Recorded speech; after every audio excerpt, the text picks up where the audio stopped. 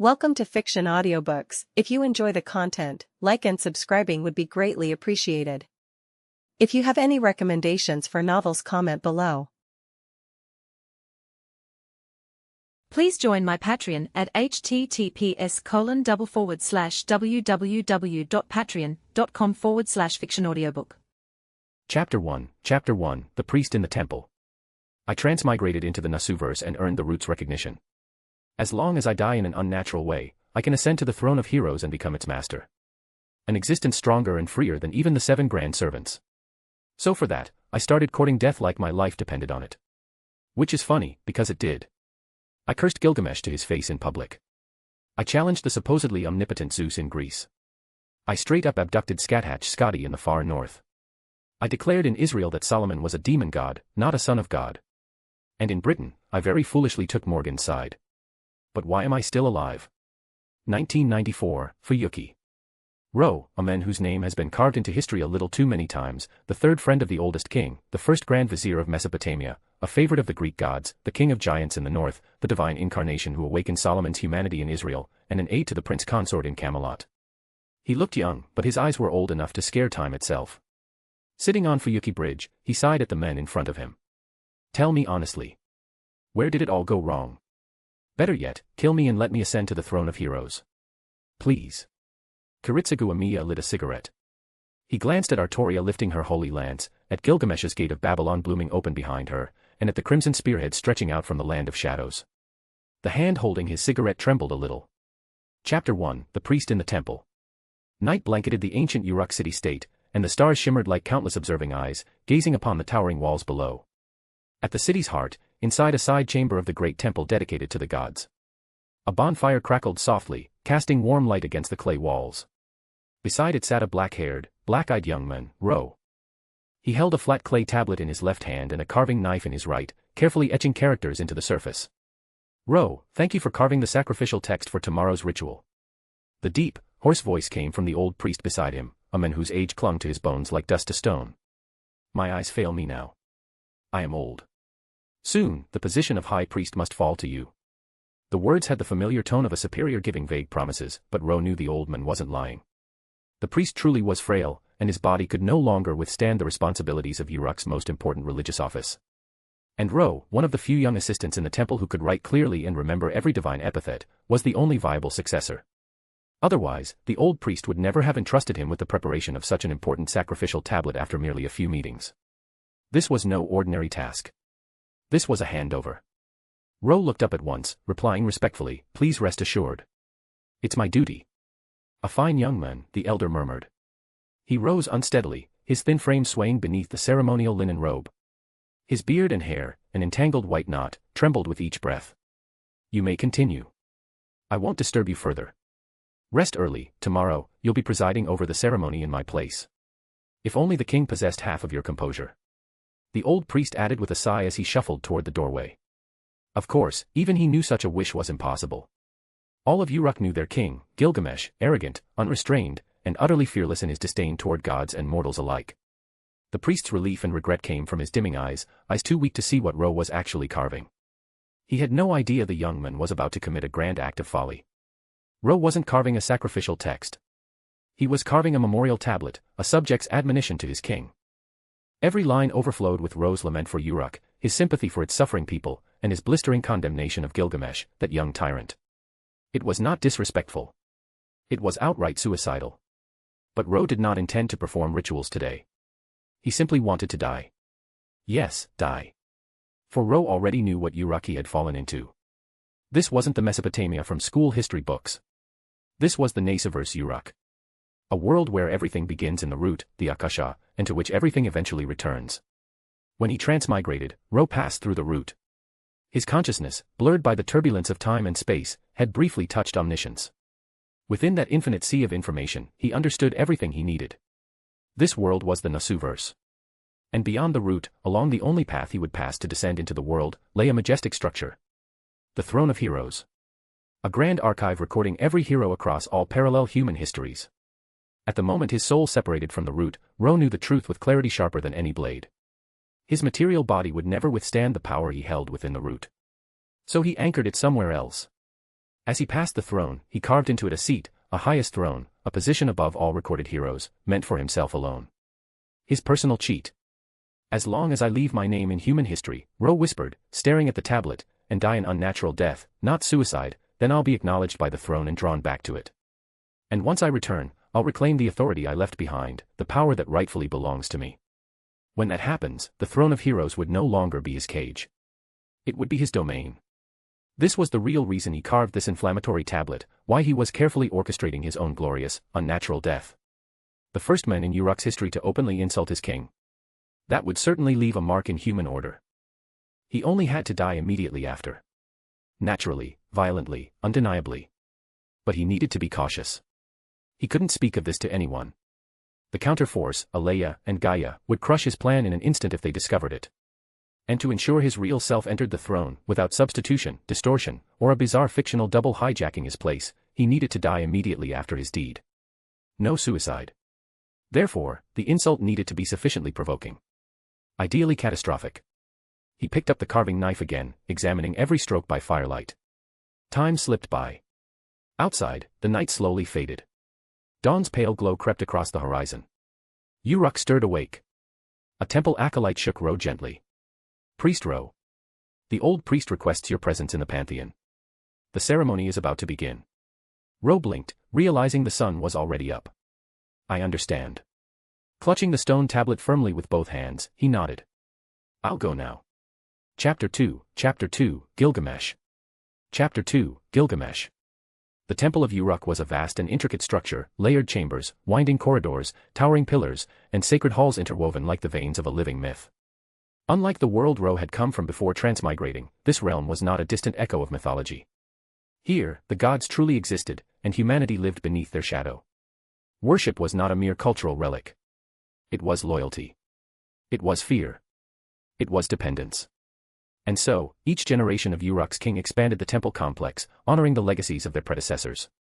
In the eyes of the people, humans were born under divine authority, and even Gilgamesh, who held open disdain for the gods, could not erase that belief.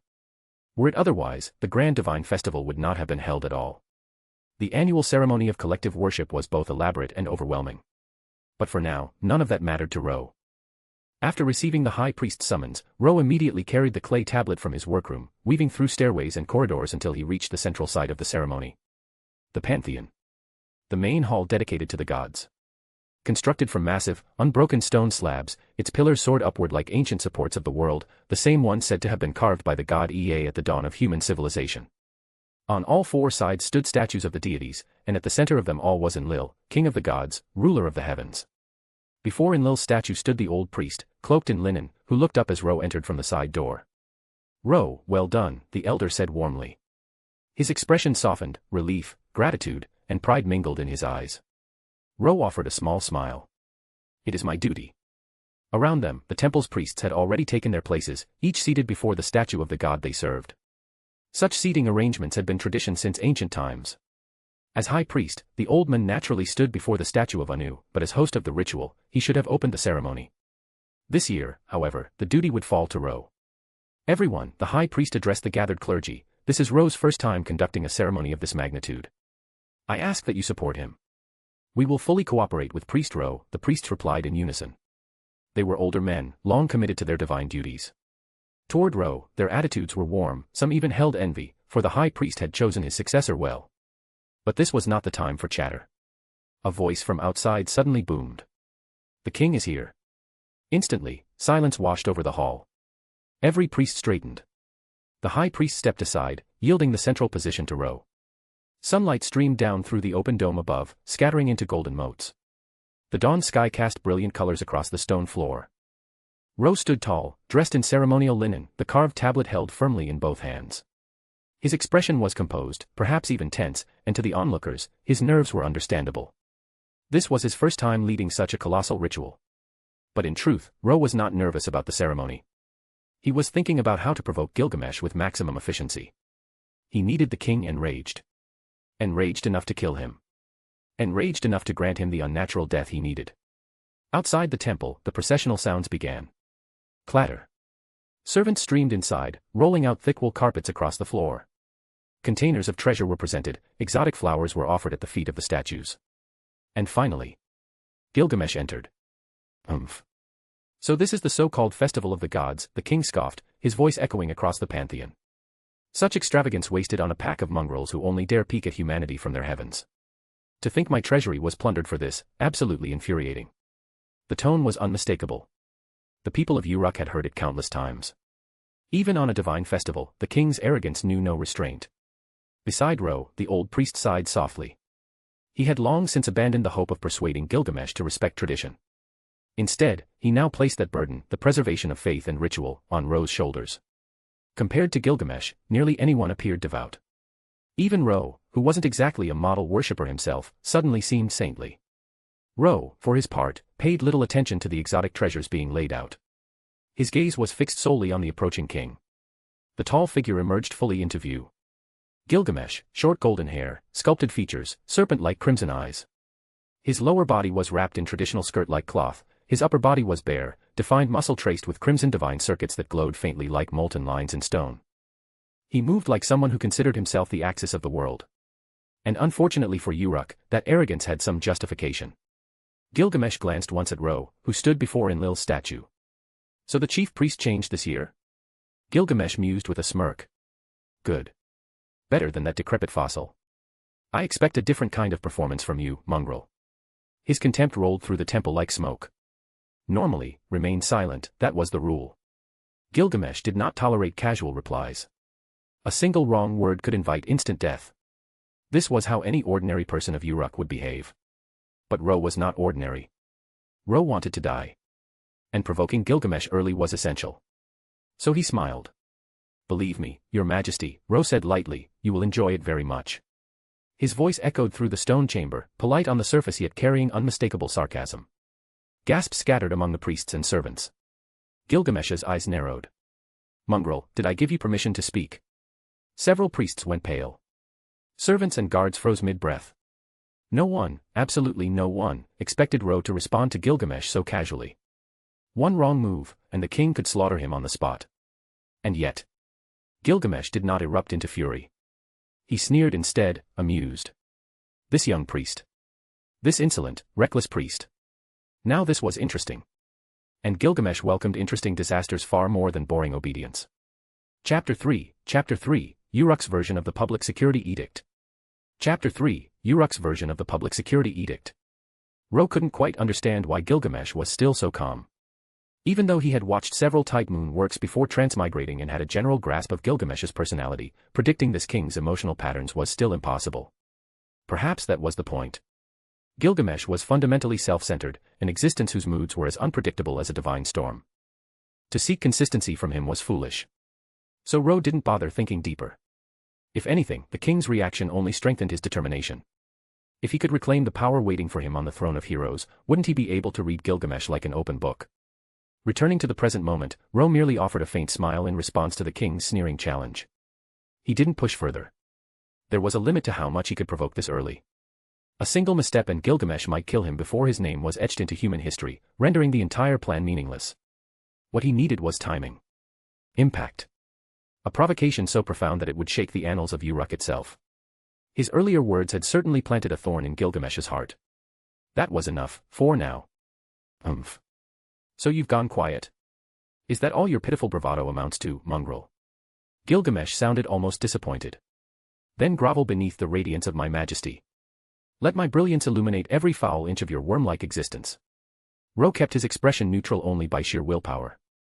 This man really speaks like this with a straight face. Gilgamesh shook his head in open dissatisfaction. He had expected a more entertaining clash, but this priest had only offered a small spark. King, the time has come, a servant announced. The joint divine ceremony was ready to begin. Ro glanced upward, noon. The moment when the gods, accompanied by the blazing sun, were said to reach the highest point of Mesopotamia. Truly the ideal time for worship. Now it fell on Ro, the appointed host of the ceremony, to begin. He stepped forward. Great and revered gods above, Ro proclaimed, his voice echoing through the pantheon like a ceremonial chant. We, the people of Uruk, kneel before your divine radiance, offering gratitude and prayer. The old priest listened with emotion swelling in his chest. He glanced at Gilgamesh, leaning lazily against a stone pillar, face full of disdain, and felt tears prick his eyes. The contrast was overwhelming. Ro, though not exactly pious, at least possessed respect and composure. His talent, though not at the level of the demigod king, still placed him second among the younger generation of Uruk. For the first time in years, the old priest felt hope that the gods might not wholly abandon them despite Gilgamesh's reckless defiance. But his relief didn't last long. As Ro finished his ceremonial address, the priests of each deity began their ritual dances. Flames blossomed atop the offerings, smoke rising to the heavens like a message carried by the wind. Next came the most important part of all. The king of Uruk reciting the sacrificial text. In the old system of primitive city-states, where divinity and kingship were intertwined, the ruler was the earthly messenger of the gods, the one closest to the heavens. Even the high priest stood beneath him during rituals. Which meant only Gilgamesh could complete this rite. Ro's clay tablet, carefully carved, meticulously prepared, was meant for exactly this moment. King, please recite the sacrificial text. Ro extended the stone tablet with both hands, bowing slightly as all eyes fell upon them. Gilgamesh clicked his tongue but reached out and took it. If this were any other moment, he said, forcing me to speak such garbage for the sake of mongrel gods would warrant 10,000 deaths. To think you worms would dare ask such a thing. And yet, even as he disparaged the gods, he still held the tablet. The only reason he bothered to participate at all was simple. His mother. Ninsun, goddess of wisdom, daughter of Anu, the heavenly king. Gilgamesh was a demigod, a child of both heaven and earth. For all his rebellion, that bond could not be severed. But the gods no longer descended to the world in their true forms, and Gilgamesh had not seen Ninsun in a long time. That fragile connection grew thinner by the day, threatening to snap entirely. For now, it was the only reason he tolerated this ritual. Gilgamesh lifted the tablet.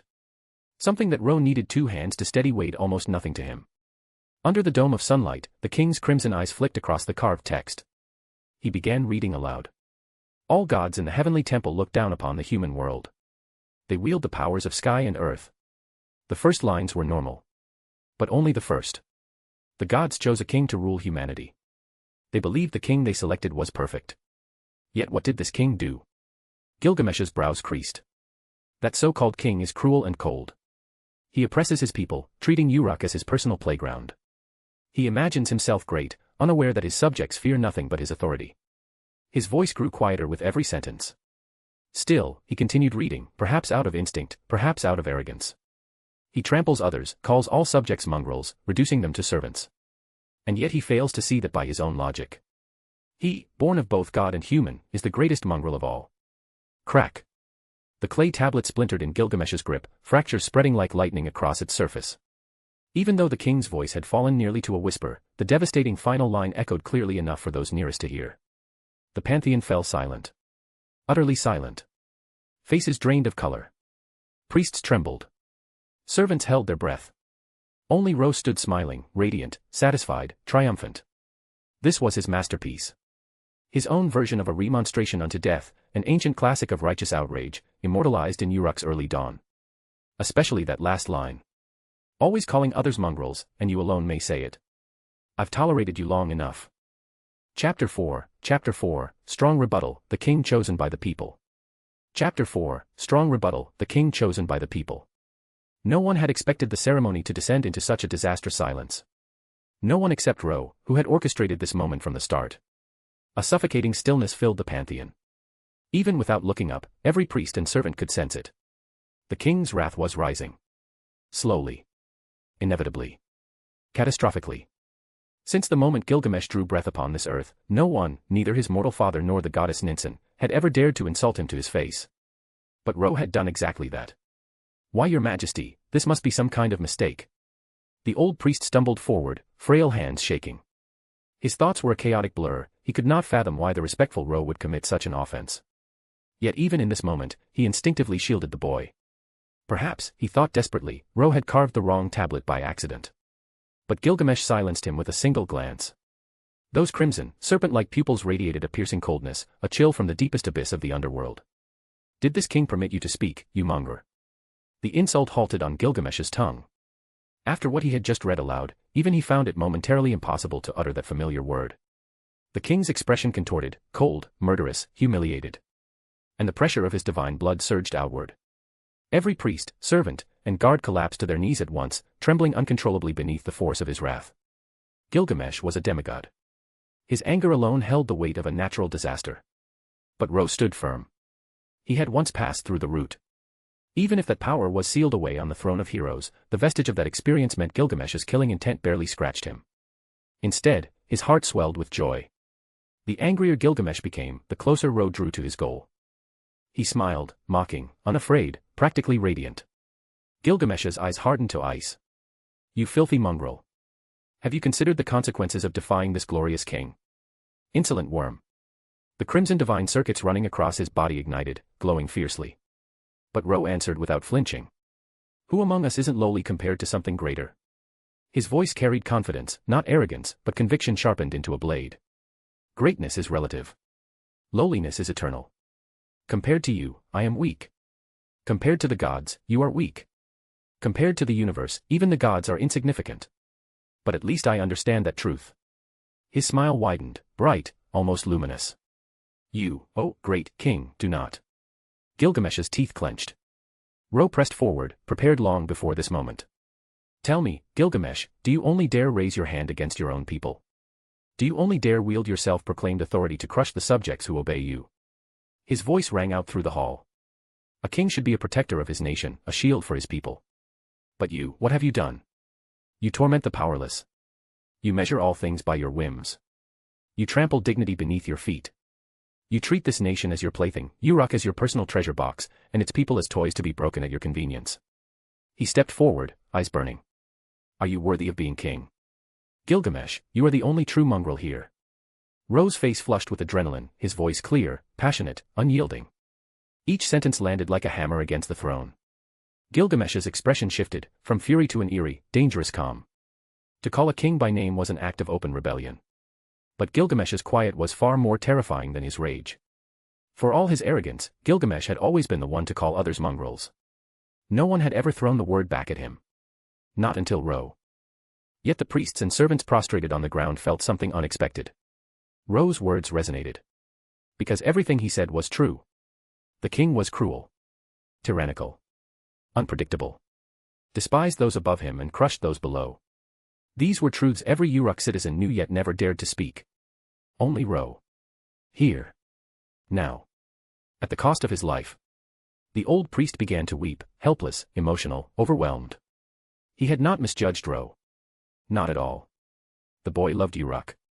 Loved it with a fire deeper than anyone in that temple. "Are you done?"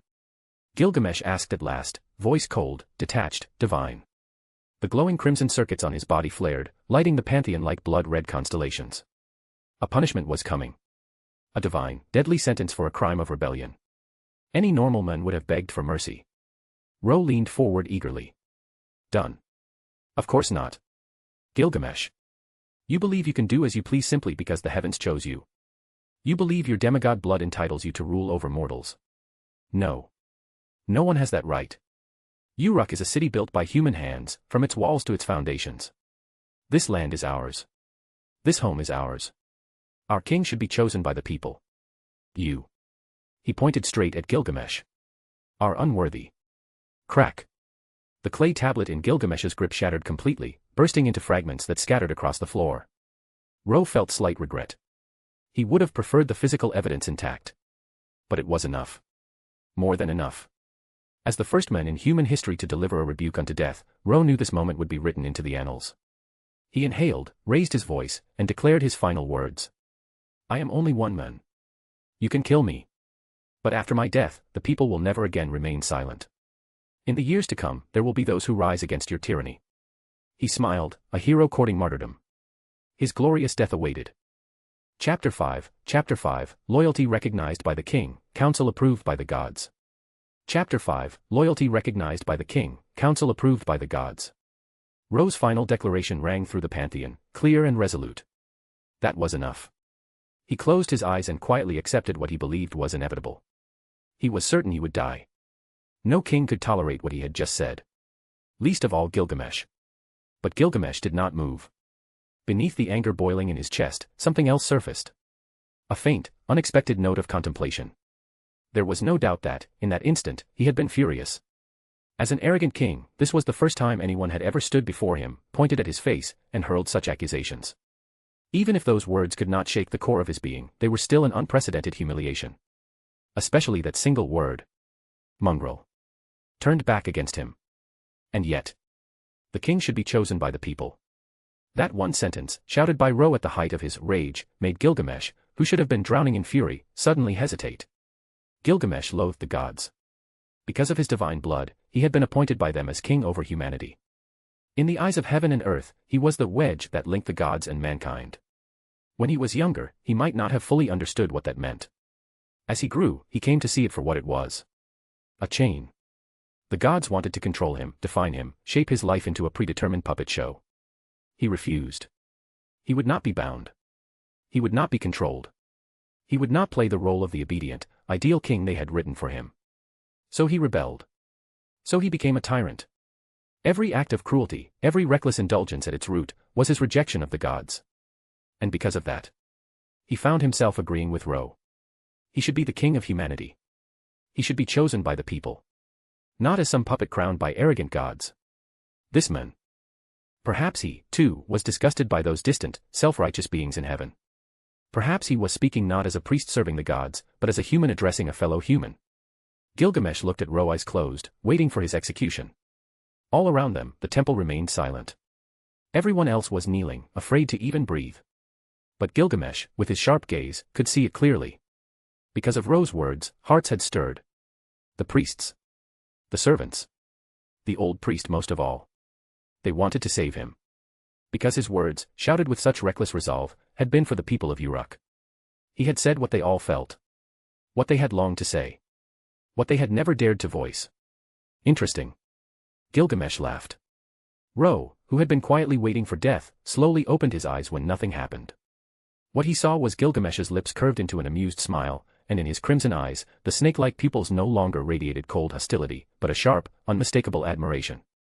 Your howling was as grating and filthy as the barking of stray dogs in the wilderness, Gilgamesh said lazily. As repulsive as maggots writhing in the mud. Yet. This king has indeed felt the loyalty you displayed, staking your life on your conviction. The phrasing was as insulting as ever. But the acknowledgement in his tone was undeniable. The priests all exhaled in relief. Only Ro was completely dumbfounded. What? Who am I? Where am I? Wait, aren't you supposed to kill me? You're a self-centered tyrant. How are you taking this so calmly? This doesn't match your character at all. No matter how loudly he screamed internally, reality remained unchanged. This king acknowledges your loyalty, Gilgamesh declared, and forgives your offense against this great and noble king. He waved a hand dismissively, already turning away. Go home and weep with gratitude. Be thankful for this king's magnanimity. Today's farce ends here. This king is tired. I will return to rest. He strode toward the main gate. On any other day, if the ritual had been interrupted like this, people from all sides would have rushed to stop him. His mother in heaven might even have delivered a divine oracle through the ceremony. But at this moment, both mortals and gods alike seemed stunned into silence. No one moved to block his departure. Gilgamesh felt oddly refreshed. He didn't have to recite those revolting sacrificial lines, nor linger in the temple watching his treasury offerings be burned away for those parasites in the heavens. The more he thought about it, the more satisfied he became. Ro did quite well, he decided. Upon returning, he would have to give that man a proper reward.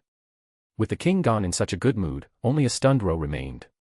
Along with a temple full of priests who were finally able to breathe again. Thank goodness.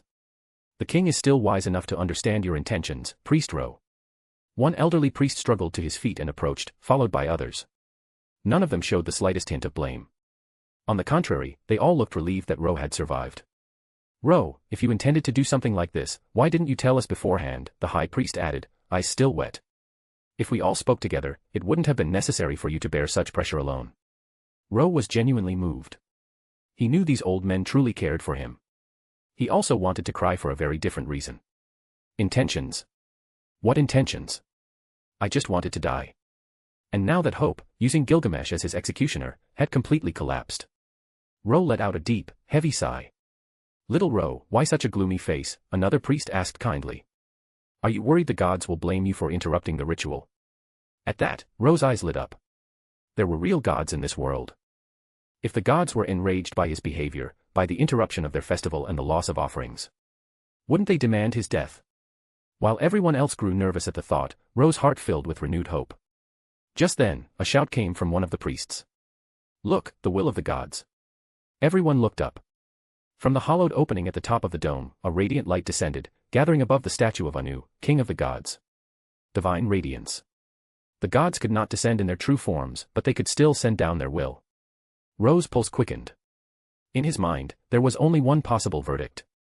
They would demand his execution. The Mesopotamian plains were full of petty gods and vengeful spirits. Surely, at least one of them would want his head. But the next moment, his smile froze. Priest Ro, the divine voice resounded through the hall, you rebuked the misguided king and moved him to accept your loyal counsel. Though you displayed disrespect toward the festival of the gods, your fearlessness in the face of death has earned the admiration of the divine. The gods forgive your offense. And further decree. All your actions in the human world shall be permitted by the gods. The priests erupted in cheers.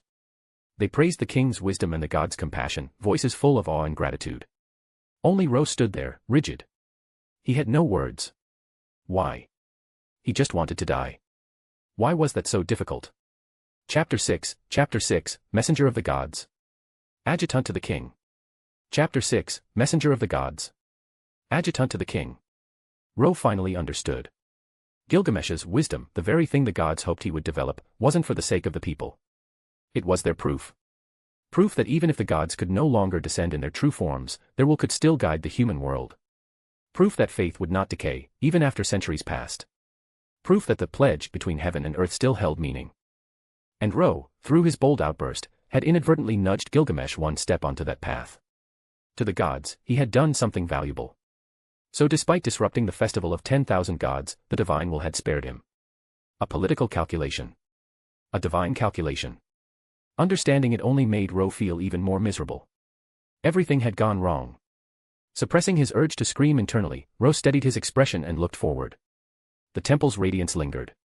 The divine decree faded with the light. The priests slowly rose to their feet, returning to solemn composure amidst the towering statues. High Priest. Ro spoke quietly. The old man met his gaze. Then, slowly, he extended a withered arm and lifted the hem of his robe in a formal bow. Greetings, divine messenger. The moment the words left his lips, the rest of the priests immediately followed suit. Their movements were full of reverence. Ro, recognized by the gods and bestowed a divine promise. Was he not now equivalent to a messenger of the gods? His status no longer aligned with ordinary clergy. It surpassed them all, symbolically standing shoulder to shoulder with the king himself. Of course, only symbolically. The king of Uruk wielded absolute power, military, civil, diplomatic, religious. No one truly equaled him. Still, in the eyes of Uruk, Ro had ascended to a rank few could ever dream of. Which was the opposite of what Ro wanted. He sighed. High Priest, all of you, please don't treat me this way. I was only fortunate, nothing more. The old priests exchanged glances. Seeing his humility, they nodded to themselves. What a steady temperament. So modest. So mature. None of them realized the truth. All the joy was theirs. None of it belonged to Ro. But what could he do? He couldn't rewind time. He couldn't undo being recognized by both king and gods. So he could only continue. If I failed to die today, then I'll simply find another opportunity. This era was anything but peaceful. Death came easily to most men. Why not to me? Right. Ro took a deep breath and steeled himself. Then. The king has a command. A loud voice echoed from the temple entrance. A tall figure entered, armored and imposing. The king's herald, a member of the royal guard entrusted with announcing Gilgamesh's orders. His footsteps rang sharply on the stone floor. The priests paled. Had Gilgamesh changed his mind? Was he here to punish Ro after all? Gilgamesh was unpredictable, tyrannical, capricious, divine. Even if he had spared Ro earlier, who dared claim he wouldn't change his mind minutes later? Ro was also confused. But before he could reflect further, the herald spoke. The king has issued a decree. His loud voice boomed across the hall. Temple co-priest, Ro, you were rebellious and directly offended the great king of Uruk. The priests winced. But the king, whose heart is as vast as the star-filled heavens, whose wisdom shines brighter than the constellations, understands that your intentions were good. Ro's eyebrow twitched. This tone. Yes, definitely Gilgamesh's herald. Thus, the king disregards your rudeness and intends to promote you. The priests all froze.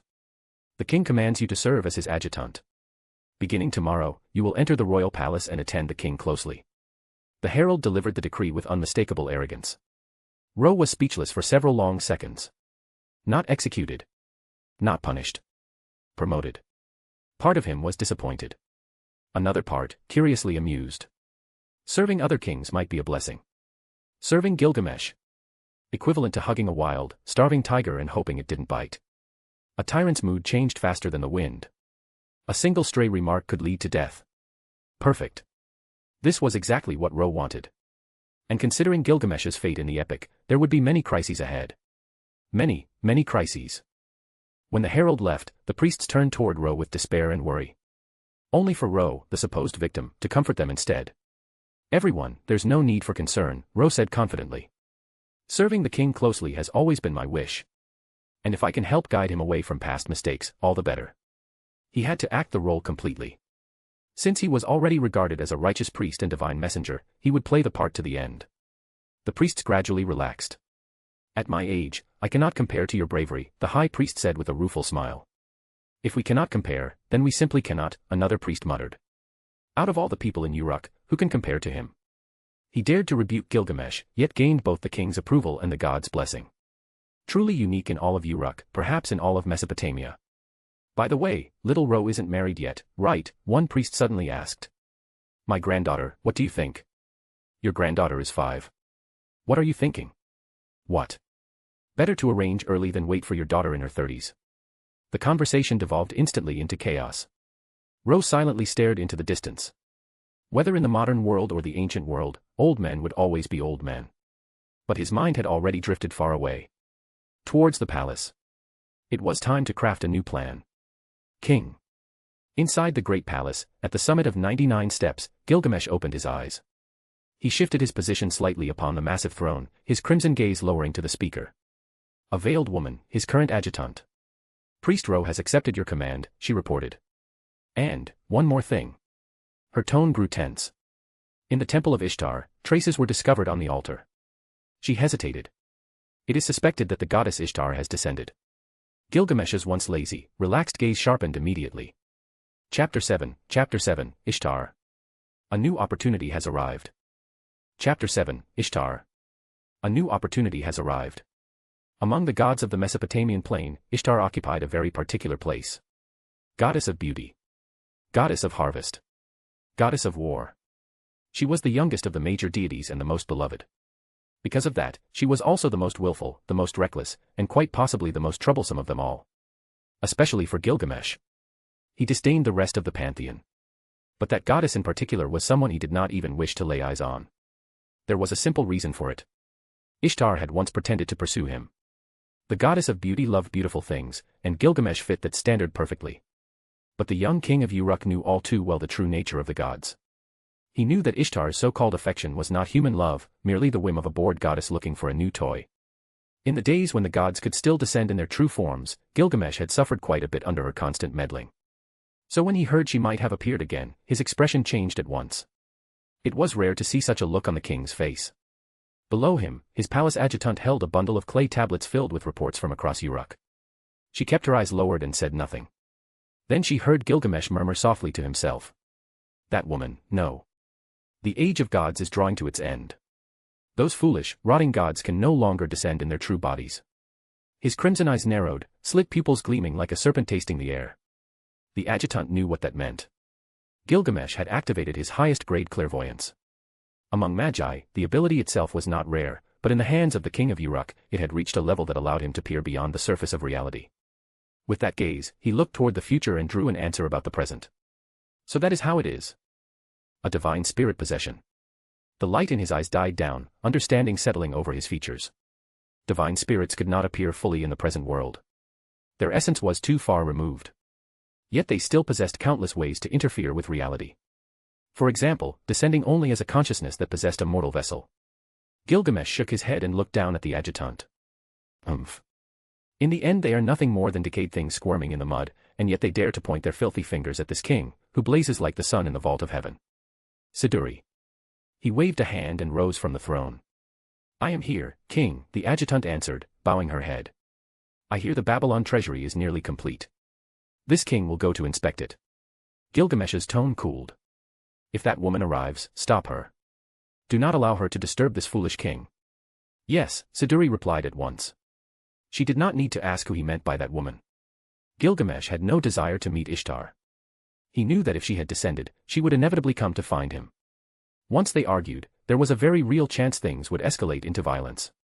In her possessed state, Ishtar might not be able to defeat him. And Gilgamesh could not guarantee he would refrain from killing her. Yet at this point in time, though he disliked the gods, his dislike had not yet fermented into outright hatred.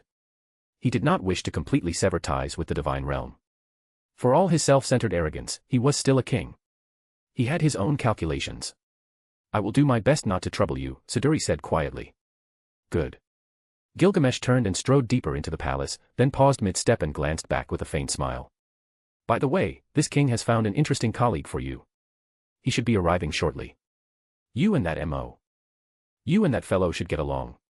That will add a little amusement to your dull, tedious days." His laughter echoed through the hall as he departed. Siduri stood there with the clay tablets in hand and allowed herself a small smile. Just then, a guard's voice came from the entrance.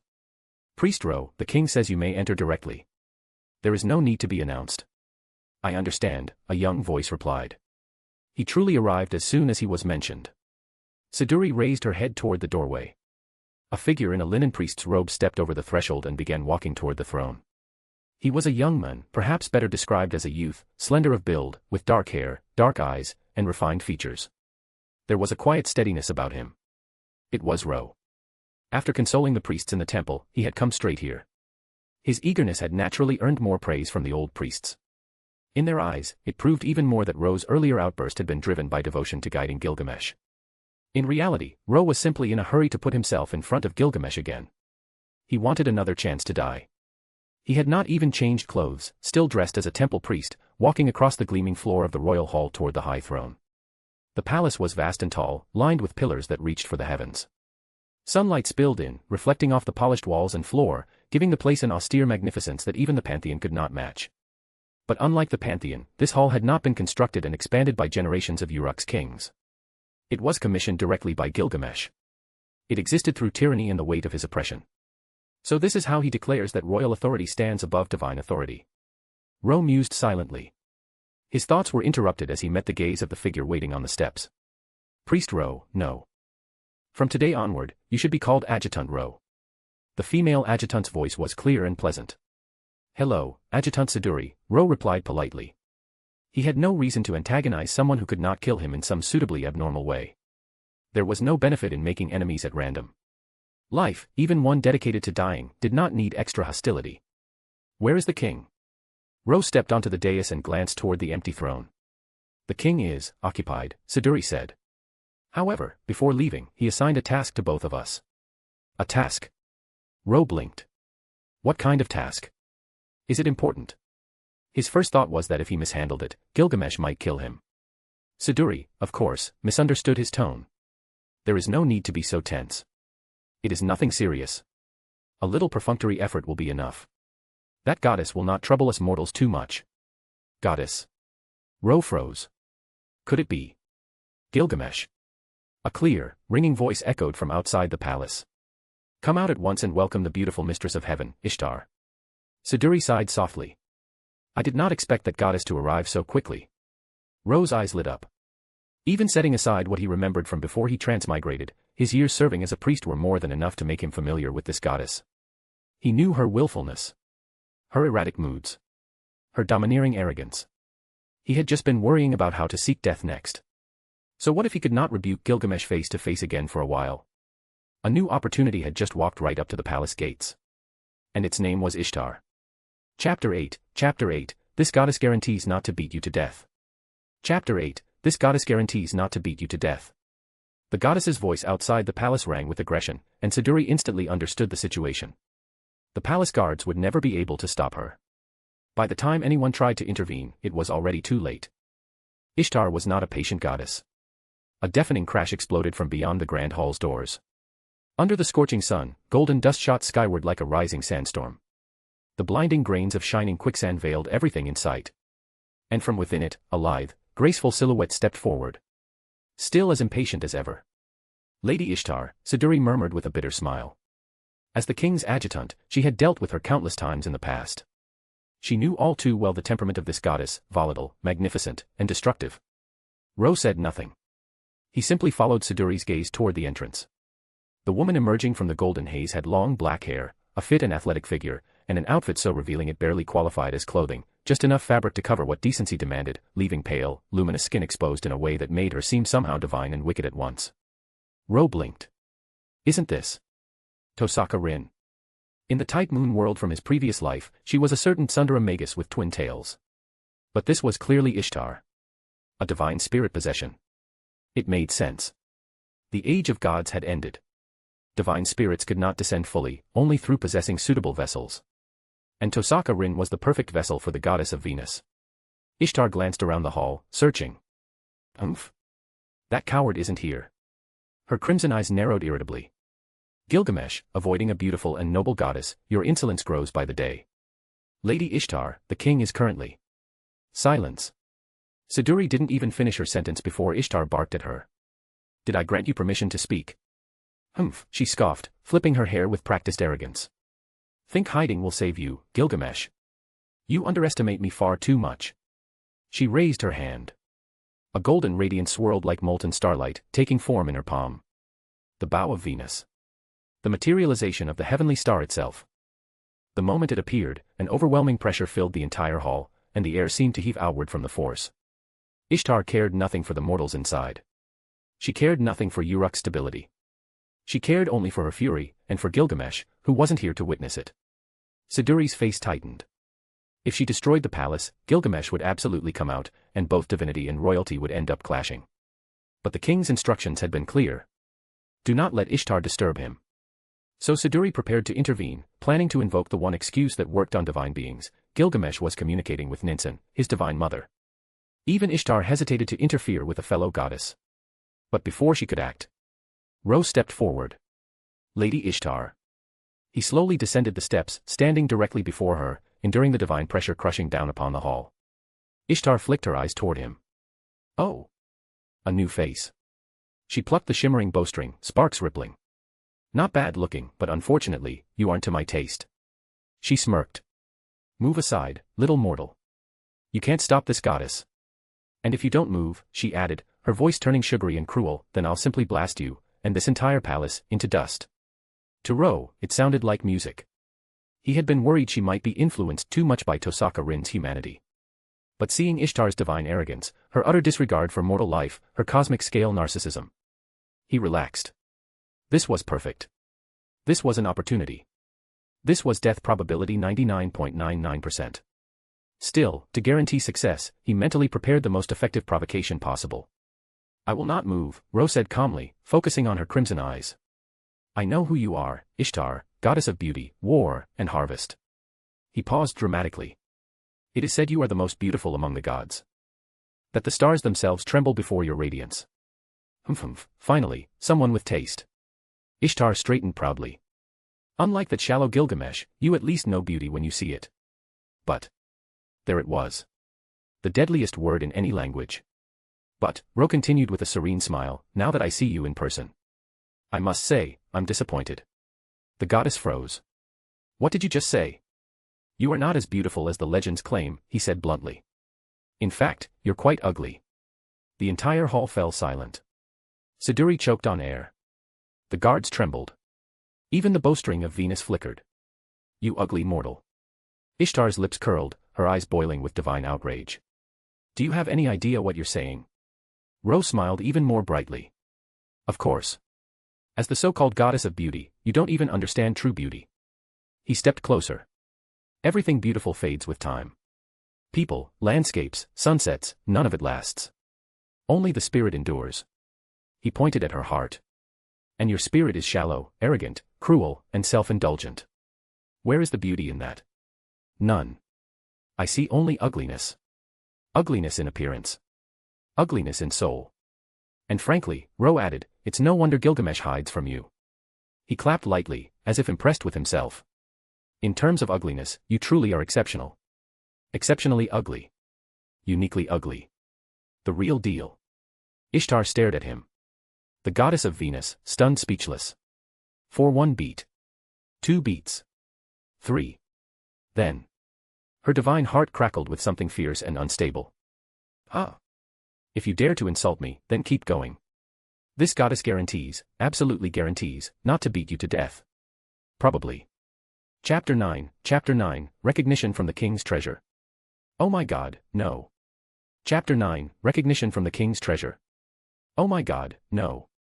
Ishtar's chest rose and fell sharply. For a moment, she seriously suspected the mortal in front of her had lost his mind. The insult was so absurd that even her fury stalled, leaving her stunned and unsure how to react. On the steps above, Siduri covered her forehead, calling the goddess of beauty ugly. To her face. With that many adjectives. Even as Gilgamesh's adjutant, she had never witnessed such suicidal behavior. Even Gilgamesh, reckless as he was, would not go that far. And the worst part? Ro was not entirely wrong. Ishtar, who ruled over beauty, had never once brought beauty to humanity. Every time she descended, what followed was disaster, ruin, and a nightmare that might as well be hell itself. Beauty. There was none. Many people in Uruk knew this in their hearts. But it was a truth that could never be voiced, much less thrown in her face. No wonder the king admired Ro. They shared the same defect. Siduri felt her temples start to throb. But no matter how much her head hurt, it did nothing to change the reality of what Ro had already done. In the wide, resplendent hall, the dust from Ishtar's arrival finally began to settle. Gentle light spread across the polished stone floor, restoring clarity to the scene. For a brief instant, silence reigned. Ro continued to face Ishtar directly. This goddess, so loved by the divine realm, resembled Gilgamesh in one regard. Both had been born extraordinary, both had met very little resistance in their lives, and neither had ever been openly rebuked to their face. That she froze up now was only natural. But Ro knew it would not last. There was no chance she would endure this. Ishtar's long black hair lifted on an unfelt wind as she returned to herself. Her crimson eyes locked onto Ro, sharp and cold. It seems you truly have no desire to live, mortal. Her tone had lost all earlier emotion. There was only stillness now. The stillness of divinity. The stillness of wrath held just before it breaks. What do you think, ugly goddess, Lady Ishtar? Ro went in for the kill, voice mocking. Go on, admit it. You are nothing but an ugly fraud. He laughed. Damn you, ignorant, foolish humans. The fragile calm she had forced upon herself shattered. I will kill you, Ishtar hissed. This goddess will absolutely kill you. The radiance gathering at her fingertips flared brighter. Venus shone, the bowstring vibrated, and at such close range, barely 10 meters, if that arrow struck, nothing would remain of Ro. And yet he did not move. His eyes remained fixed on her, calm and unwavering. He was ready to die. He might not be able to die rebuking a king this time, but as someone who openly mocked a goddess, Ro felt confident his death would be written into legend. That was enough. To be written into human history was to qualify for the throne of heroes. What was there to fear in death? What Ro did not realize was that Siduri had no intention of letting him die. Gilgamesh's order aside, Siduri's own resolve had already solidified. An adjutant existed to serve the king. Siduri's devotion to Gilgamesh bordered on faith. Whatever he desired, she would act to fulfill. And in her eyes, Ro's existence might become just as important. He could become someone who understood the king. Both despised the gods. Both took reckless actions without hesitation. He was overestimating himself, perhaps, but even that was a kind of kinship. So, in a single instant, Siduri made her decision. Lines of light formed around her body. As a close retainer of Gilgamesh, she was not defenseless. The treasures he casually tossed aside, once granted, elevated ordinary mortals far beyond their limits. Compared to the common people, Siduri was far from weak. At the cost of my own life, she thought, eyes clear and determined, I will save Priest Ro from Ishtar. Her body bent slightly, ready to spring forward. At that very same moment, Ishtar loosed her arrow. The golden light condensed into a flat streak that fell like a star from the heavens, drenching the hall in red and gold. It roared through the air like a falling meteor, carrying a force no mortal could hope to withstand. An arrow of pure divine rage. The angry strike of the goddess. But just as Siduri was about to move, a voice brushed past her ear. Wait, Siduri. She froze. That was the king's voice. Siduri turned her head sharply. Sometime during the exchange, Gilgamesh had returned and now sat upon the topmost throne. He rested his chin lazily on one hand, watching the scene below with great interest, as if viewing a stage play. Watch, he said simply. Siduri fell silent and turned back. Below, Ro was still facing the attack head-on. He closed his eyes and did not move. The impact came a heartbeat later. A thunderous crack tore through the hall. Dust surged like a wave. The royal palace itself trembled. Within the chaos, Ishtar's furious voice rang like a curse. Defy the gods, and suffer heaven's punishment. The shockwave swept over Ro.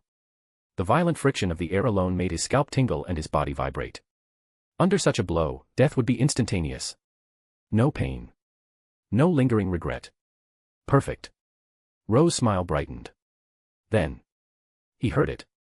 A sound like a key falling into a lock, sliding in, then turning with a smooth click. Metal within metal. A mechanism opening. What was that? The strange sound stunned him for half a second. Then he saw it.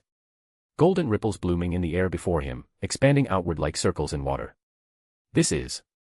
On the throne above, Gilgamesh's eyes gleamed. This king's treasury, constructed from treasures gathered from all corners of the world, he said, his tone rich with pride. A manifestation of this king's noble wisdom. The gate of Babylon, this king's treasure. Even without the supreme core to fully complete it, it is still the only treasury in existence, belonging solely to this king. Absolute and unparalleled. He tapped the armrest with his fingers, crimson gaze never leaving Ro. That wild dog rolling in the filth below is ugly and noisy, his barking grates upon my ears. Gilgamesh added, amused. Yet even so, his will to face the corrupt gods and lash out without fear of death, is worthy of praise. Look, Siduri. Even this king's treasury recognizes him. The gates of Babylon open for him to use. Siduri glanced sideways at Gilgamesh's satisfied expression. You were the one who opened it for him. But she swallowed the thought and turned back to Ro. Even from a distance, she could tell he had heard every word from the throne. The king's treasure. Ro stared at the golden ripples before him. They were exactly the same as the way Gilgamesh's armory unfolded in his memories of the Nasuverse. Wait. If that's the case, doesn't that mean I won't die? His eye twitched. No. No, no, no. Don't. The scene before him should have been a blissful instant of release. Instead, it twisted into a horror show. The light of Venus rained down. Dozens of noble phantasms projected out of the rippling gold, intercepting it. They erupted midair with a thunderous roar, fusing into an invisible barrier of steel, light, and authority. The smoke and dust exploded outward once more. But when the dust finally thinned, there was nothing. No scorched corpse. No shattered body. Ro stood there perfectly intact, not even a scratch on him. Expressionless. How? How did I still not die? Chapter 10, is the goddess having a change of heart? Chapter 10, is the goddess having a change of heart? To Ro's disbelief, not only had he survived. He had become stronger. The sensation wasn't born from his own body. No, the source was external. A key. A permission. The authority Gilgamesh had casually tossed him, the right to access the gate of Babylon. Within that golden armory were innumerable noble phantasms. Weapons, treasures, artifacts. Many of which granted automatic reinforcement simply by being connected to them. For most people, this would be a blessing beyond value. For Ro, it was a disaster. Strengthening himself only made it harder to die. His gaze drifted toward the golden figure atop the throne. Their eyes met. Gilgamesh grinned like a smug lion. You can spare me your gratitude. This king has no interest in hearing a wild dog bark again. He waved a hand dismissively. Originally, I intended to toss you some random treasure for your amusing little circus performance. Gilgamesh clapped once, pleased with himself. But now you've gone and entertained this king even further. A greater performance deserves a greater reward. He spread his arms in a grand gesture. So I shall lend you the right to use this treasury. Rejoice. Self-praising. Always. Insulting others. Always. Ro knew refusing was impossible. So he simply muttered. Idiot. He hoped, perhaps naively, to provoke him again. But Gilgamesh didn't get angry. Instead, he looked entertained. For those he acknowledged as kindred spirits, manners were optional. Siduri watched this with the profound desire to double-check if the king had been replaced. Ah, how dare you ignore me? Finally awakened from her shock, Ishtar pointed an accusing finger at both men. Her crimson gaze snapped to Ro. She had seen very clearly that Gilgamesh had intervened. She had seen how Ro had been handed power from the treasury. But at this moment, she no longer cared about Gilgamesh. The humiliation Ro inflicted on her, calling the goddess of beauty ugly, had shaken her more deeply than Gilgamesh's usual rejections ever did. The goddess took a slow breath, settling the emotions in her chest. Then her lips curved into a cold smile. Ro, is it? I will remember you. This is the first time someone has dared claim that I am ugly, or that a goddess does not understand beauty. The suspended dust glimmered in the beams of light falling through the high windows. Standing amid the luminous haze, Ishtar brushed her hair back, sunlight catching the gold on her skin. Her crimson lips curved deeper. But next time we meet, I shall show you exactly what the beauty of a goddess means. You'd better be ready, you bastard. Wait. Weren't you here for Gilgamesh? Why was he suddenly the main target? Rose stiffened. He could already tell. She felt more humiliated by him than by Gilgamesh. In other words, she had essentially switched targets. Ro opened his mouth to protest, but Ishtar didn't let him get a word out. Her figure flickered. And then vanished entirely. A burst of laughter erupted from the throne. Humph, ha ha ha ha. As expected of a clown, you truly have talent. This king laughed out loud. Ro turned, dead fish-eyed. Then your sense of humor is as low as an insect's. Siduri gasped sharply. Even after everything earlier, she still hadn't adjusted to Ro's outrageous manner of speaking. She couldn't even comprehend how someone dared address the king like this. What shocked her even more was, humph, even if this king were an insect, then I would be a brilliant golden insect that could ascend into the sky and become the blazing sun itself. A radiant insect whose light pierces even the heavens. He actually admitted it. Siduri nearly covered her face. Still an insect, Ro said, climbing the steps. Just a shiny stink bug. If this king is a stink bug, then what are you? A dung beetle. If I'm a dung beetle, then you're the maggot living inside me. Siduri watched the two of them bicker with perfect seriousness. And then, she suddenly burst into laughter. Both turned to stare at her. What? Ro and Gilgamesh said in unison. She couldn't say it. She would never say it. But to her eyes. For the first time, Gilgamesh looked like someone who had a companion. Someone he could banter with. Someone he treated as an equal in his own strange, distorted way. Humph, Gilgamesh snorted, regaining confidence. You must also think this fellow is ridiculous, right? You're the ridiculous one, Golden Boy, Ro shot back. Golden Boy, the young king repeated, confused. It means you walk around flashing gold all day pretending you're impressive. Flashing gold. Gilgamesh tilted his head. A fitting title. Very worthy of this great king. Ro lost interest in continuing their verbal fight. Too many things had happened today. All his attempts at death had failed. He needed a new plan. He sat down casually at the steps beside the throne, massaging his aching temples. And surprisingly, neither Gilgamesh nor Siduri objected. Ro's behavior minus the explosive temper perfectly matched what they viewed as a loyal retainer. Especially his act of stepping in front of Ishtar earlier.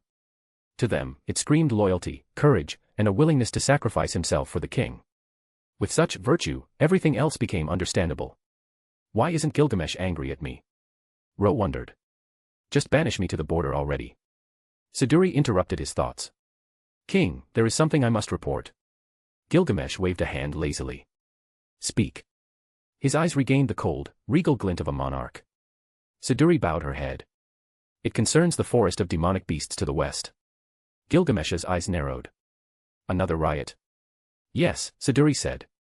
The disturbance has greatly troubled the people near Uruk's border. My suggestion is to send a powerful warrior to seal off the entrances to the forest completely, but... Gilgamesh finished her sentence for her, sneering. But only this great king has the strength, is that it? A pack of mutts. Useless fools. Siduri remained silent, but her eyes softened. She knew. The king would not refuse.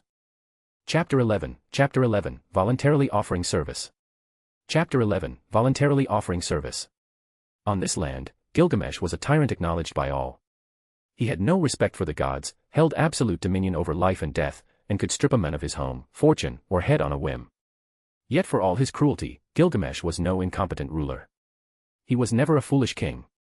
He governed Uruk with absolute self-centered will, making decisions that seemed nonsensical, even monstrous, to ordinary citizens. His methods were harsh, coercive, and often brutal. But because he was that self-centered, Gilgamesh valued the nation's safety even more fiercely. Uruk belonged to the king. He could do whatever he wanted with it. But he would never allow outsiders to meddle in his domain. Dare to disturb this king's land, and I shall make those gutter-born beasts understand one thing: anything belonging to the king is not to be trampled on. Gilgamesh rose from the throne, golden radiance flickering across his features. Under Siduri's watchful gaze, he made his decision without hesitation. He would personally travel to the western border to suppress the crisis. But he failed to notice the priest sitting on the palace steps, dust clinging to his linen robe as he slowly stood up, thoughts already unraveling into action. Wait. Ro clapped the dust off his robe and looked at the king and Siduri. I'll go. His tone was firm. You are the king. You shouldn't move unnecessarily. His reasoning was simple. Since neither Gilgamesh nor the gods had successfully killed him yet, it was time to seek a new opportunity. He needed to leave Uruk's capital. He needed the border. A place where death was far more attainable. Everyone knew the danger of the western lands. The forest of demonic beasts was a perpetual nest of monstrous creatures, overflowing with threats that even trained soldiers feared. Even with Uruk's borders heavily guarded, beast riots still erupted. If Ro volunteered under the king's authority, the soldiers stationed there could no longer bar his entry. And once he reached the forest, a glorious death awaited. A siege, a sacrifice, a vanished corpse. Enough to carve his name into history. Siduri immediately tried to object. Priest Ro, I'm afraid you. She stopped mid-sentence. Golden ripples shimmered around Ro's body. One after another, blades and noble phantasms emerged from the portals, each glowing with the unmistakable brilliance of the Babylon treasury. Gilgamesh's gift. Siduri was stunned. Even Gilgamesh blinked in surprise before bursting into laughter. Humph, ha ha ha ha. For a barking stray dog, you learned to wield my treasures far quicker than expected. This king is pleasantly surprised. Then he lifted his chin proudly. Very well. Take this king's armory and reveal my unmatched majesty to those fools in the west. Ro rolled his eyes. Speak like a human. This king is the one and only sovereign of heaven and earth, Gilgamesh replied with disdain. My words are the words of a king. It is you mortals whose dung-like barking should cease. There they go again. Siduri rubbed her forehead in silence. Despite the constant bickering, Siduri could not deny the truth. With the gate of Babylon supporting him, Ro fully qualified to act in the king's stead and suppress the demonic beast riot. I'm done talking. Ro turned toward the palace entrance. Outside, the sky had darkened into shades of orange and red, the sun staining the city like autumn leaves aflame. Without a goodbye, he descended the steps. Humph, Gilgamesh exhaled sharply, watching Ro's retreating figure. His crimson eyes reflected the slender priest wrapped in dust-covered linen. If you go in this king's place, then even a filthy stray dog must shine brightly. Those beasts in the west have gnawed in their gutters long enough. This king refuses to see his messenger fall in the dirt. That would tarnish this king's image. Ro paused and glanced back. You should worry more about yourself. You can't even speak properly. He shook his head and walked out. Of course, Ro understood Gilgamesh's meaning. The king was concerned for him. Even if the attitude wrapped around that concern was insufferable. And though Ro craved death, he was still human. Some part of him warmed at the thought. But still. A grown man being that dramatic when he talks is just disgusting. Siduri chose very wisely to pretend she didn't hear that. Humph, ha ha ha. The feeling is mutual. Gilgamesh roared with laughter. Mutual. From childhood until now, no one had ever dared to offend him this much and still failed to provoke genuine anger. A man who disrespects the gods, just like this king. Let me witness it myself. Gilgamesh rose fully, golden light pooling around him like molten divinity. Whether you possess the qualifications to stand at this king's side and call yourself this king's friend. Outside, Ro halted at the threshold of the palace. The streets of Uruk had quieted with dusk. Trees swayed beside clay homes, an old yellow dog slept by a door, travelers trudged back from the road, and young men returning from labor waved farewell to their families. This city of earth and stone, this super settlement of hundreds of thousands could only exist in an age when gods still breathed faintly upon the world. And even then, this was the limit. Because the gods forbade human unification. Humanity's rise meant the gods' fall. There was a time when the gods had supported mankind. But now, they had become shackles. Not that any of this mattered to Ro. Not yet. He only wished for one thing. To die. He lifted his head. And saw a star falling across the sky. A shooting star. Good, he thought. May his life burn the same way. Leave its mark upon human order. Then vanish in an instant. Wait. Hold on. Ro narrowed his eyes. In the age of gods, shooting stars aren't meteorites. They're signs of something descending from the heavens. Other than Ishtar in her pseudo-servant state. What else could be coming now? A chill traced his spine. Someone, was falling toward Uruk. Chapter 12, Divine Tool Bestowed by the Gods, a Goddess Stained by Humanity. Chapter 12, Divine Tool Bestowed by the Gods, a Goddess Stained by Humanity. Something else had fallen from the heavens. Ro understood that much. He could not say exactly what it was, but as a transmigrator he possessed a vantage point no one in this era shared. He knew the stories later generations would tell about Uruk, about this golden age on the Mesopotamian plain. He knew that Gilgamesh would one day be called the first and oldest king of heroes. So he also knew this much. Gilgamesh was not meant to stand alone forever. One day, he would gain a companion. A friend called Enkidu. A human-shaped weapon, fashioned from clay by the gods. Could that be what just descended? Or was it the goddess Aruru herself, the one who molded Enkidu's body and poured divine power into it? Logically speaking, Enkidu's appearance should not be far off. But now was not the time to obsess over that. Whether it was Enkidu or not did not matter to Ro's current objective. He had a more immediate problem. You are saying, after I left, the gods bestowed a treasure on me. Before night fully settled over Uruk, Ro returned to the temple to pack his belongings and offer farewells to the elders who had watched over him. He did not expect the high priest's first words to be, "The gods have granted you a gift." Yes. The bonfire in the small chamber burned steadily, its glow climbing the clay walls. Flat stone tablets were neatly stacked around them, and divine patterns were carved densely into the floor at their feet.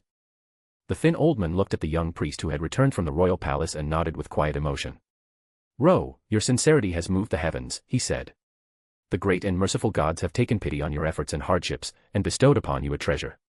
Ro's first instinct was to refuse on reflex. Then he paused. He decided to at least see what it was. "I do not know its nature either," the high priest admitted. "The gods only said that once you receive it, you will understand." With that, he produced something from his robes and extended it toward Ro. Ro accepted it and stared.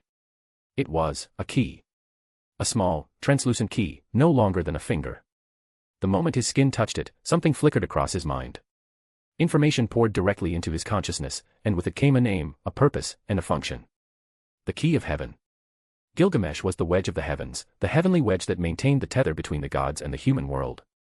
Enkidu, destined to come in the future, would be the chains of heaven that corrected Gilgamesh's relationship with the divine. And now, the gods had given Ro something similar. A key that could open the frontier between heaven and humanity. There was no mistaking it. The gods intended to use Ro, just as they meant to use Enkidu, as a crucial mediator. A living bond to guide Gilgamesh back toward the wisdom they desired. Those guys, they really are expecting a lot from me. Ro slipped the key away and did not refuse it.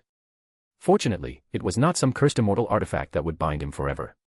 The key of heaven's function was simple and practical. It allowed him to ignore the suppression of divine authority, to move freely even in places where the gods' power weighed heavily. That would be useful for someone walking the line between mortal and divine. Besides, in history, heroes onto whom the gods pinned their hopes never had peaceful endings. They either burned out in great disasters, dying at some critical turning point, or vanished like meteors, leaving only lament and legend behind. Ro could hardly ask for anything better. "Very well, let us accept this flag." "High priest, thank you," Ro said quietly. He looked at the old man with genuine respect. "Thank you for everything you have done for me." The high priest blinked, then smiled with warmth and regret. "I had originally hoped you would inherit my place and serve as high priest of this land," he answered. "But this is good as well. The stage beside the king is far larger than this room." He nodded firmly. "Go and pursue your ideals, hero."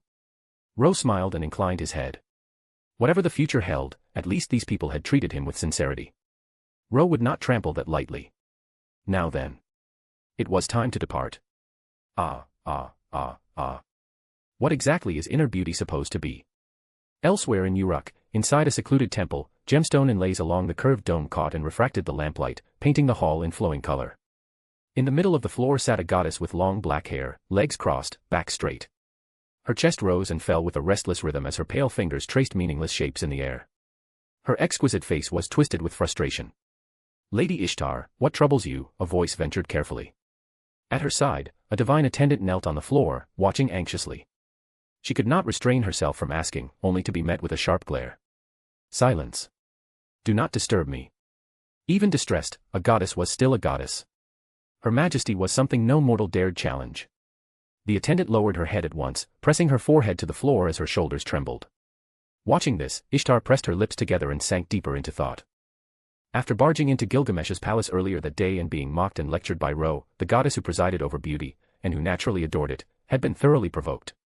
She wanted to make him submit. She wanted him to bend the knee, acknowledge her beauty, and praise her as she deserved. So upon returning to her temple in the mortal realm, she had done nothing but obsess over Ro's words. The problem was this. Inner beauty. She did not understand it.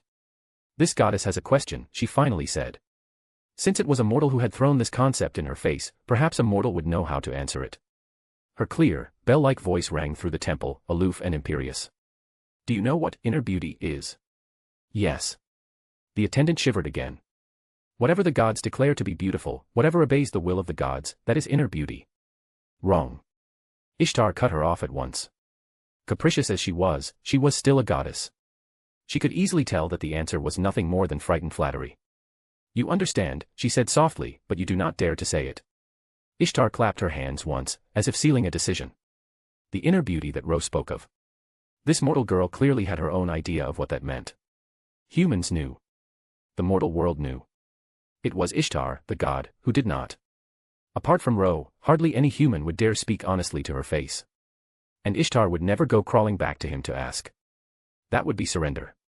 But if she could not ask others, she could still ask herself. This body, the vessel she had possessed, was fundamentally human.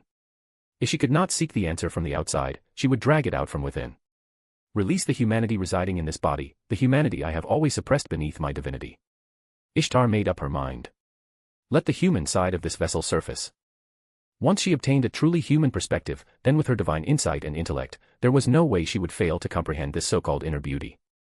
And when that happened, Ro. Soon, this goddess will make you kneel. You will take back every crude insult, every word of contempt. A hint of fierce confidence flashed across Ishtar's ruby eyes. Chapter 13, Facing the Riot Alone. Chapter 13, Facing the Riot Alone. The next day. The sky hung like a vast curtain over the western frontier. Beyond Uruk's borders, the land spread wide and silent. Fertile plains gave way to long stretches of pale yellow sand, rolling toward the horizon like an endless sea. Ro stood in that emptiness and looked ahead. In the distance, a lush forest rose at the far edge of sight. Towering guard towers and thick stone walls crowned the hill before it, stark against the green. He knew that was the demonic beast forest. The journey from Uruk city-state had been uneventful. Even with the blessings of gods, this was still an ancient age. Human footprints had not yet swallowed the world. Underfoot there was only earth, sand, and more earth. So Ro had not wasted time walking. He had flown. Using a flying noble phantasm from the gate of Babylon, he crossed the land in a straight line and landed here without ceremony. The moment his feet touched the ground, wind rushed forward and snapped his linen robe as if trying to push him onward. Several guards at the perimeter moved to stop him, wary of any stranger approaching the forest. Ro calmly explained who he was and why he had come. Not long after, the captain of the garrison arrived. He was tall and broad-shouldered, the type forged by wind, sand, and war. Greetings, Priest Ro. Ro gave him a short nod. You've all worked hard. His eyes swept across the soldiers. Their faces were coated with dust and fatigue. Their armor, little more than vital plates, was cracked and battered. Many had improvised bandages from vines and leaves, some still stained with blood. They were exhausted. They were hurting. They had been holding the line for too long. Ro understood that immediately. Still, he did not hesitate. I have come under the king's command, Ro said. From this moment on, leave it to me. He raised a hand. Golden ripples bloomed around him, shimmering like a calm sea of light. The air sharpened. Noble phantasms hovered within those circles, waiting to be called forth at a thought. A chill crawled up the guards' spines. The priest's identity was undeniable now. Ro pointed toward the wall and the forest beyond it. Take me to the front. I want to see the situation. The captain blinked. Shouldn't you rest first? Or at least hear the report before you go in? There's another riot coming, isn't there? One sentence. The captain fell silent. The truth was obvious to anyone who had lived through the last few days. By the time the report reached Uruk, the forest had already erupted more than once. The demonic beasts inside had been drawn into a frenzy by something unseen, crashing against the walls and throwing themselves at the guards in waves. The soldiers had fought without pause, day and night. Their injuries and hollow eyes were proof enough. Ro could feel it too. The pressure in the air. The restless movement beyond the trees. The way the forest breathed as if preparing to spit out something violent. Even without a detailed report, Ro knew another tide was close. He was a priest of Uruk. He was not blind. And he had no intention of standing back. Sir, you should still understand what you are walking into, the captain tried again. You are new here. Inside that forest, a mortal's power is suppressed. And it is full of accidents. Even the strongest warrior can die to the smallest mistake. There's a thing like that. Ro's eyes lit up far too quickly. The captain froze. Then Ro coughed lightly and recovered his composure. Ahem. What I mean is, as the king's envoy, I can't ignore a crisis like this. He tilted his chin slightly and invoked the only name that mattered here. I represent the king. Anything that would damage his prestige. He let the sentence hang. The captain understood immediately. No soldier of Uruk would dare question the king's prestige. Gilgamesh may have been a tyrant, but among warriors his authority was absolute. His strength was proof enough to silence doubt. The captain exhaled and nodded. Understood. Then let's begin. Ro lifted his hand again. Open the gate. And have everyone withdraw. The captain stared at him. What? I said open the gate and pull back the troops. Ro smiled, but his voice carried weight that could not be refused. I alone am enough. His words were blunt. You being here will only get in my way. He had learned from earlier failures. If he wanted a clean death, he had to remove every possible variable. These soldiers were veterans. Their presence could interrupt his plan. They might save him when he did not want saving. After all, Ro's goal was not victory alone. It was to die by accident. That kind of death had never been rare in human history. A powerful fighter steps onto a battlefield that should be winnable, then fate tilts slightly, luck betrays him, and he falls in tragedy. A single deviation, a single cruel joke of the world. That was the ending Ro wanted. Live like a summer blaze, die brilliantly, and leave regret carved into the annals. He did not allow the captain time to argue. Ro turned to the soldiers and raised his voice. I declare this by royal decree. Soldiers, you have exhausted yourselves defending your homes and the nation behind you. You have done well. But hear this clearly. You are not alone. You have fulfilled your duty. So from now on. Ro stepped forward. This is my battlefield. The mechanisms groaned. Stone gears turned. The massive gate set into the wall began to rise. The soldiers outside the wall fell silent. Until now, they had gripped spears and swords with hands shaking from exhaustion, eyes locked on the forest depths, on the crimson ice swaying between trees. They had swung their blades countless times. They had watched comrades fall. They had swallowed grief and lifted the weapons that dead hands could no longer hold. They had endured. But now, as Ro walked past them, as they heard his words, something stopped inside their chests. Soldiers defend the land. But they are not the only ones who will. Ro closed his eyes and continued forward. More golden ripples unfolded around him.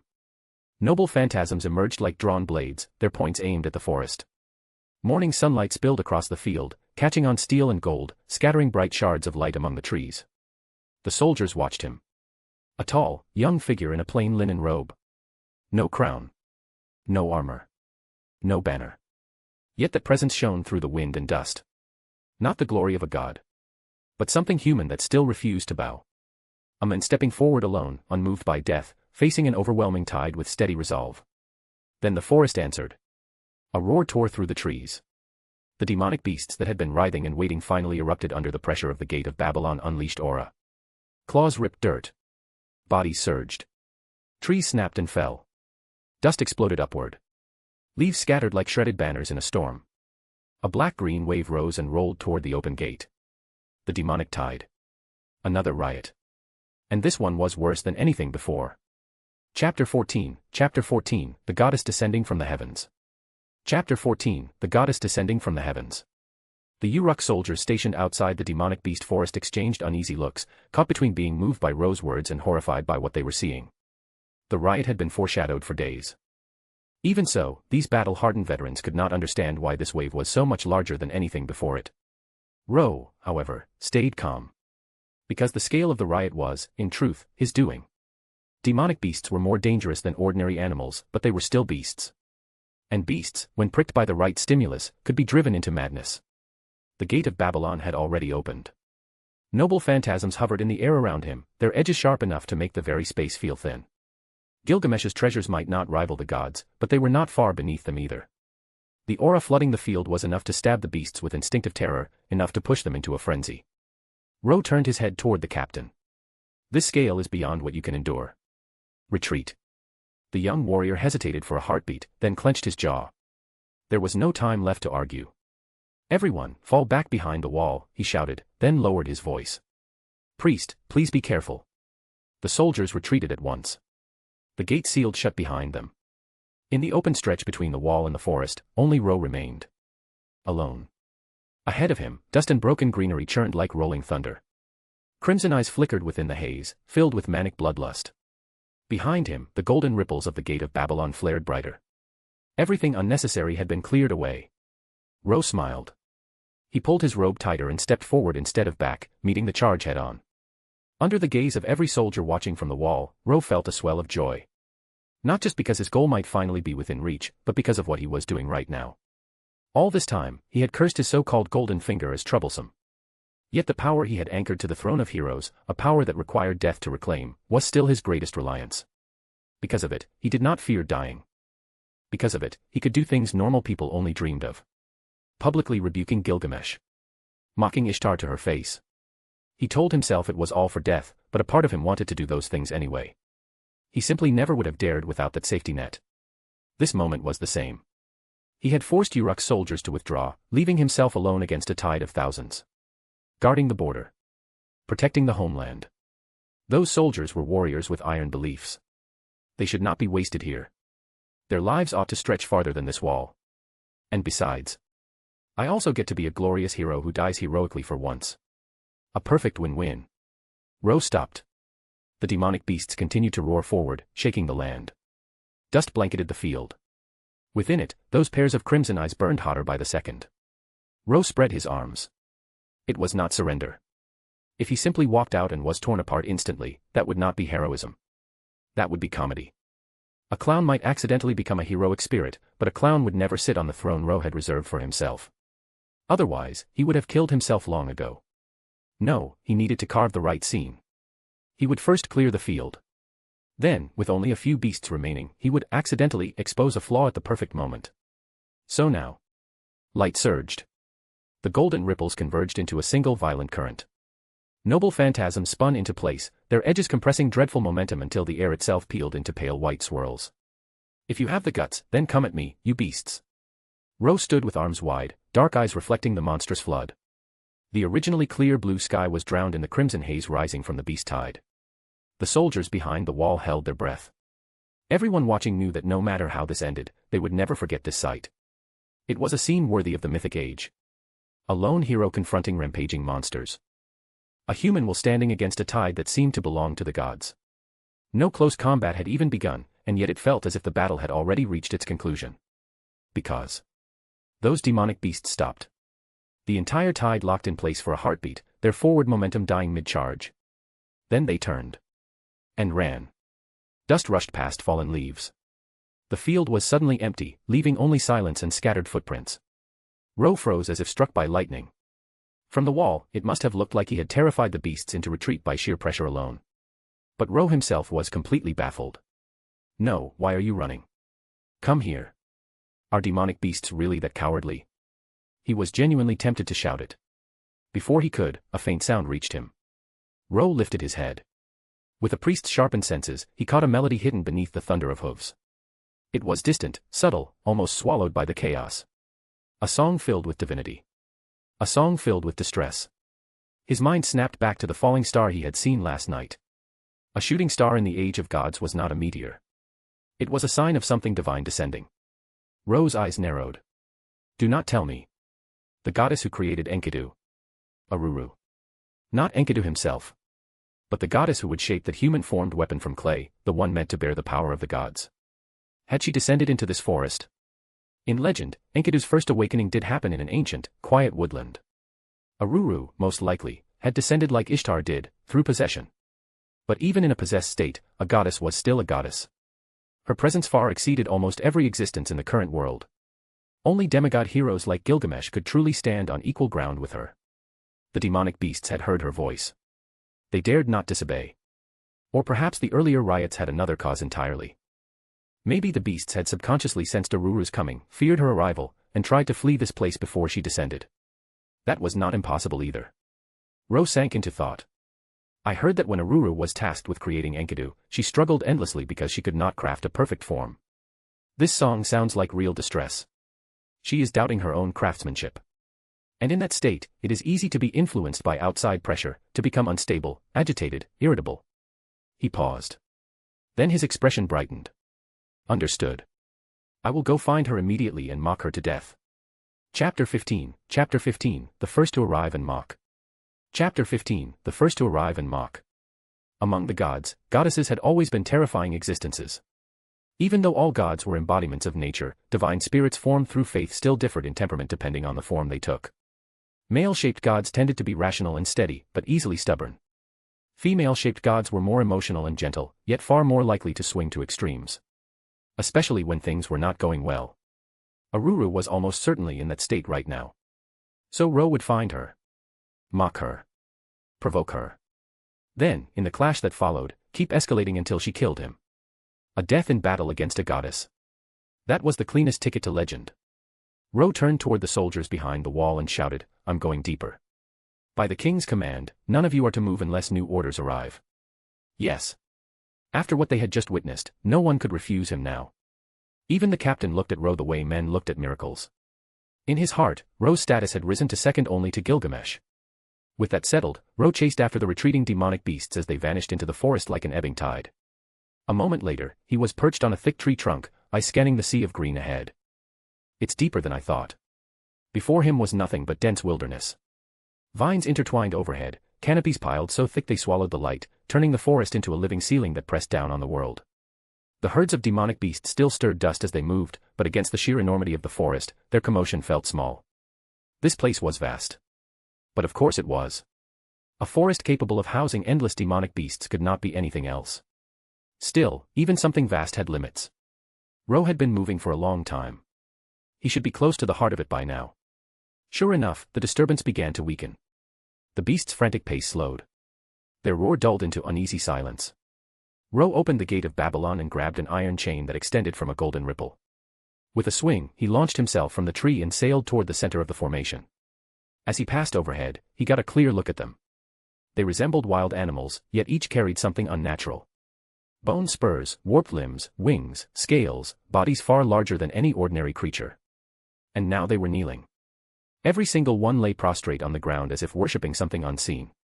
Even as Ro flew over them, not one flinched. Ro narrowed his eyes and looked ahead. In the middle of the beast's circle, trees gave way to an open clearing. No shade covered it. Sunlight poured down mercilessly, scorching the ground into blackened marks. Ro recognized it immediately. This had to be the landing point. The place where Enkidu fell. Because standing there was a figure impossible to miss. A beautiful woman with long black hair, wrapped in a white dress. Her skin was pale and full, her posture poised, her face flooded with divine radiance. Aruru. Undoubtedly Aruru, in an embodied state. And beside her was a coiled lump of mud. The unfinished divine clay that would soon become Enkidu. He was not born yet and did not have that name, but Ro did not care. It was simpler to call him that now. Ro steadied himself on another tree, feet planted on the branch, and watched Aruru's troubled expression from afar. His guess had been right. She was struggling to shape Enkidu into a perfect form. He was meant to be a humanoid weapon forged by the gods to oppose Gilgamesh. His appearance could not be inferior to that arrogant young king of Uruk. The problem was that Gilgamesh, as a half-god half-human anomaly, carried beauty rare even among divine beings. Aruru could not find a template equal to him. To some extent, the earlier riots had been her doing. She wanted the demonic beasts to stir, to move, to circle the border soldiers, hoping their bodies and instincts might spark inspiration for a suitable form. How many humans might die because of it? The gods did not care. To them, the human world was a tool that maintained their existence. Even Gilgamesh was such a tool. Even Enkidu would be one. Troubled or not, Aruru was still a goddess. The moment Ro watched too long, she sensed him. Her deep black eyes lifted through her curtain of hair and met his gaze. Her head tilted slightly, lips parting in quiet question. Who are you? As the one commanding this place, her gaze drew the attention of the countless demonic beasts around her. Thousands of crimson eyes followed her line of sight and locked onto Ro. A wolf-shaped beast bared its teeth. A lion-shaped one ground its fangs, cold light flashing. A demonic bird perched higher in the branches spread steel-like wings. Yet none of those gazes compared to Aruru's emerald eyes. Ro understood her question. Who am I? He smiled. Slowly, he pulled his robe back, revealed his slender arm, and extended his hand in greeting. Then he raised his middle finger. Contempt. Mockery. For a goddess who treated humans like disposable tools. The world froze. The wolf's jaws hung open, saliva dripping and corroding the soil beneath. The lion bit its own tongue, blood splashing the leaves. The bird's wings remained half spread, locked in air as if time had snapped. Even though they were not human, even though they did not understand the gesture itself, demonic beasts were still demonic beasts. They sensed intent through instinct. And what they sensed from that human above them was not killing malice. It was mockery. A cold, infuriating mockery that felt worse than hatred. So they went still. Aruru, needless to say, felt it even more sharply. If the beasts could speak, they would have cursed Ro on the spot and torn him apart. Why would you provoke her? Let her finish her work and return to heaven, you lunatic. This human really was a dog. But that paralyzed shock lasted only an instant. The beasts dropped their heads again, silent and trembling. Because Aruru spoke. Are you mocking me, mortal? What should have been a tranquil voice carried a stern edge now, like a quiet stream suddenly swelling into a flood. The troubled goddess had been struck right where she hurt. She was furious. And to the gods, anger meant one thing. Venting. She wanted to kill Ro. But before Aruru could move, the mud beside her moved first. Enkidu, still unfinished, surged forward. He rushed toward Ro as if compelled, and planted himself between Ro and the goddess. Like he had sensed some strange kinship. Ro blinked. Huh. Who are you? Are we close? Don't come over here. Chapter 16, damn, I became a holy man. Chapter 16, damn, I became a holy man. Aruru froze. As a goddess entrusted by the pantheon to shape Enkidu's final form, she naturally possessed the power to do so. She was a goddess of creation, one of the mother goddesses of Mesopotamia, and her specialty was giving life a suitable shape. Yet no matter what she had tried before, the divine clay beside her had never reacted. That was why she had been troubled for so long. But now, something she could not accomplish had happened in a blink. The clay surged forward, blocked her path, and then stopped in front of Ro like it had found a relative. Aruru stared at Ro again. Her eyes widened slightly. Key of Heaven. Ro understood at once.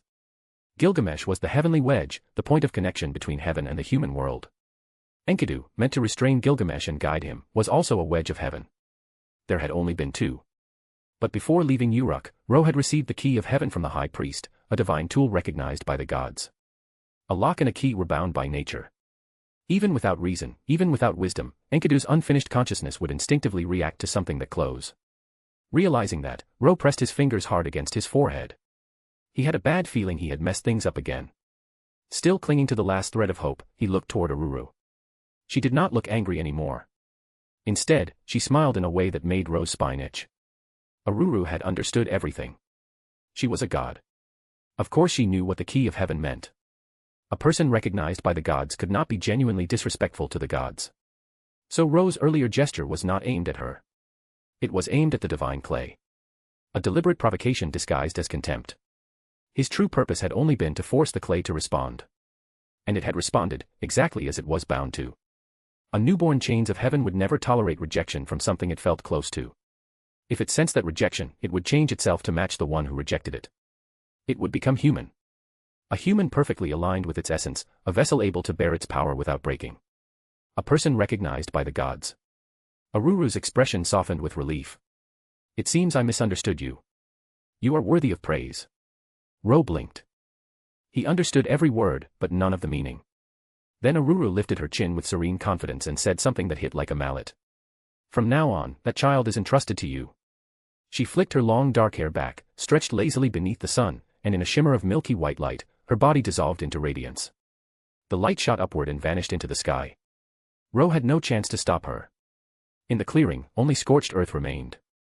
Around it, the forest stayed lush, and countless demonic beasts still lay prostrate, unwilling to raise their heads while her lingering divinity pressed on them. Ro exhaled a long, tired sigh. She had misunderstood him. Again. She thought his sarcasm hid a benevolent purpose, so she left Enkidu with him. Why did everything keep turning out like this? Ro raked a hand through his hair. Then a clear, childish sound snapped him out of it. He looked forward. The dark divine clay that had just moved in front of him was changing. Exactly as Aruru predicted. Ro's brief show of disdain had stirred resentment inside it. It had sensed Ro's thoughts and reached toward a shape that existed in Ro's mind. The clay hardened. Its color faded. Under the soft sunlight, it took on an ivory sheen. First arms formed, then legs, then a head. It was like watching an invisible sculptor carve a masterpiece out of living stone. A final breath escaped from newly formed crimson lips. The clay human opened its eyes. It was Enkidu. Just as Ro remembered, with lush emerald green hair that looked like the forest itself. A delicate face partly hidden by those strands. Bright green eyes full of quiet life. Elegant features, flower-like lips, a graceful neck leading to a subtle rise of chest. Its limbs were slender, yet its thighs held a faint fullness. Its waist narrowed like a perfectly shaped vase. Even its posture carried an effortless beauty. Everything matched Ro's image. Except for one detail. It looked a little more feminine than he expected. Ro fell into thought. To be fair, in his memory, the Enkidu of the Nasuverse always felt closer to female. Even though a divine weapon had no concept of gender, and Enkidu's nature allowed it to take any form. Because that was how Ro pictured Enkidu, it was not strange that this first and most fundamental shape followed his imagination. Yeah. A soft babble came from those moist crimson lips. Enkidu stepped onto a nearby branch, swaying slightly as if still learning balance. Its expression was innocent and yearning, reaching toward Ro with a clear desire for closeness. And then Ro finally understood why something felt off. In later epics, Enkidu's transformation was recorded like this. It was born in an ancient forest, ignorant and undefined. One day, a pure maiden chosen by the gods entered the forest. Enkidu was drawn to her. They spent 7 days and 7 nights together. Through her, Enkidu learned humanity and gained self-awareness. After that, it walked the earth in her beautiful form. But now there was no maiden here. The only one directly connected to the gods in this forest was Ro himself. Meaning.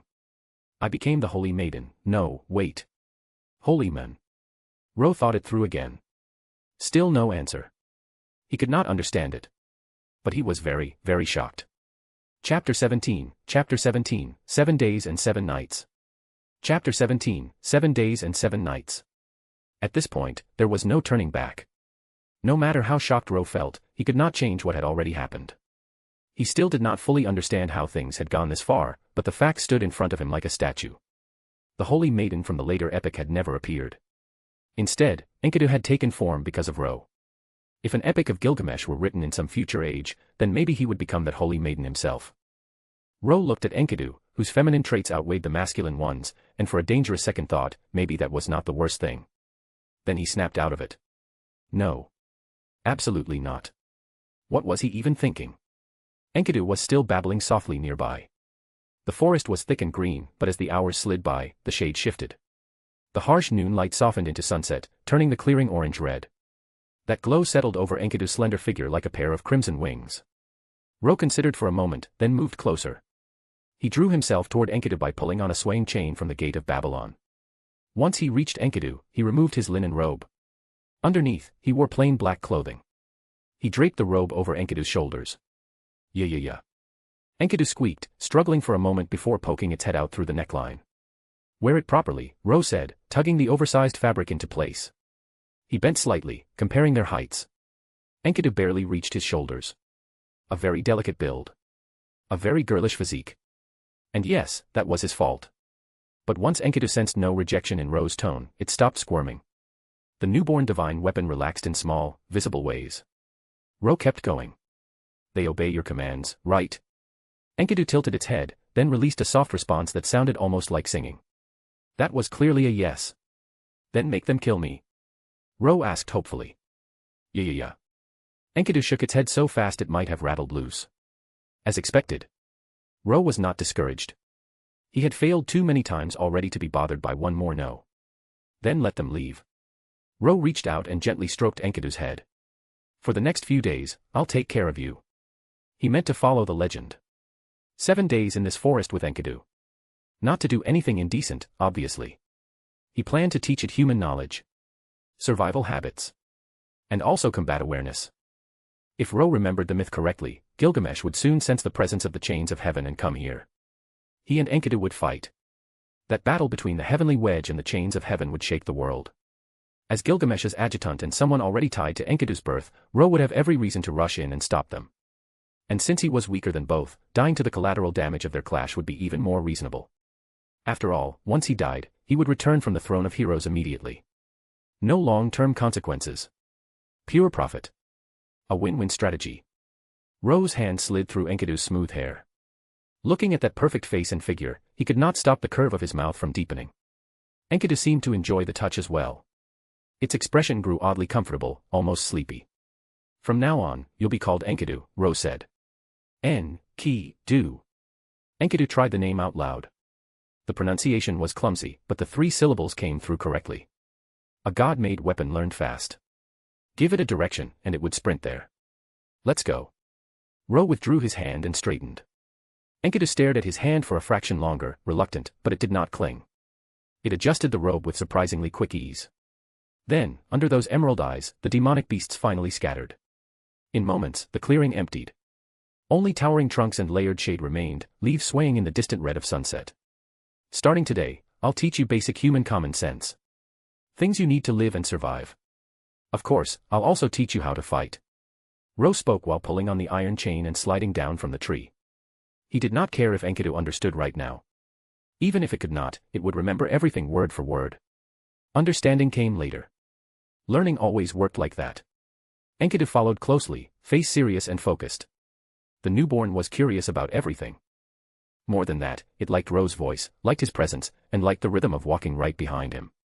A gentle breeze stirred Enkidu's thick hair. From behind that shifting curtain, Enkidu watched the figure ahead, as if glimpsing tomorrow in the wind. The wise man drew from the spring of wisdom.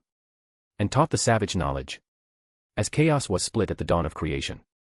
Bringing light into darkness. Those 7 days would become Enkidu's enlightenment, the meeting of 2 friends, and the beginning of a legend. Epic of Gilgamesh. King. In the great hall of Uruk's palace, Siduri was reciting reports from across the nation when a sudden sound interrupted her. She looked up. Gilgamesh had straightened on his throne. His crimson eyes had narrowed, the serpent-like pupils tightening. Did you sense something? Siduri asked carefully. Her heart grew heavy. Ah, Gilgamesh said, teeth flashing. This king saw a very interesting mongrel. One who dared trespass on my territory without permission. His voice carried obvious irritation, though his eyes burned with something sharper than anger. That fellow hasn't returned, right? Yes. Siduri lowered her gaze, hiding the way her hand trembled from exhaustion. She did not mention it. She knew he meant Ro. The unrest in the demonic beast forest was completely quelled 7 days ago. But from that day onward, Adjutant Ro has vanished. He is someone this king acknowledges. Without my permission, anyone who dares lay hands on him will face my judgment. Gilgamesh rose abruptly and waved a hand toward Siduri. I leave the palace to you. Then his smile sharpened into something viciously delighted. This king is going to meet that mongrel sent by the gods.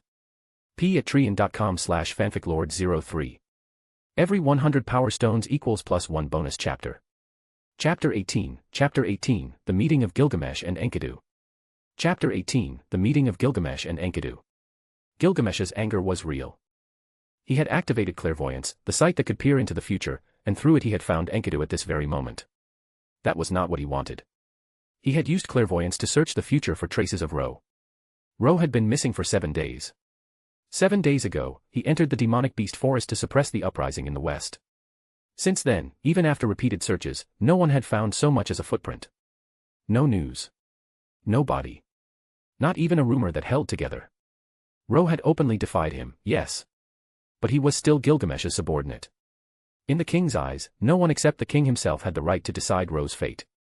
So Gilgamesh came personally. If Ro was alive, he would drag him back to Uruk. If Ro was dead, the king would pass judgment on whatever mongrel had dared lay hands on a vassal of the throne. Yet in the place where Ro had vanished, Gilgamesh did not find Ro. He found a messenger of the gods. Gilgamesh did not know that this messenger had been under Ro's teaching for 7 straight days. He did not know that Ro had become the key of heaven, a third crucial piece alongside the heavenly wedge and the chains of heaven. He did not know that Ro was far enough away, and hidden enough, that not even clairvoyance could catch his trail. Clairvoyance was not omniscience. It was normal for it to fail against existences of equal caliber. Ro had kept using the Gate of Babylon during these 7 days, but only for travel. He had not truly drawn on the weapons inside. Gilgamesh sensed nothing from his treasury. Nothing that could point to Ro. But Gilgamesh did not think that far. His instinctive disgust toward the gods snapped the puzzle into the wrong shape. The first thing he concluded was simple. The gods had acted. They had murdered Ro, the blasphemer who interrupted the festival in the pantheon. They had erased him so thoroughly that neither the present nor the future could reveal his trace. If that was true, then the king's wrath would not be contained. West of Uruk. Beyond the walls of the demonic beast forest, the sky hung like a blue curtain over the wilderness. The forest edge was thick and alive, the border walls tall, and the watchtowers still crowded with guards. After Ro disappeared into the trees, the demonic beasts had gone quiet. No more riots. No more tide of claws and fangs. But the duty of the border guards was to prevent chaos before it could start again. For 7 days, they had kept the defenses tighter than ever while sending search parties deeper into the forest. It was during one of those watches that a soldier on the wall suddenly stiffened and looked up. A flying craft cut across the heavens. It had green wings and a golden seat, powered by a star core from the Age of Gods, overflowing with magical energy. There was no mistaking it. In Uruk, there was only one person who rode that vessel. Only one person who would descend on it like a judgment. The king, the guard gasped. Before anyone could react, the craft became a streak of burning light and plunged into the demonic beast forest, vanishing beyond the canopy. Inside that blaze, Gilgamesh sat upon a golden throne like a war god. Both his appearance and his aura were different from his usual lazy arrogance. His golden hair was swept back, exposing his forehead and sharpening the edge of his presence. He wore battle armor that gleamed like a second sun, heavy and radiant, bright enough to hurt the eyes. This was the armor he wore when he judged those who dared offend the king. His fingers tapped the armrest once. The craft surged deeper into the forest, then finally slowed and hovered in the air. He had arrived. The place his clairvoyance had shown him was right here. Then Gilgamesh spoke, voice cold enough to freeze fire. Having seen this king, glorious and great, do you still think you can hide like a bug in shadows and filth? Come out, mongrel sent by those corrupt and useless wretches. Below, among the roots and leaves, someone heard him. Emerald green eyes lifted to the sky, filled with quiet confusion. Ro said he was going to fetch water. He said he was thirsty. Why had he not returned yet? What was that thing in the air? Enkidu stared up at the golden green vessel, never having seen anything like it. The newborn weapon was stunned for a heartbeat. Gilgamesh saw the figure below. A young girl stood in the forest wearing a loose white priest's robe. Green hair flowed down her back. Her build was slender, her face delicate. The robe she wore had once belonged to Ro. She also carried the unmistakable scent of divinity. In that instant, Gilgamesh's killing intent flared hotter. His crimson pupils narrowed to slits, cold as unmelting bedrock in the deepest underworld. Mongrel crawling in the mud, he growled. Enkidu's brows creased. 7 days ago, Enkidu would have been blank and innocent. Now, it already had self-awareness no worse than any human. It did not know who this golden man was, or why he stank of hostility. But Enkidu understood one thing clearly. Ro had taught it. An eye for an eye. A tooth for a tooth. If someone attacked, it would strike back harder. The aura coming from this king was not the same as Ro's. It did not feel intimate. It felt sharp, oppressive, and hostile. So Enkidu did not hesitate. Gilgamesh rose slowly from his throne. Not only do you refuse to surrender, you intend to resist this king's judgment. Then are you prepared to bear the sin of angering me? Golden light shimmered around him. Ripples spread in the air. The gate of Babylon opened, and a sharp divine sword dropped into his hand, shining like a star fallen from heaven. It was a treasure even among his vast collection. Gilgamesh gripped it tightly. Below, Enkidu stood silent beneath drifting shade. The plain white robe fluttered around its body. Dust and pressure rose between them like the sea before a storm. Neither had moved yet. But the magical energy surging from both sides collided instantly, becoming a terrifying torrent that shook the forest floor. The ground trembled. A nearby stream rippled in widening circles. Ro, kneeling by that stream with a clay bowl in hand, froze at the sight. He looked at the water, then slowly stood and turned his head. Far away, he could already see the presence at the center of the forest. Gilgamesh is here. His senses sharpened. Gilgamesh had arrived. And he had met Enkidu. They were about to fight. Ro dropped the bowl. It shattered on the stones with a dull clang. Then he sprinted toward the clearing, as if this moment had been waiting for him from the start. p@treon.com/fanficlord03. Every 100 power stones equals +1 bonus chapter. Chapter 19, 9 deaths, no regrets. Chapter 19, 9 deaths, no regrets. Ro had replayed this scene in his head more times than he cared to admit. That sounded cruel, even to himself. But after meeting Enkidu, he had started looking forward to this moment. He was a transmigrator. He knew this meeting was inevitable. The heavenly wedge and the chains of heaven were fated to collide. And he had prepared long ago to throw himself between them. Ro gripped the iron chains extending from the gate of Babylon and swung through the forest like a flash of lightning. He moved faster than before, more precise, more desperate. Trees blurred past him in streaks of green and gold. Ahead, the battle was already underway. The closer he got, the heavier the air became. Magical energy rolled through the forest in overlapping waves. The ground shuddered under his feet. Dust spiraled upward. From a distance, the world looked drowned in a violent tapestry of gold and emerald. Ro inhaled. Exhaled. Then Gilgamesh's laughter surged through the storm. Humph, ha ha ha. Mongrel though you are, it is rare to find someone with power enough to contend with this great king. His voice was bright with battle joy and brutal certainty. Yet you have committed a sin even my magnanimity cannot forgive, you artificial weapon. Here, meet your end. The king of Uruk stood on the Vimana in full golden armor, looking down with scarlet eyes at the green-haired figure below. Behind him, countless golden ripples spread across the sky. The gate of Babylon was open wide. Hundreds of portals glimmered at once. Blades, spears, axes, and swords poured out like an inverted steel forest, suspended in the air and aimed toward the earth. Below, the forest answered. Enkidu's pale hand pressed lightly against the ground. Dust and sand rose as if the earth itself had taken a breath. The clay weapon born from Aruru's hands carried the same generative authority as her creator. The soil twisted into divine weapons at her command, sharp and endless, no less fearsome than the treasures falling from the gate of Babylon. They were trading long-range barrages. In fighting style, the two were almost mirrors. In strength, they were evenly matched. That was why Gilgamesh praised her even as he tried to kill her. His eyes held a real, reluctant admiration. He was angry, yes. He believed Ro had been murdered. But after clashing with this green-haired messenger of the gods, he understood what she truly was. A weapon forged by the gods. Weapons did not choose to kill. The ones who wielded them did.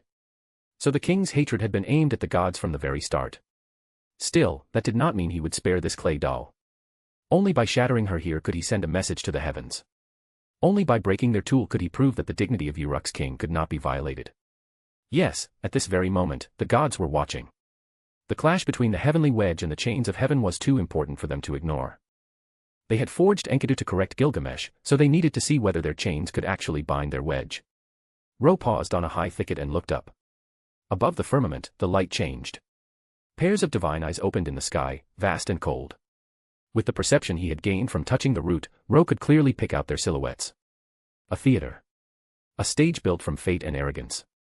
Ro felt a thin, dangerous thrill. What if the stage was interrupted?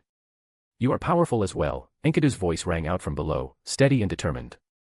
But until I meet my friend, I will not fall here. Her emerald eyes shone beneath the curtain of green hair. She leaned again into the earth. The forest floor roared in answer. More weapons erupted upward, born from dust, stone, clay, and will. As long as she stood on the land, the tide would not end. Neither of them was at their peak yet, not by Ro's memory.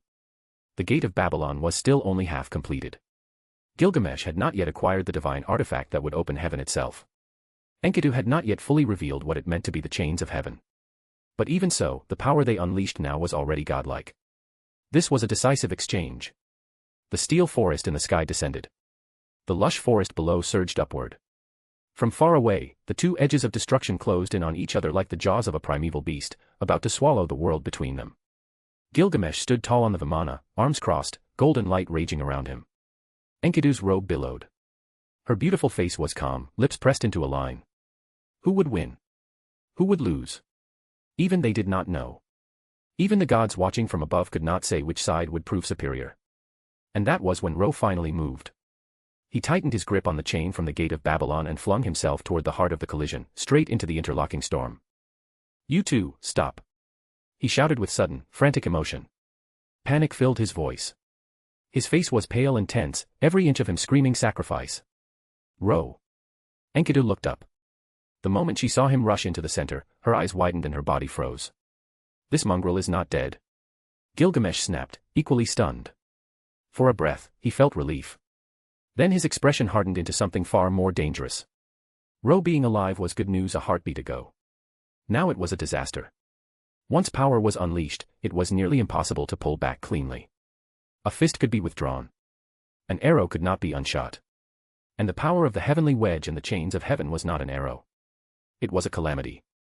Mongrel, move. Gilgamesh roared, scarlet pupils contracting. Ro, get out of the way. Enkidu cried out as well.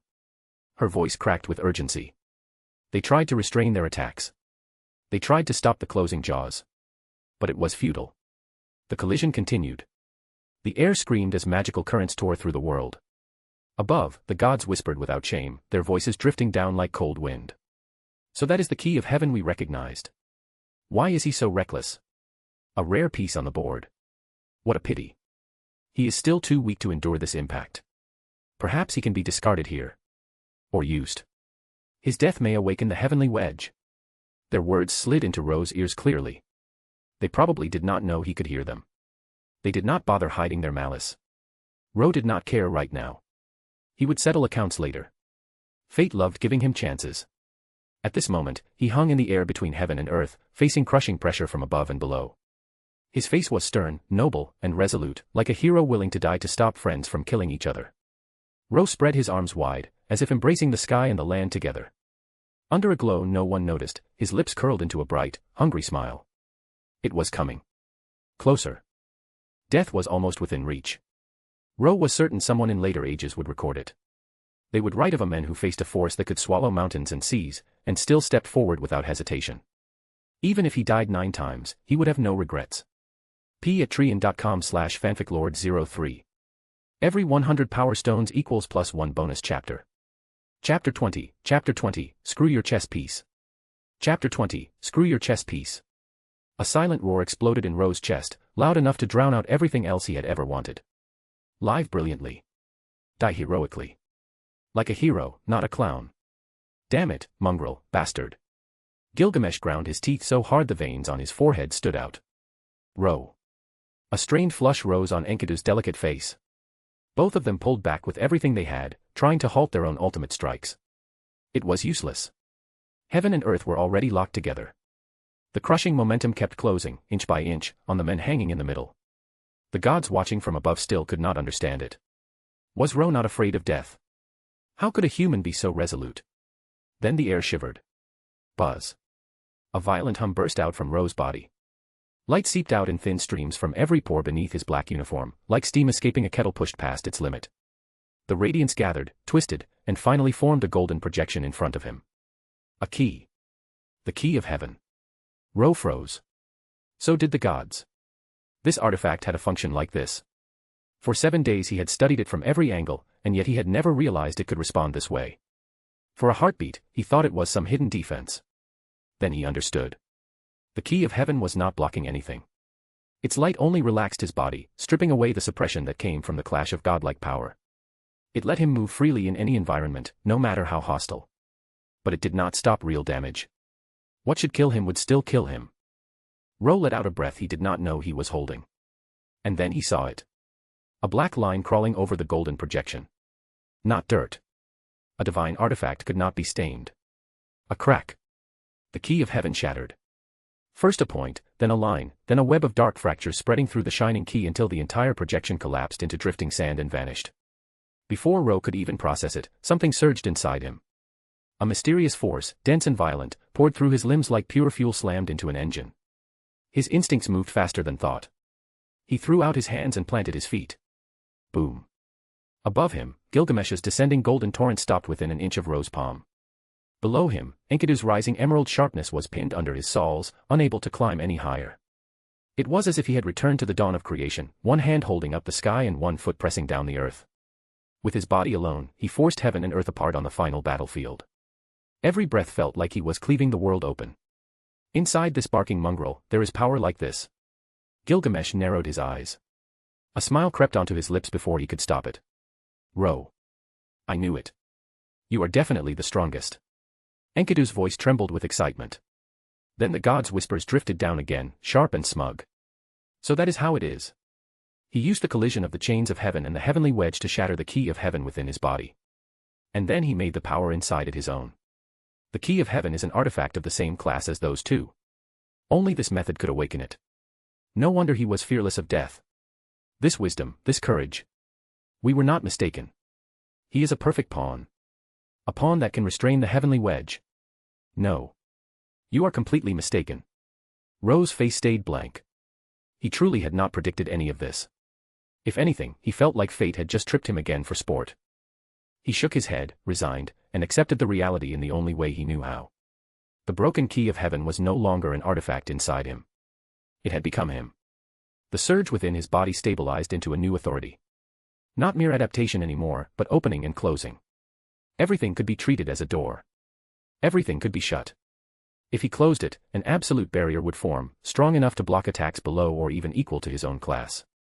Right now it was open by default. He could not control it yet, much less close it. So, worry is useless. Regret is useless too. Ro spread his hands. He could not die here anymore. Fine. He would die someday anyway. Fate always left a receipt. But if those gods wanted to call him a pawn, then he might as well cash in the rage first. He fully released the power inside him.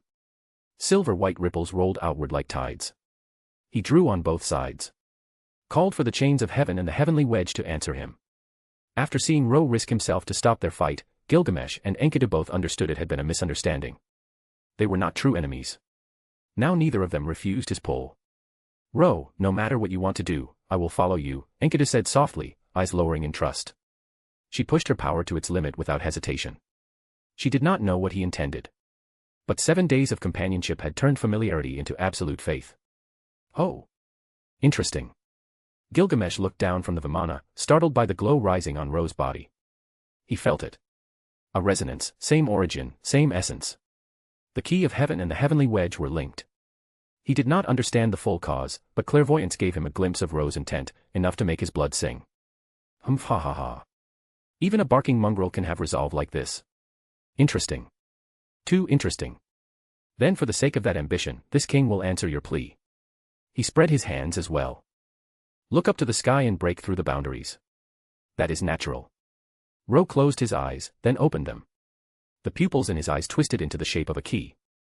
A terrifying torrent erupted from his body. The power of the heavenly wedge and the chains of heaven converged on him, spiraling in 3-layered surges that shook the forest, the mountains, and the air itself. The gods above kept watching, still blind to the truth. What is he doing? The 3 pawns united. This power is immense.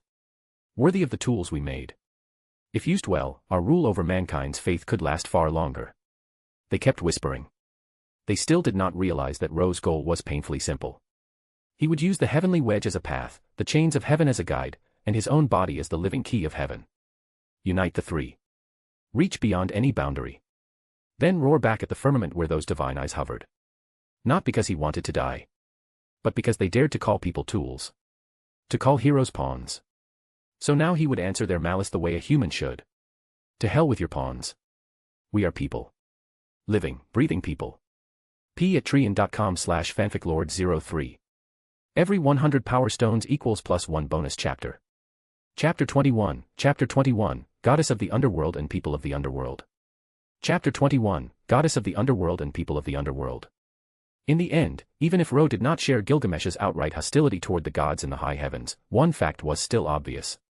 He did not revere them. Ro came from a modern world. To him, these so-called gods were real in power, but not in faith. He became a priest only to get close to Gilgamesh. He accepted the key of heaven only to move freely without being suppressed by divinity, so he could keep chasing death with both hands open. In a twisted way, it was precisely because he did not trust the gods that he accepted their gift. He had even wished they would try to trap him. But distrust never meant obedience.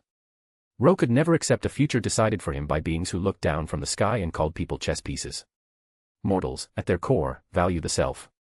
And the self, at its core, values freedom. The demonic beast forest west of Uruk was still ruined from the earlier battle. Trees lay broken. The soil was torn open like scars. Magical pressure lingered in the air, thick enough to make even the wind feel heavy.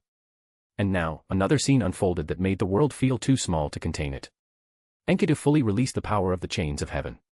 She no longer bothered with shaping countless earth-forged weapons. Her body vanished from its place, becoming a vast silver-white chain that rose from the ground and shot into the sky like a living pillar. Above her, golden light rippled. Gilgamesh opened the gate of Babylon until the air itself became a sea of radiant doors. His power as the wedge of heaven formed a passage that linked above and below, a corridor of authority forced between earth and the ceiling of the world. And Ro hung at the center of it all. He held the wedge of heaven and the chains of heaven. His body floated where their forces met, head tilted upward, staring at the divine eyes that hovered faintly beyond the firmament. From a distance, it looked almost beautiful. A colossal flower blooming in the sky. The chain was its stem. The gates were its petals. And the key of heaven, suspended at the heart, was its core. Magnificent, impossible, arrogant. The gods murmured over it. What is he doing? What are they trying to do? Wedge of heaven as a road, chains of heaven as a guide, key of heaven as the door. They want to shake the heavens. Presumptuous. The answer came as wrath. Thunder split the sky. Divine curses rolled down like a flood. The natural world obeyed their anger, because gods were nature given a voice. The air screamed. The wilderness shook. Lightning braided itself across the clouds. But none of that could stop Ro. He extended the chains of heaven upward. From the side, Gilgamesh laughed as if he had been waiting his whole life for this moment. Humph ha ha ha ha. Rotten cowards. You hide behind curtains and call that authority. I, the king, am right here. If you want to be angry, come down and fight me to the death.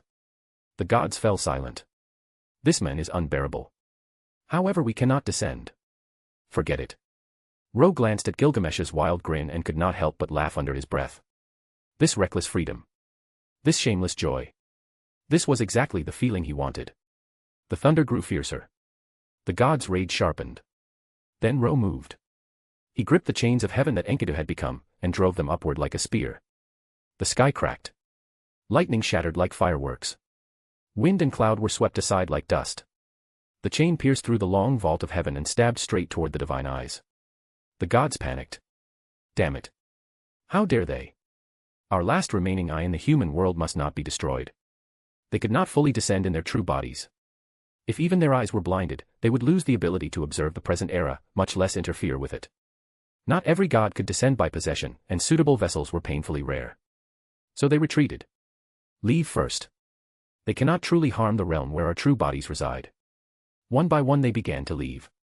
The eyes vanished one after another, escaping into the depths of the firmament. Ro was not surprised. He had never planned to drag the heavens down into the dust. He only wanted to make them shake.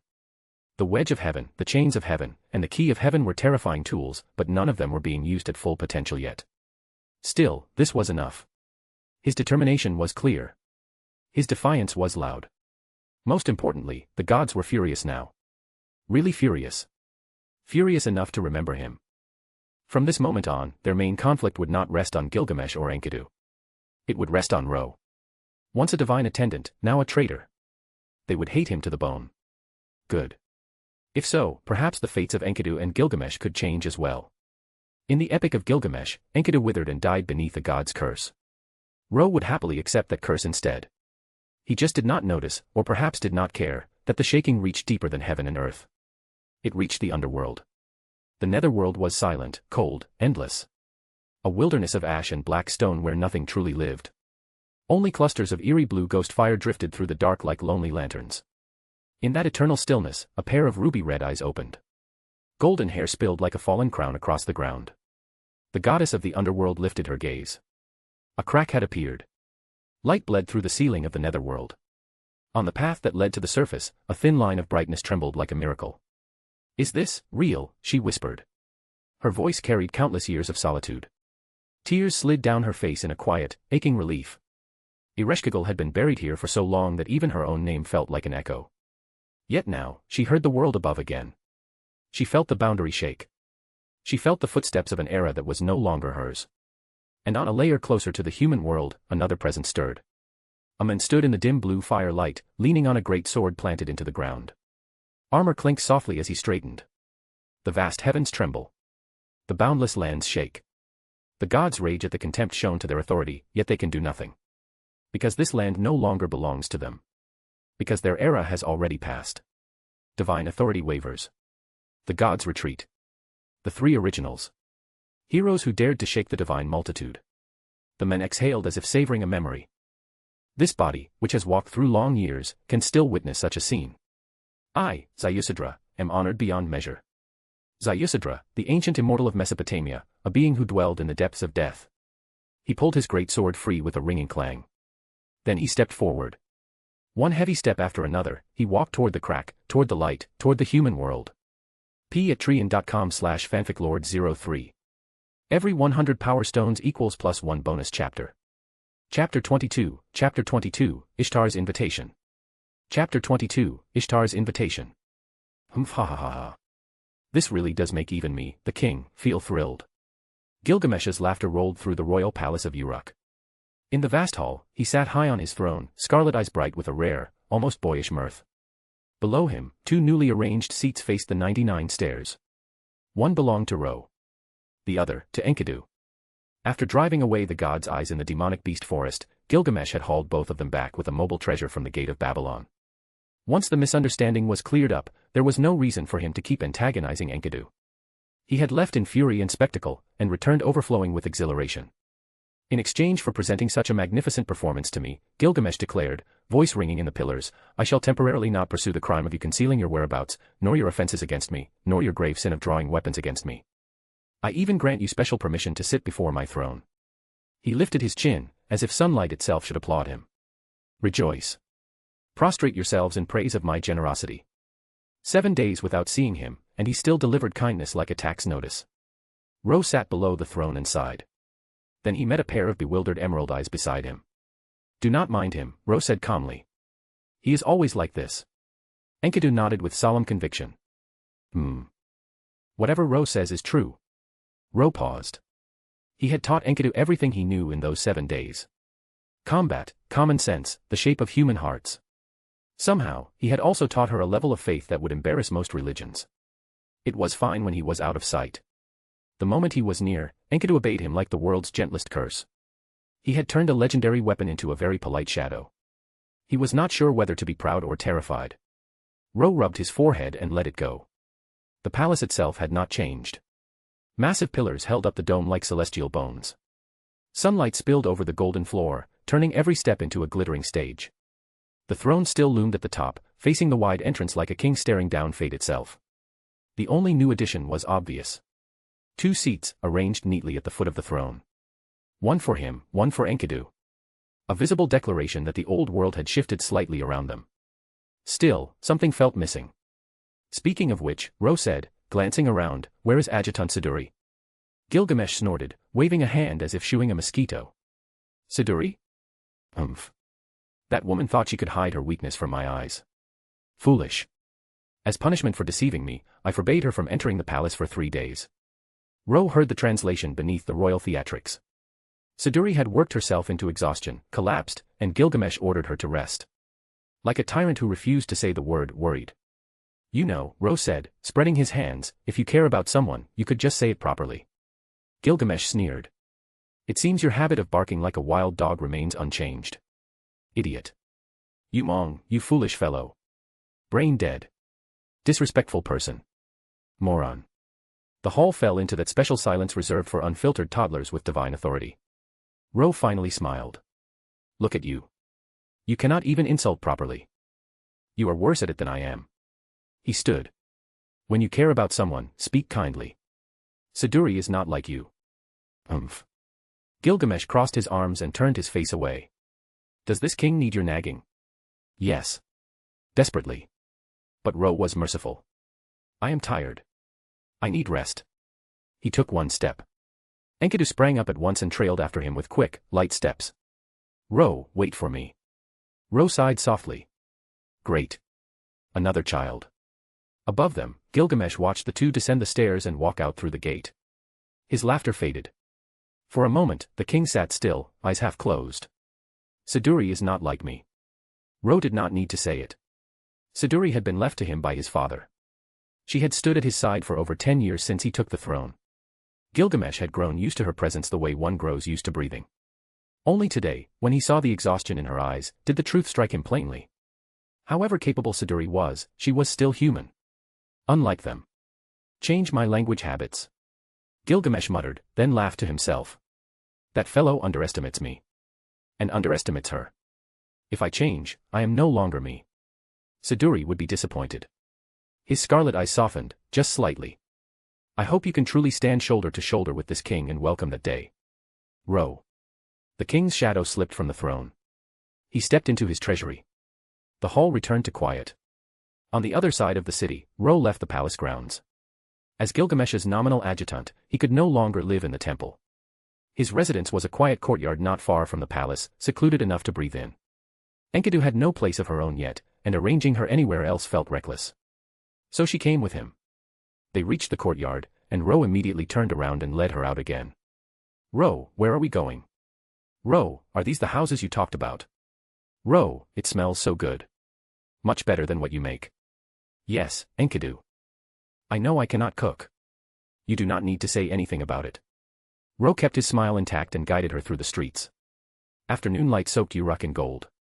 Merchants shouted. Children ran between stalls. People moved like a river, loud and alive.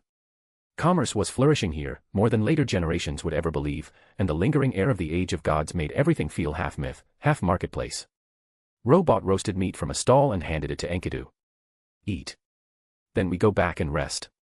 The coming days would not be peaceful. He could feel it in the way the world had started to lean. Ro took a bite himself. The meat was tender, fragrant, and blessedly real. After days of forest rations, this was practically a miracle. Enkidu chewed, eyes shining with uncomplicated joy. It is very delicious. A bit of meat clung to her crimson lips. But I still prefer what Ro makes. Ro nearly choked. It has Ro's scent. She said it seriously, as if that ended the discussion forever. Ro swallowed, deciding to pretend his ears had not heard that sentence at all. He was about to respond when his body paused on its own. A divine aura drifted through the royal city. Subtle, rich, unmistakable. It was not coming to strike him. It was calling him. An invitation. Ro's eyes sharpened. He handed the rest of the roasted meat to Enkidu and steadied his voice. You go back to the courtyard first. I have something to handle. I will return soon. Okay. Enkidu nodded instantly. She never questioned him. With her strength, she did not need to be guarded either. Ro stepped away, following that pull. He already knew who it was. He just did not know why. What does that goddess, Ishtar, want now? p@treon.com/fanficlord03. Every 100 power stones equals +1 bonus chapter. Chapter 23, but I refuse. Chapter 23, but I refuse. Ro turned a corner and walked through several more streets. Sunlight fell in broken patches between the houses, warm and lazy, but the pull he felt grew sharper with every step. At last, he found the source hidden in a slice of shadow. I thought you would not dare to come. The voice echoed down a deep, flat alley wedged between towering halls. The figure standing there had her back to him. Black hair swayed as she turned, and the pale, athletic body beneath her thin divine clothing carried a faint ivory gleam even in the shade. Just as Ro had guessed. It really is you, Ishtar. That is right. It is this goddess. Ishtar ran her fingers through her hair with practiced ease, her expression calm, as if the humiliation from last time had never happened. There was even a graceful smile on her delicate face. A smile that felt trained. Completely different from her earlier arrogance. Now she wore something closer to refined confidence, the kind that came with a careful rehearsal. She waited, almost expectantly, for Ro's reaction. Ever since her defeat, the humanity fused with her vessel had been quietly teaching her new things. Among them was the concept humans called inner beauty. To put it bluntly, she had learned this lesson. Gentle women are popular. And Ishtar was absolutely certain Ro would be no exception. She lifted her gaze toward him. Ro's handsome face met her, and his expression seemed to say only one thing. You disappoint me, child. What kind of look is that? Ishtar's composed smile cracked for a heartbeat. Ro, meanwhile, really was disappointed. He had assumed this invitation meant revenge. A blade. A divine punishment. A clean, satisfying death. He had even sent Enkidu away for it. And now this was the grand ambush. If that is all, I will go back. Ro shrugged and yawned, not bothering to hide his boredom. He started clapping his hands lightly, already turning to leave. Playing hard to get was humiliating enough to make a god itch. Sure enough, Ishtar steadied herself. She took a slow breath. Her chest rose and fell as she forced her pride into order. No. I cannot let him walk away. If he leaves now, the past 7 days were for nothing. Light footsteps tapped closer. Her legs and hips swayed as she approached, closing the distance until only 5 meters remained. Ro's pulse lifted. Is she finally making a move? His heart produced a ridiculous flicker of anticipation. Then Ishtar smiled brightly, almost sweetly, and said, Be my lover, Mr. Ro. Ro stared at her. Question mark. Are you serious? Are we even acquainted enough for that sentence? Then it clicked. Ishtar was trying the same trick she had tried on Gilgamesh, only aimed at him now. The words she had thrown at him last time, the forced confidence, the sudden gentleness. It all fit. It also meant something else. She had not been in contact with the heavens lately. Otherwise she either would not meet him alone, or she would try to kill him on sight after what he had done in the forest. What a shame. You do not have to answer immediately. Ishtar folded her arms, pressing them in as if sheer willpower could make miracles happen, then gave up with an annoyed flick of her wrist. She raised a slender finger and pointed lazily toward him. I know what you are thinking. She stepped closer again. The gap shrank until she was almost within breathing distance. A light fragrance drifted toward him, and her soft body hovered inches away. Ishtar leaned in so close her face nearly brushed his. Ro went still, eyes fixed on her. He had insulted her plenty, but he had never underestimated her beauty. This was the body of a heroine from the Nasuverse, not some random divine disguise. Maybe not the absolute pinnacle of creation, but certainly enough to make any normal man's thoughts wobble. Their posture had turned dangerously ambiguous. Old Ishtar would never do this. The proud goddess who treated mortals as toys would not even step this close to a human. Not even to Gilgamesh. But 7 days of vessels and divinity merging had changed something. The goddess of beauty was still proud, still competitive, but now that pride had learned to blush. How is it? She whispered, her lips parting. A faint red spread across her cheeks. My heart is beating very fast, you know. She spoke against his ear, voice soft enough to feel like a caress. The corner of her mouth curled slightly, confident in her own performance. According to everything she had studied from her vessel's humanity, and the countless simulations she had run in her head, no human could resist this. Even if her chest was hammering like a war drum. Even if she kept telling herself it was only acting. An abnormal heartbeat and pulse is a sickness that needs treatment. Ro placed a hand on her bare shoulder, pushed her gently back, and faced her straight on with absolute seriousness. Ishtar froze. Why is he not reacting? Ro could have reacted. He was not a statue and he was not dead inside. The problem was much simpler. Lady Ishtar, he said politely, did you not set a bounded field to disperse ordinary people? He pointed behind her. Ishtar's body stiffened. She sensed it before she dared to look. Because behind them, muffled voices floated in from the alley mouth. What are they doing in broad daylight? I do not know. Are they young lovers? Youth is so nice. In broad daylight, with spectators. What reaction did she expect him to give? Ishtar's blush looked ready to ignite her face on the spot. Ah. Too embarrassing. Too embarrassing. Too embarrassing. A gust of wind swept through. The onlookers vanished. Ro blinked, gaze dropping to Ishtar's raised hand. A faint shimmer of divine light lingered in her palm. Ro had instinctively tensed, ready to intervene. He wanted to die, sure, but he was not going to let a goddess slaughter civilians for a botched pickup line. But Ishtar did not kill them. She wiped their memories clean and sent them away. That was not a normal Ishtar response. I thought it was strange before, Ro said slowly. You have fused with your vessel's humanity, have you not? This awkward shyness. This critical moment collapse. The way she stumbled into embarrassment like a trapped cat. It was too familiar. This was Tosaka Rin bleeding through. That was why Ro had not stopped those onlookers earlier. Rin might panic, but he would not. Ordinary people could not hide from someone who had become the key of heaven itself. He had let the scene play out to be sure. And now he was sure. Ishtar turned her head away with an audible huff, cheeks still red. The guilt made her posture painfully stiff. I made it clear. Then, with the fierce stubbornness of a goddess and the fluster of a girl both battling for control, she snapped. Become my lover, you bastard. She was still shy. She was also still Ishtar. It had to be said, this version of her was far cuter than the old one. Ro looked genuinely moved for a moment. Ishtar, who had already decided her strategy failed, felt hope rebound like a startled heartbeat. And then Ro said, perfectly plainly. But I refuse. Ishtar stared at him. Are you joking with me? p@treon.com/fanficlord03. Every 100 power stones equals +1 bonus chapter. Chapter 24, Does he like my sister instead of me? Chapter 24, Does he like my sister instead of me? The hope that had just sparked inside Ishtar was snuffed out in an instant. Her beautiful face twisted again, as if every emotion she had never needed in her long divinity decided to riot at once. Anger. Annoyance. Shyness. Indignation. A dozen messy, mortal things, all churning together in a storm that left even her own thoughts wobbling. For Ishtar, this experience was downright unprecedented. The Mesopotamian gods were natural manifestations. Planetary phenomena given a thin coat of intellect by human faith. Their smiles and frowns were, at best, a polite disguise. Under that surface, a god remained a god, cold, distant, and largely untouched by joy or sorrow. That was divinity. And yet here she was, genuinely rattled. This feeling. Too shameful. Too shameful. Too shameful. Ro watched the goddess in front of him contort like a living reenactment of a future painting called The Scream. He pinched the bridge of his nose. Before he could say anything, Ishtar suddenly calmed down, as though she had seized a lifeline. No. She clenched her right fist and smacked it hard into her left palm, eyes shining with the certainty of someone who had just invented logic on the spot.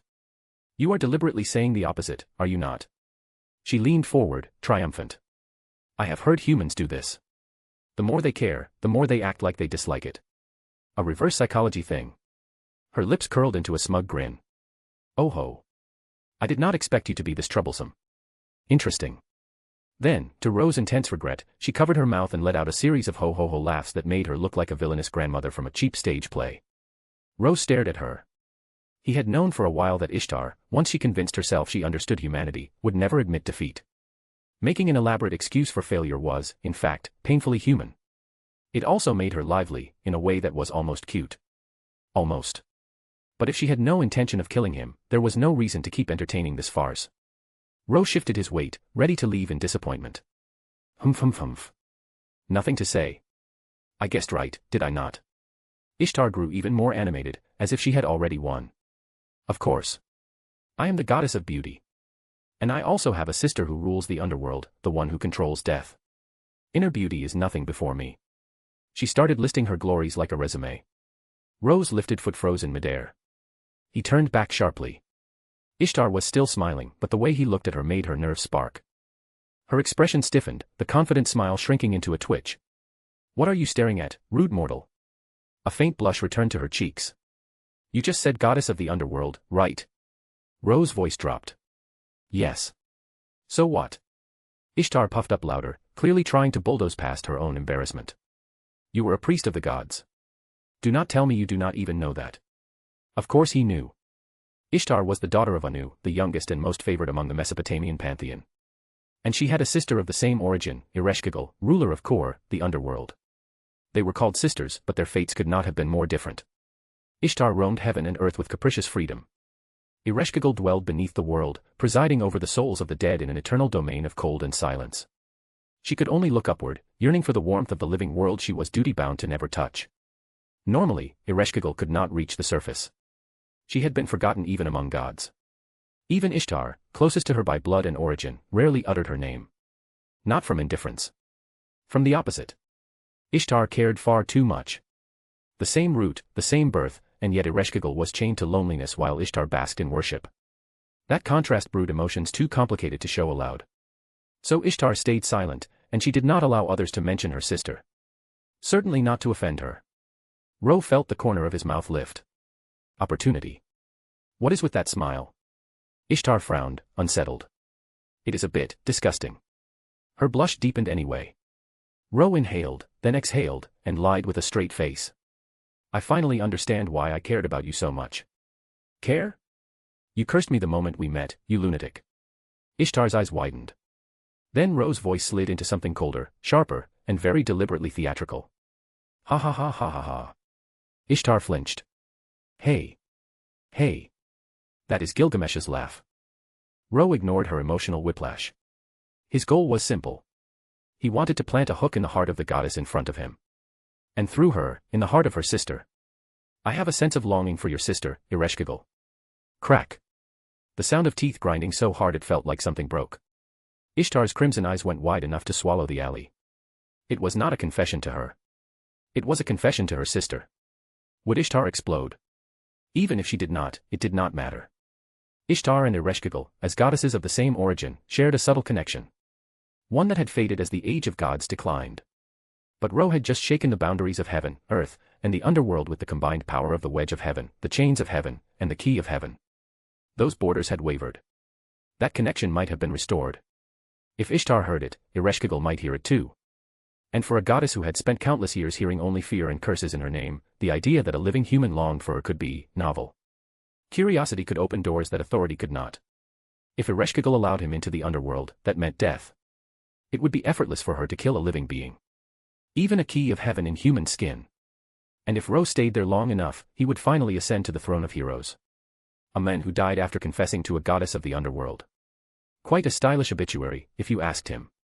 Even if it failed, it was only an attempt. Ro's grin widened. The one I long for is your sister. The words echoed through the deepening sunset alley, over red leaves and long shadows.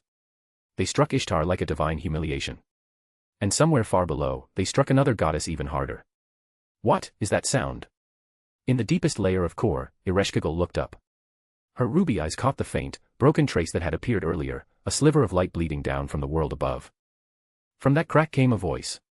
Subtle, yet unmistakably clear. A sound that stirred a heart long buried in silence. p@treein.com/fanficlord03. Every 100 power stones equals +1 bonus chapter.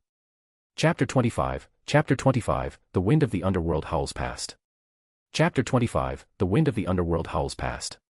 At the deepest, blackest layer of Kor, only cold stone covered the ground. Clusters of eerie blue ghost fire floated in the dark, swaying in silent harmony. They were the last scraps of warmth wrung from the dead, the only light the underworld allowed itself to keep.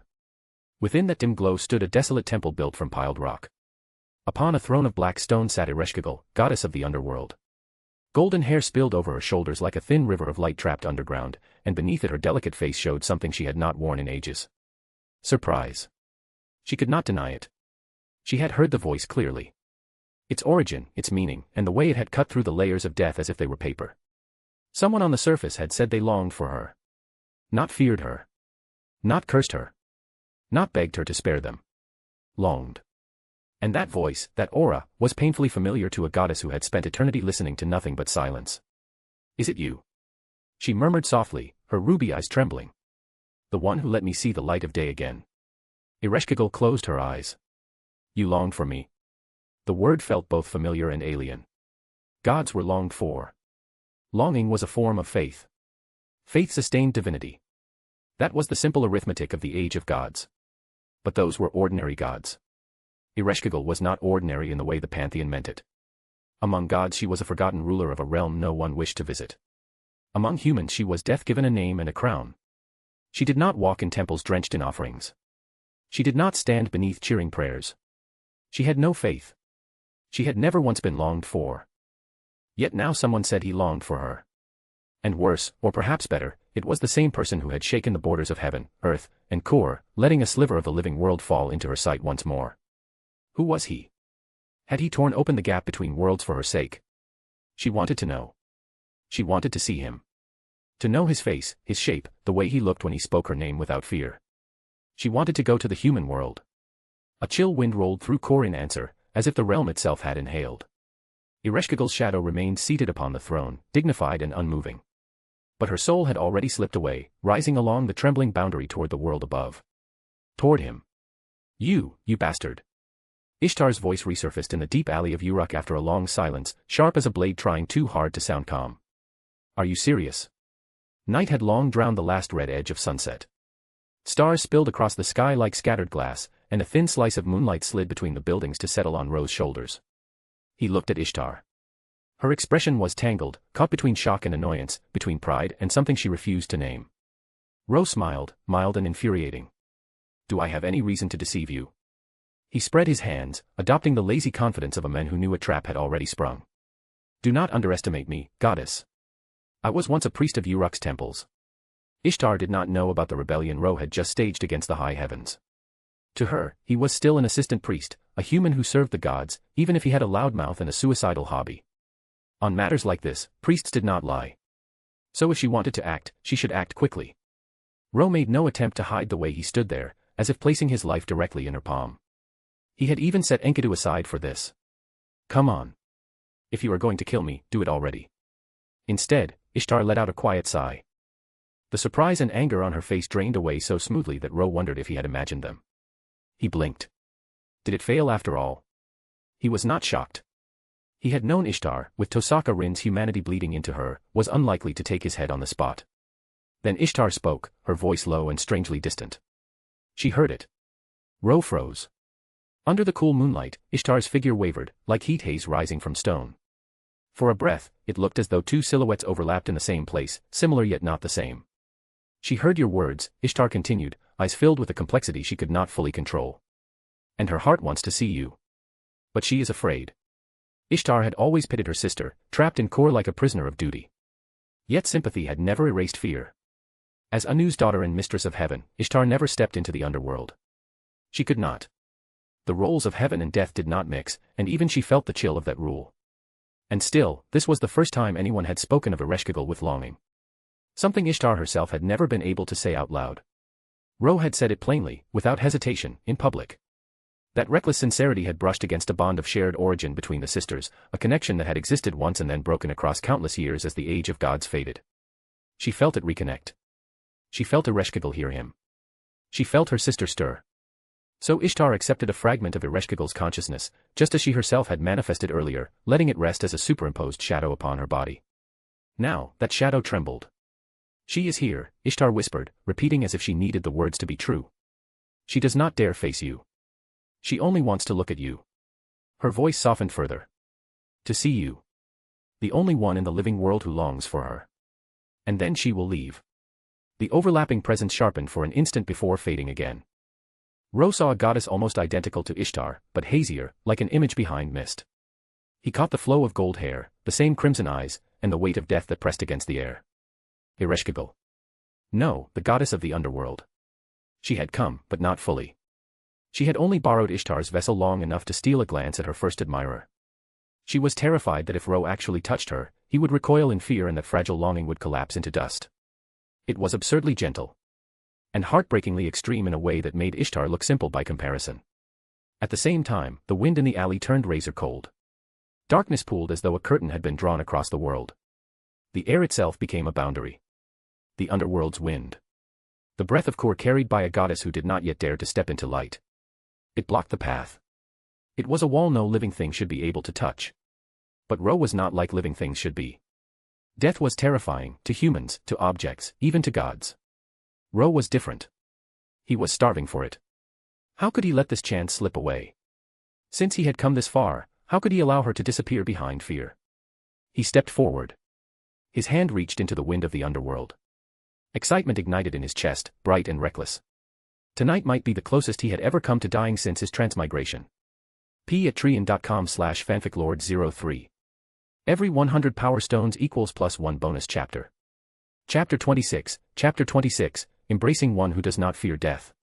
Chapter 26, Embracing one who does not fear death. Ro had no idea what death actually felt like. After all, he had never truly gone through it. But right now, he could feel the underworld's aura seeping into this world. Cold. Desolate. Quiet enough to make the soul sit up straight. Yet it was not terrifying. Instead, it brushed over him like a hand across the cheek, so gentle that it stirred an almost sinful urge to close his eyes and rest. Eternal slumber was also a form of passing away. And this was what Ereshkigal, goddess of the underworld, did more than anything else in Kur. She let the dead settle. Let them sleep. Let them become still. The wind of the underworld carried precisely that kind of harm to all living things. Ro had already become the key of heaven itself.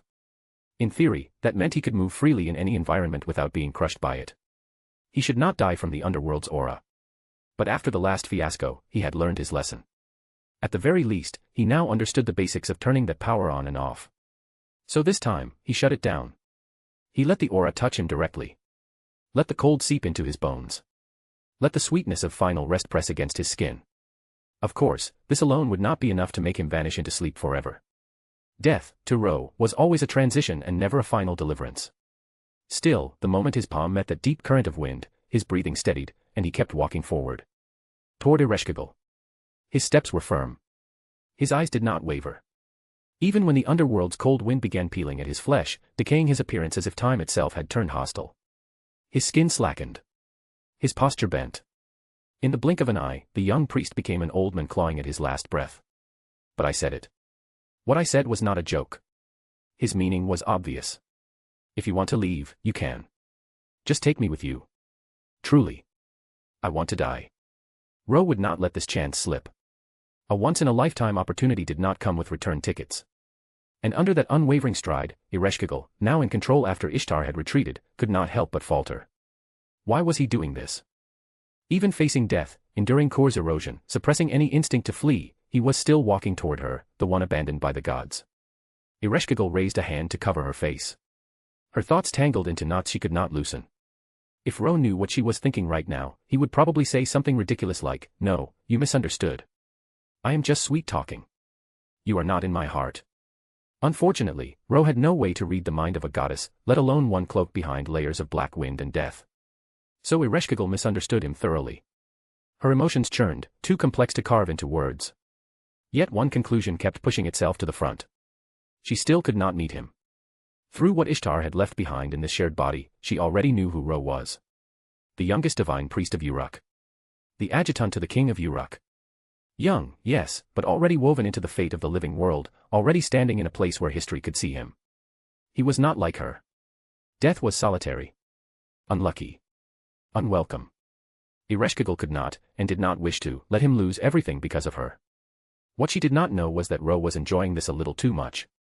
The further he stepped into the wind, the less pain he felt, and the more drowsiness rose from his failing body. He knew that if he continued, he would die before ever reaching her. To die without pain. To sleep and never wake. Was that not exactly what he had always begged the world for? The opportunity was rare. His steps hardened. His resolve sharpened. And Ereshkigal's heart shook even more. Stop. Please stop. Why go that far? If he stopped now, the aura would no longer erode him. His body would recover. He would walk back to life as if this never happened.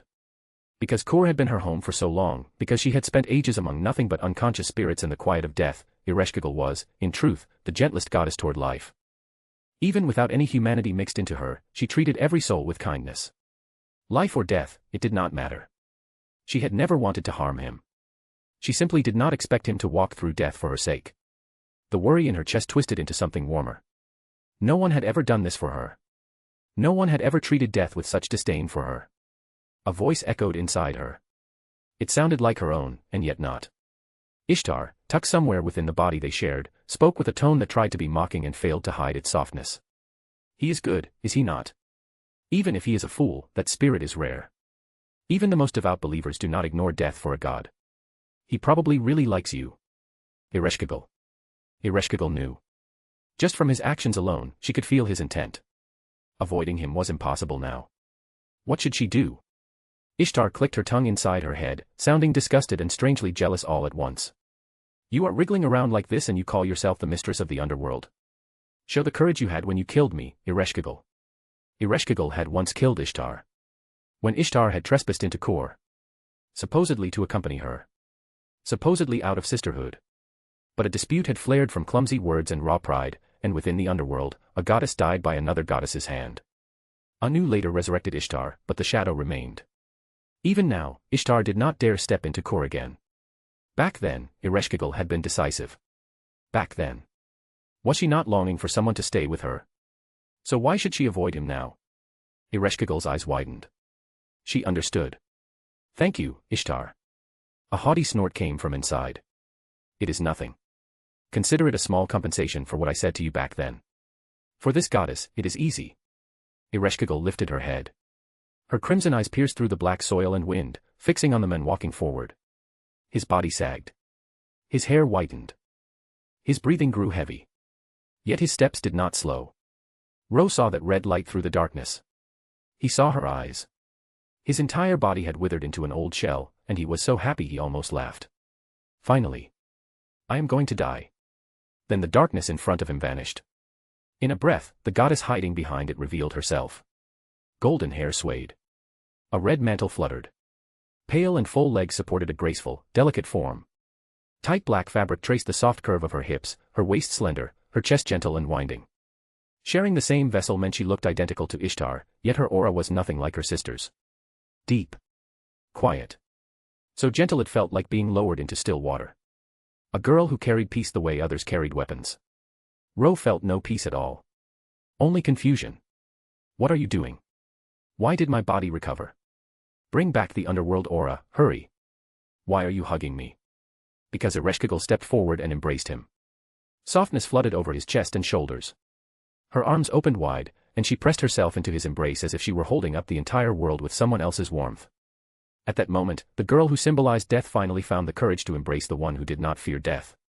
TL, check out my new fanfic, Soul Land, Thunder Dragon God, Dolua Dalu. Join Yu Tianlin of the Lightning Tyrant Dragon Clan on his rise to the top. No system, no shortcuts, just pure talent and hard-earned power. If you want classic Doluo energy with Thunder Dragon might, give it a read. p@trian.com/fanficlord03.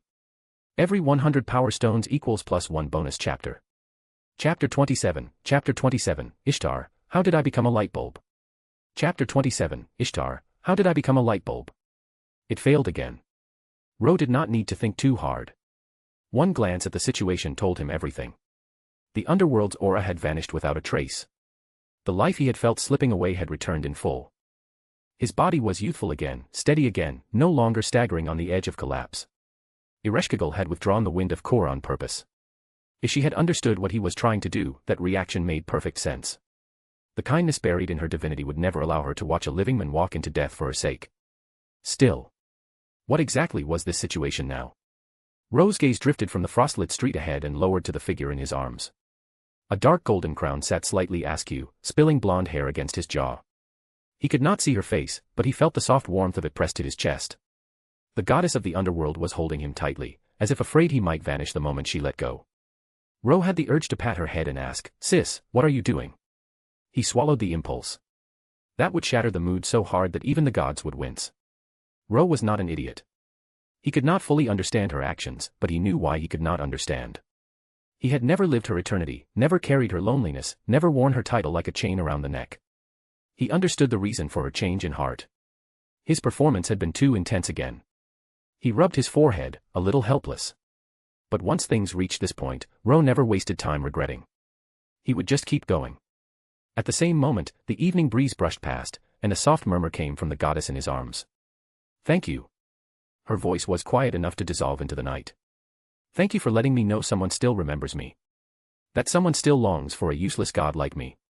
The heat against his chest made the rest of her feelings obvious. Nervous. Shy. Overwhelmed by something she did not know how to hold. Ro was no saint. His main goal was not romance. But if the world happened to hand him a beautiful story, he was not the sort to kick it away out of principle. A bond with a deity would not only be another proof of the road he had walked, it would be another piece of evidence that he was still human, not a hollow machine built only to chase death. And for Ereshkigal, gentle and kind in a way that made even gods look crude, he admitted he had a good impression of her. Unexpected, sure. But not unwelcome. "You really are useless." The words landed in Ereshkigal's ears like a stone in still water. She froze, then instinctively lifted her head. What she saw was a youthful, handsome face and eyes curved in a smile. "I mean it," Ro said lightly. What kind of god refuses to answer the plea of an admirer? What, I was afraid you could not bear it. Yes, that is all. She stammered through the excuse, then found courage inside it. I am the cruel goddess who symbolizes death. What right does a mere human have to face the embodiment of death? Ro stroked his chin, putting on a thoughtful look. Does the embodiment of death cry? Eh? Ereshkigal panicked instantly. She took 2 quick steps back and rubbed the corners of her eyes, almost frantically. There was nothing there. You tricked me. You are hateful. Her face went even redder. She looked like someone who had been caught trying to be brave. No tears at all. She had been played. If this were Ishtar, she would already be shouting him into the dirt. Same face, completely different wind. Ro spread his hands innocently. I did not lie. Look, did you not cry? Something sparkled in his palm. Crystal bright in the dim alley, like a tiny tear caught in moonlight. Ereshkigal blinked, stunned. At first glance it really did look like a droplet. But when she took it from him, she realized it was a small key sealed inside a clear crystal like frost and snow. A key that could open the gate to the human world. No matter what happened before, Ro said, from now on you will have the tears of the human world. Ereshkigal went blank, not sure what to say. Had he prepared this just for her? She curled her fingers around it, holding it tight as if it might evaporate. Then she nodded hard. Ro relaxed. He had made this key using the key of heaven's power. It could open a door to wherever the key was located. And it worked both ways. Ereshkigal could use it to try to step out of Kor. And if she was in Kor, Ro could use it to step in. Another road to death had just been paved. Ro felt very proud of himself. Ro's gift. I have received it. A blush returned to the goddess's cheeks. She rubbed the warm crystal gently, and her crimson lips curved into a rare smile. I also want to give Ro a gift. In the name of the goddess, I bless you so that from now on you will no longer be eroded by death and the underworld. This blessing is something I have never given before. Ro went silent. If I cannot be eroded by death, how exactly am I supposed to die in Kor? He was about to refuse when Ereshkigal, who had just stepped away, drew close again. The golden-haired girl rose onto her toes. Her fragrance drifted over him like a lullaby. Her slender fingers touched his lips. Then her moist crimson lips pressed gently against his knuckle. Ro's eyes widened. Her skin was flushed, glowing faintly in the moonlight. An immunity to death's erosion was not some casual divine favor. This was the underworld's most sincere wish, an affirmation reserved for someone the goddess truly cared for. Will you remember this moment? Ereshkigal closed her eyes, asking herself in silence. For her, this was beauty she had never tasted since her birth. No. She would not just remember this moment. Because of the key clenched in her hand, because of him, she would remember every moment from now on. Her lips lifted. The goddess of the underworld smiled, like a flower that had never bloomed in Kor. She has fallen already. Deep within the shared vessel, Ishtar sighed. It was not hard to understand. If she had been imprisoned in darkness for ages, alone for millions of years, and someone appeared who was willing to walk toward her even while dying, Ishtar's reaction would not be any better than Ereshkigal's. But thinking about it carefully. Suddenly, I feel so sour. Ishtar's teeth practically ached. She was southwest out of place, she might as well be a giant light bulb. Unfortunately, Ro had no idea what she was thinking. Even if he did, he was not about to tell the currently disembodied Venus goddess, you came at just the right time. p@trian.com/fanficlord03. Every 100 power stones equals +1 bonus chapter. Chapter 28, Gilgamesh is like a husky. Chapter 28, Gilgamesh is like a husky. The kiss on his finger lasted just long enough to steal his breath, yet vanished the instant his mind caught up. When Ro finally blinked back to reality, the girl in front of him was gone. In her place stood the Venus goddess again, her usual proud aura reasserting itself like a banner snapping in the wind. Humph, you got off easy, Ishtar said from several meters away. She had already taken a step back, arms folded across her chest, teeth bared as if she were about to bite his head off. The faint redness clinging to her cheeks betrayed her anyway. Of course she could not be calm. No matter how much she wanted to deny it, she and Ereshkigal shared the same vessel. After Ereshkigal's consciousness returned to the underworld, Ishtar inherited every lingering ripple of her sister's emotions. The more clearly she felt that softness, that warmth, that shy satisfaction, the more irritated she became. Next time, she declared, voice rising as if sheer volume could crush embarrassment, next time I will make you understand the beauty of this goddess. You had better clean your neck and wait. She vanished at once. It looked less like a dramatic exit and more like a hasty retreat. Ishtar needed to calm the throbbing in her body, and more importantly, to calm what that throb meant. Ereshkigal had already fallen. Ishtar refused to become the same. That would be the ultimate disgrace. Still, even a goddess had to save face at the end. Ro remained where he was, staring at the empty alley. He lifted a hand to his lips. The trace of that moment still lingered, faint and vivid. Night had already thinned. A pale streak of dawn cut the horizon, slipping between rooftops and chasing the last shadows away. He shook his head. Another night full of surprises. And honestly, it felt pretty good. Ereshkigal's blessing was a small inconvenience, sure. But there was no such thing as absolute immortality. History was full of heroes with blessings who still met unnatural ends. If anything, he could probably use the key of heaven to toggle the blessing on and off, turning a permanent state into something he could control. So his mood stayed bright. Enkidu is waiting. Let's go back. With that thought, Ro took a few steps forward, glanced back once more, then left the alley for good. Ha ha ha, as expected of the talent discovered by a wise and great king like me. Not even the goddess of the underworld could escape your influence. Ro had not even reached his courtyard door when that laughter slammed into him. He frowned, half worried the neighbors might complain. Then he remembered where he lived. The nobles of Uruk did not build compact homes. Their estates were wide, their walls thick, their courtyards deep. Even if someone heard, no one would dare say a word. Ro pushed open the gate. Morning light spilled into the spacious courtyard. Greenery crowded the corners. On the roofline, a figure stood proudly on the eaves, gleaming gold as he announced his nonsense to the sky. Ro rubbed his forehead and stepped inside. As he did, the front door opened beside him, and a familiar figure slipped out. Ro is back. Enkidu skipped toward him, emerald hair swaying, plain white robe floating like a soft cloud.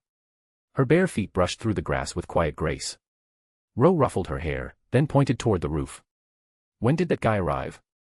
Just now, Enkidu said, tilting her head. Then he climbed up there and started saying inexplicable things. Annoying, but he seems interesting. She was still a little bothered by Gilgamesh's earlier hostility. Because Ro had interrupted their duel, the two of them had not reached the moment of true recognition. For now, the chain and the wedge could only meet through Ro, the key wedged between them. Up above, Gilgamesh finally noticed he was being ignored. You. How dare you disregard a king like me? His foot tapped once, and he jumped down from several meters high, landing on the grass as if the height were nothing. Ro gave him a sidelong look. I am not interested in entertaining a madman who starts barking before breakfast. A wild dog is a wild dog, Gilgamesh shot back, sneer sharp enough to cut stone. Training does not change nature. True. Ro nodded with exaggerated seriousness. For example, some wild dogs still cannot speak in a way ordinary people understand. Then he looked the king up and down. Gilgamesh was bare-chested, wearing only golden skirt armor, looking like he had walked out of a war mural and into someone's yard. Did you go see Siduri? She is my most loyal tool. If she falls, I lose conveniences. Gilgamesh turned his nose up. You are being tsundere. Ro clapped his hands, walked into the house, and Enkidu followed like a shadow. Gilgamesh snorted and came after them. The age of gods did not mean the furniture was comfortable. The house held only what was necessary. Tables, chairs, a jar of water. Ro poured a bowl and handed it over. My apologies for the poor hospitality, he said. But this should be enough to drink. It might also wash out the stench you have been firing since sunrise.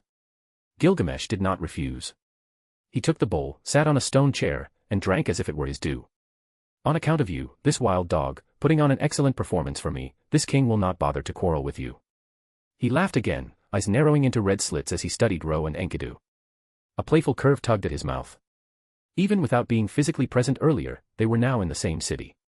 With his highest-grade clairvoyance, he could still glimpse what had happened, hazy but obvious.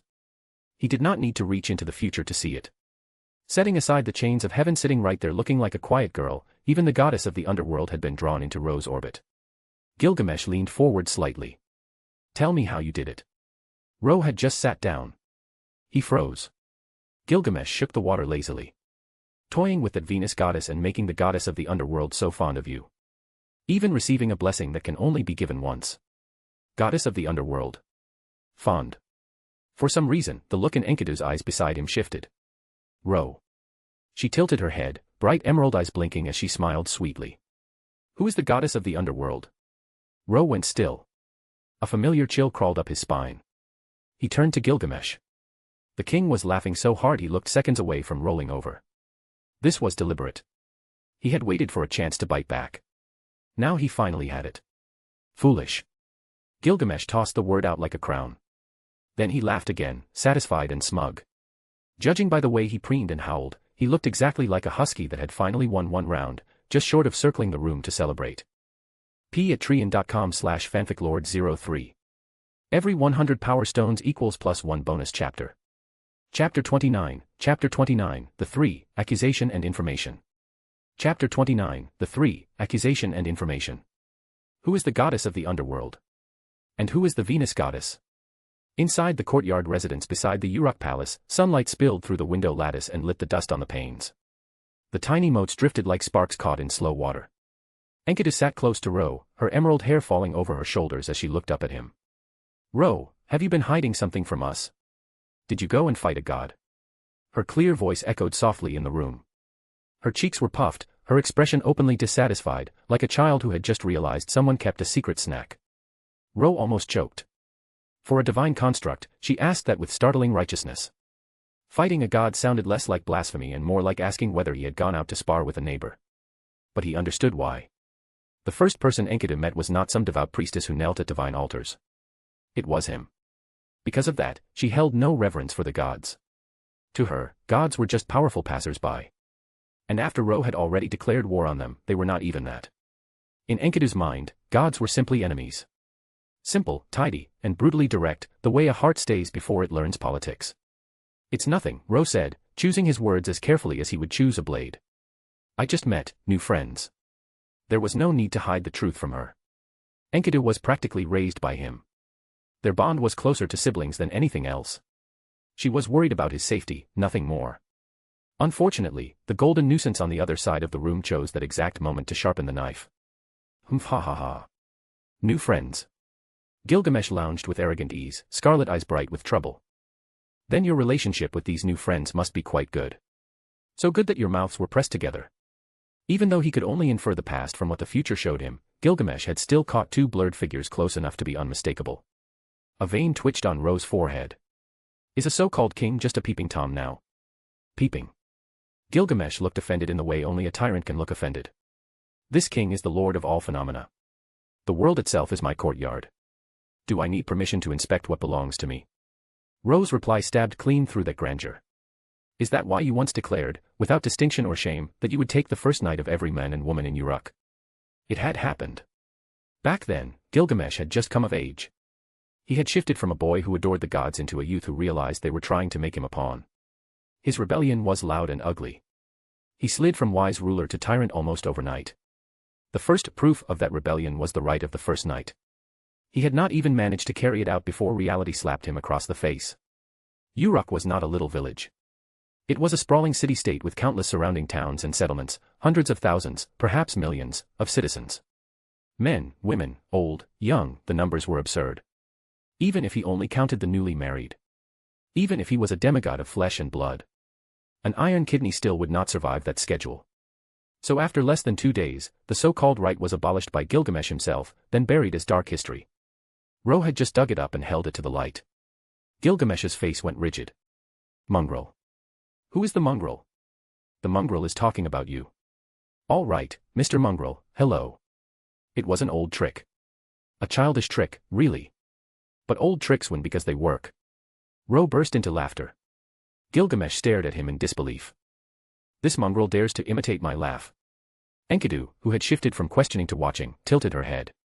She looked at Ro, then at Gilgamesh, then at Ro again. Her expression softened. This was nothing like the forest. Nothing like their previous quiet days. It was noisy. But maybe, not bad. The faint irritation she had held toward Gilgamesh diluted into something lighter. Enkidu smiled faintly and leaned against Ro, her posture small and trusting. Outside the window, the sun was bright and generous. The weather was perfect. The king argued with the sage on that day. The divine construct listened quietly to the wind and the murmurs of humanity. The original three met formally on that radiant morning drenched in sunlight. Yet the crisis stood right behind that warmth. The Epic of Gilgamesh. Bang. A heavy thud struck outside the door. The two bickering men froze at the same time and looked over. Enkidu straightened, green hair lifting like a silent warning. They saw a figure outside the doorway scrambling to her feet after falling from the sky. Fair bare arms gleamed in the sun. A red coat now covered most of her graceful body, its hem reaching past her thighs. Compared to her usual attire, she looked far more dignified and conservative.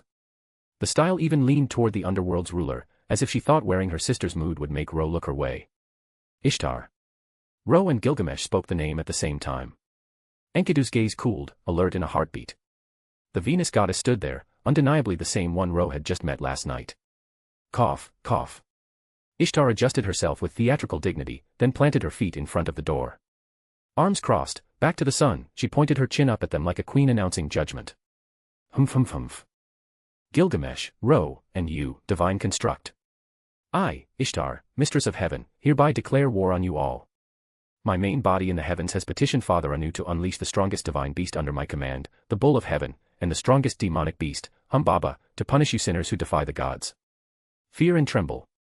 This is only a warning, a declaration of war. It is absolutely not a reminder. Do not misunderstand. All right. This was a reminder. Ro understood immediately. Humanity had infected the goddess too deeply to let her watch the world burn without flinching. The method was awkward, and the pride asserted itself so hard it bent into a pretzel, but the intent was clear. Ishtar had come to give them a heads up. Humans and gods were different. And the human part of her could not stay calm if a calamity this large truly descended. At the same time, in the heavens, a dimension above the human world, running parallel to the present age, where light was a law rather than a blessing. The gods gathered in their radiant hall, thrones aligned like constellations in judgment. I believe you have all heard Goddess Ishtar's opinion, Anu, king of gods, said from the head of the hall. Crown on his brow, scepter in hand, his hawk-like eyes swept the assembly. Since she is willing to yield the bull of heaven that lies under her authority, then I, Anu, sky god, declare it so. We shall inflict the gravest punishment upon those who defy the gods. I will release at once the strongest divine beast, the bull of heaven, and the strongest demonic beast, Humbaba. Gugalana, the bull of heaven, is the embodiment of the storm's vortex and the omen of drought. It will trample every inch of land and destroy every place it touches. Humbaba of the cedar forest is the resentment of countless silent souls, the embodiment of death. He will bring an eternal end to the living beings on earth. As Anu's decree fell like a stone into fate, two rays of light burst from the celestial hall. One was white. One was black. They descended into the present world together, landing in the east and west like closing jaws, flanking Uruk from both sides. p@treon.com/fanficlord03. Every 100 power stones equals +1 bonus chapter. Chapter 30, the demonic beast Humbaba and the bull of heaven attack simultaneously. Chapter 30, the demonic beast Humbaba and the bull of heaven attack simultaneously. 7,000 years ago, when a star hunter from beyond the firmament pierced the gods' foothold in the mortal realm, the age of gods began to ebb. Even now, though the deities still loomed high above in the celestial domain, they could no longer descend in their main body. Yet decline did not mean extinction. The age of gods was still here, only thinner, like a flame reduced to embers but not yet snuffed out. Ishtar's possession was one path. Other gods, even without suitable vessels, even if they could only momentarily inhabit a body like Aruru did, still had ways to reach down with their long fingers.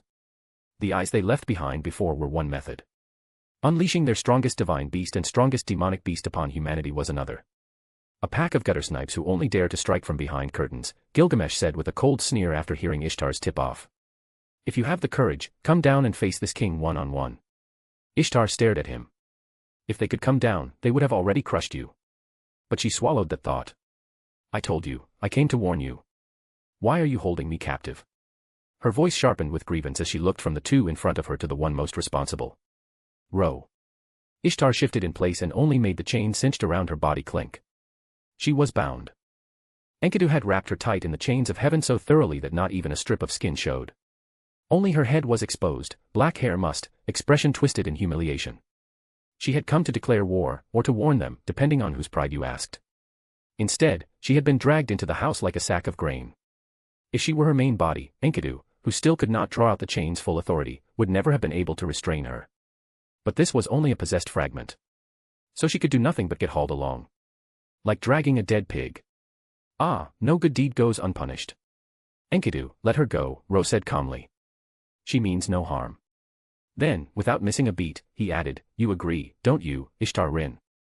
Ishtar's eyes widened. Gilgamesh leaned forward, scarlet gaze scraping her from head to toe, then cracked into a grin. So the humanity of your vessel is the one calling the shots. No wonder you look so manageable. He laughed, sharp and delighted. Humph ha ha ha ha. Is this what a goddess becomes? Pathetic. Truly worth a king's amusement. Ishtar's face flushed a violent red. She could not even find a retort. Still, Gilgamesh said, pausing, almost thoughtful. You are far more pleasing to look at like this than that arrogant, nauseating goddess you used to be. Enkidu obediently withdrew the chains of heaven. Ishtar crumpled to the floor. The hem of her crimson coat spread out beneath her like a fallen banner, calves tucked awkwardly as she tried to regain dignity. She drew a breath, lifted her crimson eyes, and met Enkidu's emerald ones. There's a disagreeable scent on you, Enkidu said with a faint smile. Ishtar shivered. Somehow that calmness was scarier than Gilgamesh's bark. But there is another scent mixed in. One that is not so disagreeable. Enkidu looked away as if stating a simple fact. If that scent stays on top, I will not lay a hand on you. The words were meant as reassurance. They landed like a threat anyway. Ro cut through the mood before Ishtar's spine could fully freeze. Enough. Explain it clearly, Mistress of Heaven. What exactly do you mean? Literally, Ishtar snapped back, forcing herself upright. She glanced at the three of them, then jerked her head away like she'd remembered her own pride. No, wait. I came to declare war. Why should I tell you anything? Her glare went straight to Ro. She had even changed into a coat closer to Ereshkigal's style, and he had still looked unimpressed, then let her get tied up. It was infuriating. Clang, clang, clang. Gold coins rained onto the floor. Ro retracted his hand from the gate of Babylon, the scatter of treasure shining bright as day. Now will you talk? If he remembered right, Tosaka Rin's body was a notorious money addict. Under that influence, Ishtar had developed a love for wealth that was hard to hide.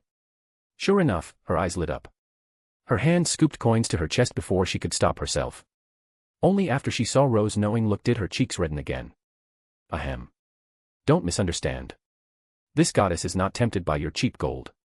She straightened her back, voice wavering under the weight of her own lie. This is mercy. I simply refuse to let you die without understanding why. Then she finally spoke plainly. You have committed acts that defied the gods. You know that, don't you? The gods, at the suggestion of my main body, will punish you. No, they will punish all of you, Ruck. So they are sending the strongest divine beast and the strongest demonic beast to strike at once. Correct, Ishtar said, blinking at Ro's tone.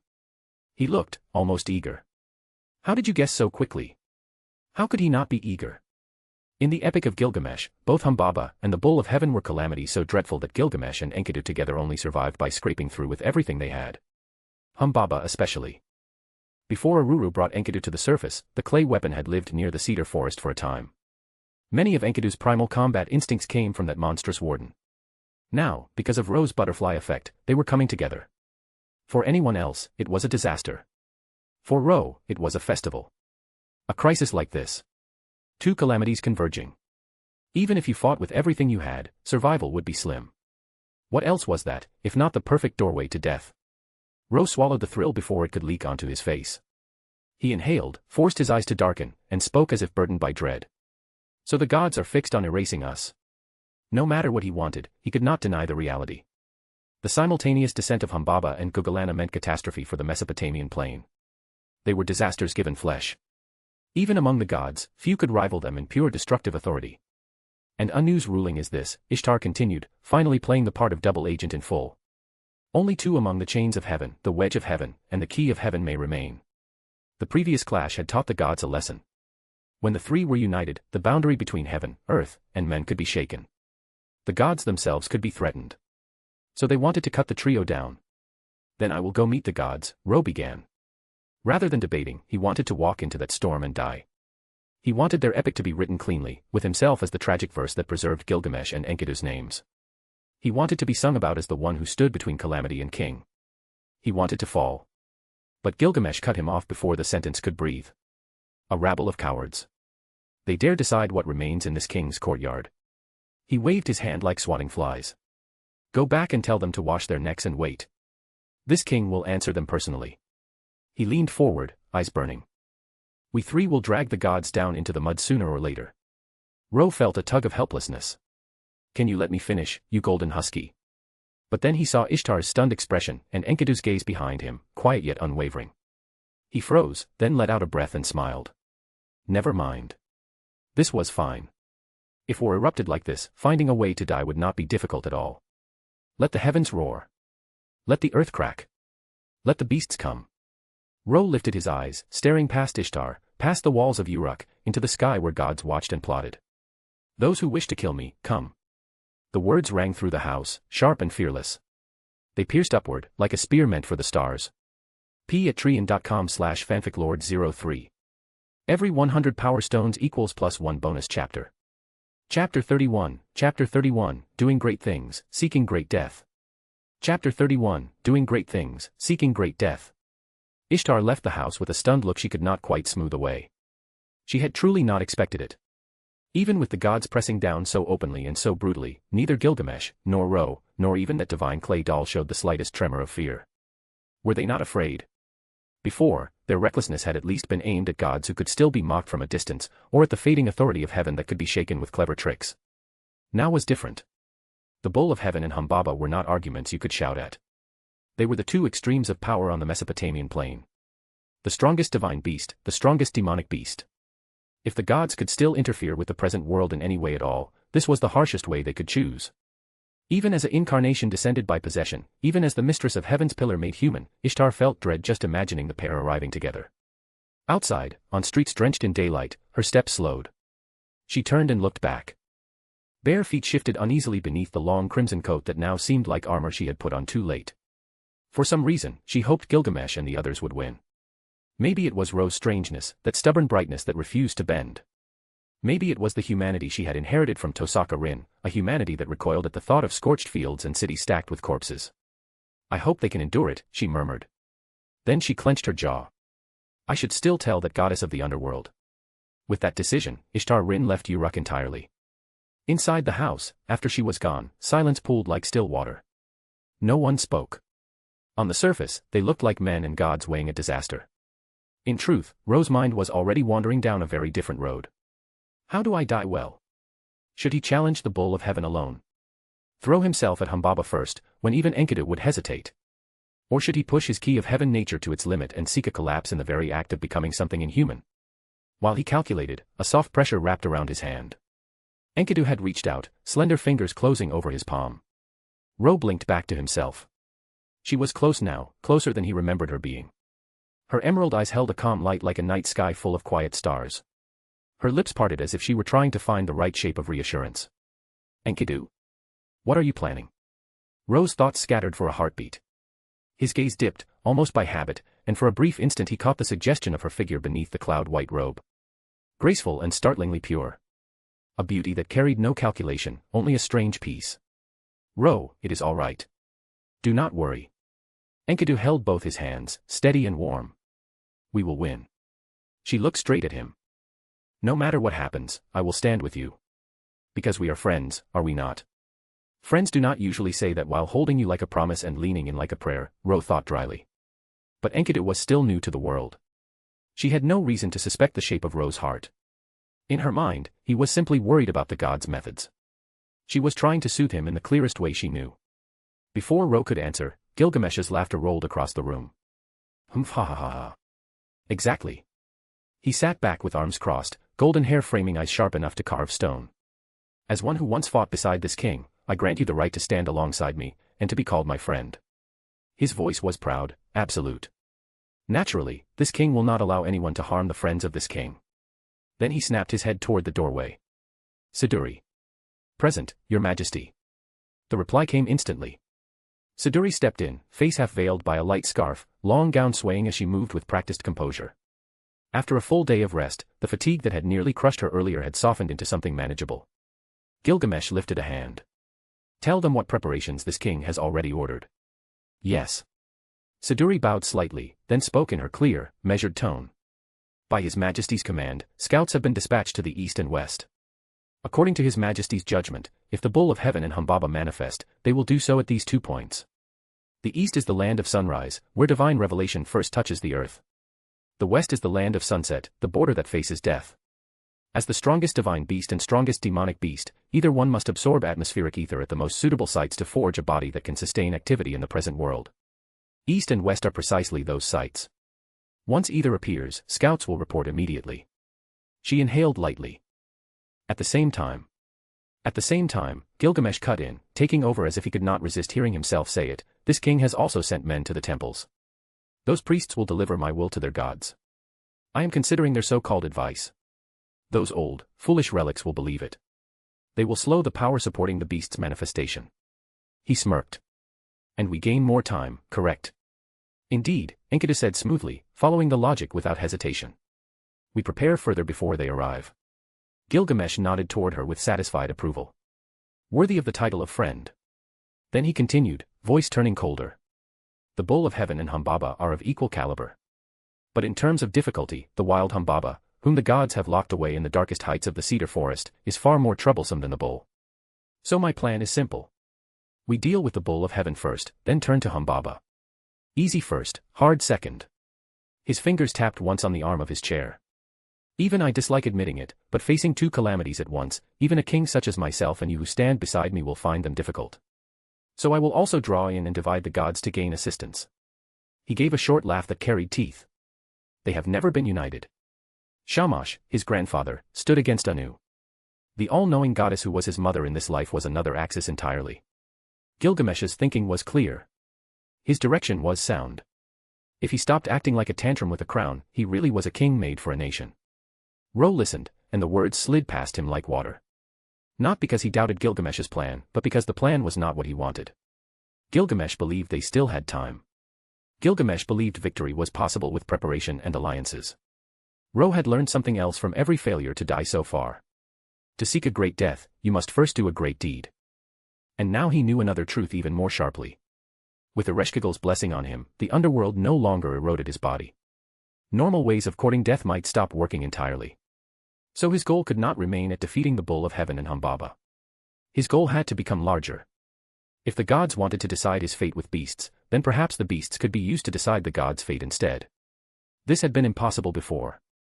Even with the three of them, dragging heaven down had been only a provocation. But if the entire Mesopotamian plain united, if every city, every tribe, every surviving remnant of this civilization gathered under one desperate will, then the weight would change. The Bull of Heaven and Humbaba were a crisis that could burn everything. Humans of this era would unite in front of such ruin. And when they did, the crisis could be turned into a lever. Ro's mind sketched it out in a single breath. He would use the key of heaven as a gate. The chains of heaven as the rope that anchored above to below. The wedge of heaven as the path. He would call on the underworld through Ereshkigal. He would call on the human world through fear, rage, and survival. He would complete what they had left unfinished. He would truly shake divine authority. He would drag the gods down into the dust. p@treon.com/fanficlord03. Every 100 power stones equals +1 bonus chapter. Chapter 32, Spreading Public Opinion and Inciting Terror. Chapter 32, Spreading Public Opinion and Inciting Terror. Even if it is the wild talk of a stray dog, this king will grudgingly give your idea a positive evaluation. After Ro laid out his thoughts, Gilgamesh fell silent for a moment before delivering that verdict. The words were sharp as ever, but his expression betrayed him completely. His eyes were bright, his smile eager, the sort of excitement only a true hero king could wear without shame. Ro's plan was simply more to his taste. Overcoming a crisis was fine, but turning that crisis into a spear aimed at heaven. That was the language Gilgamesh understood. If it were not impossible, who would tolerate being watched by those arrogant fools all day, he said, then laughed again, rich and delighted. This king looks forward to the faces they will make. Humph ha ha ha. Whatever Ro wants to do, I will support it. Enkidu's voice was gentle, but her meaning was unwavering. She would never oppose her friend. If Ro chose a road, she would walk with him to the end. Adjutant. Ro's proposal is worth attempting. Siduri spoke after a short pause. Compared to Gilgamesh's joy and defiance, Siduri's mind went straight to the foundations. She measured weight, risk, and consequence. Even so, she could not deny it. Ro's idea was not flawless, but it was the only path that might turn their danger into strength. Theory was one thing. Making it real was another. So she raised the critical question. How do we make the other countries feel this crisis? The Bull of Heaven and Humbaba were poised at Uruk's border. Their path would almost certainly be an advance from east and west, converging on the royal city. The devastation they carried was aimed at Uruk first, perhaps Uruk alone. What reason would the rest of the Mesopotamian plain have to move? Ro laughed softly. The gods say they sent the strongest divine beast and the strongest demonic beast only to punish us. Who believes that? Gods did not care for humans. Humans did not care for livestock. Promises from heaven were nothing but mist. Even at the height of the age of gods, treachery had been routine. They had faith because they had power, not because they had earned trust. Even if the kings and priests wanted to believe them, Ro continued, what about the common people? If they could choose, would anyone let their life hang on the moods of gods? Siduri blinked, still turning the thought over, but Enkidu spoke first. I understand. She brushed a strand of emerald hair behind her ear, her calm lips shaping clear words. No matter what the gods claim, if we make the other nations know the crisis of the Bull of Heaven and Humbaba, and make them believe it, that is enough. Public opinion. Public sentiment was like water, quiet until heated. Once it boiled, it could make lies feel like truth.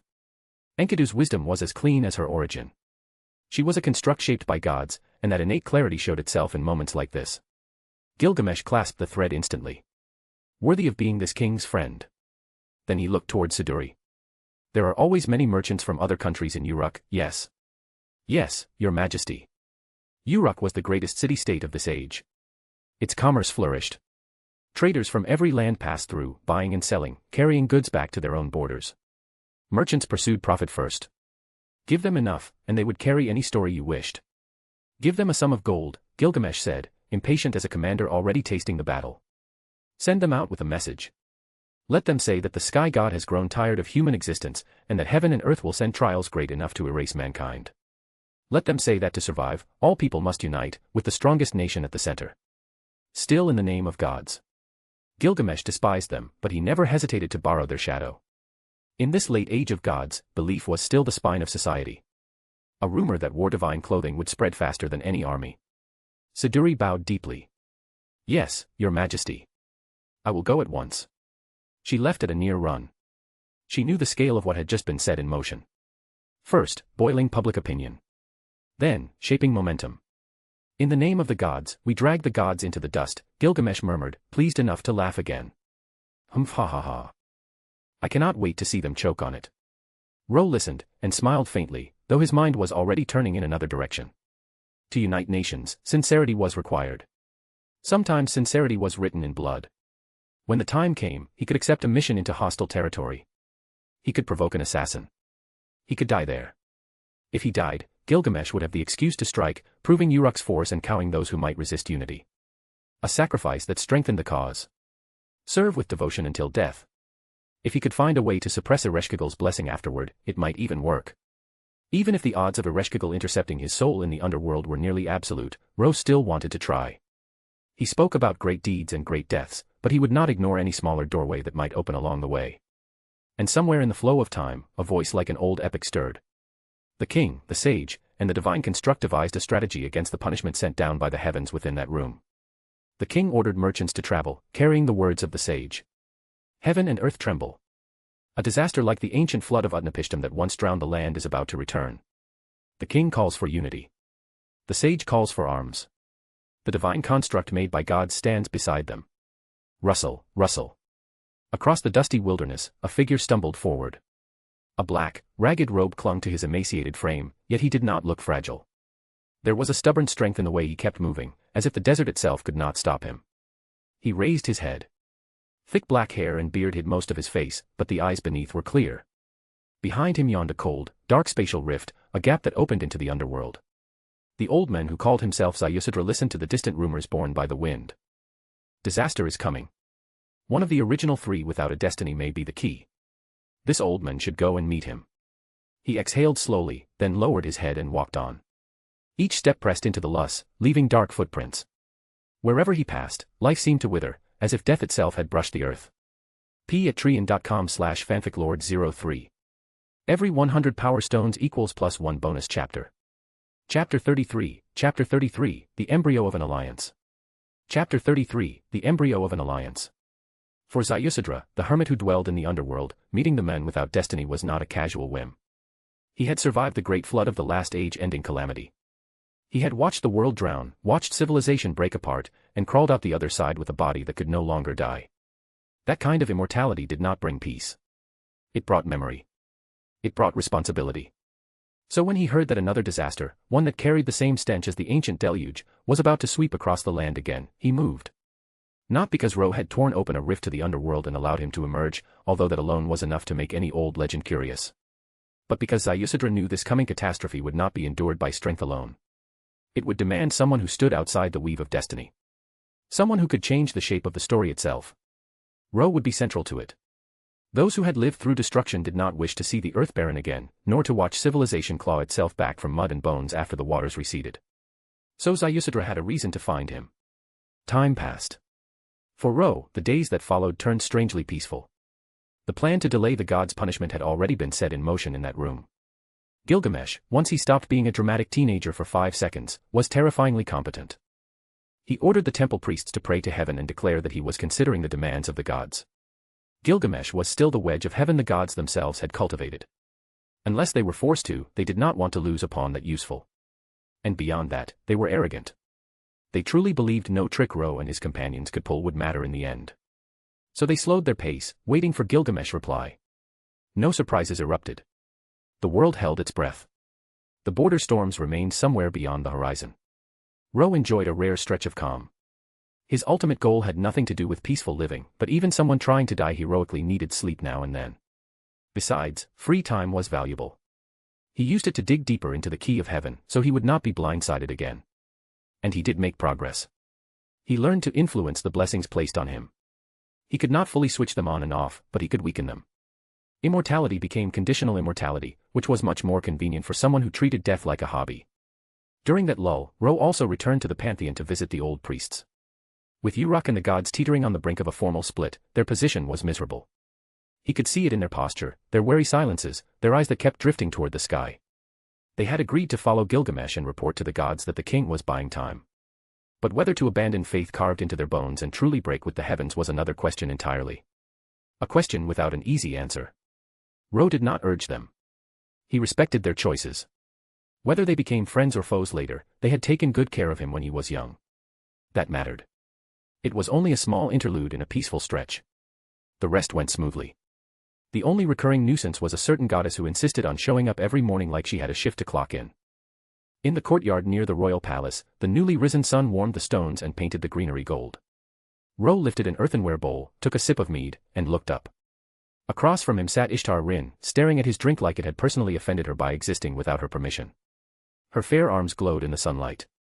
Her graceful figure was mostly hidden beneath a crimson jacket, far more modest than the usual mistress of heaven style. Above it, her long black hair was tied into twin tails that framed a delicate face and those predatory crimson eyes. Every day for the past several days had looked like this. She appeared early, planted herself at his place, and stared at him as if she were supervising a criminal. Unfortunately for Ro, it was always Ishtar. Ereshkigal had not shown herself even once. Cough. Ro, what do you want to eat today?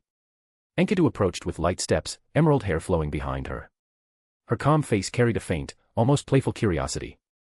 It is said that the closer one is to a divine being, the more delicious their taste. How about?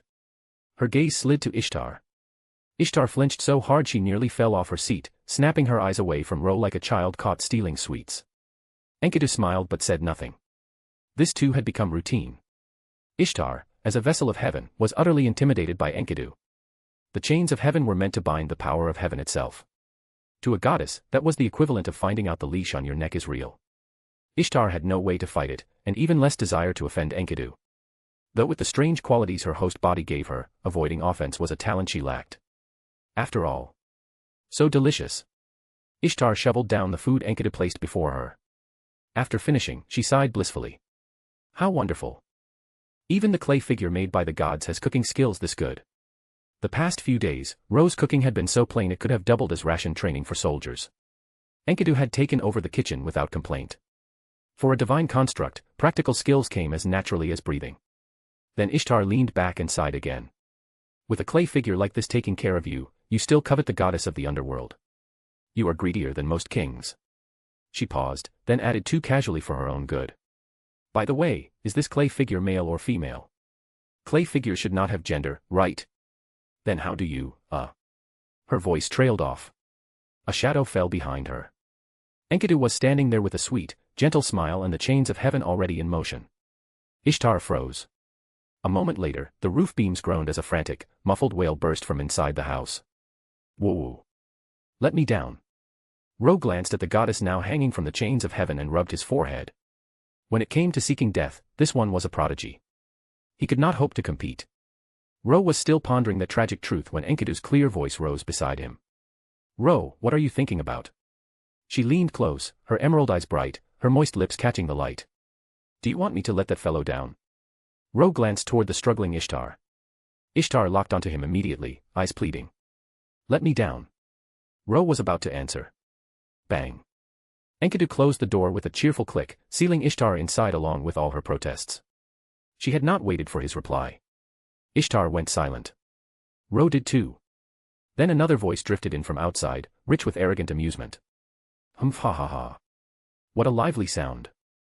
Gilgamesh strode through the entrance as if he owned the sky itself. Is this a welcome ceremony prepared in advance, knowing this king would arrive? Under Enkidu's serene gaze, Ro calmly took another sip of mead. He looked at Gilgamesh, then at Siduri walking in behind him. It is one thing for you, Gilgamesh, to come. But even Miss Siduri is here. She is busy every day. So there is something to discuss, right? They are insignificant rabble daring to challenge this king's authority, Gilgamesh said, dropping into a seat opposite Ro with arms crossed. Then his crimson eyes sharpened, and his grin turned feral. This king will soon let them understand that in all of heaven and earth, only one person is qualified to bark at this king who rules all creation. That makes my skin crawl, Ro muttered, rolling his eyes. But he already knew exactly what the hero king meant. p@treon.com/fanficlord03. Every 100 power stones equals +1 bonus chapter. Chapter 34, Zayusadra arrives. Chapter 34, Zayusadra arrives. During this stretch of days, Ro rarely left his home. Yet even without stepping outside, he could feel it. Uruk was the same Uruk only in appearance. Beneath the familiar streets and walls, something had already shifted. Ever since the conclusions reached in that small house began turning into real policy, the city-state had started moving in a new direction. The people who lived here were the first to notice. Each time they woke to a new morning of work and routine, they found more guards along the ramparts, and fewer strangers on the streets. The rise in guards was obvious. The threat on the borders demanded vigilance. The decrease in foot traffic came from the merchants.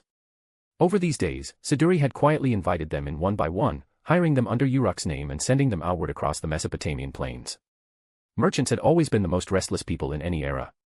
Even the remotest villages saw them eventually, so long as silver or grain could change hands.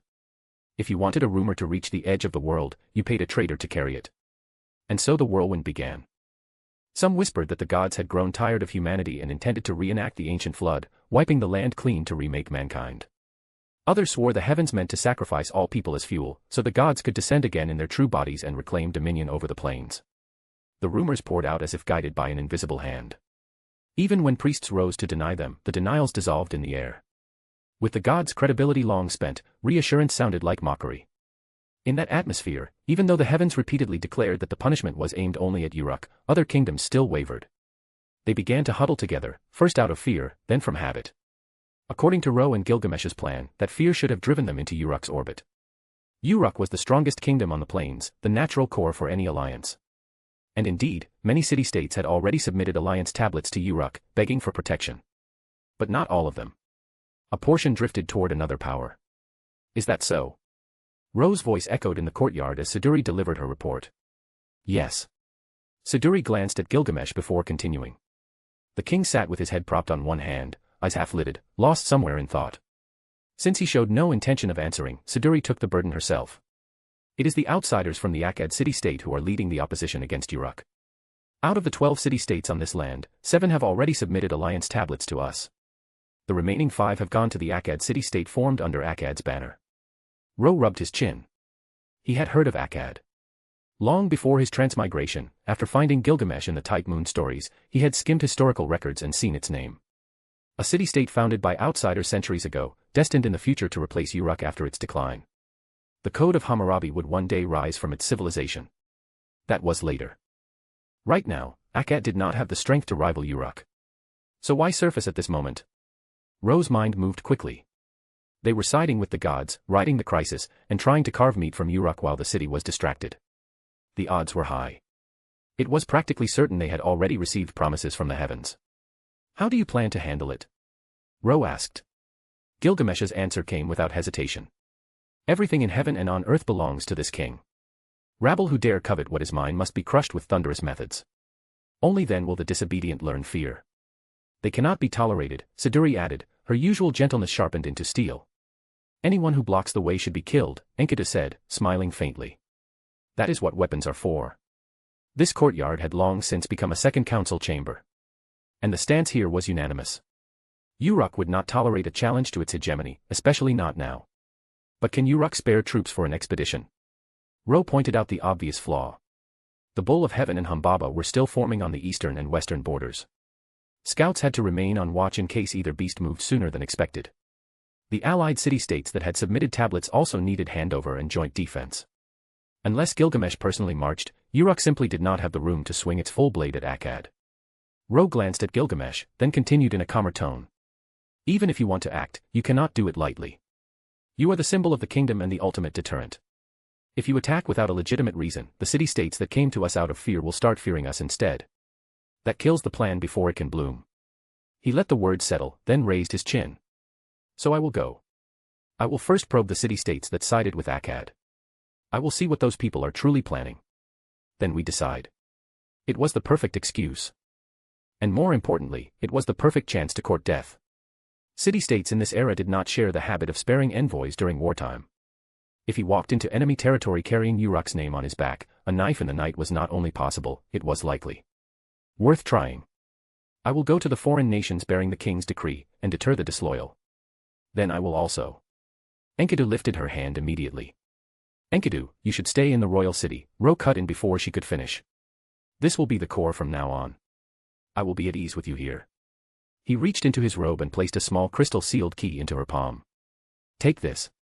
We can sense each other's presence through it. She looked reluctant, but she nodded, accepting the key. It would let them stay connected and let Ro know her status at all times. If anything went wrong, he would feel it instantly. Ro turned and tossed another key toward Gilgamesh. The king caught it with one hand, not refusing. Of course he had to wrap his acceptance in something unpleasant. A wild dog who just crawled back from scavenging in the gutter wants to wander out again. He wanted Ro to rest a few more days. He would never admit it outright. Ro snorted. Compared to me, you are more likely to die from exhaustion. Worry about yourself first. Do not think I have not noticed that since the plan was decided, you have been buried in the palace every day, annotating these matters all night. Gilgamesh did not deny it. The Gilgamesh who ruled by hand in his later years had arrived early, dragged out by irritation, ambition, and perhaps a sliver of responsibility he refused to name. Ro extended his hand. Give it to me. Gilgamesh blinked. Give what? The seal that proves I am Uruk's envoy. I am going to enemy territory. Without it, how do I prove my identity? The king's seal is in the Babylon treasury. Go find it yourself. Gilgamesh scoffed. Then, as if it cost him nothing, he added, since you are this king's envoy, this king will allow you to act under the prestigious name that encompasses the 4 seas. Well, thank you very much. Ro stood, waving him off. Who knows how many people you have offended out there with that foul mouth. I just hope I do not get beaten to death the moment I step outside. He turned toward the door. I will go prepare. I leave immediately. Better to move before night dragged on and those city-states decided to crawl back to Uruk on their own. He needed the risk, not the convenience. Then this king will also take his leave. Gilgamesh rose.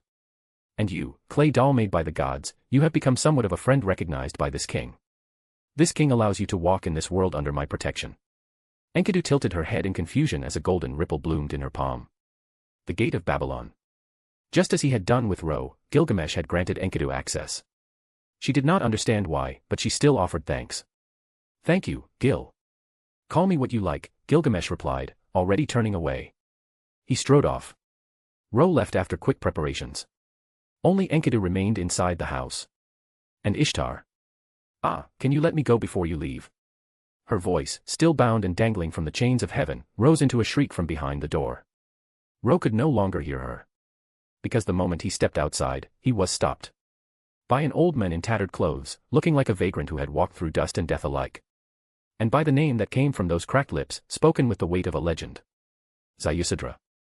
p@treon.com/fanficlord03. Every 100 power stones equals +1 bonus chapter. Chapter 35, The Chosen One. Chapter 35, The Chosen One. Zayusadra. Ro was genuinely thrown by the name. In Mesopotamian myth, Zayusadra was one of the few survivors of the world-ending Great Flood, an immortal who dwelled in the underworld. In the Epic of Gilgamesh as later generations recorded it, it was this very man who told the aged Gilgamesh about the herb of immortality, setting him on the road to seek eternal life. But for Zayusadra himself, this meeting was not chance at all.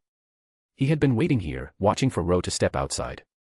Just like Gilgamesh, this hermit of the underworld had survived the prehistoric flood that shattered civilization and, in surviving it, gained immortality. And like Gilgamesh, he possessed a special eye.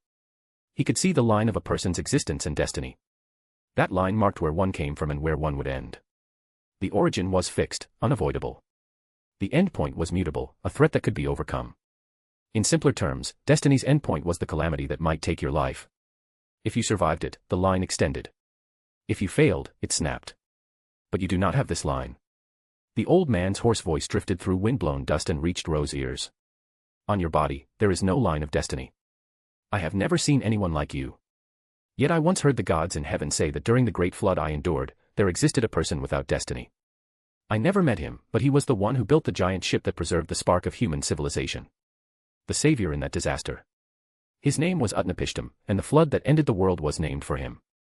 And now, I have already seen that the destiny of world destruction has fallen upon everyone again, except for you. Therefore, I believe you are a crucial person. One who will help this land overcome an unprecedented disaster.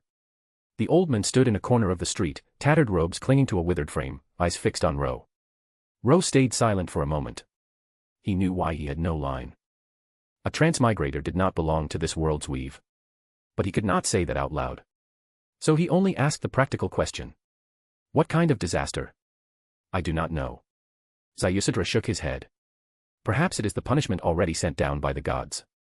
The strongest demonic beast and the strongest divine beast. Or perhaps something even greater. He paused, then added quietly. Of course, that probability is not high. The simultaneous descent of Humbaba and the Bull of Heaven was already the ultimate interference the gods could manage in this era. It could not compare to the old Utnapishtim flood, but it was more than enough to erase the surface of the Mesopotamian plain and fracture civilization again. Something greater would require the gods to shatter the era's limits and return in their true bodies. Or worse, for primordial deities to resurface. That was, indeed, almost impossible. Ro raised an eyebrow. So you want to protect me? Yes. Ziusadra's answer came without a breath of hesitation. This old man has lingered from ancient times until now. I know what desolation looks like after the world is cleansed. And I do not want to experience it again. Ro rubbed his chin. To others, Ziusadra was just a mythical immortal, a name tucked into old epic lines. To Ro, he represented something else as well. Ziusadra was also a possibility. The oldest assassin. In the Type Moon records, the king of Hassan, the one who held the apex among the 7 assassin classes in the Throne of Heroes, had once appeared in Gilgamesh's era under the name Ziusadra. That had been a distorted era, a singularity. But to appear there under that name, there had to be a link. Now, hearing Ziusadra describe his abilities, Ro could not help connecting the dots. The resemblance was too exact. That was why, after meeting him, Ro had brought him back to his residence. But I do not need your protection. After a brief pause, Ro refused the idea outright. I have already become the key of heaven. You should know that. The great power created by the gods, this old man certainly knows. Ziusadra nodded, acknowledging it, yet his tone did not bend. But no one is completely without weakness, not even you. The king of Uruk, and that divine construct, they also have weaknesses. This old man can guard your weaknesses.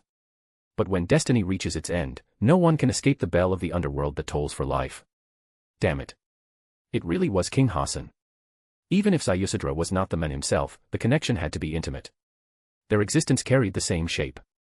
How could Ro, who sought death, allow someone like this to guard him?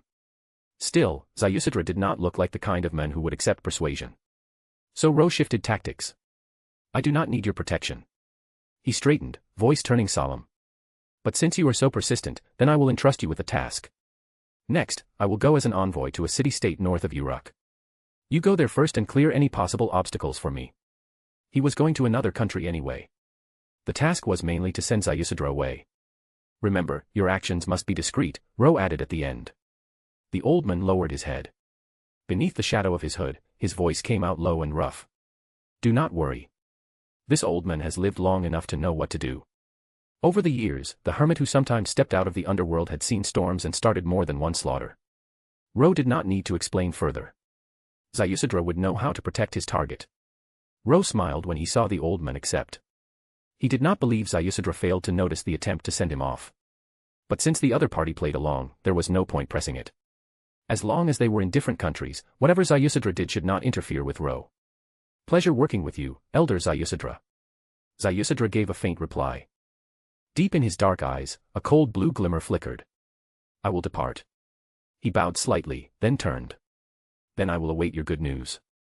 Ro watched him go. Ziusadra left the shadows and walked through the streets where sunlight and shade braided together. People flowed past him in noisy currents. His pace was slow. His movement was not. He crossed the city streets. He passed through the walls and gates. He stepped into the northern wilderness. There, the old man's figure seemed to stretch taller. Dark armor wrapped itself around him like night closing in, and a great sword of eerie blue iron appeared in his palm. He was conspicuous. He made no attempt to hide. This was Ziusadra's method of protection.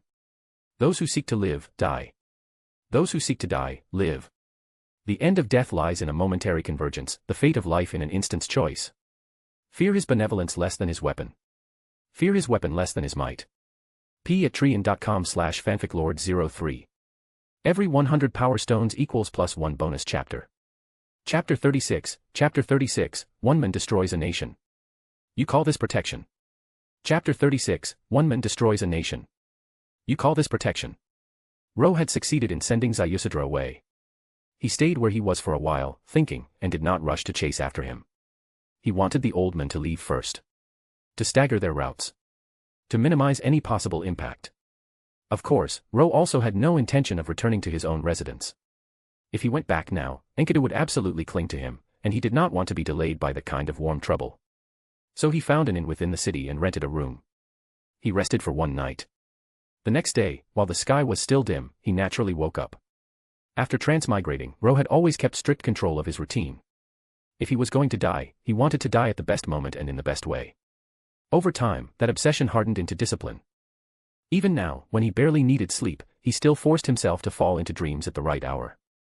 When the time came, he opened his eyes and rose without hesitation. He washed, tidied himself, and left the inn. The morning wind carried the chill stored from the night. Ro yawned, patted the dust off his linen robe, and walked forward along the empty street. On ordinary days in Uruk, especially without festivals, it was rare to see anyone at this hour. The lamps were faint and the horizon hazy. Ro paused and looked back. At the highest point of the city, only one place was still brightly lit, the royal palace where Gilgamesh often stayed awake into dawn. Ro shook his head and turned away. Sand swirled around his feet as he headed north, toward his first destination, a small city-state attached to the Akkad kingdom. During the trip, he also found the seal that symbolized the king of Uruk inside Gilgamesh's gate of Babylon. He examined it carefully, then resisted the urge to stamp every random object he saw and put it away. The king's seal held special authority. On normal days, any major decision in Uruk needed Gilgamesh's approval, and he would bring out this seal to mark it. Ro might bicker with Gilgamesh all day, but he did not want to see strange rumors become part of the legend later. For example, Gilgamesh personally approved the birth of sows amid his busy schedule. Or worse, some future storyteller twisting it into, what does one do when sows are in heat? Seek Gilgamesh in Mesopotamia. It was honestly funny. Which was exactly why he had to stop thinking about it. He inhaled, shoved the temptation back into the rippling gold, and looked ahead. The yellow sand stretched without end. The once hazy sky had turned dazzlingly bright. Ro had already left Uruk behind by a good distance, slowly nearing the small city-state. Yet before he even reached it, he felt something off. Along the road, it was too quiet. Ro stopped and scanned the surroundings. Sunlight washed over the fields. Yellow earth crisscrossed with grass and scattered trees. Nothing looked wrong. Still, the silence pressed on him. He decided to ask someone first. Ro wanted to be killed, but even jumping into a pit required knowing where the pit was. He closed his eyes, expanded his perception, and tracked the nearest human presence. A group of merchants was moving down the road, donkey carts creaking under heavy loads. When they saw Ro approach, dusty and alone, they did not make much of it. Countless merchants passed this route every day, and solitary travelers like Ro were even more common. As long as no one drew a blade first, the gods would bear witness, and the road stayed safe. "You are heading onward," one of them asked. "Yes. I am going to the city-state ahead." Ro named the place. It was the city he had mentioned yesterday when he sent Sayusudra away. Different destination, same road. The lead merchant, a rugged man with a brown beard and a white headscarf, frowned. "Then I advise you not to go." Ro blinked. "Not go. Not go." The merchant nodded, fear creeping into his eyes. "People are fleeing from there. Many people have already died." He spat to the side, then continued, voice lower. "It is said the nobles in the inner city all died." Blue flames lit up everywhere. "Nobles dying is no tragedy, they were arrogant bastards and we have swallowed plenty of humiliation because of them. But someone saw the culprit. A figure in demon-like armor, carrying a great sword. They heard him say, 'The ruler of the city, his destiny is fulfilled.' And then, in the name of Sage Ro of Uruk, I tolled a funeral bell for the city." Ro's scalp went cold. How could he not understand what happened? He had sent Sayusudra to scout the way and had even told him to be discreet. This was his idea of discreet. Using Ro's name as well. No. He had to stop this. If it continued, his reputation would spread through every kingdom on the plain. Then he would not get assassinated. He would walk into a city and find the ruling class kneeling in a neat row. After thanking the merchants, Ro sprinted toward the city-state without stopping. Soon after, dawn was still young. Mist from the Euphrates drifted over the land. From afar, he saw the city by the river, shimmering under sunlight like rippling water. Beside the rising sun, faint sparks of eerie blue light danced among the rooftops. Dong. Dong. Dong. A huge bell echoed like something dragged out of ancient myth. Ro quickened his pace. He could sense living people inside. If he could pull the target from Sayusudra's hands and explain this had nothing to do with him, he might still salvage a little of his reputation. He was one step too late. Inside the palace, sunlight cut through the window and illuminated drifting dust motes. There was no blood. No visible wound. Yet the body on the floor was dead all the same. Ro stopped in the doorway, staring at the tall figure holding the great sword. Where there is life, there is death. Where there is death, there is life. When the bell of fate echoes at the moment of conclusion, no one can stop it. Blue flames crawled along the air like cold fire. The armored figure wore a pale mask with horn-like protrusions, cloak trailing behind him like a funeral banner. He lifted the great sword. He brought it down. The last person's thread of fate was severed. No, leave some people. Ro's words came too late to reach him. Ziusudra turned his head and looked over calmly. Ro fell silent. Destroying a nation with one man. This was your method of protection. Being so discreet that you erase every witness. Precisely. Ziusudra's voice was righteous, almost serene. Being guarded everywhere means being unguarded everywhere. So being unguarded is the best defense. From this day forward, you shall strike awe into the nations of the northern realm. Who would dare to make a move? Make a move? Who the hell would dare to make a move now? TL, you can also check out my newly released fanfic, Bleach, Ichigo Takes Over the Soul Society. Just visit my profile if you want to read it. p@treon.com/fanficlord03. Every 100 power stones equals +1 bonus chapter. Chapter 37, Deterring All Nations. Chapter 37, Deterring All Nations. It had to be said that Ziusudra's approach was, in a blunt and brutal way, correct. He could not precisely grasp why Ro did not want him shadowing every step as a protector. Still, he did not insist. An immortal who had watched kingdoms rise and rot into dust understood something simple. Forcing himself into another person's rhythm only bred irritation. At that point, protection became a burden. Yet it was clearly difficult to satisfy Ro's wishes while also ensuring his safety. So Ziusudra chose the method most suited to him. He used Ro's name to erase a nation overnight, making every other kingdom quake with shock and fear, too frightened to move. Yes, they would not dare to act rashly anymore. But Ro could only swallow his bitterness. Was it really a good thing when all his opportunities were strangled before he even stepped into the pit? Lord Ro, this is the alliance treaty we have signed. Please review it. An aged, trembling voice spoke. Inside the royal palace of a northern city-state on the Mesopotamian plain, Ro stood on cool stone slabs washed in sunlight. He accepted the clay tablet from the king kneeling before him. The moment Ro's lips twitched into something that might have been a smile, the old man's knees went weak. He nearly collapsed face first onto the floor. Ro stared. This was the fifth and final city-state on his route. The rumor of Ziusudra destroying a nation's nobility in Ro's name had already spread through the north like wildfire. As rumor, it was full of exaggeration. But the core truth did not change. One city-state had been ruined in a single night. So whenever Ro entered a country, he was greeted with pageantry fit for a god and served with trembling, obsessive care. They were all small kingdoms. Each one feared being the next to vanish. Naturally, each one hurried to present an alliance tablet and recognize Uruk as their suzerain. These countries had followed Akkad in the first place because they believed Uruk was too busy to deal with them. They hoped to ride Akkad's coattails, seize a share of the chaos, maybe even leap from minor city-state into a regional power. But Ro's destruction of a nation proved something far more terrifying than Uruk's spare capacity. Uruk still had overwhelming capacity. Enough to erase nobles, officials, soldiers, and commoners within a single night.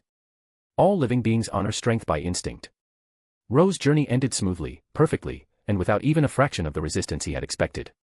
When he stepped out of the palace gate into the street, low buildings huddled under dust and sun, like people lying prostrate on the earth. Compared to Uruk, these cities were pitiful in scale and prosperity. But Ro was not looking at the streets. He was looking at the figure waiting beside the gate. The old man who had stayed close since the night of national destruction. It seems your journey was very smooth, Ziusudra said. His voice was hoarse and deep, like wind sliding through a tomb. Ziusudra had already discarded the monstrous armor and pale mask of his earlier assassin guise. He was once more a hunched old hermit in tattered cloth, stepping out from shadow like a wandering ghost. Not only these 5 city-states. Even Akkad has submitted an alliance tablet to Uruk. Now we can return. The old man's beard trembled with a smile. Then he looked at Ro, puzzled. But you do not seem happy. Happy? Ro felt the words scrape his throat like dry sand. Tears were churning somewhere deep in his stomach, but his face stayed flat. What is there to be happy about, he replied. Ha ha ha. Is it because everything was too easy, so it feels unreal? Ziusudra misunderstood instantly. It does not matter. Once you live as long as I have, you stop caring whether the world feels real or not. Having lived too long and seen too much, the world in Ziusudra's eyes had already taken on a different weight. Out of curiosity, Ro asked, how long have you lived? The great flood of ancient times was known to all, but its exact date was lost to myth. In the underworld there is no sun or moon, Nasuverse said, rubbing his chin under the hood. So this old man cannot say precisely. Roughly 5 or 6,000 years, perhaps. Ro went quiet. Nasuverse glanced at him and continued, misunderstanding again. Do not think too much. Long-lived beings are special remnants of the great disaster era. Now that the gods can hardly enter the world, such things are nearly extinct. As far as I know, in this vast plain there may be only 1 or 2 of such existences left. The chance of finding them is extremely slim. Do not covet what does not belong to you. Clearly, he thought Ro was pondering immortality. Never mind. Ro did not bother explaining. He patted his linen robe, shaking off dust. Then he looked back. At the palace gate, nobles, priests, generals, and the king still stood frozen, trembling, waiting for Ro to truly disappear before they dared so much as breathe. Ro paused, then let out a light laugh. Indeed, just as Gilgamesh said. He waved his hand casually. An alliance against Uruk. Nothing but a joke. A pack of petty individuals daring to call themselves eminent. His figure faded into the distance with that scornful chuckle. He arrived with every eye on him, a storm that made thousands bow. He left even more unrestrained, and still no one dared show the slightest anger. After all, his name could wipe out a nation overnight. He had become a terror across the northern lands, and even across the entire plain. Even if you gathered 10,000 soldiers, who would dare lift a blade in front of him? Humph, ha ha ha, truly worthy of being someone this king values. High atop the steps of Uruk's royal palace, Gilgamesh looked down at the 5 alliance tablets resting in the golden ripple of the gate of Babylon before him. Weariness tugged at his face, but the laughter that burst out was bright and satisfied. Ro had placed those tablets inside the gate of Babylon as a transfer point, allowing Gilgamesh to retrieve them instantly. Along with the clay tablets, Gilgamesh had also received reports about Ro's actions in the north. He looked pleased. More than pleased. Before he left, this king was curious what method he would use to deal with those scoundrels. Indeed, only such decisive and clean measures can display this king's glory. The lands ruled by this king should not be only warm and gentle. They must also carry the storm that destroys all disloyalty. Nasuverse smiled as well. To be honest, Ro had done brilliantly this time. He destroyed one city-state as a warning. After that, he was polite and courteous to the others. With destruction as the preface, his politeness was not seen as weakness. It became magnanimity. Strength, then mercy. Nasuverse knew herself. Even if she stood in Ro's position, she could not have achieved that balance. Not because she lacked ability. Because she lacked that strange, reckless spirit that Ro carried like a blade under his ribs. Still, she felt no unease. She had long understood Ro's uniqueness. Someone who could stand beside the king was always going to be like this. p@treon.com/fanficlord03. Every 100 power stones equals +1 bonus chapter. Chapter 38, Disaster finally arrives.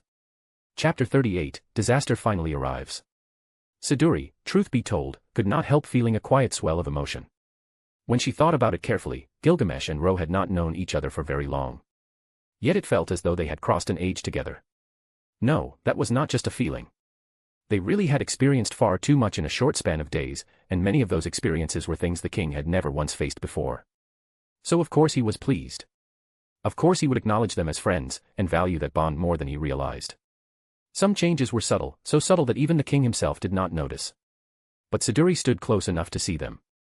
The sharp, impatient youth on the throne was being tempered by conflict, by companionship, by the weight of choice. Without anyone saying it out loud, he was growing into a ruler who understood more than conquest. It gave Nasuverse an odd sense of relief, the kind you feel when a storm does not break the roof, only sweeps the dust away. Then continue to convey this king's wisdom, Nasuverse. On the throne, Gilgamesh waved his hand, stored the alliance tablets, and spoke with his usual arrogance. Though they are merely barking strays, they are still friends this king has acknowledged. The deeds of those who stand shoulder to shoulder with this king, as glorious and great as this king, must naturally be put to use. Yes, my king. Nasuverse bowed, produced another clay tablet, and continued managing Uruk's affairs while the king dictated. His words came fast, and Nasuvere's stylus moved even faster. The eastern and western regions will each add 3,000 guards. Establish a post every 10 li and mark each one by lighting bonfires. All residents around Uruk are ordered to enter the city-state, or at minimum live near the city walls. Issue a royal decree to all city-states. Strictly organize all personnel and record every man, woman, elder, and child on clay tablets. Gilgamesh spoke with his eyes half closed, fingers tapping the armrest in a steady rhythm. Nasuverse did not miss a syllable. Still, she felt the king's thoughts today were sharper, faster than usual. Was it because he had matured through this strange season of crisis? Or because he was in a genuinely good mood? Her veiled gaze flicked toward him without meaning to. In the brief exchange of commands, the pile of tablets stacked beside her thinned out until only one remained. Siduri picked up the last tablet, read the report carved on it, and her expression tightened. My king, this final matter must be handled with caution. It concerns the bull of heaven and Humbaba. At that, Gilgamesh straightened slightly. Those two beasts, the symbols of the god's punishment, were the center of everything. They determined how much time they still had, and how heavy the coming battle would be. The divine beast bull of heaven and the demonic beast Humbaba have both begun to show their forms. There is still some distance before they fully materialize. So there is time left, Gilgamesh thought, keeping his face unreadable. But that is not the only issue. Siduri bowed with the tablet in hand, voice steady and grave. As they appear, the disasters they represent are already spreading. In the east, near the Euphrates, a drought has begun. No rain falls. The sun scorches without mercy. In 3 days the land has turned barren, and animals and crops alike are dying. In the west, the plain has suffered floods and earthquakes. Villages and settlements have been destroyed. The divine beast brought punishment from heaven. The demonic beast carried the fury of the earth. Their formation speed is increasing, but our preparations still need time. So, Siduri began. So we need to slow their manifestation, and only this king can do that, correct? Gilgamesh finished for her, a cold edge creeping into his tone. Humph. Those foolish gods are growing impatient. Siduri, issue every command I have given. He lifted his hands from the throne and rose. It is time for this king to set out personally. He meant to go east and west himself. He had been bound to the palace by endless affairs for too long. A fight big enough to shake the plain was exactly the excuse he had been waiting for to stretch his limbs. My king. Siduri stopped him, carefully. Enkidu, once he heard the news, has already departed for the west, to the cedar forest where Humbaba is forming. Gilgamesh sank back into the throne, slowly, eyes a deep crimson twist of shadow. His face remained blank. Enkidu said, Siduri continued, and her eyes flashed faintly as she relayed the message. As a weapon made by the gods, before he met Ro and gained self-awareness, he lived in the deepest reaches of the cedar forest in the divine realm, together with Humbaba, in the form of clay. He understands Humbaba well. His power is rooted in the earth. He can effectively seal Humbaba. Reasonable. Difficult to refute. At least the bull of heaven remained. Humph. Since he is also someone this king acknowledges, I will not punish the grave sin of stealing my prey before I could enjoy it. Then this king will go east. Gilgamesh started to rise again. In the next instant, golden ripples spread across the air before him. Siduri froze. The young king froze as well. His hand reached out on instinct, catching the clay tablet that fell from the ripple. Just like the 5 alliance tablets. This one had been sent by Ro through the king's treasury. Gilgamesh read the carving. Just passing by the east. I will handle the bull of heaven. Work hard, Gil. Crack. The tablet shattered in his grip the moment he finished reading. My king. Siduri had not seen the contents. She looked at him in confusion as he sat back down, expression shifting between thundercloud and knife edge. A mongrel. A barking stray. Daring to meddle with this king's movements. Gilgamesh was sure of it. Ro did this on purpose. He could practically see that smug grin on the man's face while carving those words. Damn it. No, wait, those were Ro's words. Fine. Everything in heaven and earth belongs to this king, including vocabulary. Gilgamesh inhaled slowly. Siduri. Continue. Yes, my king. She still did not understand what she had witnessed, but a servant's duty was obedience, not curiosity. She signaled for more tablets. Gilgamesh closed his eyes, then opened them again.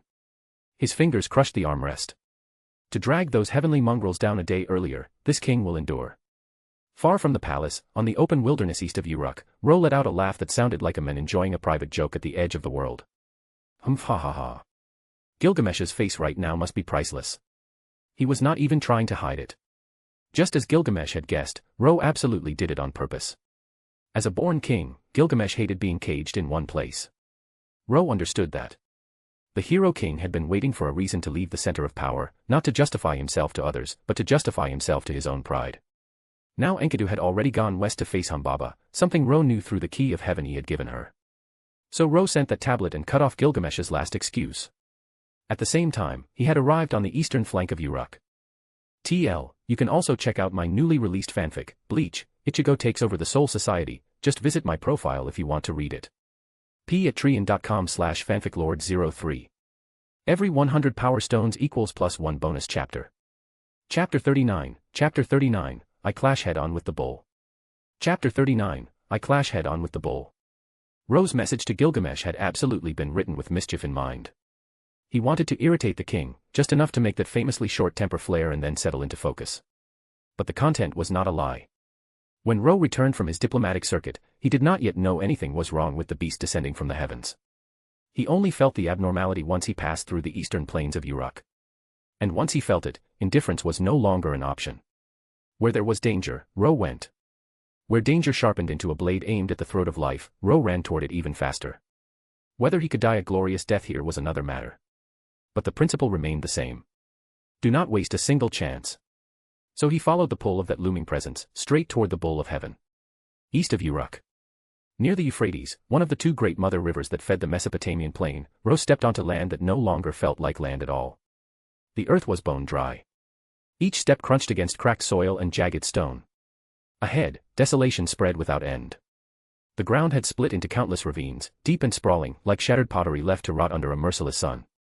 The sight alone made the throat feel dry. Ro slowed. He could not deny it.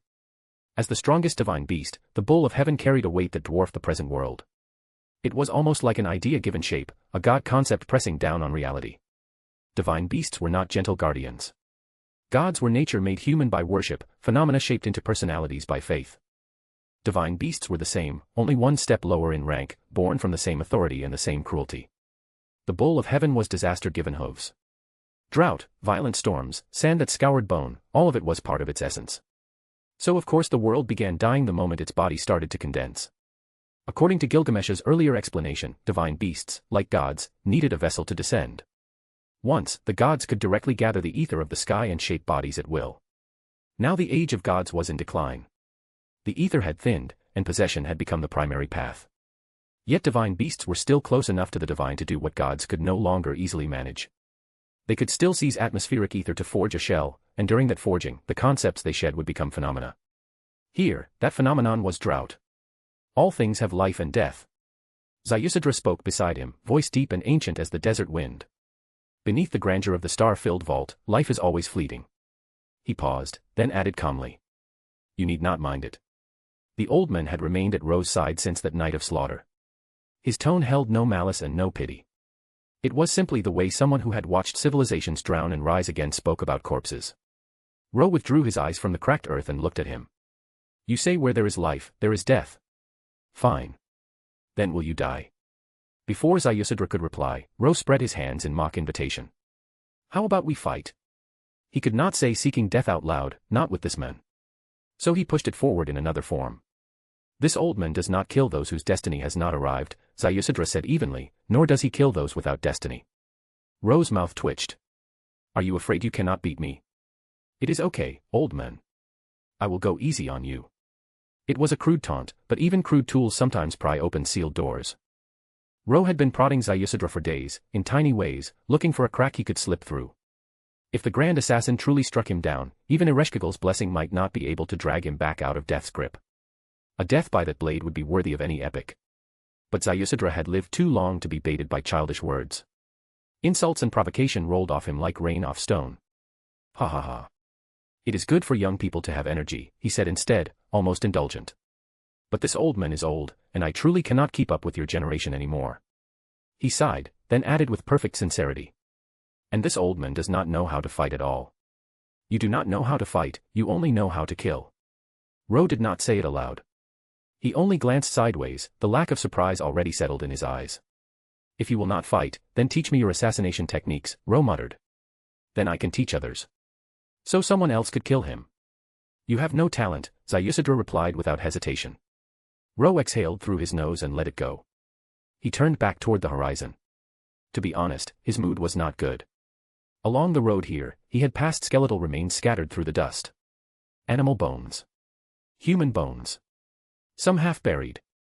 Some laid bare, bleached and broken. Natural disasters were always like this. 1,000 li of barren land, piles of corpses, lives erased without ceremony. He thought he had grown numb to that kind of thing. He had not. Seeing it with his own eyes struck far deeper than hearing it in a report. Shock came first, then the slow, bitter surge of empathy that no amount of cynicism could fully crush. Ziusadra's earlier words were meant for this. To the old hermit who had walked through the flood of Utnapishtim and lived, death on the roadside was only the usual cost of living in an age ruled by the divine. But Ro felt a reason to stop this disaster from spreading further, even if his own selfish end waited somewhere inside it. A sound ahead. Ziusadra's voice sharpened. His steps halted. Beneath the black hood, his ancient eyes lifted toward the distance. The sky was a brutal blue, clean as if washed. The sand plains ran out like an ocean under the sun. Then Ro saw it too. People.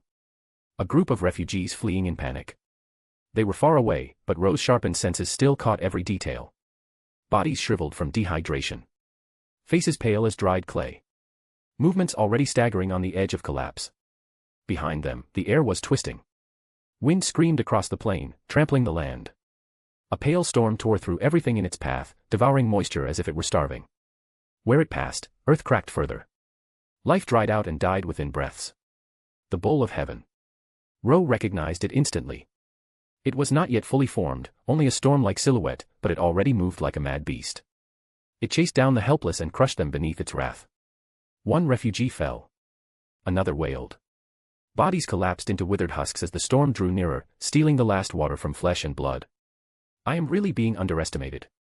Ro's lips curled, more irritation than fear. He glanced at Ziusadra. Old man. Want to go?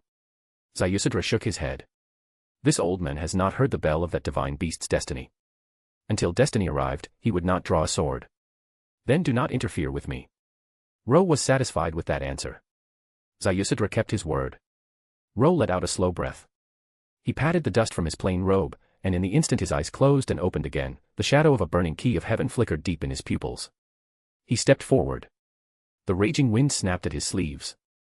The sand bit at his skin. An invisible door opened in the air before him. He seized it with both hands. Light gathered into a brilliant torrent, a colossal gate shaped from authority rather than stone. Ziusadra stood still, watching. Ro spread his arms and welcomed the storm's descent, as if he were about to clasp hands with calamity itself. Part of it was the usual hunger for death. Part of it was the anger he had been swallowing since his journey north. Those who wielded great power always looked down from above. It was the oldest cruelty in the world, older even than Uruk's bricks. Ro was displeased. He was displeased that non-human entities decided the fate of all living beings based on whim. He was displeased that they called themselves rulers of heaven while treating the earth like a toy box. O gods who unleashed the bull of heaven upon this world. Do you think only you possess power? His voice cut into the roaring wind. Mere scoundrels, daring to trample this land without restraint. Who gave you the courage? The words did not plead. They mocked. Ro stepped forward again. Thunder slammed through the plain. The fleeing refugees looked back, half in terror, half in disbelief. What they saw was something no one in their lives had ever imagined. A wall of light, vast as a door to the sky, blocked the howling storm. Above it stood a single figure, arms spread wide, unmoving. A flesh and blood body raised against a natural disaster that was still condensing into divinity. Then they collided. p@treon.com/fanficlord03. Every 100 power stones equals +1 bonus chapter. Chapter 40, he dies like a firework, and will be reborn with the rising sun. Chapter 40, he dies like a firework, and will be reborn with the rising sun. A tremendous roar rolled across the desiccated plain. The pale storm spun like a living thing gone mad, slamming itself again and again into the gigantic barrier that had unfolded in front of Ro. Each impact came with a shriek that sounded less like wind and more like pain. The refugees who had been running for their lives stood frozen. Who was that? Who could stop a natural disaster with nothing but flesh and blood? Shock turned their minds blank, and while they stared upward, an old, heavy voice spoke beside them. It seems your destiny has not yet arrived. They jolted and turned. An old man had appeared at some point without them noticing. He wore a tattered black hood and leaned on a wooden staff. His beard was wild, his posture hunched, and his presence was like a shadow that belonged nowhere under the sun. You, who are you? Someone stammered. Even a fool could tell this man was with the one standing against the storm. Neither of them were ordinary. Who this old man is does not matter, Ziusadra said, lifting his lined face from beneath the hood. What matters is that you should be grateful to the one who allowed your destiny to continue. He raised his staff and pointed skyward. Everyone followed the gesture back to Ro. His robe snapped violently in the gale. His arms were spread wide. The pressure he was enduring was so immense that the air around him seemed to tremble. After his recent research, Ro had grown far more proficient in the key of heaven's authority. Simply blocking the bowl of heaven did not even require the gate of Babylon. He had opened the space before him into a door, then sealed it. Once shut, that door became an absolute barrier, vast enough to stop calamity. If his only goal was restraint, this would have been easy. The bowl of heaven had not fully descended yet. With the key of heaven, Ro could have locked it into a single region and dragged out the fight at his leisure. But that was not what he wanted. He had waited too long for a moment like this. He was not here to be careful. He was here to answer the gods in the only language they respected. The roaring grew harsher. The storm swelled even more violently. Ro did not retreat. He kept one hand braced against the barrier. Then he raised the other and pointed to the heavens. Gold rippled outward. The gate of Babylon manifested. Dozens of portals opened in the air. Countless swords poured from them like a rain of judgment. They fell straight down. Streams of light erupted, each dragging chains that spiraled and coiled through the air. They pierced into the storm as if it had flesh and blood, then bit deep. The chains of heaven tightened. Moo. The bowl of heaven was not fully formed, but the descending main body had already poured part of its essence into this storm. It let out a cry that carried real pain. Bound by the chains, the storm began to take shape. A bull outlined in cloud and wrath emerged, huge horns thrusting into the sky, hooves stamping again and again at the dying earth. Its eyes locked onto Ro. Below, the refugees were too terrified to breathe. Then someone whispered, voice shaking. Wait, golden light, chains. That is Adjutant Ro, the one who suppressed the demon beast in the west before. Adjutant Ro. The friend of the king. The great figure who annihilated a nation overnight. Is it truly him? Recognition spread like sparks. Zayusadra remained still, staff resting against the ground, his silence heavier than any answer. Ro's fame had already traveled far. After the incident of a city-state wiped out in a single night, there was hardly a soul on the plain who had not heard his name. Yet Zayusadra's eyes were not on the crowd. They were on Ro. Under the hood, a faint blue light flickered. The hermit who had lived since the last world-ending flood could see the violent power boiling within Ro's body. It was not the rise of energy before a clean release. It looked like a star about to collapse. Ro intends to grievously wound the bull of heaven at the cost of his own limits, Zayusadra realized. Even if death by exhaustion came first, Ro would erase the bull of heaven's influence entirely. A resolve sharp enough to cut his own life in half. Those who seek life die, those who seek death live, Zayusadra murmured in his heart. Such courage, no wonder he can become a savior in disaster. He understood. He did not understand the joy in Ro's chest. Ro felt a fierce satisfaction, like a splinter finally torn from the soul. He had vented everything he had been swallowing. And he felt something sharper than joy. Excitement. This moment was perfect. To push beyond limits. To burn himself dry. To force the bull of heaven, weakened and enraged, to strike down the friliest version of him after he exhausted everything. Only a being like the bull of heaven could make that death feel inevitable, natural, worthy. His robe whipped in the hurricane. He laughed, bright and reckless. Humph ha ha ha. Beast, are you afraid? Moo. The bull's cry did not deny it. Fear flickered in that roar. It was not fear of a man. It was fear of a madman who would tear down the heavens even if it meant tearing out his own spine with them. The bull of heaven had not fully descended. Its manifestation could not be interrupted. But that did not mean it could not be wounded. If the impact reached far enough into its essence, pain would come. Injury would come. Even death. Instinct screamed at it to turn and flee. But it could not move. The chains of heaven pinned it in place. Divinity existed within it, and the unformed power in its descent was not yet enough to break a divine restraint. So in that instant, Ro lifted the hand holding the barrier open. He ignored the depletion tearing through his body. He forced the key of heaven beyond its limits. The ground beneath him became another colossal door. He drew all the dust upon that door, all the concept of drought, into his palm. Below, the refugees felt it first. The air grew heavier with moisture. A man stumbling over cracked earth saw water spill from a spring that should not exist. Someone collapsed and gasping lifted their face as sweet rain fell from above. The downpour thickened into a torrent. The hard ground softened, then darkened, then burst with green.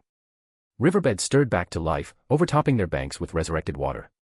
All of them looked upward. They saw the lone figure standing between them and the storm. They did not know his name. They did not need to. They would remember this moment. That once, a human body had stopped calamity. Ro believed that too. That even after thousands of years, people would still speak of the day a man held the vast earth in a grain of sand and shifted the stars. That was enough. Boom. The power he had damned within himself burst like a broken floodgate. Endless brilliance drowned the world. Moo. The bull of heaven screamed, a desperate shriek dragged from it by annihilation. In terror, it charged instead of retreating, raising its cloud-like horns into the light. For an instant, the world went white. From afar, the falling streams of light bloomed like flames, scattering across the sky like 1,000 flowers of judgment. The bull of heaven vanished. The storm that had taken so long to condense was dispersed in a breath. Only wisps of cloud remained, drifting weakly in silence. Then something fell from the brightness. A figure. He landed standing. His robe still fluttered in the lingering wind. But his eyes were closed. His body had no breath. Lord Ro. Someone whispered, voice hollow. What happened to him? He is dead. Ro was dead. He died without hesitation. He died with a resolve that never once looked back. That death was splendid, burning bright, warm as the sun. The crowd stared in disbelief. Only Zayusadra remained calm. Because he knew. He died like a firework. And he would be reborn with the rising sun. Ro, why are you here? A clear voice sounded in his ear. Ro opened his eyes with the slow resignation of someone woken from a dream they had finally enjoyed. Before him was a throne built from piled wreckage. Upon it sat a girl with flowing golden hair. Her crimson eyes were wide and startled, as if she could not tell whether she was seeing a ghost or a trespasser. She blinked once, then asked softly, half confused, half surprised. Are you here to see me? Ro. Ro stared. Ro. p@treon.com/fanficlord03. Every 100 power stones equals +1 bonus chapter. Chapter 41, The Underworld Never Needs Flowers. Chapter 41, The Underworld Never Needs Flowers. When he faced the bull of heaven, Ro had deliberately shut off the blessing Ereshkigal had placed on him. If he had not done that, he would never have managed to die at all. Even after pushing himself to exhaustion and taking the bull of heaven's furious charge head-on, as long as his body remained even partly intact he would have only passed out for a while. But now he was dead. And the scene in front of him, the one he was currently forced to witness, was equal parts amusing and maddening. Even though he had already guessed this was how it would go. Why aren't you saying anything? The goddess seated before him, Ereshkigal, grew inexplicably shy under his silent stare. Did he notice? Did he notice that she had been watching him all this time? Ereshkigal had met Ro once before, and ever since then she had been waiting for the chance to see him again. As the ruler who constantly faced the souls of the dead, she could touch the purest parts of a person the moment life ended. In that sense she was the most human of the gods. And, in another sense, she was just a lonely girl. Easily moved. Even easier to cling to a sudden impulse of emotion. When she remembered what had happened last time, that closeness that left no space between skin and skin, her heart started racing again. Worry, fear, shyness, hesitation, and beneath all of it a dangerous desire to feel that warmth again. But even after learning Ro's feelings, she still feared that what she had done before might have disgusted him. So she had not appeared in front of him again. Instead, she watched. From the deepest reaches of the underworld. From within her own temple. If she had not been watching, she never could have pulled Ro here the very instant he died. He must have chosen death to meet her, right? Otherwise, why would he refuse her immortality blessing? Even though she knew thinking this way was shamelessly self-centered, a maiden's heart never stopped dreaming. That's right. Ro said it plainly, because he could see exactly where her thoughts were spiraling. Ereshkigal froze, then her face flushed red all at once. I came to invite you, Ereshkigal. Since he could not die for real, he could not tell her to let him die. Saying that outright would immediately attract the counter-force's attention. So he had to think about the next opening. Or maybe a way to die without entering the underworld at all. But right now. Come with me again, to the human world. Ro smiled. He would use this chance to do something else. When Ro opened his eyes again, he could not help but stiffen. He was still lying where his corpse had fallen after the battle with the bull of heaven. The land that had been purged of drought now surged with life. Lush green spread once more across the plain. Time ran differently between the underworld and the surface. When he died, dusk had been sliding down the horizon. Now what greeted him was morning, the rising sun. Before him were countless eyes.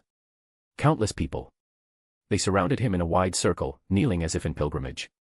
Lord Ro, you're awake. The moment his eyelids lifted, someone called out. Like a boulder dropped into water, the crowd erupted.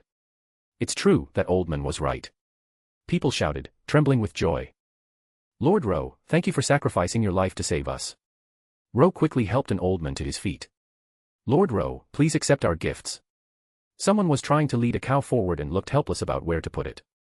It took only a few exchanges for Ro to understand the situation. These were the people who had suffered under the bull of heaven's drought, the survivors who had witnessed his last moments. They had come from every direction. The line about the old man was right was equally easy to trace. It was the old man who traveled with you, a young man explained. He said your death was only temporary. He said you were a hero protected by the gentle goddess of the underworld, a light death would not accept. He said you would return with the rising sun on the second day. Oh, and he asked me to tell you that he will act when the time is right, so you should rest easy. So it was Zayusadra. That old man had seen the blessing on Ro long ago. He knew Ro could not truly die, which was why he had waited without intervening. Ro did not dwell on it. You don't need to thank me that much. He waved a hand. If not for the protection of the goddess of the underworld, Ereshkigal, I would not have dared to do this. Smoothly, he pushed the credit toward the goddess he had just spoken to. The people still thanked Ro, but now they also offered sincere gratitude to the deity so many had forgotten. Ro raised his head. You can come now. He did not speak aloud, but the thought flowed through the key he had once given Ereshkigal and reached her like a whisper. Using that key, he opened the underworld again, a thin crack leading to the surface. The cold breath of the underworld spilled out. And from that breath, a figure in a red robe stepped forward. Ereshkigal descended in person. It was something she had never dared to imagine, much less achieve. But in the brief exchange after Ro invited her, she had realized she could. Because of the key he had given her. The key of heaven's authority was door. And with it, Ereshkigal could temporarily turn the underworld's aura into a gate between realms. She was descending, yet still remaining within the scope of the underworld. That was why Ro had called her. And now she arrived, full of anticipation. So full of anticipation that she crashed straight into his arms. Wait. Arms. Ereshkigal froze. Golden hair scattered in the air. Her soft body pressed against him, warm and real. The crown of thorns on her head tilted, and her crimson eyes widened behind loose strands of hair. Then, a blush flooded her cheeks, and her heartbeat went wild. She had wanted closeness again, yes, but this was too direct. Who would open a door on his own body like that? No one knew. Not even the goddess of the underworld. Thump, thump, thump. Ro felt the violent heartbeat through their embrace and nearly turned to stone. He had not done it on purpose either. He was the key of heaven itself. When he activated his authority, the door naturally opened on him, the same way a person reflexively raises their right hand. No thought required. Still. Don't move. Ro said it with a sigh. Ereshkigal's breathing hitched at once. Shyness made her body sway. As her slender waist twisted, the curve of her hips pressed down, brushing something that should not be brushed. Ro was still a man. Some instincts did not care about composure. You, shameless, wah. She tried to scold him, but her voice was too soft and flustered. She even bit her tongue mid-word, cheeks puffing up in wounded embarrassment. Ro could not help letting out a laugh. Ha, cough. No, wrong sound. He choked, almost infected by Gilgamesh's habit. Then it was Ereshkigal's turn to laugh. Ro, you're very interesting. She finally relaxed enough to look up. Her jade-like eyes met his directly, red glow trembling inside them. Around them, murmurs spread. Is something in Lord Ro's arms? It looks like it, but I can't see clearly, like a god. Wait. Lord Ro just returned from the underworld. Could that be the goddess of the underworld, Ereshkigal? Mortals could not look directly upon a god. To them, what had flown into Ro's arms was only a blurred shadow. But in this age, faith in gods still saturated the world. Some people pieced it together from the clues. Those whispers startled Ereshkigal again. She shrank back instinctively, wanting to flee. Ro caught her hand. Look at them, he said. Don't be afraid. They won't be afraid of you either. Since dying was no longer on the table, letting things unfold was fine. And pushing Ereshkigal to step out of her own shadow was not a bad thing. Not afraid. Indeed, she did not hear the old cries of fear or hatred. Ereshkigal turned her head, cautiously. What met her were faces no longer sallow with drought. They looked at her with gratitude. Death was not terror to them now. Because Ro had saved them under the protection of the goddess of the underworld. Goddess of the underworld, Ereshkigal, you are a great and compassionate god. You saved our lives. We are willing to offer you our faith. Ereshkigal went still. Once, she had been a lonely ruler, reviled by all, sealed forever in the dark. Once, she had been forgotten. No one remembered her, much less believed in her. But now someone thanked her. Someone believed in her. Because death was not only cold silence. Because even without sun, the underworld could hold warmth. Because accepting death could make hope more precious. Thank you. Ereshkigal murmured. She stepped out of Ro's arms and faced the crowd properly. Ro folded his arms and watched. He felt a faint regret at the sudden loss of warmth and fragrance, yet also thought this was right. It was a good scene. Ro. Ereshkigal turned back to him. Something in her had changed. Her voice was steadier. Her posture was brighter. You believe in me too, don't you? In me, Ereshkigal. Ro nodded on reflex. Of course he could not say no. But for some reason she looked almost confident now. And a little assertive. Then, in the name of Ereshkigal, goddess of the underworld, I make a demand of you, Ro, my believer. She walked closer. Golden hair flowed. Red robes stirred in the breeze. Her pale legs carried her without hesitation. Her lifted face was flawless, her crimson eyes filled only with him. She took his hand first. I want you. She paused, cheeks pink but eyes unflinching. To go on a date with me. p@treon.com/fanficlord03. Every 100 power stones equals +1 bonus chapter. Chapter 42, The Day of Walking with God. Chapter 42, The Day of Walking with God. When Ereshkigal said those words, she had used up every scrap of courage she owned. For her, this window was precious. Right now, she was manifesting in a form very close to her true body. Ereshkigal could not leave the underworld. As its mistress, if she stepped away, the surface would fall into mass death, and the underworld itself would warp and deviate. The balance would shatter on both sides. But now she could. Only temporarily, yes, but temporary was still a miracle. During this brief span, she could walk freely in the human world. A strange impulse surged up inside her. A strange confidence, too. One she did not understand, one she had never dared to rely on. And in this moment, it finally solidified into action. The goddess herself was still blurred to mortal eyes, but her voice rang clearly. The people held their breath without realizing it. Ro looked at Ereshkigal, still holding his hand. She stared at him, cheeks burning, heartbeat racing. Yet from the start, her words had not been a question. They were a demand. A goddess demanding something from a believer. You are really assertive, Ro said. Less nonsense. This is a goddess's grace, you just. Ereshkigal tried to sound lofty, but the words came out soft and flustered, more adorable than intimidating. Ro decided not to tease her further. He glanced toward the distance. The bowl of heaven had already scattered into nothing more than a thin wisp of cloud. It would not regain its former scale any time soon. Fine. A date, then. He still wanted to die. He still believed he would sooner or later. The grand plan had already been set. Seize every chance when it appeared, but there was no need to sprint headfirst into fate every single breath. Ro nodded and did not refuse. Truthfully, Ereshkigal did not have much idea what a date even meant. Maybe it was like friends walking together. Just a little closer than friends. That was her rough conclusion.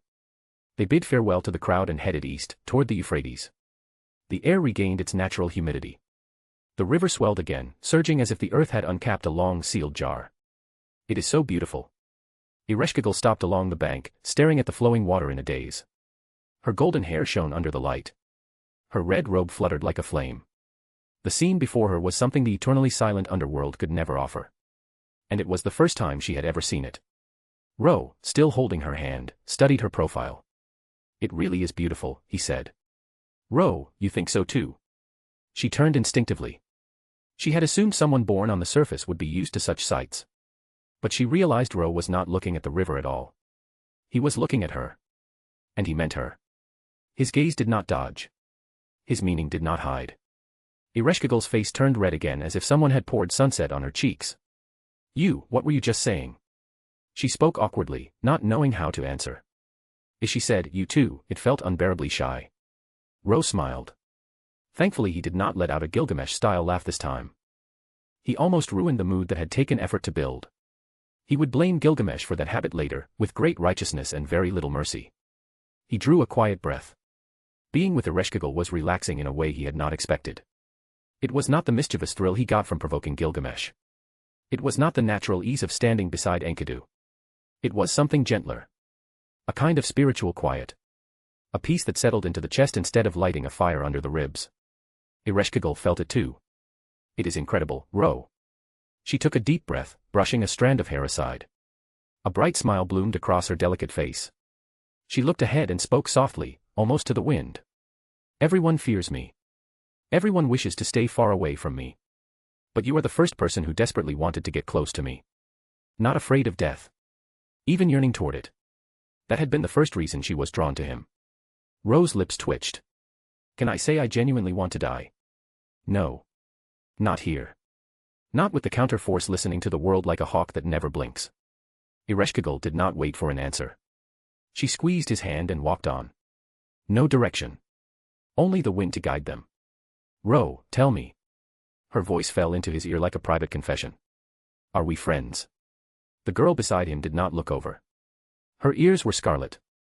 She already had her answer from their first meeting, yet she still wanted to hear the confirmation. Even now, her heart would not sit still. Of course, Ro said. We are not. Ereshkigal froze, then snapped her head around. She understood at once and puffed up. I am the goddess who rules the underworld. She tried for fierceness, but her cheeks were still pink. You say we are not, so we are not. Those things cannot be forced, Ro replied calmly. But I insist. She huffed, gripping his hand tighter. Do not misunderstand. I do not really want to be friends with you. This is for the dignity of a goddess. The unease in her chest finally softened. She knew he had spoken in reverse on purpose. Ro also knew that if he answered straight, Ereshkigal would probably turn into a blushing statue and forget how to speak. So he poked her tsundere nature instead, and the air turned lighter. Then finally. Ereshkigal brushed her hair back and looked directly at him. In the last moment of closeness, their lips touched. The beautiful goddess of the underworld immediately shrank into his embrace, face lifting to his ear. Her pale legs pressed against his thighs. A warm breeze slipped across her slender waist. Her hips swayed with a softness that made Ro's heartbeat misbehave. She leaned close and whispered. We will see each other next time, Mr. Ro. Then she was gone. Ro steadied himself, staring into the sudden emptiness of his arms. The lingering scent stayed in the wind like a quiet joke. Ereshkigal had left. Because her time was up. Even with the key of heaven, even with a door between realms, nothing like this could last without limit. Yet before leaving, she had done one more thing. Ro looked up. The bowl of heaven was still only a wisp, supported by pillars of dark cloud. Around it, the wind of the underworld had taken shape into a cage, sealing it in place. Its manifestation would slow even further. In the end, she helped him again. Maybe it was retaliation for the pain it had caused him. Maybe it was her way of saying she would stand with him, no matter what came next. Even if that meant opposing the gods, she would not hesitate. Ro did not know whether to feel grateful or helpless. But then another thought hit him. I was just in the underworld. Half in the underworld, half on the surface. But the flow of time between the two was not the same. Only a moment had passed there. And here. Ro stared at the sky, watching the sun's angle. 7 whole days have passed. p@treon.com/fanficlord03. Every 100 power stones equals +1 bonus chapter. Chapter 43, 7 days of change. Chapter 43, 7 days of change. 7 days was not long. But in a land already trembling on the edge of upheaval, 7 days was enough to redraw the world in quiet, ruthless strokes. Ro did not yet know where the changes had spread. Only when he turned back toward Uruk did he see it. The plains that had been scorched and dead were now drowning in life. Green rolled across the earth again, tender shoots carpeting the fields. Villages dotted the landscape like scattered stones in a riverbed. And yet between those villages there were no people. Of course, the refugees who had waited for his resurrection could not have remained in that same spot for 7 straight days. They had to return home, to family, to whatever fragments of life they still had. But it was not just them. Every settlement along the way was empty. Large villages, small hamlets, roadside stops. Even livestock were gone. Homes stood open, untouched by war or flame. There were no signs of slaughter. No broken gates. No burnt roofs. Only footprints. Only wheel tracks. The kind left behind when an entire population abandoned the wilderness at once. It looked less like panic and more like an organized migration. Ro slowed his steps, letting his eyes read the ground the way a mage reads a crest. If this was spontaneous, it made no sense. People did not uproot their lives on this scale without a reason stronger than hunger or rumor. Which meant there was only one real possibility. Gilgamesh had ordered it. And the young king of Uruk, who had long since stopped ruling as a pampered tyrant and was now showing the full weight of a sagacious monarch, did nothing without intent. Scorched earth policy. Ro murmured, gaze narrowing. Full-scale confrontation. Empty the plains, pull all civilians behind the walls, gather every resource into one iron fist, and wait for the enemy to crash against it. Yet neither the Bull of Heaven nor Humbaba had completed their final manifestation. Especially the Bull of Heaven, still pinned and sealed, its descent strangled to a crawl. Ro had not sensed their full arrival. So why the urgency? The answer came quickly. Still in the wilderness, between rolling plains and low hills, shapes moved. Massive ones. They resembled beasts, yet not entirely. Even ignoring their absurd size, the gleam of scales and armor gave them away. Wings spread wide enough to carve gales through the air. Their roars dragged fire and thunder across the land. These were not ordinary animals. They were like the creatures of the demonic beast forest to the west.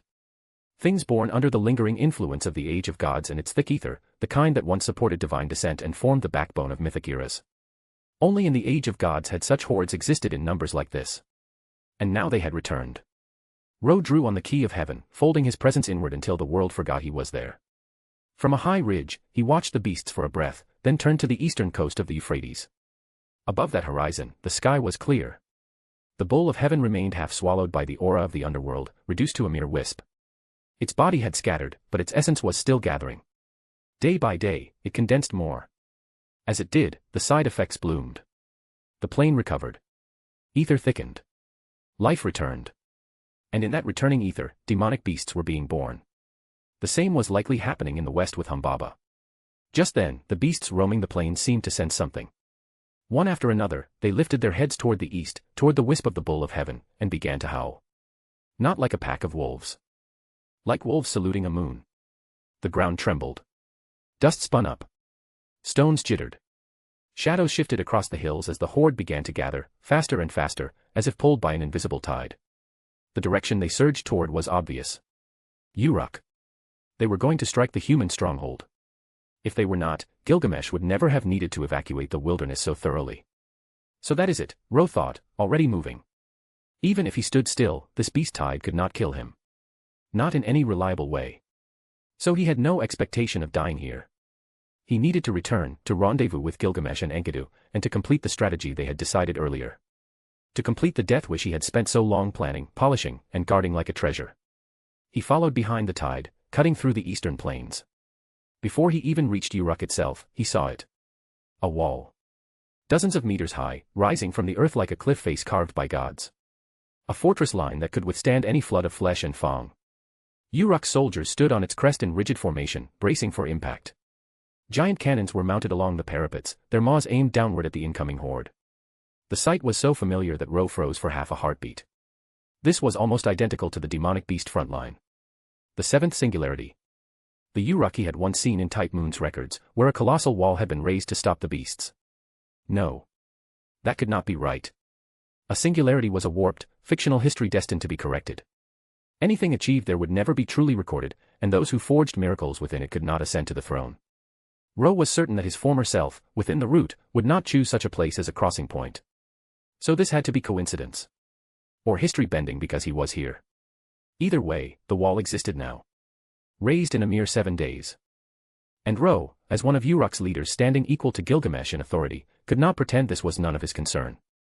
Nor did their earlier strategy allow him to watch from a hill. Fine, he said softly. First we drive out these demonic beasts. Then we find out exactly what kind of earth-shattering changes 7 days have carved into this land. He lifted his hand. Behind him, golden ripples spread open. Countless swords burst forth in a storm of cold light, dense as a forest, sharp enough to make the air itself flinch. p@treon.com/fanficlord03.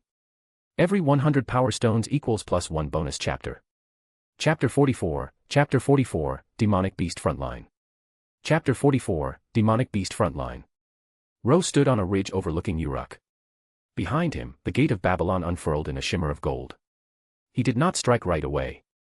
Before the demonic beasts closed in, before the first civilian bled, he wanted to see for himself how far King Gilgamesh had pushed the machinery of human civilization. How well this era could assemble its own strength when the Age of Gods came knocking with fangs bared. The answer arrived with a roar. A thunderous bellow rolled between heaven and earth. The pounding of countless hooves and claws shook the plain so hard it felt like the world had turned upside down. Cloud vortices churned overhead. Dust burst upward in thick curtains, and the black tide surged forward like a living flood. Uruk's soldiers reacted without hesitation. Spears rose in tightly clenched hands. Cannon muzzles, dark and rotating, swung down toward the oncoming horde. Boom. Throwing spears fell first, dense as rain. Then the cannon spoke. Explosions bloomed in layered bursts, black smoke and fire splashing outward like flowers that opened and died in a heartbeat.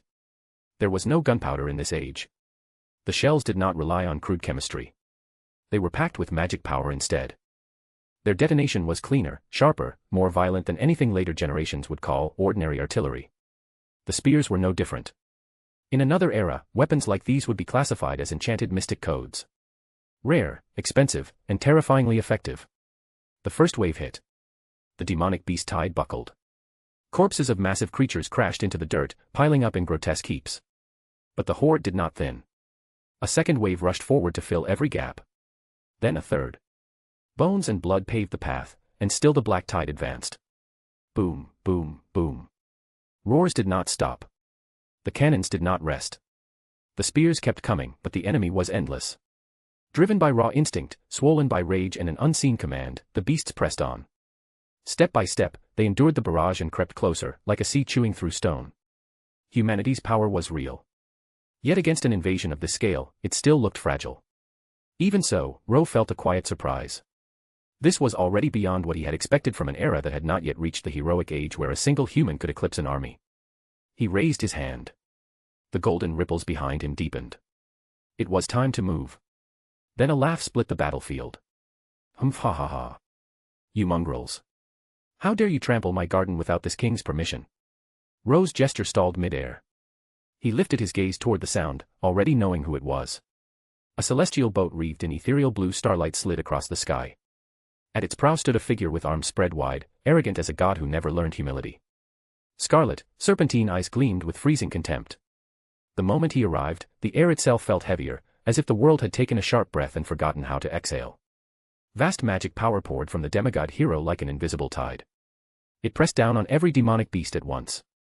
Their charge faltered. Their claws dug uselessly into the earth. The surge was strangled mid-stride. On Uruk's wall, morale exploded. The king. King Gilgamesh has arrived. Those damned beasts are finished now. King. Spears lifted higher. Cannon fires burned hotter.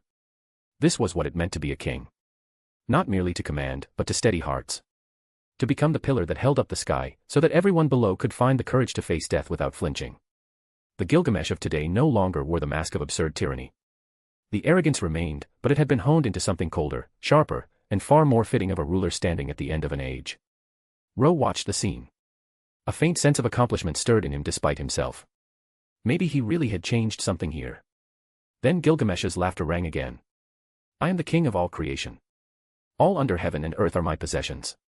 To trample them without my permission is a sin of disrespect. A crime worthy of 10,000 deaths. Never mind. I do not want this accomplishment anymore. Ro glanced aside, deadpan. Behind the king, golden ripples spread across the sky. They linked together, piece by piece, until the heavens looked like a boundless ocean of gold. In an instant, 1,000 gates opened. They hung like countless muzzles aimed downward. Only the true owner could draw out the gate of Babylon to this extent. Compared to before, Gilgamesh had climbed another step. The beasts roared back. Pressed by the weight of magic, they still broke free in snarling waves. They were weak compared to Gilgamesh, but they were vast. Countless. And the will of the bull of heaven and Humbaba drove them from behind like a lash. They did not retreat. If anything, the tide thickened under pressure. Farther away, more demonic beasts poured in, sweeping toward a section of the wall beyond Gilgamesh's immediate fire line. Even beasts had instinct. They sought advantage and avoided death. Finding the weak spot was inevitable. A voice answered them from that direction. Not Gilgamesh's arrogance, but a gentle, girlish laugh, clear as a bell in morning air. Ah, sorry. You cannot pass here. Otherwise Ro and Gil would be very troubled. What followed was the earth itself rising in defense. Mud-sculpted swords erupted from the ground like a forest of stakes. The charging demonic beasts were impaled from below, nailed in place before their momentum could carry them into the wall. On the parapet above stood a girl with green hair, a plain white robe fluttering around her slender frame. She watched the tide with tranquil eyes and a serene smile. It is the king's friend, the divine weapon, Lord Enkidu. The one who can share the throne with the king. There will be no problems. Morale surged again. This battlefield belonged to Uruk. Yet amid the cheers, other voices slipped through. Both King Gilgamesh and Enkidu are here. Will that lord come too? You mean that wise lord who suppressed the demonic beast forest, destroyed a nation overnight, deterred the north, and returned from death after defeating the bull of heaven? Lord Ro will definitely be here. Wise lord. So that is what they call me now. Ro blinked, caught off guard. He knew his name had spread, but hearing it praised like this, in the mouths of ordinary soldiers, still felt strangely embarrassing. And, annoyingly, a little satisfying. He exhaled once, then waved his hand. The king and his friend had taken the field, but there was still one position missing between them. In that case, Ro said softly, I will fill the remaining gap. He smiled. With a flick of his wrist, he closed the gate of Babylon. The golden ripples vanished into the air. Then he closed his eyes and opened them again. A shimmering, flowing key ignited inside his pupils. The power of the key of heaven surged outward. Ro looked to Gilgamesh and Enkidu. Their offensives were fierce, but their rhythms did not match. They could suppress the horde, yes, yet without coordination they could not crush it cleanly unless they burned their full output. They were not doing that. They were waiting. Through the keys he had created and distributed earlier, through that shared resonance, they had sensed Ro's arrival. That was why they had appeared together. That was why they held back. They were waiting for him. For the final piece of their formation. The key of heaven had always been the core. The hinge between the wedge of heaven and the chains of heaven. The lockpick that opened their restraint and let their powers overlap without conflict. And that was exactly what Ro intended to do now. Above them, the vast sky burned beneath the blazing sun. Flames of mystery flowed. As the key manifested, the restriction lock snapped open in a single breath. p@treon.com/fanficlord03. Every 100 power stones equals +1 bonus chapter. Chapter 45, the three gather again. Chapter 45, the three gather again. Ro moved. He did not head toward Uruk's great wall, nor did he even take a step forward. He only stood at the very rear of the demonic beast torrent and released the power of the key of heaven he had fully mastered. A massive key took shape above him, hazy yet unmistakable, hung against the sky like a sacred outline waiting to be filled. A soft hum followed, like a distant bell. It did not boom through the air so much as sink into the bones. The sound resonated in every soldier's chest. On the wall, men who had been bracing their spears suddenly looked up, faces tense with instinctive awe. What is that? That is the sage, Ro. They saw the key of heaven blazing above the battlefield, and beneath it they saw Ro himself, linen robe fluttering, standing as calmly as if he were in a palace courtyard. Ro. I have been waiting for you for a long time. Enkidu's low chuckle carried across the distance. She did not raise his voice, yet it reached Ro clearly. The three of them all shared that simple skill of letting magic carry meaning farther than sound. Gilgamesh, on the other side, laughed like thunder. Humph ha ha. As expected, this king was not mistaken. Anyone daring to bark at this great king would never miss a place like this. Ro let his arms hang loose, wind tugging at his sleeves. All right, Gil. If you want to bicker, now is not the time. His tone was casual, but his gaze never left the beast tide. Drive these mongrels away first. Then you can say whatever you like. Humph. Just as this king wishes. Gilgamesh lifted his chin, then looked toward Enkidu. How prepared are you? Anytime, Enkidu replied, gentle as ever. Then let us begin, Ro said, smiling. Enkidu bent and pressed his palms to the earth. Gilgamesh slowly spread his hands, crimson eyes narrowing into the sharp, serpentine glint that meant the treasury had already opened inside his mind. The gate of Babylon behind him rippled. Its light deepened, brightened, blades within vibrating wildly until their edges almost fused into a single endless field. Under Enkidu's palms, the earth flowed. Soil turned supple. Plants erupted. Green burst across the battlefield in one breath, lush and violent like a world remembering how to live. Above them, the key of heaven hung high. Streams of brilliance descended from Ro's position, linked to Gilgamesh's ocean of gold, caught the living surge beneath Enkidu's hands, and then shot straight upward into the sky. Oh whoa. The galloping demonic beasts froze. A vast and nameless terror sank into their primitive minds. They raised their heads, howling, not in challenge but in instinctive dread. They saw what was forming overhead. Crimson light, like fire spilling across the firmament. A golden line thrusting upward as if it meant to pierce the heavens themselves. Red and gold drowned the world, stirring a memory of an ancient era when the elements were unstable, when the authority of EA split chaos and gave shape to a sky that could endure. It was only similar. The essence was different. The scale was incomparable to the primordial age. Yet the wonder was real, born from perfect coordination between Ro, Gilgamesh, and Enkidu. Compared to their battle in the demonic beast forest, all three had grown. Gilgamesh's treasury answered him faster and deeper. Enkidu's earth authority flowed with greater freedom. And Ro, though it was not what he wished for, the life and death struggle he had endured had refined him. His grasp of his own power was cleaner. His concepts had settled into his bones. He no longer lagged behind those two prodigies. Together, their combined force became something natural, pure, and undeniable. Even in the flourishing age of gods, such power would be called mighty. For a heartbeat, the world went still. On Uruk's wall, people stared upward, mouths open, caught between shock and worship. The demonic beasts could not move under that pressure. Their bodies trembled like insects pinned under a blade. Then, after that fleeting stillness, the gold, braided with crimson fire, fell.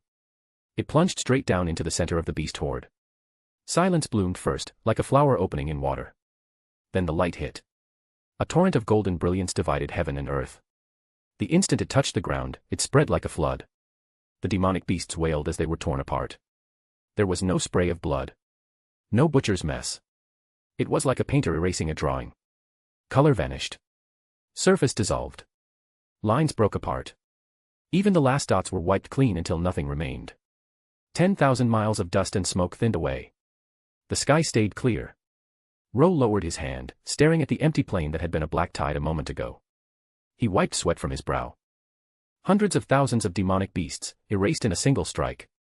The cost was immense, yet the power of the three in concert was enough to make any existence tremble. It felt like a force that could remake heaven and earth. The field fell silent. Then Gilgamesh's laughter burst through it. Humph-ha-ha. Such power is intoxicating.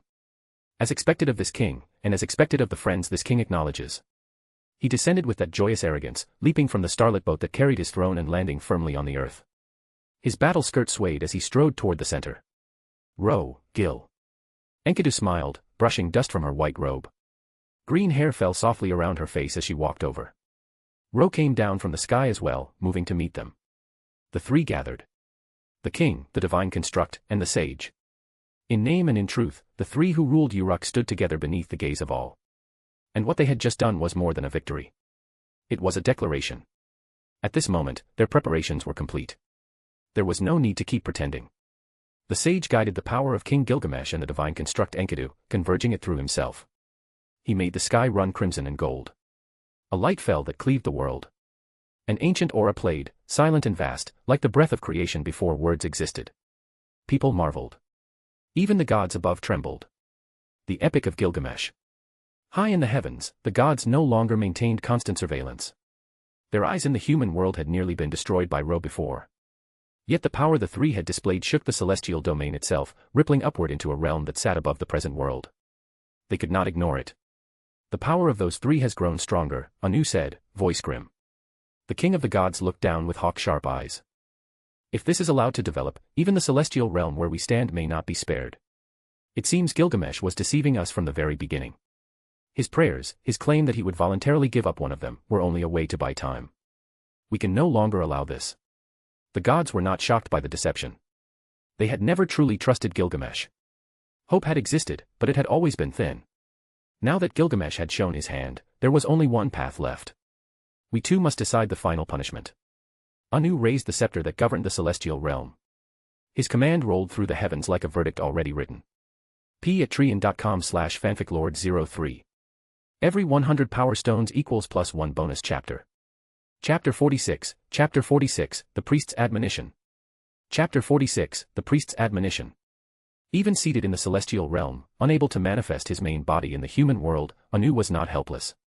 Using the methods he had planted before casting down the bull of heaven in Humbaba, the king of the gods could still raise the scepter in his hand and force their descent to accelerate, hastening their manifestation until they would be complete within a single day. He was about to do exactly that.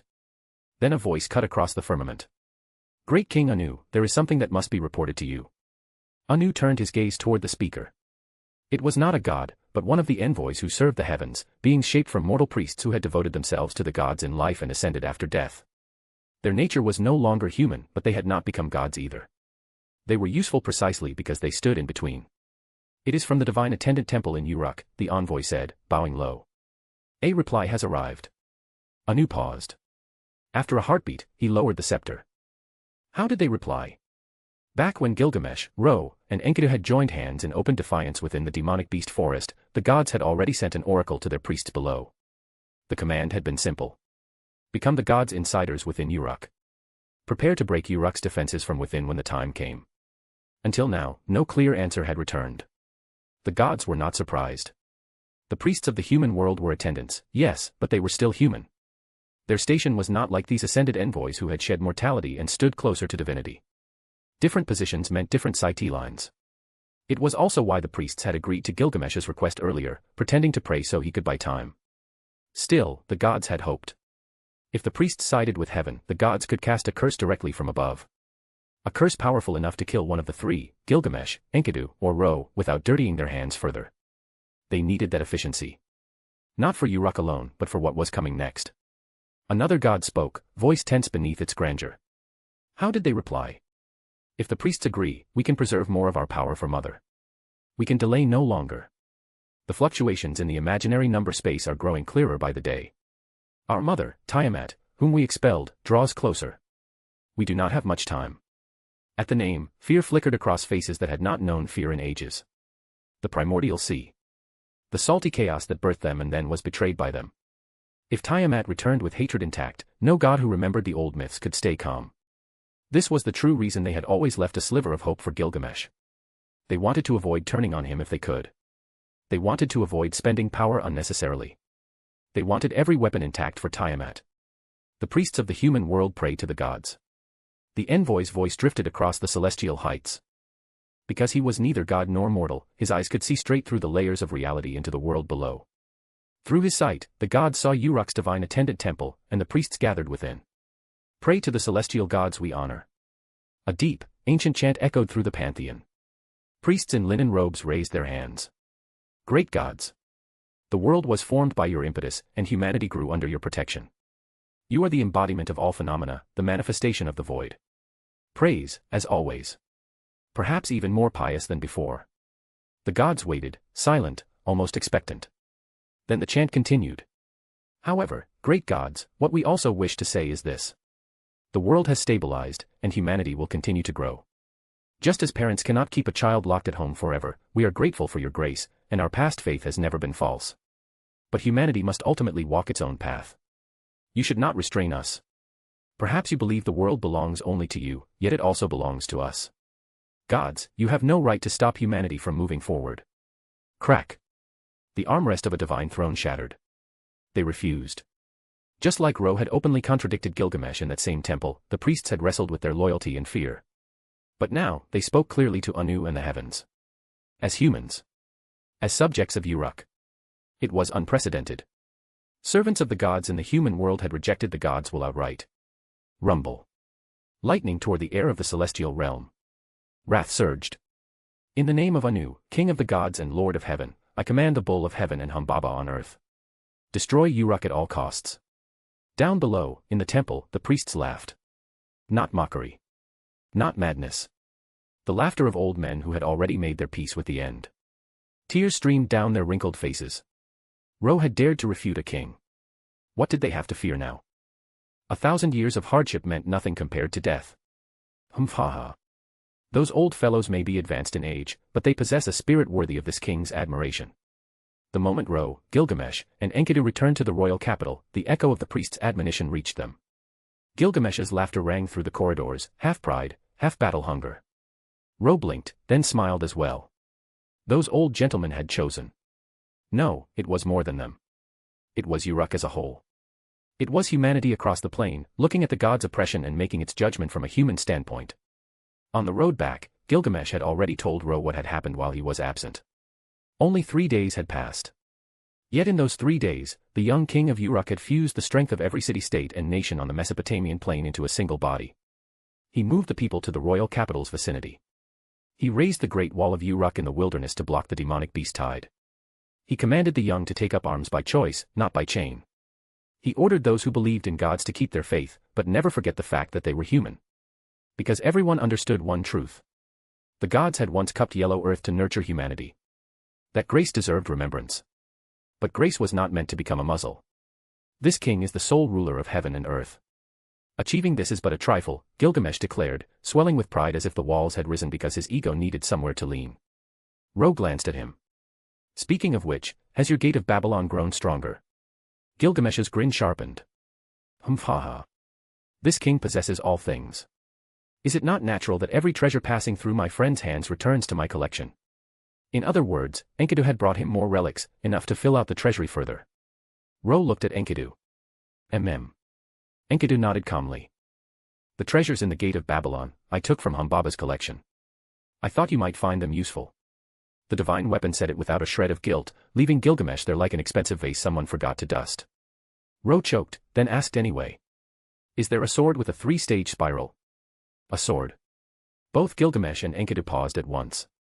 Enkidu searched her memory, then shook her head. None. So in Ro's impression, Gilgamesh's strongest noble phantasm, the sword of rupture, the blade that could cleave heaven and earth, still had not appeared. The three reached the front of the royal palace hall. Before they crossed the threshold, a clear voice rang from within. King, Ro, Enkidu. Siduri, veil fluttering lightly, descended from beside the throne. She came down the steps with measured grace until she stood before them. Adjutant Siduri, Ro greeted politely. Enkidu smiled and nodded. Together, the three passed through the hall's gate, climbed the stairs, and took their respective places. p@trian.com/fanficlord03. Every 100 power stones equals +1 bonus chapter. Chapter 47, War is imminent, first set a flag. Chapter 47, War is imminent, first set a flag. Ro had been away from Uruk for quite a while, roaming the plains without returning to the capital.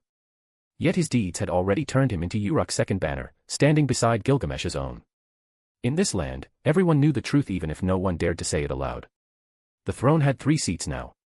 The king, the sage, and the divine construct. Uruk was still, in name, a kingdom ruled by one man. But in practice, it resembled a balance that later ages would call a separation of powers. Gilgamesh held the center, commanding the nation through prestige and authority. Ro walked abroad as the sage, conducting diplomacy, deterring rival city-states with wisdom and strength. Enkidu guarded the front lines, her overwhelming martial might holding the wilderness through the 7 days when the Great Wall went up. Now that Ro had returned, the sage was back at the capital's side. The 3 rulers of Uruk were reunited, and the effect was immediate. Not just on the city, but on the vast settlement that had pulled all humanity together. Morale, stability, order. You could feel them in the air. That night, Uruk lay under a star-soaked sky, its size far greater than before. Near the royal palace, in a quiet courtyard washed with pale moonlight, 3 figures sat around a stone table. Humph ha ha ha. May the barking wild dogs not be startled by this king's treasured wine. Gilgamesh laughed as he lifted a golden cup, the candlelight catching in his hair like molten metal. Ro snorted, picking up his own cup. It was Enkidu who brought it, yet you are shameless enough to call it yours. All things in heaven and earth pass through this king's hands. Does that include all the excrement on the ground, which you alone produce? Gilgamesh froze for half a breath, the words catching in his throat like a fishbone. Enkidu took a small sip with both hands, watched the exchange in silence, then tilted her head. A serene, almost helpless smile appeared. This king is in a good mood today, so I will not argue with you. Gilgamesh downed the rest of his wine in one gulp. Good. I did not want to argue with you either. How childish. How old are you, again? Ro shook his head as if he were tolerating a noisy child rather than the king of Uruk. Gilgamesh glared at him, then after a pause, the corner of his mouth twitched upward. Speaking of which, it has been a while since the 3 of us gathered like this. Ro swirled the wine in his cup, then raised it toward the bright moon overhead. Next, we all must live. The words landed oddly, too heavy for a casual toast. Gilgamesh stared at him for a moment. The usual sharp arrogance in his eyes dulled into something calmer, more serious. That is only natural. Those mongrels cannot harm this king who rules over all creation. He lifted his cup as well. I will live too. Enkidu's cheeks were faintly flushed from the wine, her green hair falling softly over her shoulders. Wherever Ro is, I will definitely be there. I will not leave. Cups touched. Clear ringing. A few drops spilled. Ro smiled, satisfied. All 3 of them knew it. Their plan to resist the gods had already reached the most critical point. A toast like this before a decisive battle was, for the one who proposed it, a clear omen of death. Feeling a bit sleepy, Ro, Gil, I am going to sleep first. Enkidu swayed once, then folded onto the table like a child succumbing to warmth. Humph ha ha ha. You cannot even hold on this long. Gilgamesh threw his head back. Oh, mud being. As this king's friend, your tolerance is still pathetically poor. Do not force it. Ro glanced at him, expression flat. If you want to sleep, then sleep. Mongrel, how dare you look down on this king, hic. Gilgamesh tried to snarl, but the words dissolved into a drunken hiccup. He swayed once, then collapsed onto the ground with the dignity of a fallen statue. Enkidu's wine from Humbaba's hoard was delicious. It was also terrifyingly potent, a brew that might well have been meant for gods. Even Gilgamesh and Enkidu could not stand against it. Ro, however, was different. As the key of heaven, he could quietly drain the wine from his body through a gate and send it elsewhere. He was only a little tipsy. Not drunk. And he had no intention of being drunk. Because he was waiting for someone. Waiting to plant an even larger flag. Are they sleeping like dead pigs already? Greeting this great goddess in such a state is truly rude. A clear, arrogant voice drifted in on the night breeze. Ro looked up. A figure stood on the courtyard wall. Ishtar, in Rin's vessel, wore a crimson jacket whose hem brushed her thighs. Her fair calves caught the moonlight. Hands in her pockets, she flicked her long black hair back and jumped down lightly. She glanced at the unconscious Gilgamesh and Enkidu, then snorted at Ro, the only one still upright. Someone wants to see you. Ro did not need to think to know who. In a blink, the presence before him shifted. Black hair turned to pure gold. The red jacket became a flowing crimson cape. The same body, yet a different air entirely. Softer, quieter, and somehow warmer even in the night. Ro. Ereshkigal opened crimson eyes full of shy delight. I told you I would come to see you again. She stepped forward. Then she suddenly stumbled. Eh. Her startled cry rang out. Ro's eyes slid to the ground. A rolled wine cup. And the hand that had flicked it there. Ha ha ha ha. A mere god trying to pass through a courtyard ruled by this king. Never. Gilgamesh was still asleep, eyes shut tight, yet his laughter boomed like he was holding court in his dreams. Ro stared at him. Even in his sleep, this man was arrogant enough to fight gods. Impressive, in its own ridiculous way. Also, perfectly timed. Well done. Ro opened his arms. Ereshkigal, already pitched forward, fell neatly into his embrace. She lifted her head, dazed, only to freeze as her face flushed scarlet. Ro's hands rested on her slender waist through the black fabric. The warmth there made her breath hitch. Impertinent. She stammered. Who is impertinent?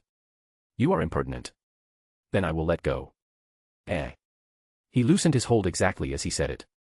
Ereshkigal, still leaning forward, instinctively grabbed him and moved even closer. The last sliver of distance vanished. Her head pressed against his chest, hearing the steady thrum of his heartbeat. You told me to let go, Ro said, smiling like a criminal caught with no intention of repenting.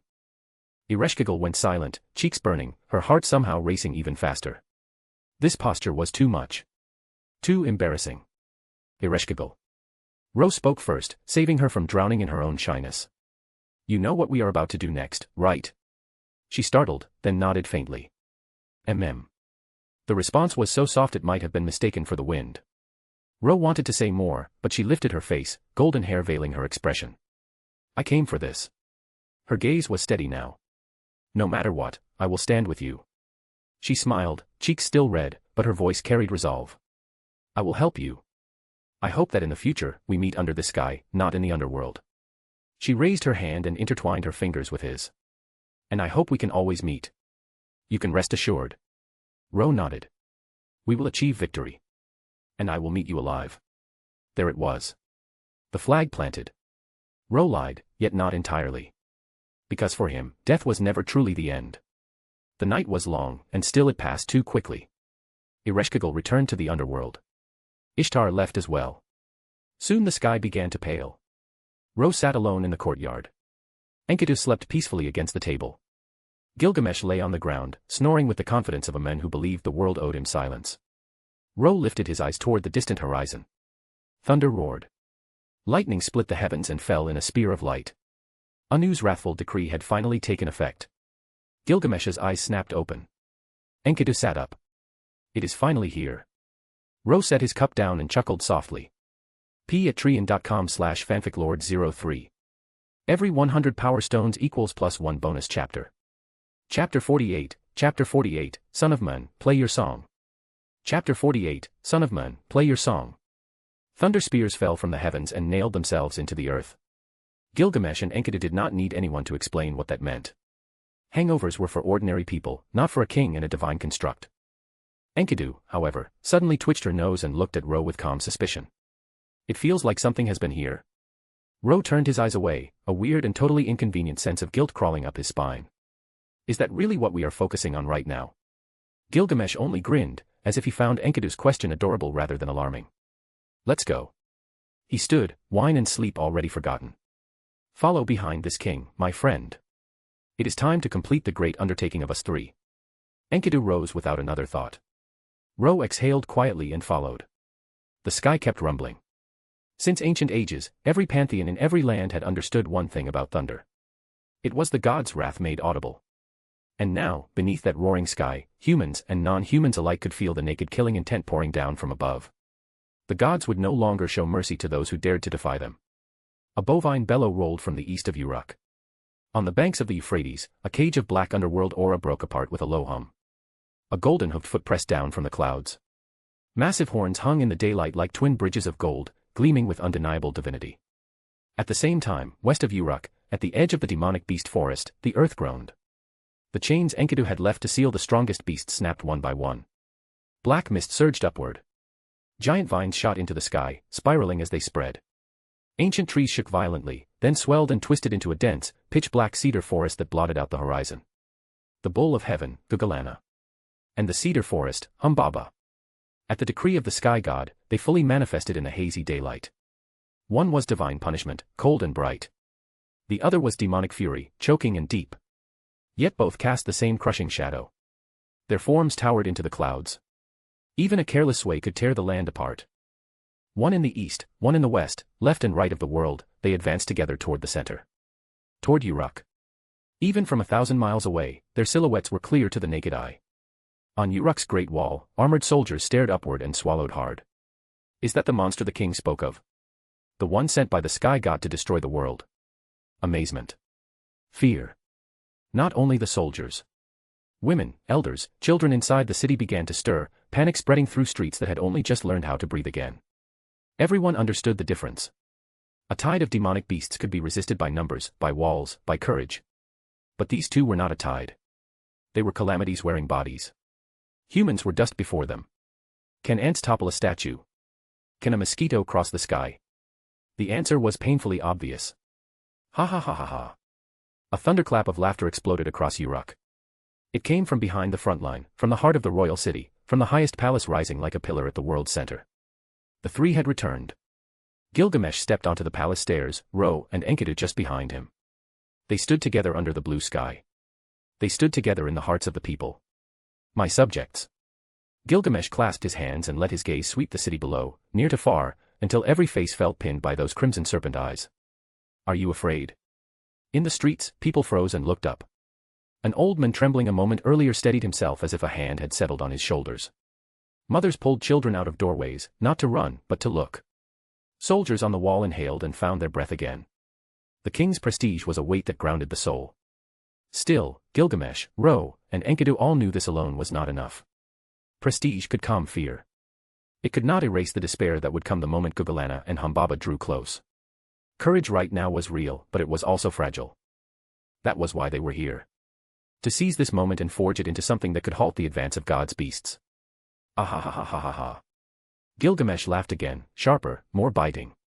Are you pretending to be calm? Feigning bravery?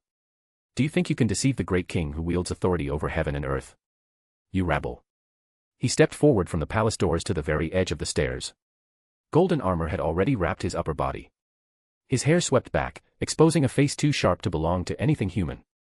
He spread his arms wide, arrogant and untamed. This king is the King of Kings. The Lord who governs all phenomena. Under my rule, all order stands, and even the most useless things have their proper place. And now, this king will pass judgment on all things, on you. His voice poured over Uruk. His will threaded into every alley and rooftop. Advance, and fight, my subjects. You may die. You may not withstand this world-ending catastrophe. But this king promises you here. Your deeds will be recorded for future generations. Your glory will be sung by those who come after. Your existence will be carved into history. This is a battle to protect your home. This king will stand here with you. This battle is acknowledged by the king, permitted by the king, and borne by this king. Yes, the people were afraid. But they also knew something simpler than fear. Under monsters large enough to crush the world, none of them could escape anyway. Whether their hearts chose terror or courage, it did not change the fact that they were Uruk. This was their home. That was their king. The one who would bear their lives, permit their choices, acknowledge their struggle. Now roar your rage to the heavens. Gilgamesh lifted his arm. In answer, the colossal walls ringing Uruk shifted. Thousands of magic cannons, manned by soldiers, slowly raised their muzzles toward the dome of sky the king pointed at. Boom. 10,000 cannons roared at once. The entire city shook. Ro stepped forward. A shimmering light flared in his eyes as the key of heaven surfaced. Its power unfolded. Invisible concepts were drawn from unseen gates and fused into the cannon fire. In that instant, the barrage was no longer mere ley line energy. It became humanity's struggle. Humanity's courage. Enkidu closed her eyes. Her white robe snapped in the wind, and the chains of heaven manifested. Invisible chains spread outward from her body, linking every person, every flicker of resolve, every spark of light inside Uruk. She made the flames rise. Then she made them fall. A rain of human fire swept outward toward the world-ending behemoths. The clay-made divine construct praised loudly, her voice carrying like a hymn across the plain. O son of man! Sing loudly to the gods. Let them hear that humanity's anthem is an anthem of courage. Gilgamesh laughed, as if delight and fury were the same breath. Ro watched the falling fire, the key of heaven gleaming faintly in his eyes. He knew the gods were watching too. Their eyes had returned. They were no longer afraid of being shattered by backlash. But Ro no longer pinned his death on some cross-dimensional heavenly strike. A normal death only meant the underworld. And with the Ereshkigal there, he still could not truly die. So he wanted something else. He wanted the gods enraged beyond restraint. He wanted to drag out their final power, even if it meant burning the heavens' patience to ash. Ro smiled. Then he lifted his hand toward the sky, and his provocation rang out clear as a slap. If you have the guts, come down. Gods. Damn it. Still this trick? How many times is he going to say that? What is wrong with him? I have a new Naruto fanfic out, guys. The main character is Orochimaru's disciple, and I'll say this up front, he is also a scientist and just as evil as his teacher. So for those who don't like evil or morally dark main characters, you might want to skip this one. The fanfic is titled Naruto, Orochimaru's Disciple. You can search the title directly, or just click on my profile and you'll find it there. p@treon.com/fanficlord03. Every 100 power stones equals +1 bonus chapter. Chapter 49, Chapter 49, Golden Star falls from heaven, Underworld appears on earth. Chapter 49, Golden Star falls from heaven, Underworld appears on earth. The gods, naturally, ignored Ro. What answered him instead was a continuous roar. Boom, boom, boom. The sons of Men cannons, stuffed with Uruk's courage and bound together by Enkidu, kept falling from the sky. Spreading sheets of flame slammed into the bowl of heaven's advancing golden hooves, then splashed across the dense cedar forest where roots and trunks surged like a living sea. Moo. Gugalana bellowed in pain, its massive body shaking as its steps stuttered for the first time. To the west, Humbaba was forced to slow as well. The boiling forest screamed in a language only monsters knew, its black growths writhing under the rain of fire. This was not pain either Calamity had expected. Ordinary cannon fire, even 1,000 times denser, would have been nothing more than sparks against their hides. But these were not ordinary shells anymore. Stirred by Gilgamesh, drawn into shape by Ro, and linked through Enkidu, the cannons carried something that did not exist in any forge or workshop. They carried the concepts in the hearts of every person inside Uruk. In a crude but undeniable sense, this was the collective will of humanity striking back at the sky and the earth. A power even the celestial gods could not simply erase. This was man fighting heaven and earth with his bare soul. Have they really managed to do something like this? Those three have exceeded our control entirely. Anu's voice, vast as the vault itself, rumbled through the celestial realm. The scattered eyes of the gods reappeared like stars, watching and conversing above the battlefield. The one who has offended the name of God must die, no matter what.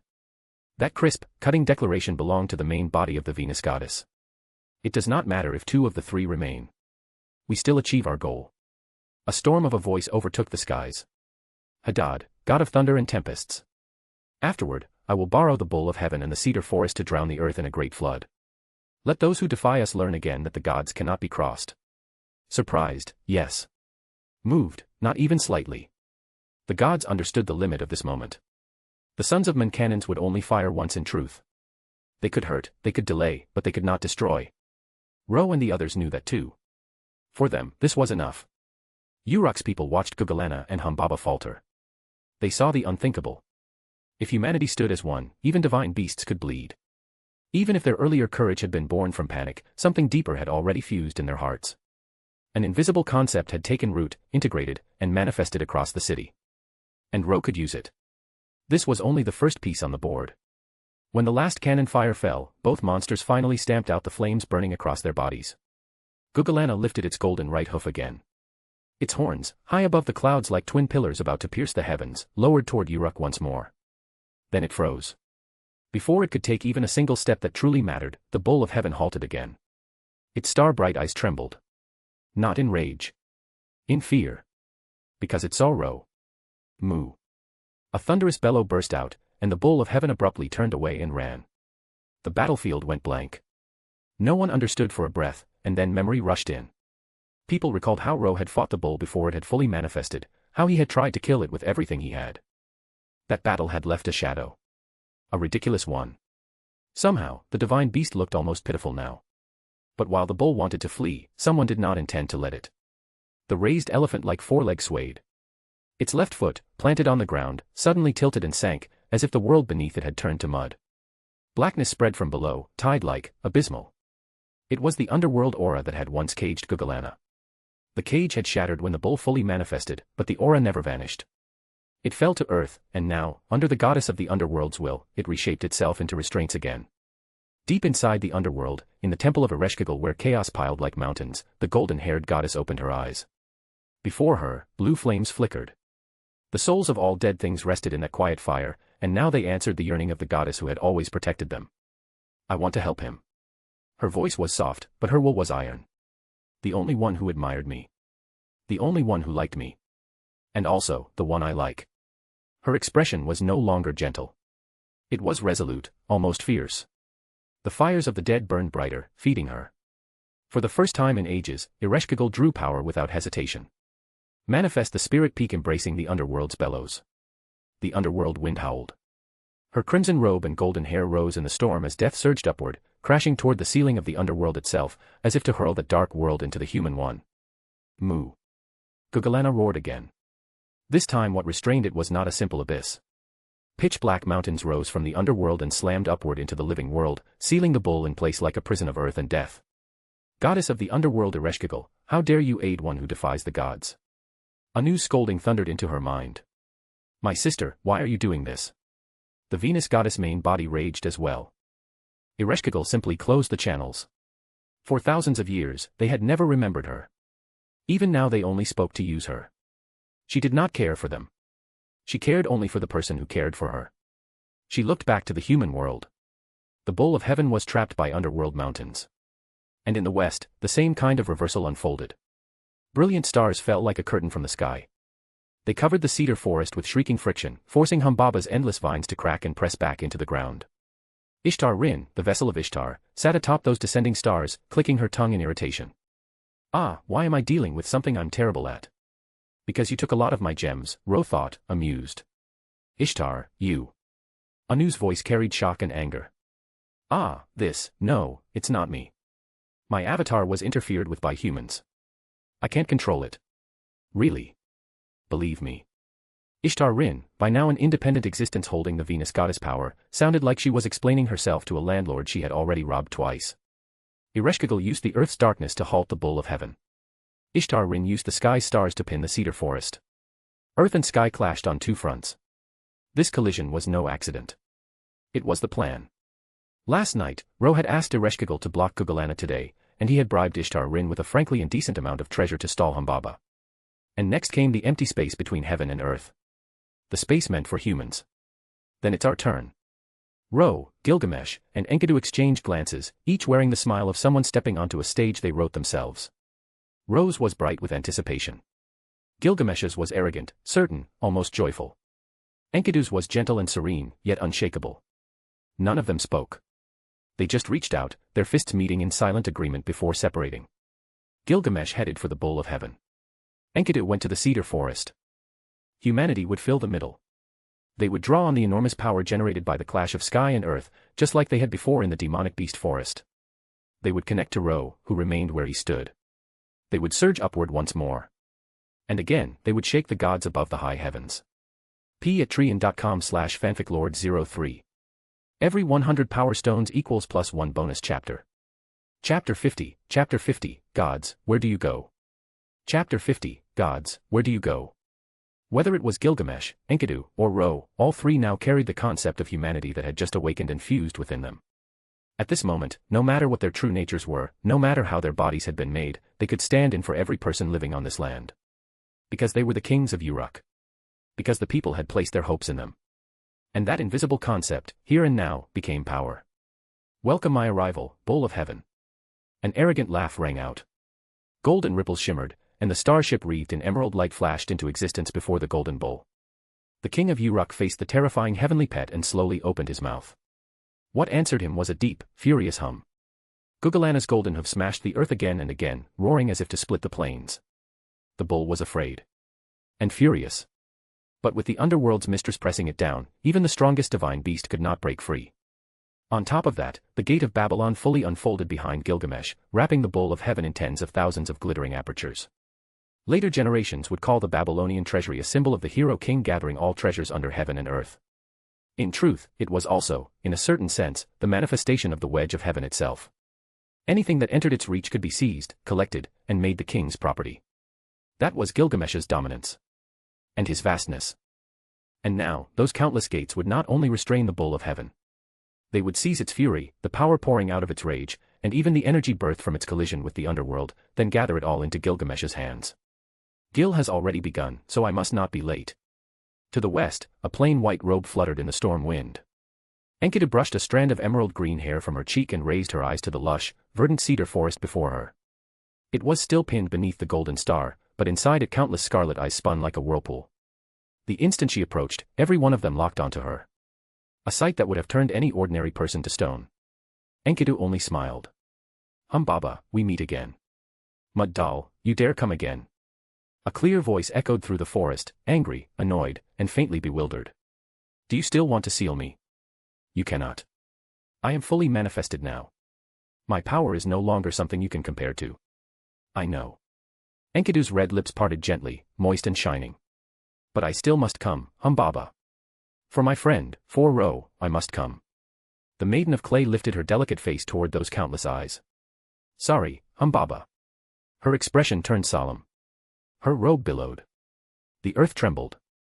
In an instant, as if shoots bursting from soil, endless chains of heaven erupted from the ground and spread in every direction, sealing the cedar forest from all sides. Humbaba fell silent. He did not resist. He did not even rage. He only stared at Enkidu. Unlike Gugalana, long domesticated by the gods, Humbaba possessed a fierce selfhood. As the king of demonic beasts, he had once regarded Enkidu, who lived beside him in the old days, as kin. Even when she had no fixed form, only a cluster of divine mud acting on instinct. Even when she had no self, only a raw consciousness no clearer than a wild beast. That time was not this time. But Humbaba's demonic nature was stubbornness made flesh. He could not truly turn his claws against Enkidu. And even if he wanted to, he could not move under the golden star and the chains. More importantly, Enkidu had no intention of killing him. She showed mercy, unlike the original myth. So Humbaba only sighed. It seems you have found the meaning of your existence. The meaning of existence. Ro is the meaning of my existence. Enkidu answered with a bright smile, her face blooming with a radiance that no weapon should ever have possessed. Her beauty was almost painful. Her smile was met by another soft sigh. You have gone astray, weapon of the gods, divine construct of the gods. Humbaba's voice was quiet now, like wind slipping across mountain stone. You have fallen for the Ro you speak of.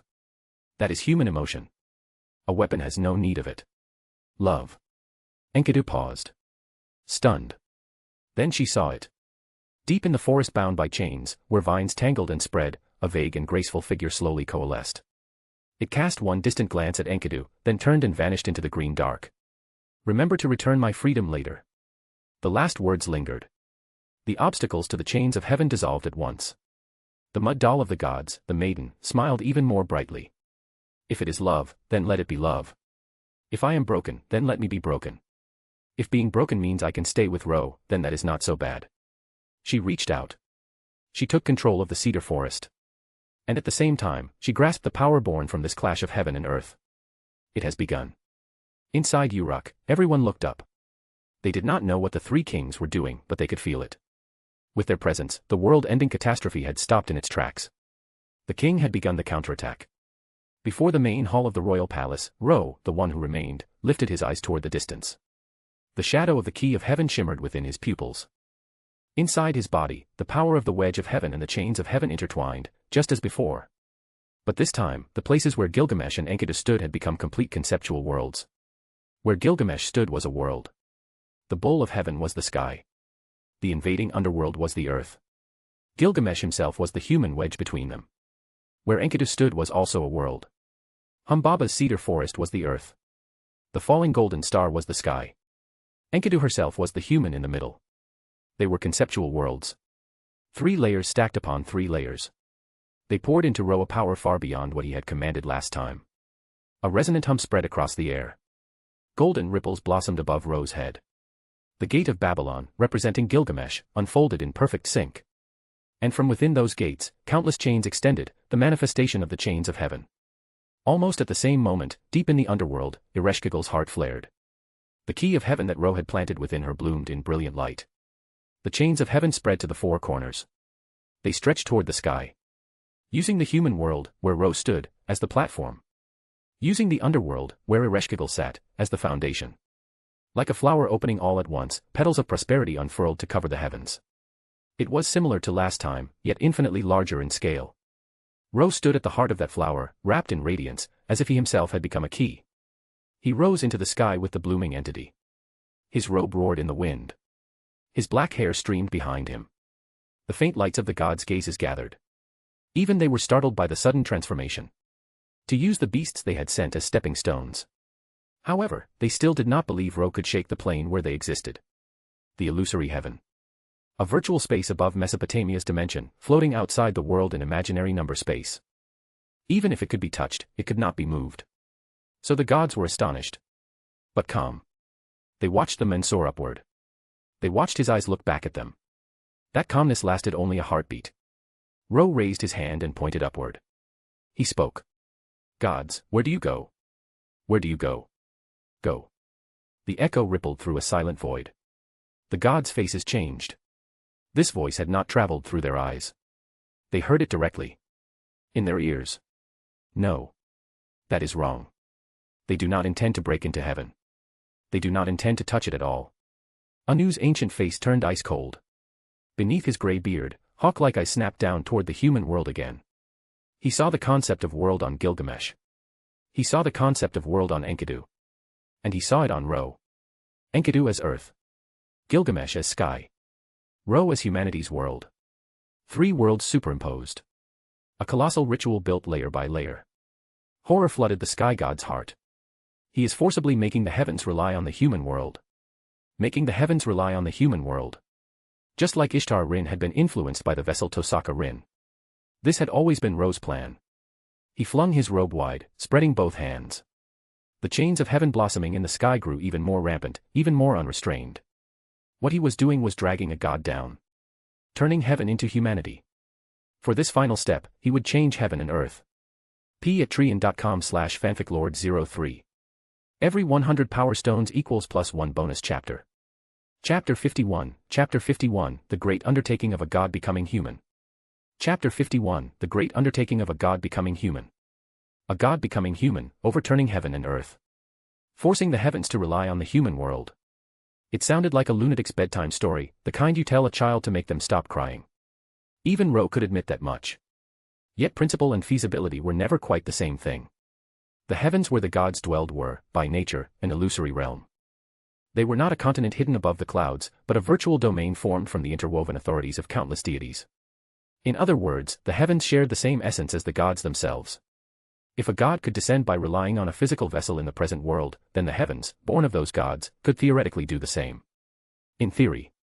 Not impossible did not mean achievable. For a single god to rely on a vessel, the conditions were already harsh. The vessel needed a compatible wavelength, a human whose existence resonated with the god's name and mystery. Even that was rare enough to be called a miracle. The heavens were far worse. An imaginary number space carrying the combined authority of every god, evolved from countless overlapping essences, possessed a wavelength so complex it bordered on absurd. A matching anchor should not exist. And yet, in this moment, under Ro's will, the chains of heaven around him tightened and stretched without pause, and the heavens themselves had begun to tremble. They were touching the heavens with more power than ever before. They used the wedge of heaven, the nail the gods themselves had driven into the human world, as a channel and anchor. They used the chains of heaven, the very chains meant to bind heaven, to lock that anchor in place. They used the key of heaven to tear open the boundary between humanity and the divine. Then they dragged the heavens down in the form of reliance, forcing them into the present world. No. Impossible. Anu's voice thundered across the sky.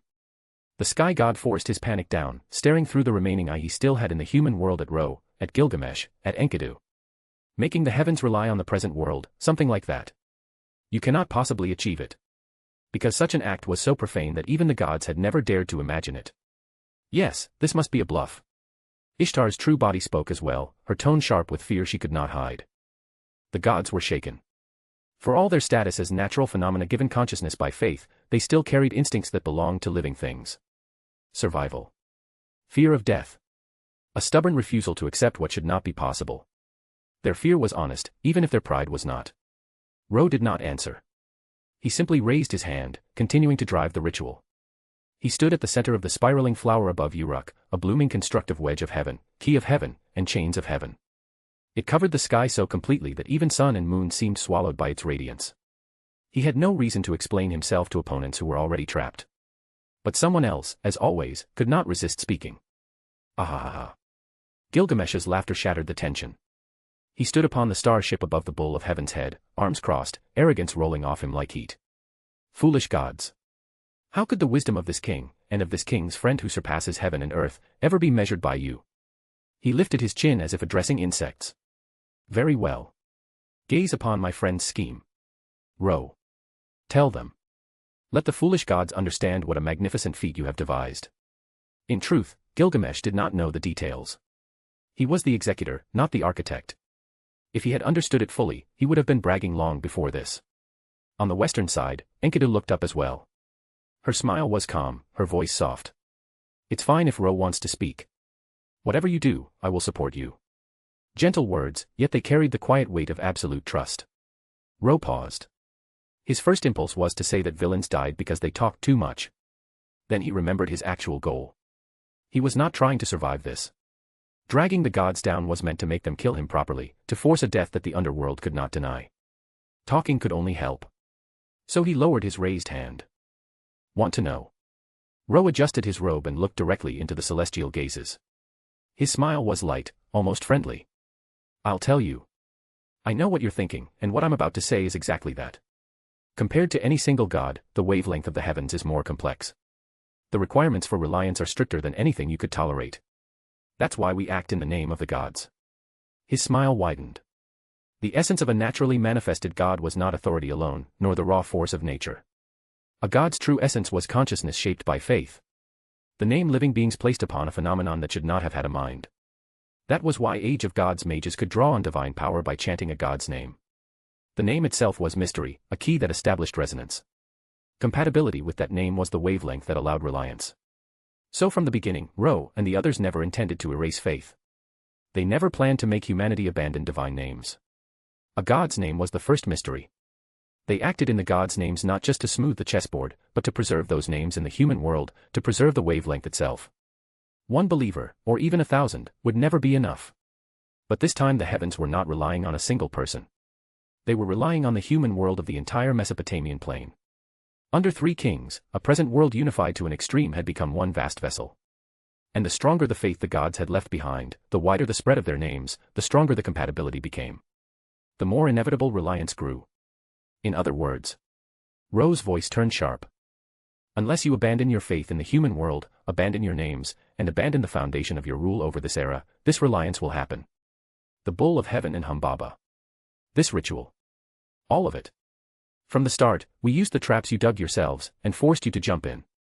The son of man cannon that fired at heaven earlier contained your names, your faith. Now that faith has soaked into every corner of this land. It pushed compatibility to its absolute limit. People resist because they believe. Doing what is known to be impossible. This is humanity's hymn. This is real courage. Ahahaha. Ro laughed, and this time he did not hold it back. Mockery, exhilaration, and a kind of reckless clarity flooded his voice. Schemes only truly taste sweet when you let your opponent hear every step they failed to see. And this plan had been born long ago, after their reckless act of shaking the gods in the demonic beast forest. That failure taught him two things. First, without the power to touch the heavens, nothing mattered. Second, ordinary paths would never reach the death he wanted. To court a great death, you needed a great deed. To do a great deed, you needed a road no one else would dare to walk. So he thought. He watched Ishtar, Rin and Ereshkigal. Gods could rely on humans. So why not heaven itself? A single mad idea, sharpened over time, had finally become reality. And now, with every chain tightening around the sky, the great undertaking of a god becoming human was no longer a question. It was already happening. p@trian.com/fanficlord03. Every 100 power stones equals +1 bonus chapter. Chapter 52, Chapter 52, Heaven's Decree Blade, Sun God's Betrayal. Chapter 52, Heaven's Decree Blade, Sun God's Betrayal. The gods fell silent. After hearing Ro's explanation, rage was inevitable. Fury, even more so. Yet beneath those emotions born from human faith, something else surfaced, unwillingly. Admiration. The kind you hate yourself for feeling. A moment later, the sky god Anu opened his eyes again. Sage, he said, voice vast as the firmament itself. When we first bestowed the key of heaven upon you, it was because we believed you might be capable of guiding Gilgamesh toward the path we desired. His gaze sharpened like a blade. But we were wrong. Not only did you fail to guide him where we wished, you drove him to yet another extreme. Anu lifted his chin, the weight of the celestial realm behind every word. Still, O deviser of schemes, we gods have no choice but to acknowledge you. We recognize your name as Sage. The certification of the gods. Ro paused. He did not bow, and he did not speak. He simply listened, calm as ever, as if being praised by the rulers of heaven was no more interesting than hearing a merchant haggle over copper. It is just that you still underestimated us, Anu continued, his tone turning colder. We are gods who rule this land. Eternal, unchanging. Past, present, or future, even if the world perishes, all things will remain in our hands. In the heavens, Anu's true body slowly raised the scepter that commanded the sky gods. It was like hauling on an anchor. The heavens, that domain drifting within the imaginary number space, began to sway like a massive ship caught in a storm. Then it moved. The essence of the gods was illusory. The essence of the heavens was illusory. An illusion could drift freely through an equally illusory imaginary number space. The gods had only remained directly above the Mesopotamian plain to preserve their rule. But they could leave. And now they were doing exactly that. The power of Gilgamesh, Ro, and Enkidu was at its limit. Even with the support of their layered conceptual worlds, they had only barely managed to touch the dwelling of the gods. If the heavens moved even a little farther away, their contact would snap. And if contact snapped, reliance would never complete. This was the gods' final escape route. Leave whenever they wished. Return whenever they wished. Then a low voice rang out, echoing cleanly through heaven, earth, and men. Without death, there is no life. With life, there is death. The gods froze. Gilgamesh and Enkidu both looked up at once. Ro, however, smiled. Finally. His hidden trump card had stepped onto the board. What you call eternity is only the illusion of eternity, the voice continued. Not the life of eternity. On the highest mountain of Mesopotamia, a tall figure stood beneath a clear sky. A dark cloak hid dark armor, and eerie blue fire clung to him like the hush of a grave. Dong, dong, dong. A bell chimed, vast and solemn. Ziusidra, the one who listened to destiny and delivered inevitable death to all who reached their end, stood atop that peak. He heard the bell of fate in the distance. When it rang, the end had arrived. He saw the illusion of the gods. He perceived their destiny. Ziusidra raised the dark, broad sword in his hand. A strike that revealed destiny. A bell that revealed the end of destiny. Heaven abruptly stopped drifting away. That single cut severed the life of heaven, sliced through its illusory wandering nature, and blocked its retreat. To cut off its life was to sever its destiny. What is this? Why did it stop? Great King Anu, Father, what happened? Ziusidra, that man who saw destiny. Panic rippled through the celestial realm. Anu's rage finally broke free of its leash. Thunder shook the heavens. Ziusidra, how dare you betray the gods? In ancient myth, Ziusidra had survived the flood and spoken with the gods. But now, behind the cold bone armor mask, his eyes burned with ghost blue fire. What I follow has always been the primordial destiny inscribed in all things, the old man replied. Betrayal does not apply. Crack, crack, crack. In the same instant, the chains of heaven tightened once more, binding the distant sky. Ro raised his eyes. Gods, do you still want to run? He smiled faintly. The fallback I left for you is pretty nice, isn't it? Ahahaha. Gilgamesh's arrogance flared brighter than the sun. Fleeing like frightened dogs, and you call yourselves gods? Ugly, foolish mongrels. Enkidu only watched, smiling softly, as if amused by children throwing stones at lightning. These guys are really crazy. Ishtar Rin sat cross-legged atop the projection of Venus hanging in the sky, scratching her head while grinning like someone who had smelled profit on the wind. She remembered Ro's deal perfectly. Not just a mountain of treasure to hire her. He had promised the wealth of the gods themselves, including the collections of their true bodies. Without that, she would never have turned her spear toward the heavens. Ro, you can do it. Deep in the underworld, Ereshkigal clenched her fists and pumped them twice, fierce enough to make even the dead blush. And it was not only them. On the colossal walls of Uruk, soldiers and citizens looked up as well. They did not understand every detail of what their kings were doing, but they felt it in their bones. The catastrophe had been halted. The king was fighting. And somehow, so were they. Fire roared in countless chests. Faith and courage poured out without restraint.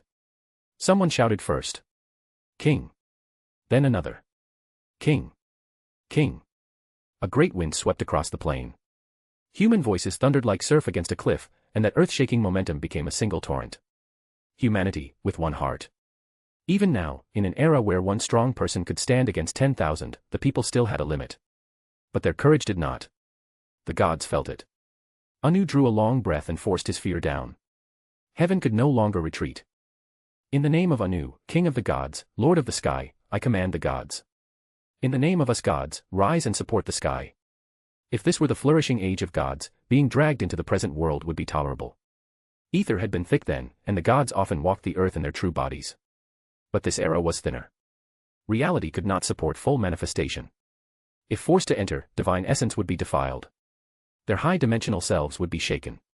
A god would cease to be a god. That was why they descended only through humans. They would never allow this forced reliance to finish.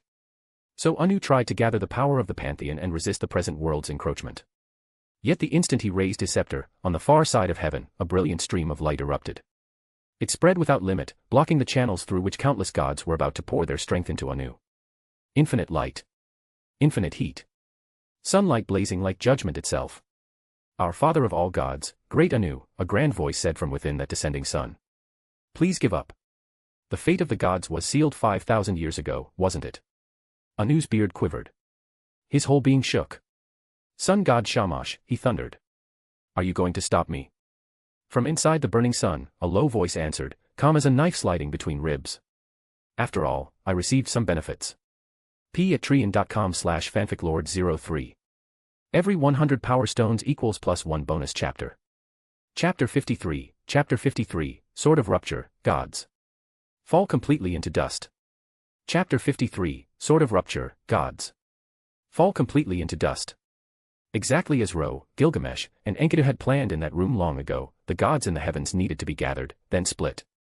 Right now, the one blocking the king of the gods, Anu, was the very god they had already drawn out and separated.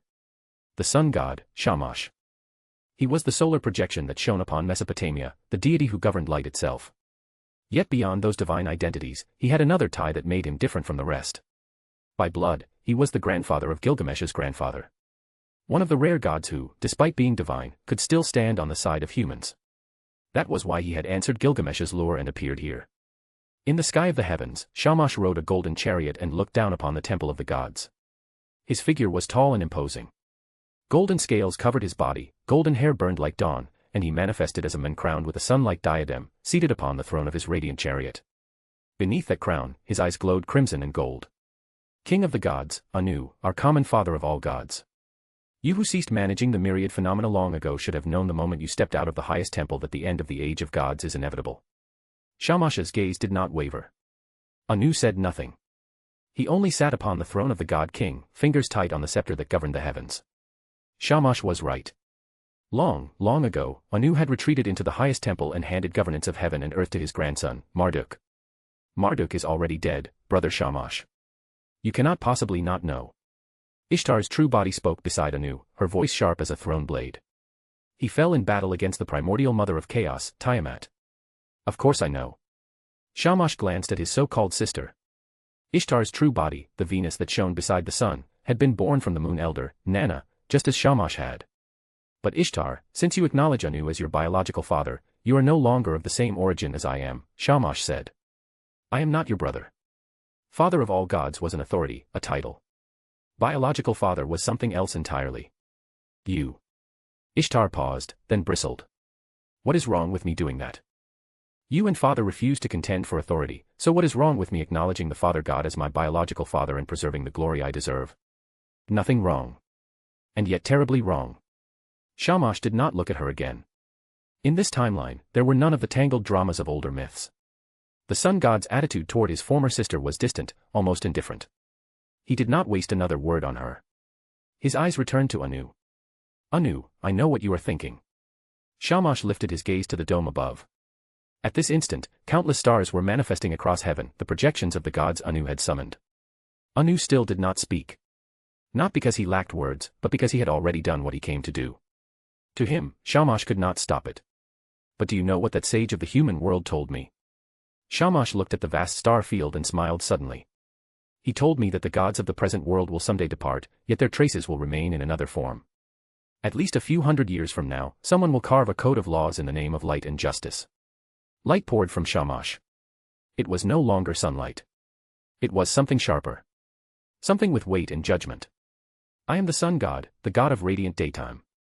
And I will also be the god of justice. He stood from the golden chariot. Gods naturally transcended the present world's dimension. If he could look into the future, then he could also gather his future self. 500 years later, Hammurabi, king of Babylon, would proclaim a code of laws in Shamash's name.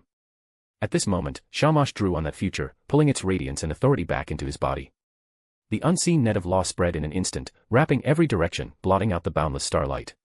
The stars could no longer pour power into Anu, could no longer hold the heavens aloft, could no longer prevent their fall. Brother, you. Ishtar's true body gasped, stunned. The king of the gods changed expression for the third time. Shamash only laughed, loud and free. Next, it is your turn, Sage Ro. He had done all he needed to do. Reality. Before the palace of Uruk, Ro heard Shamash's words and let out a soft breath of laughter. Step by step, everything had reached this point. This grand scheme built for complete death had finally arrived at its finish line. Everyone looked up. They felt their hearts tremble under a pressure too vast to name. The sky collapsed. The heavens, that high domain floating above dimensions, drifted nearer and nearer, until at last they fell into the human realm. First, the pale rolling clouds tore apart. Then abyssal darkness opened, filled with drifting stars like a celestial river pouring down. At its center stood a colossal palace. Around it loomed countless divine shadows, too grand for mortal eyes to measure, dwarfing the structure itself. So it has come. Gilgamesh's face turned solemn on the arc of stars. Enkidu's robe snapped in the wind. Ishtar Rin instinctively shrank back, avoiding her true body's wrath. Ereshkigal tightened her fists softly in the underworld. The divine radiance of the sky gods blazed. The heart fire of humanity surged. Everyone understood it. Dragging the gods down was only the beginning. They were no longer untouchable, but they were still gods. Even if their power was no longer absolute. Blasphemers of divine authority, Sage Ro. Anu's voice thundered through the present world, heavy with wrath. We will inflict divine punishment upon you. Kill them. Kill them all. As long as those three die, even here in the present world, we will still rule. Ishtar's true body hissed, her anger spilling from every syllable. I am thunder and storm. I am earthquake. I am pestilence. I am war. In the name of the gods, we perform miracles. World, perish. Grand voices overlapped one after another. The gods of heaven wielded their authorities together, without restraint. Gales spiraled. Mountains and seas groaned. Meteors fell like judgment from beyond the sky. Natural disasters piled on natural disasters, swallowing the human civilization sheltered behind Uruk's magnificent walls. A true catastrophe. A disaster meant to end the world. But this was not the death Ro wanted. Such a death would only send him to the underworld. Ereshkigal would still be there. He would still rise again. So Ro raised his hand. In his eyes, the shadow of the key of heaven intertwined and transformed. A pale, lucid key formed before him, white light flowing along its surface, as large as an adult's arm. The manifested key of heaven. Ro stared at it. The storm of disasters bore down. And then he spoke. Is this key of heaven truly the key of heaven? Anu, even after being dragged into the present world, still towering and lofty, froze at the question. Ro did not wait for an answer.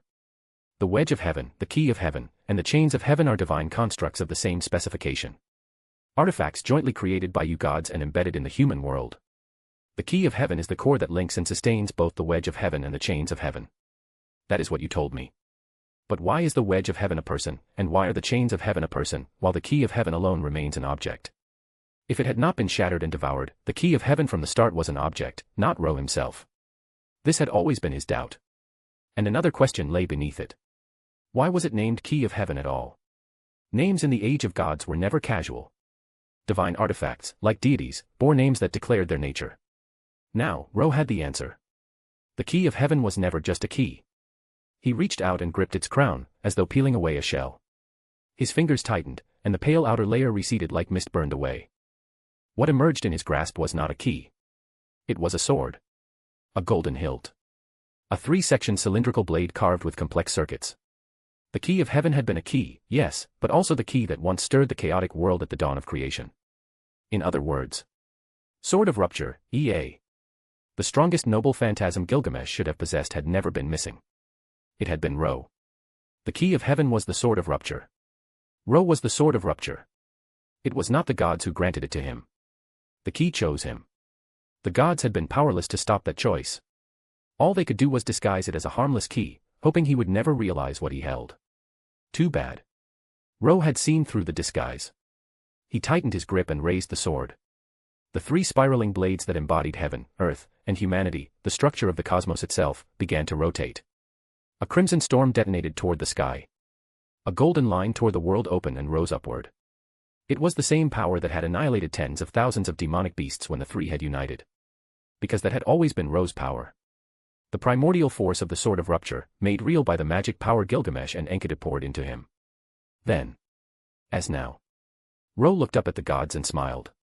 Gods, witness the primordial beginning of creation. From that high sky. Fall completely. Anu's expression twisted for the 4th time. He finally understood. The real blade had been placed at their throats from the moment they thought they were holding a key. p@treon.com/fanficlord03. Every 100 power stones equals +1 bonus chapter. Chapter 54, Chapter 54, damn it, do not try to take it from me. Chapter 54, damn it, do not try to take it from me. As the deity closest to the primordial among the living gods, Anu understood at a glance what the thing in Ro's hand truly was. It was a relic from the very dawn of stellar formation, older than even the primordial gods. A deified embodiment of the world-creating authority of Ea, the planetary force that set the molten seas and gas-swaddled surface of the primitive Earth into rotation, shattering chaos and stabilizing the world. A genuine world-splitting sword. Anu's expression changed violently. Even if he knew the blade Ro held could not draw out its full might, that it was impossible even with Gilgamesh, Enkidu, Ishtar-Rin, Ereshkigal, and the countless people of the present world lending their strength. Even 1% would be fatal. Not merely because of raw output, but because it was an anti-world noble phantasm. A power that destroyed planets, and more than that, an anti-world strike that tore at space itself. A concept-level counter, aimed straight at natural gods. In the end, the gods were only phenomena born after the world had settled. They were tendrils of the planet. If the roots were severed, how could the branches remain? Had they still been enthroned in the high sky, they would not have feared this level of assault. But now they had descended into human form, stripped of the distance and superiority that once protected them. It was a perfect, absolute special attack. Yet no matter how their faces paled, the gods could not avoid what was coming. The 3 cylindrical segments of the Sword of Rupture were already spinning in opposite directions in Ro's grasp. A scarlet storm bled outward, swallowing heaven and earth like the surging magma of an infant world. Ro swung. The blow struck the firmament. It carved into the heaven that had fallen into the present world. It cut toward the gods themselves. First the atmosphere trembled. Then the air turned into blades, roaring currents that shredded everything they touched. Where they passed, not only the sky but the space containing the sky was pulverized, split apart into deep and silent cracks. A collapse without sound. No earth-shattering roar. No world-splitting boom. The end of the gods was no different from the demonic beasts erased outside Uruk's walls. Countless streams of brilliance dyed the world in an instant, swirling like a newborn nebula. They churned, then shattered. Heaven broke completely beneath the sword of rupture. The gods did not have time to flee. They did not even have time to beg. The storm surged through them, and in a blink they were gone. When the crimson tide finally drew back, it left only a vast, shattered void hanging in the upper atmosphere, a wound in reality that would not close. Heaven was no more. The shadows of the gods had vanished without residue. Silence swallowed the world. No wind. No clouds. No voices. Only the memory of that instant remained. The sage wields a torrent that sweeps the world. The gods perish in silence. The great waters recede, the storm halts, civilization still stands. The people pause as one. Before the royal palace of Uruk, Ro let his arm fall. The sword of rupture, woven of crimson and gold, dissolved into drifting light and returned to him as naturally as breath. It had always been his own existence, after all. Ro exhaled, and his face was pale. That single strike had drained every trace of ether from his body. His strength was near empty. He looked ahead. Then down. From the men and women and children packed into the city, to the soldiers on Uruk's towering walls far away, every pair of eyes was fixed on him. On the one who had gathered their will and unleashed the finishing blow. Their gaze still burned with sparks that had not yet gone out. At the same time, specks of light drifted down like falling snow, landing on soil, leaves, beasts, and people alike. Firefly bright, scattered everywhere. This was the mystery of heaven after the gods were expelled, clinging to the human world. It no longer belonged to the divine. It belonged to humans. In the past, to wield mystery, humans had to recite a god's name and receive permission. Mages of the age of gods were messengers first, practitioners second. From now on, that chain was broken. Of course, the change was not yet visible. Not in this moment. But as time moved on, someone would surely grasp this power. The traits of humanity itself, like wisdom that had once been stolen by the gods, would bloom freely among the people. This power belonged to them. Ro smiled. The confrontation ended in humanity's victory. They had won. Nearby, the bull of heaven lay collapsed beneath the fully opened gate of Babylon. Its vast body had grown faint, its eyes hollow, as if all fury had been wrung dry from it. The underworld that had pinned it in place was gone, yet the beast could not rise. On the Ark of Stars, Gilgamesh did not laugh. He did not boast. His expression was quiet, grave, as though a single night had forced him to grow into the shape of a king who had seen the end of gods. How beautiful. Enkidu stood in a daze, replaying the scene, then smiled softly. With a rush of air, the chains of heaven binding the cedar forest vanished. You are free, Humbaba, Enkidu said. She had Ishtar withdraw the Venus projection. The cedar trees swayed, lush and green. From the deepest tangle, a figure emerged, gave Enkidu one last long look, then dissolved into the forest's breath and vanished. Ishtar, floating overhead, was practically vibrating. If the gods were truly shattered here, she would not only break free of her true body's control and become fully independent, she would also inherit the treasures of heaven. Yes, that second part was the most important. Ro, that was amazing. Deep in the underworld, Ereshkigal relaxed her hands, her smile sincere and bright with relief. Everyone was rejoicing. The world-ending disaster was gone. Uruk still stood. Humanity had crossed the abyss. But for Ro, what he truly wanted had only just arrived. What is that? Enkidu's senses caught it first.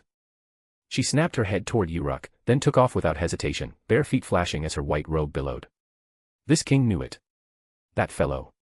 Gilgamesh drove the Ark of Stars forward in a streak of brilliance. Ishtar froze, then shot after them with a sharp glare. You better not forget what you promised me.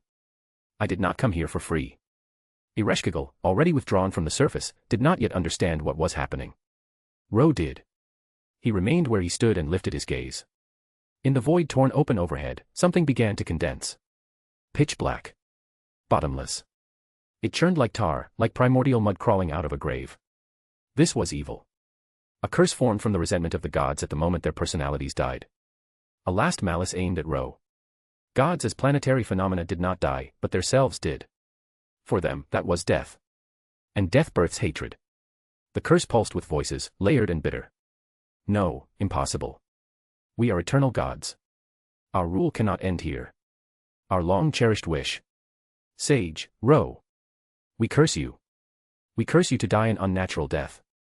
We curse your soul to carry our resentment and be exiled beyond this world forever. Just like the death of Enkidu in the myth Ro knew. A god's curse for defying heaven. Only this time, it was 1,000,000,000 times heavier. The accumulated hatred of an entire pantheon at the edge of annihilation. If it touched him, there would be no gentle passage to the underworld.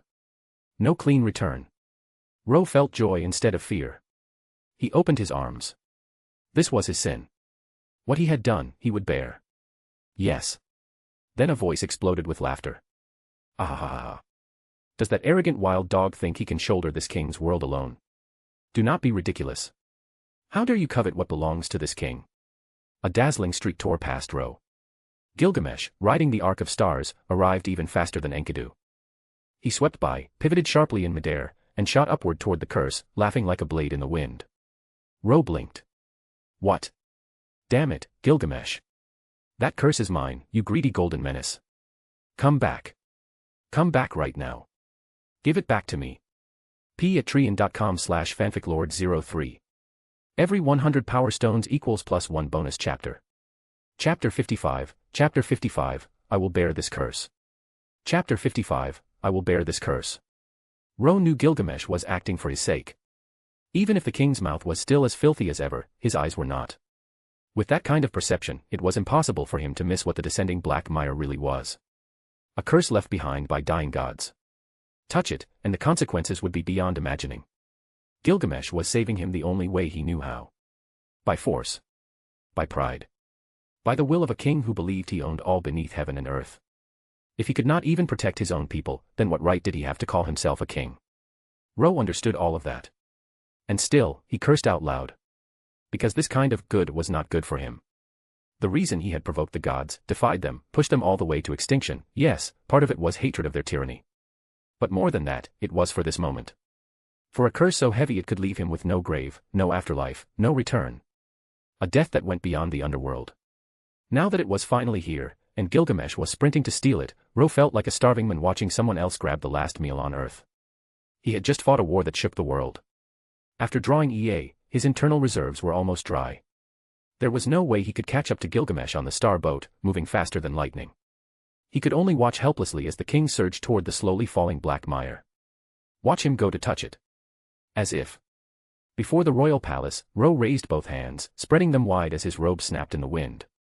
Gilgamesh, smug and triumphant as he rose to meet the curse, slammed headfirst into a curtain of golden ripples.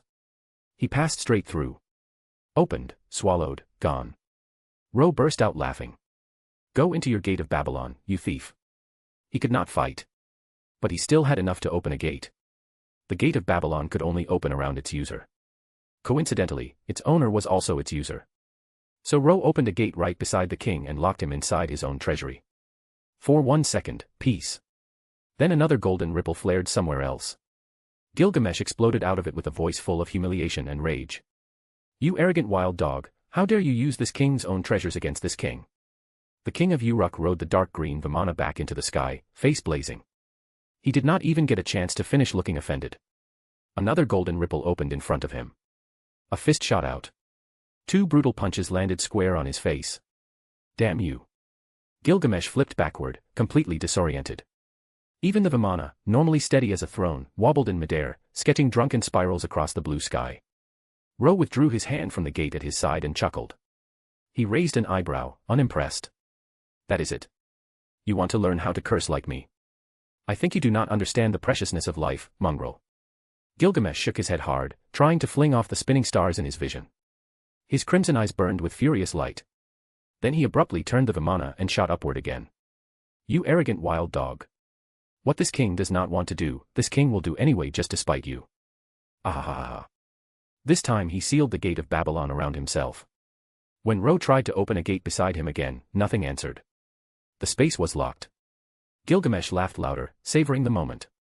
Now let this king enjoy the sight of your gnashing teeth and helpless face. Bang. He crashed straight into an invisible, tightly shut door. He went up. Then came straight back down. Dust exploded across the courtyard as he hit the ground like a meteor, completely dazed. Ro unclasped his hands and smiled. You forgot your gate of Babylon has potions that restore energy instantly, did you not? Gilgamesh stared. Enkidu, who had just arrived in front of the palace, froze mid-step. Ishtar, landing right after her, blinked. Everyone went silent. Something terrifying was about to fall from heaven, but why did it feel like they were watching a slapstick play? If the Black Mire could speak, it probably would have screamed in outrage. It was the curse of the gods. Do you really have to be this disrespectful? But Gilgamesh could not stop Ro anymore. The curse had already flowed down. It was a breath away from Ro's skin. Ro. Enkidu opened her mouth, worry filling her emerald eyes. Ro only glanced at her and smiled. It is all right. No matter what, nothing can harm me. Yes. When a dragon is already sitting on the enemy's face, how can it lose? A death flag had to be planted properly. Are you crazy? Ishtar hovered above the palace roof, staring as if he had grown a second head. She could not understand why anyone would chase something that could kill a god. Could not understand why they never feared anything. Could not understand why they were so eager to step into death when victory was already theirs. No madness, no life. Ro shook his head, no longer looking at them. Gil, thanks for the concern, but what I have done, I should bear myself. Gilgamesh sat up, his expression finally serious.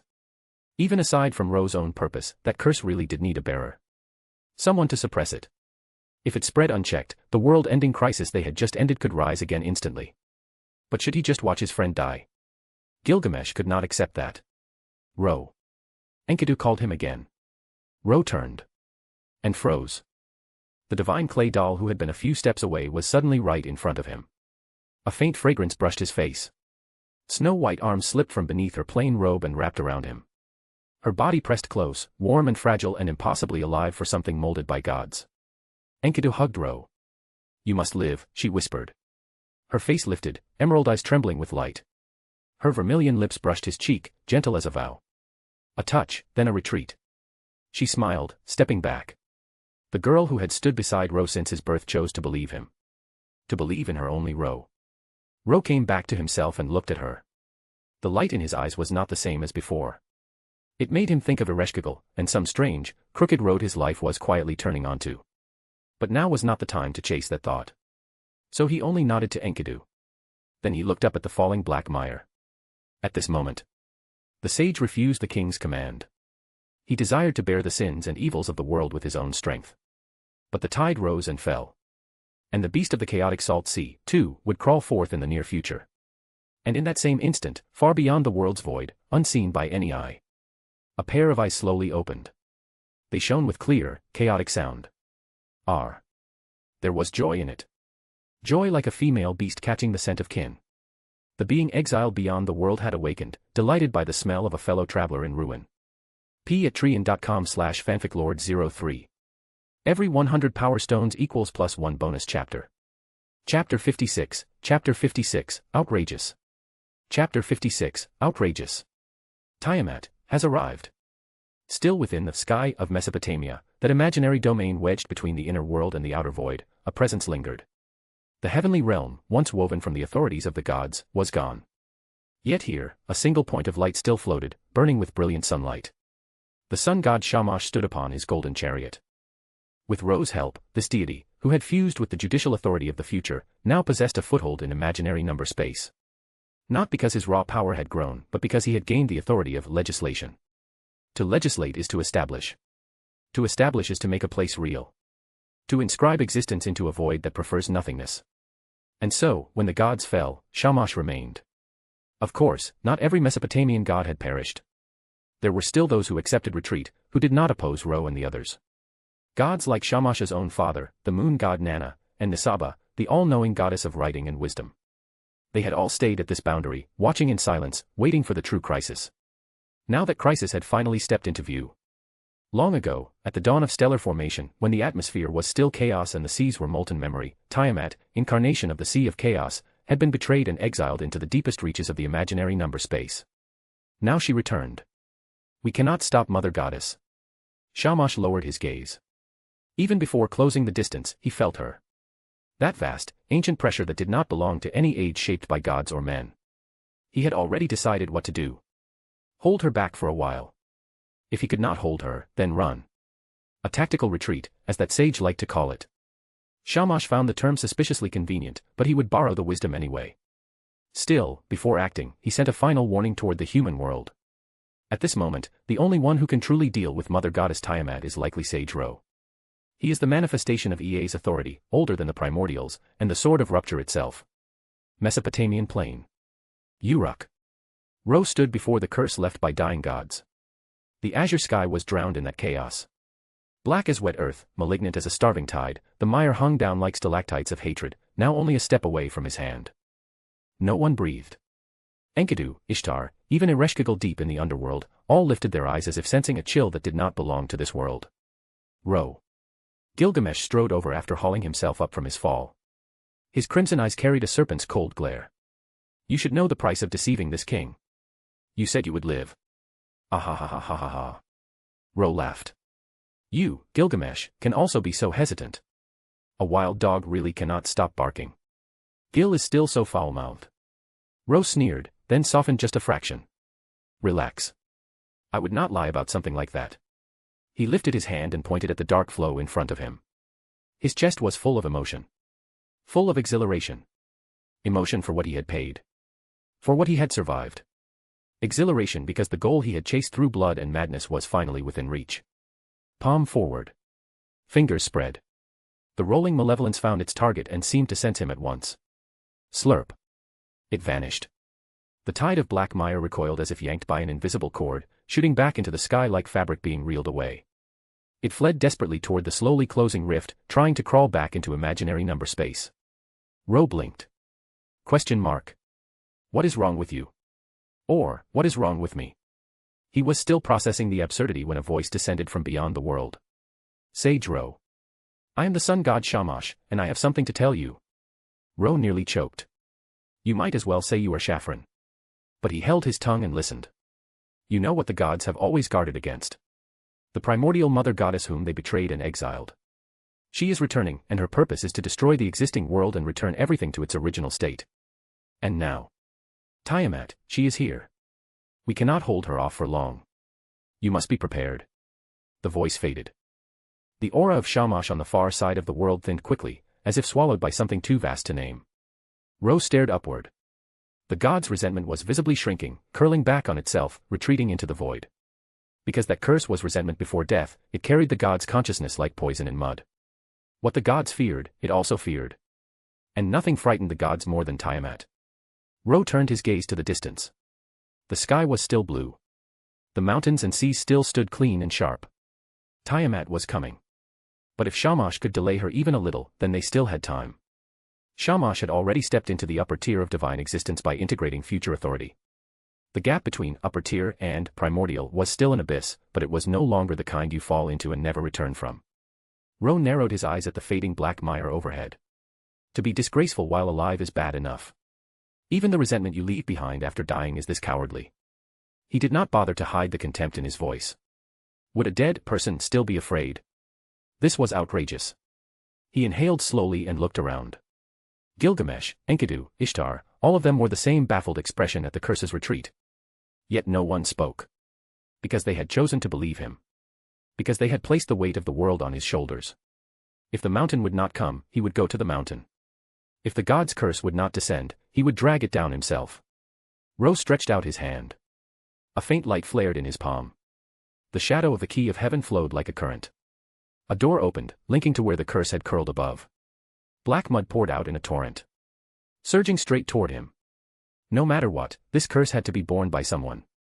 Ro would not abandon the opportunity he had spent his life carving into existence. What happened after, could be dealt with after. He closed his eyes slightly, letting the mire swallow him, then sink into his body. Thump. Thump. Thump. His heart beat with a heavy, contained rhythm. A sensation beyond language rose instantly. Mountains. Seas. Countless layers of the world seemed to press into his chest. The whole present world felt as if it were sliding into his consciousness, dragging him backward toward something older than history. He was drifting toward the primordial. A purer death, one that would not even pass through the underworld, was approaching. Ro opened his eyes. Cough, cough. He coughed twice, then looked at the faces watching him with tightly clenched nerves. Gilgamesh. Enkidu. Ishtar Rin. He chuckled. I barely managed to suppress it. He did not die. That was expected. The god's curse was terrifying, but it was not enough to kill the sword of rupture instantly. Still, Ro understood what that meant. Right now, his life had already started counting down. EA's authority was immense, but he was not EA himself. He could not shield Ro perfectly forever. To hover at the edge of death without falling in. To still breathe, and yet be doomed all the same. In Zayusidra's words, Ro had personally forged the end of his own destiny. p@trian.com/fanficlord03. Every 100 power stones equals +1 bonus chapter. Chapter 57, Chapter 57, What to do before death. Chapter 57, What to do before death. Gilgamesh did not know what Ro knew. He only saw his friend standing there, apparently safe and breathing, and the tension in his chest finally loosened into laughter. Ahahaha, as expected of the friend acknowledged by this king. Gilgamesh threw his head back. Therefore, this king shall temporarily pardon your unforgivable sin of disrespect toward me. Rejoice. Praise this king's magnanimity, vast as the starry sea. You already said that. Say something else. Ro's face did not move. Surely you are not short on insults and also short on self-praise, right? Gilgamesh froze. Would this man explode if he did not retort? Enkidu hurried in from the side, her robe fluttering like a white banner. She looked Ro up and down as if checking for cracks in a priceless treasure, then sighed in pure relief. Ro, that's wonderful. The divine construct maiden took his hand, her smile bright enough to be mistaken for sunrise. You even withstood the god's curse. Then another voice barged in, sharp as a thrown gem. In that case, hurry up and hand over all of this goddess's rewards. Ishtar Rin's joy flickered across her face for a heartbeat, then she smothered it under exaggerated arrogance. This goddess waited until now just for that. She folded her arms hard. Your life or death. I do not care at all. Another difficult one. Ro glanced at her. Another. Gilgamesh's eyes widened as if personally stabbed. What does another mean, mongrel? Ro did not bother answering. He narrowed his eyes toward the palace gate. In the shadowed corner, a golden-haired goddess in a crimson robe stood quietly. Ereshkigal. She had sensed trouble even in the underworld and used the item Ro gave her to cross into the human world. Her crimson eyes met his. Her cheeks flushed. In the next blink, she vanished again. Ro could not help smiling. Ro, what are you smiling at? Enkidu tilted her head, confused. Are you celebrating that you are still alive? Gilgamesh clicked his tongue. Mere mongrel. Without this king's permission, who gave you the confidence to act so unafraid of death? Stop babbling. If you keep talking, I will punch you twice again. Ro waved him off. Gilgamesh's mouth twitched. He still remembered those 2 punches from earlier. They had not stopped hurting, and Ro reminding him made the ache flare like it had been waiting for permission. Ro ignored him and turned serious. It is time for the final cleanup. Oh, right. Cleanup. Ishtar Rin suddenly jumped like a child who remembered dessert. I am going to retrieve the bowl of heaven and Ishtar's treasures. From now on, I will be the one and only Venus goddess. Ho ho ho ho. With a cackle more witch than goddess, she flashed away. Foolish fellow. Gilgamesh muttered, but for once did not chase the argument. He stepped forward instead, past Ro and Enkidu, to the palace gate and the edge of the stairs. Below, the people had already gathered. From the first thunder of the final battle until now, they had not scattered. They stood where they had stood, eyes lifted, waiting. Waiting for the king. Ah, rejoice, my subjects. Gilgamesh grinned wide. Under the leadership of this king and this king's friend. You have overcome the world-ending disaster and defeated the gods who sought to dictate our destiny. This is worth celebrating, is it not? For this is your achievement. An immortal spirit that will shine regardless of what the future holds. He praised without hesitation the people who deserved it. Awkward in most things, Gilgamesh never stumbled when it came to acknowledging valor. Ro and Enkidu exchanged a glance. Both smiled. The king leads the people. The king praises the people. The king is the one the people love and respect. Having shattered the gods and survived the end of the world, the young king of Uruk stood before them with his friend beside him, and the cheers that rose were like the sea discovering its own voice. Gilgamesh spread his arms. The city erupted. He still stood above Uruk's countless subjects, as he always had. But the air between throne and street did not feel as distant anymore. Because behind him stood someone who could stand with him. The war was over. The whole nation boiled. What followed was a carnival of survival and victory. But next, Gilgamesh will probably work himself to death again. That night, Ro sat alone in his courtyard, leaning against the stone table with a cup of mead in hand. He looked out over Uruk. The city had become a sea of lights. Bonfires burned at every corner. Laughter and shouting drifted from every street. Only one light was brighter than all the rest. The royal hall. Gilgamesh's palace blazed with steady brilliance, meaning the king of Uruk had already buried himself in work again. The thought made Ro laugh softly. Though they were the three who carried the age on their backs, none of them joined the revelry. Ro and Enkidu simply did not enjoy it. Gilgamesh could not afford it. For others this was celebration. For the king it was consolidation. After the battle, this land, now called the Mesopotamian Plain, had only one country left. Uruk.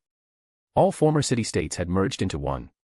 By ordinary logic, after a war everything would return to how it was. The old city-states would separate again, restoring their borders as if the world had not changed. Ro refused to allow that. As a transmigrator, he could not help carrying the dream of unity. Even in a foreign land. Even in another world. And because of that decision, Gilgamesh now had to bind this vast territory together, to keep it from splintering at the first crack of peace. It was a burden. But it was also a foundation far stronger than anything they had before. Whether for refining their own abilities, or for the coming of Tiamat, a unified Uruk was a shield the age desperately needed. Ro did not fear the primordial goddess. He was about to die anyway. Killing was easy. Saving was hard. If Tiamat chose not to save herself, then that was her problem. If she arrived before he died, he would deal with it. If she arrived after, Uruk would still be better prepared than it had ever been. They call me a sage. Ro set his cup down and looked sideways. So I should leave something behind before I die. A voice drifted in with the night breeze. This old man does not understand everything, but I do know this. Sir, you are about to die. Facing death and still so calm. Your temperament really is extraordinary. Zayusadra sat in the chair beside him as if he had always been there. The cloaked old man moved like mist and spoke like stone. The same Zayusadra who had appeared only once days ago, whose blade had decided the course of the battle. What is there to be afraid of? Ro grinned. Fear was not in his vocabulary. If he was destined for the throne of heroes, then he intended to arrive there looking fabulous. Ha ha ha. Zayusadra chuckled at Ro's ease. Sage Ro, your title is well deserved. He studied Ro quietly, then asked the question he came for. So why seek me out? You have not listened for my bell and come to kill me, have you? Of course not. Zayusadra's answer disappointed Ro a little. I did see the end of your destiny, but I did not hear the bell toll. Life and death are still unknown. Oh, please do not. Ro waved him off. Life and death are fated. Forcing it is useless. He said it earnestly. This time Zayusadra was the one caught off guard. He had met people unafraid of death before. He had never met someone who looked almost eager for it. After a pause, he said, this old man came to say goodbye. There is no longer a destiny for me in this world. So I will leave. Where to? Unknown. Zayusadra shook his head. But in the future, you and I will surely meet again. Perhaps, it will not be long. His voice thinned into the air. His figure vanished. Exactly as he had come. Appearing and disappearing like a ghost that obeyed no rules but destiny. Ro did not chase him. He only swirled the mead in his cup, listening to the city breathe. Inside the room, Enkidu slept peacefully. She had learned to sleep when she could, likely because Ro kept teaching her by example. Ro raised his cup as if toasting the night itself. Then for this last stretch of time, let us do something. He grinned, drained his drink, and coughed softly. His time was getting shorter. If he now bore the title Sage, a name of wisdom in this era, then he would use that name to light a fire. A fire that made civilization burn brighter. A gift to Gilgamesh, before Ro stepped into his own end. p@trian.com/fanficlord03. Every 100 power stones equals +1 bonus chapter. Chapter 58, The Sage Who Stole Wisdom from Heaven. Chapter 58, The Sage Who Stole Wisdom from Heaven. For Ro, even though his goal had not been fulfilled to the last hair, he had already stepped into the territory of a dying man. And once you accept that truth, you are allowed a certain luxury. Like doing whatever you want before the curtain falls. Ro, you are not sleeping. A clear, soft voice drifted out from the inner room. Ro lifted his head to see Enkidu walking over, still half lost in sleep. She was not fully awake. Her long emerald hair had been mussed by a deep, honest rest, falling in airy, unruly strands over her shoulders. The plain white robe she wore hung loosely, sliding with her steps, exposing a stretch of pale, slender skin at the collar and the faint rise of her chest. Even the line of her waist and the curve of her hips showed through the fabric in the soft morning light. She looked at him with quiet confusion, as if the world had decided to add a new riddle while she was dreaming. I cannot sleep, Ro said.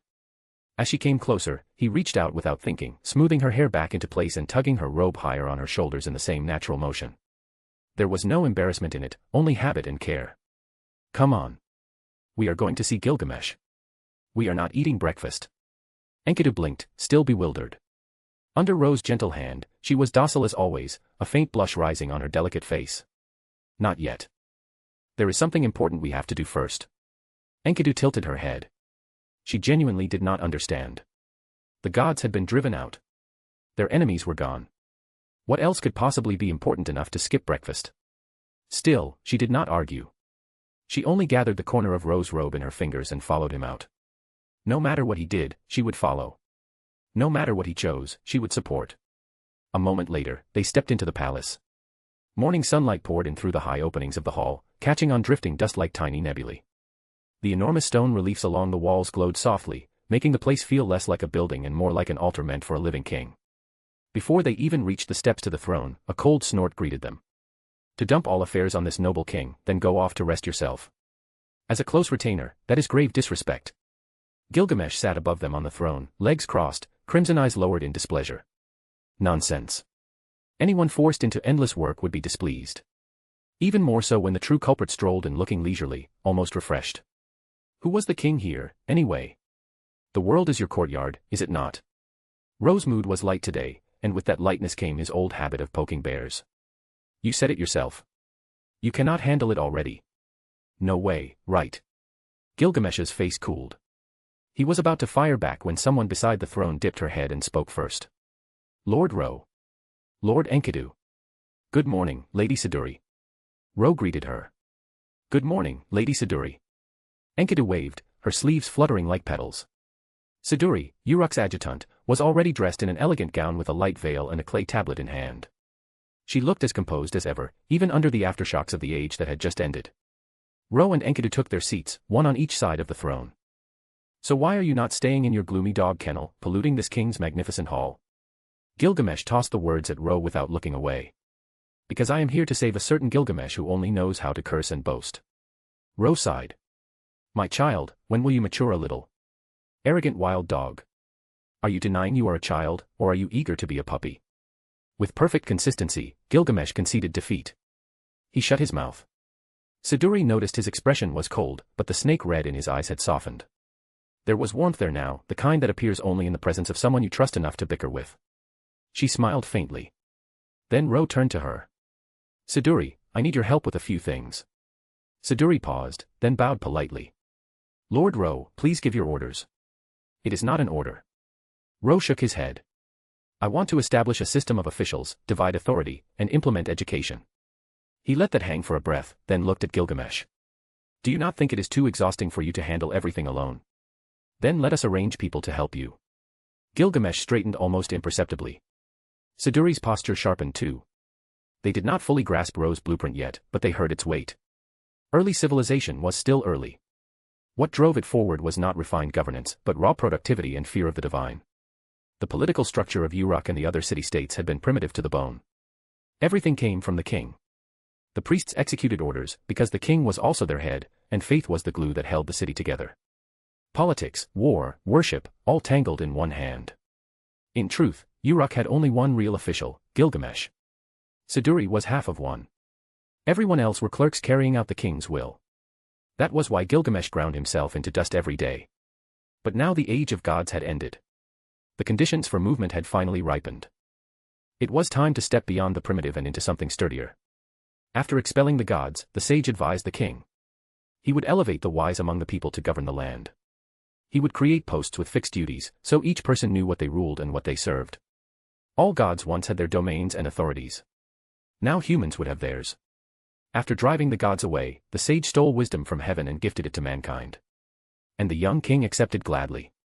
Ahahaha, so that brain of yours, filled with nothing but foul language, can actually be useful in this way. Gilgamesh burst into laughter. Fine. This king will entrust it to you. Ro. This king's friend. A wild dog when useless. A friend when needed. Despicable, as usual. Ro shot him a sideways look, and at the same time a breeze drifted in from the open doors. He coughed, lightly at first, then longer. His body felt weaker than before. That was fine. Then he would make sure to do this well while he still could. Even if I am going to the throne of heroes to reclaim what is mine, Ro murmured, half to himself, if I gain a little more along the way, that would not be bad either. Building official posts and clarifying responsibilities. Back in his homeland, that was the kind of achievement people called laying the foundation for 10,000 generations. If he truly accomplished it here, then the title Sage would not be a fluke. It would be his name in history. p@treon.com/fanficlord03. Every 100 power stones equals +1 bonus chapter. Chapter 59, Ro dies. Chapter 59, Ro dies.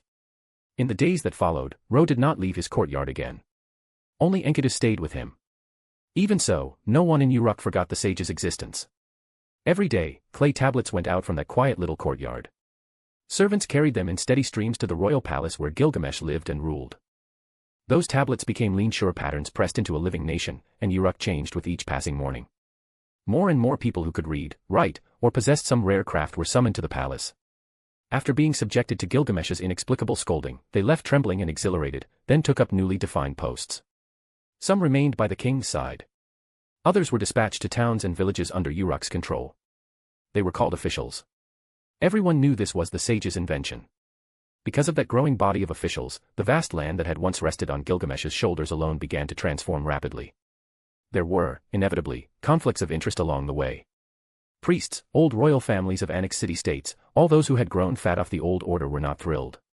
But this was still an era where strength could crush politics. Gilgamesh alone was enough to suppress an entire nation. No one needed schemes when the king himself was the scheme. So progress came smoothly. As the officials increased and a layered decision-making structure formed, the sprawling and previously chaotic system stabilized with startling speed. It was not a dramatic process. It was simply the kind of change that looks mundane in the moment and becomes legend only afterward. Then a single piece of news spread through Uruk and turned the calm momentum into a strange, heavy silence.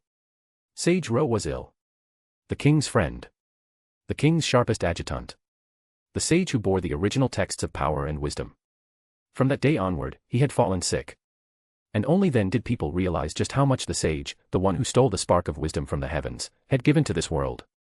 To bear the wisdom of gods within a human body was an unimaginable weight. What weight do gods have? A hammer. That was Ro's first reaction when rumors reached him from the outer city. Then he coughed softly, and even the hand holding his stylus trembled. The courtyard was full of lush trees. Sunlight poured through the leaves and painted the shade into shifting patterns like inverted mountains. Yet despite it being broad daylight, Ro was wrapped in a quilt, his face drained to a pale, almost translucent color. The rumors were not entirely wrong. Ro was ill. But it was not because of any so-called wisdom from heaven. What he did came from knowledge, not divinity, and the gods had already been dispelled. The real cause was far simpler and far more dangerous. The curse of the gods was eroding him. And the more his body worsened, the happier Ro became. Because it meant his own death was nearing. To be killed by a curse after slaying the gods was the kind of end that deserved to be carved into history. Of course, this weakening body did not truly affect his power. Whether it had been the key of heaven before, or the sword of rupture after its unsealing, neither of them depended on mere flesh. Ro. Enkidu sat beside him, worry written openly on her face. Why do you not rest for a while? No, no. Ro grinned, waving the idea away. I know my own body. He stopped mid-sentence. Because Enkidu did not listen. Instead, she slid behind him on her own, then slowly wrapped her arms around him. Her robe fell softly along his shoulders. Her gentle warmth pressed against his back. Her long legs curled close, entwining at his sides as she lowered herself enough to fit perfectly against him, trying to give him every bit of heat she could offer. This way, you will not be cold anymore, right? Ro froze for a moment. Enkidu had already become a young girl in both form and heart, and now her emerald eyes were serious in a way that made refusing feel impossible. She was warm. Not the warmth of fire, but the steady, deep warmth of the earth itself. Like heat rising from beneath the world, strong enough to soothe, soft enough not to burn. It carried with it the terrible temptation of sleep. Ro smiled and did not resist. Thank you, Enkidu. She held him there, quiet and patient. Ro's eyes closed gently. The hand gripping the tablet loosened. Sleep claimed him without struggle. How nice. Ro. A flicker of joy passed through Enkidu's eyes. She lowered her head, lips glossy with moisture, and brushed his face with a tender, lingering touch. There was a strange excitement in her smile, her cheeks blooming red in a way she did not bother to hide. Outside the gate, Gilgamesh finally stopped knocking. Go back for now. He nodded to Siduri beside him, face serious. Let that fellow rest more. Consider this king magnanimous. Yes, king. Siduri followed behind him, puzzled. The instant the news had reached the throne, the king had rushed here without pause. Yet after arriving, he did not enter at all. As his adjutant, she swallowed her questions.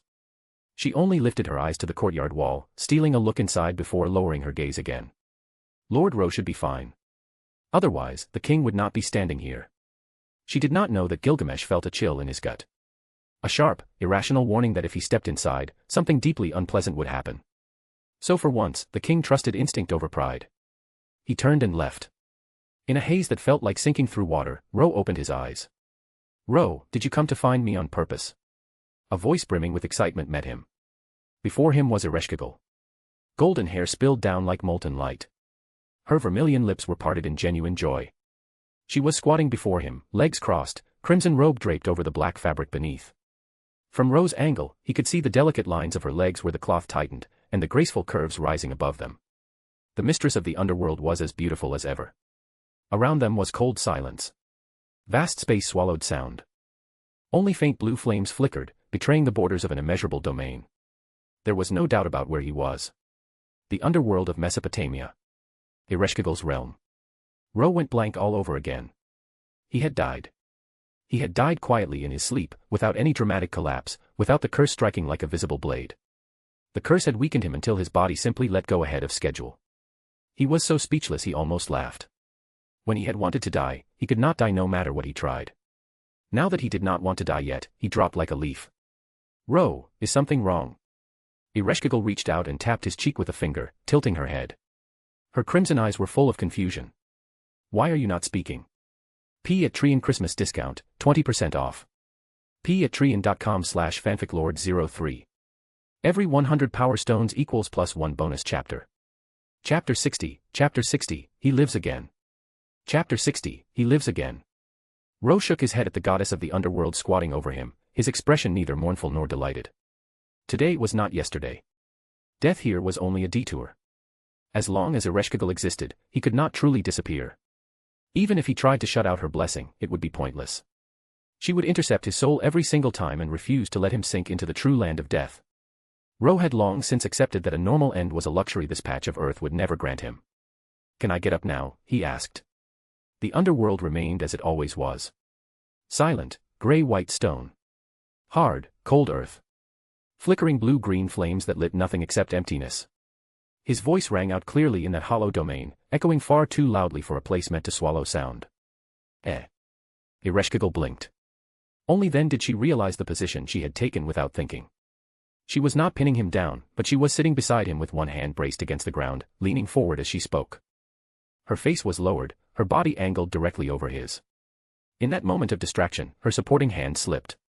Thump. Her forehead hit Ro squarely in the chest. It was over. Had Ereshkigal caught Ishtar Rin's legendary clumsiness? Because that collision was so perfectly timed it felt hereditary. Ro glanced sideways at the soft warmth suddenly pressed into his arms. After slipping, Ereshkigal had crashed straight into his embrace. Her long pale legs were still grounded, but her hips were planted firmly against him. Everything above that made the situation painfully obvious. Wah, ooh. Ereshkigal let out a small whimper. Her ruby eyes wobbling with confusion. Then, realizing how close he was, her face flushed bright red. I. She stammered herself into silence. Ro sighed, helpless in the face of a goddess who short-circuited this easily. Since you will not get up, I will get up myself. He did not wait for her to recover. One hand slid to her waist, the other hooked beneath her thigh. His palm pressed into the delicate curve there. With steady, careful force, he lifted her. In one motion, he stood. The sudden sway made Ereshkigal instinctively wrap her arms around his neck. The warmth of his body, the firm hold at her waist and legs, left her mind blanker than the underworld. Ro, to his credit, had no urge to play hooligan. He simply wanted to stand. So he set her down immediately. See, consider yourself lucky. Ereshkigal adjusted her robes, cheeks still blazing. Her words were sharp, but her eyes carried a faint, reluctant disappointment that she did not fully understand. Ro, meanwhile, found himself thinking very deeply about this contradiction. I will let you off. She bared her teeth, then suddenly remembered what she was supposed to be asking. By the way, Ro, how did you get here? Now that she had recovered her composure, the question landed like a stone. This was the underworld. Only the dead arrived here. And Ro, being the key of heaven and the sword of rupture itself, should not have dropped so easily. Oh. I died, Ro answered with a perfectly righteous face. To say it that casually really was outrageous. Ereshkigal sighed, genuinely troubled. Honestly, you are that strong, so why do you die so easily? He was, after all, a follower of the underworld goddess. To see you, Ro replied, half joking. You, what nonsense are you spouting, Ereshkigal's face turned red again. She thrust out a hand, trying to look stern. Come with me. I will take you back. In the future, you cannot do this anymore. Her voice dropped softer and softer near the end. If you want to see me, just say so, and I will cooperate with you. Of course, if you insist on coming here on your own, it is not impossible. All right then. Ro took her hand without hesitation. It was soft and delicate, warmer than this place had any right to allow. From now on, I will be bothering you a lot. Ereshkigal blinked. Question mark. Half a day later. Still in the underworld, inside a stone palace stacked from cold rock, Ro opened his eyes again. He was once more staring at the goddess of the underworld. Ah, I am back again. Ro smiled brightly. So he really meant bothering you a lot. Ereshkigal stood there, speechless. Happiness and shock tangled together until she could not tell which was stronger. As the ruler of the underworld, she had been alone forever, but she had still seen her share of demigods and heroes who trespassed here. She was experienced. She would not be frightened by something like this. She told herself that very firmly. Ereshkigal, I am back again. Exclamation point. This kind of situation she had never seen before. Are you treating the underworld as your house? Can you show even a little respect to the dead? Although her mood was secretly excellent, her pride demanded a show of dignity. Even if that dignity always collapsed the moment shyness got involved. Ro, for his part, could only admit he could not help it. Because in the human world, his body was weakening more by the day under the curse. If he closed his eyes for a nap, he might tumble straight into the underworld again. It was not entirely uncontrollable, but resting here and resting there were becoming the same thing. The only difference was that doing it here felt a bit scummy. After being sent back to the mortal world again, Ro yawned and stretched under the sunlight of his courtyard. Ro, are you awake? Enkidu looked over, then jogged across the grass barefoot. Her white robe, cinched at the waist, swayed lightly as she moved. Worry lingered on her delicate face. She adjusted the cotton robe around Ro, considering whether to add another layer. Cough, cough, let us go eat something, Ro said, wobbling to his feet as if his bones were made of feathers. It is already prepared. I can go by myself. Ro waved her off and walked into the house. He was not helpless enough to need carrying. Only he left. Enkidu remained where she was, gathering her soft green hair back into place. Her gaze drifted to her palm. A single strand of golden hair rested there, caught when she had just touched Ro. The moment it met the light, it blackened instantly, as if burned and carbonized away. But Enkidu had seen it clearly. Her emerald eyes narrowed. Her vermilion lips curved upward. A dangerous glint flashed in her gaze. It is the smell of the underworld. The clay doll twitched her nose and reached her verdict with eerie accuracy. No wonder. Lately, Ro had been slipping into deep sleep more and more often, impossible to wake no matter how she called. So that was it.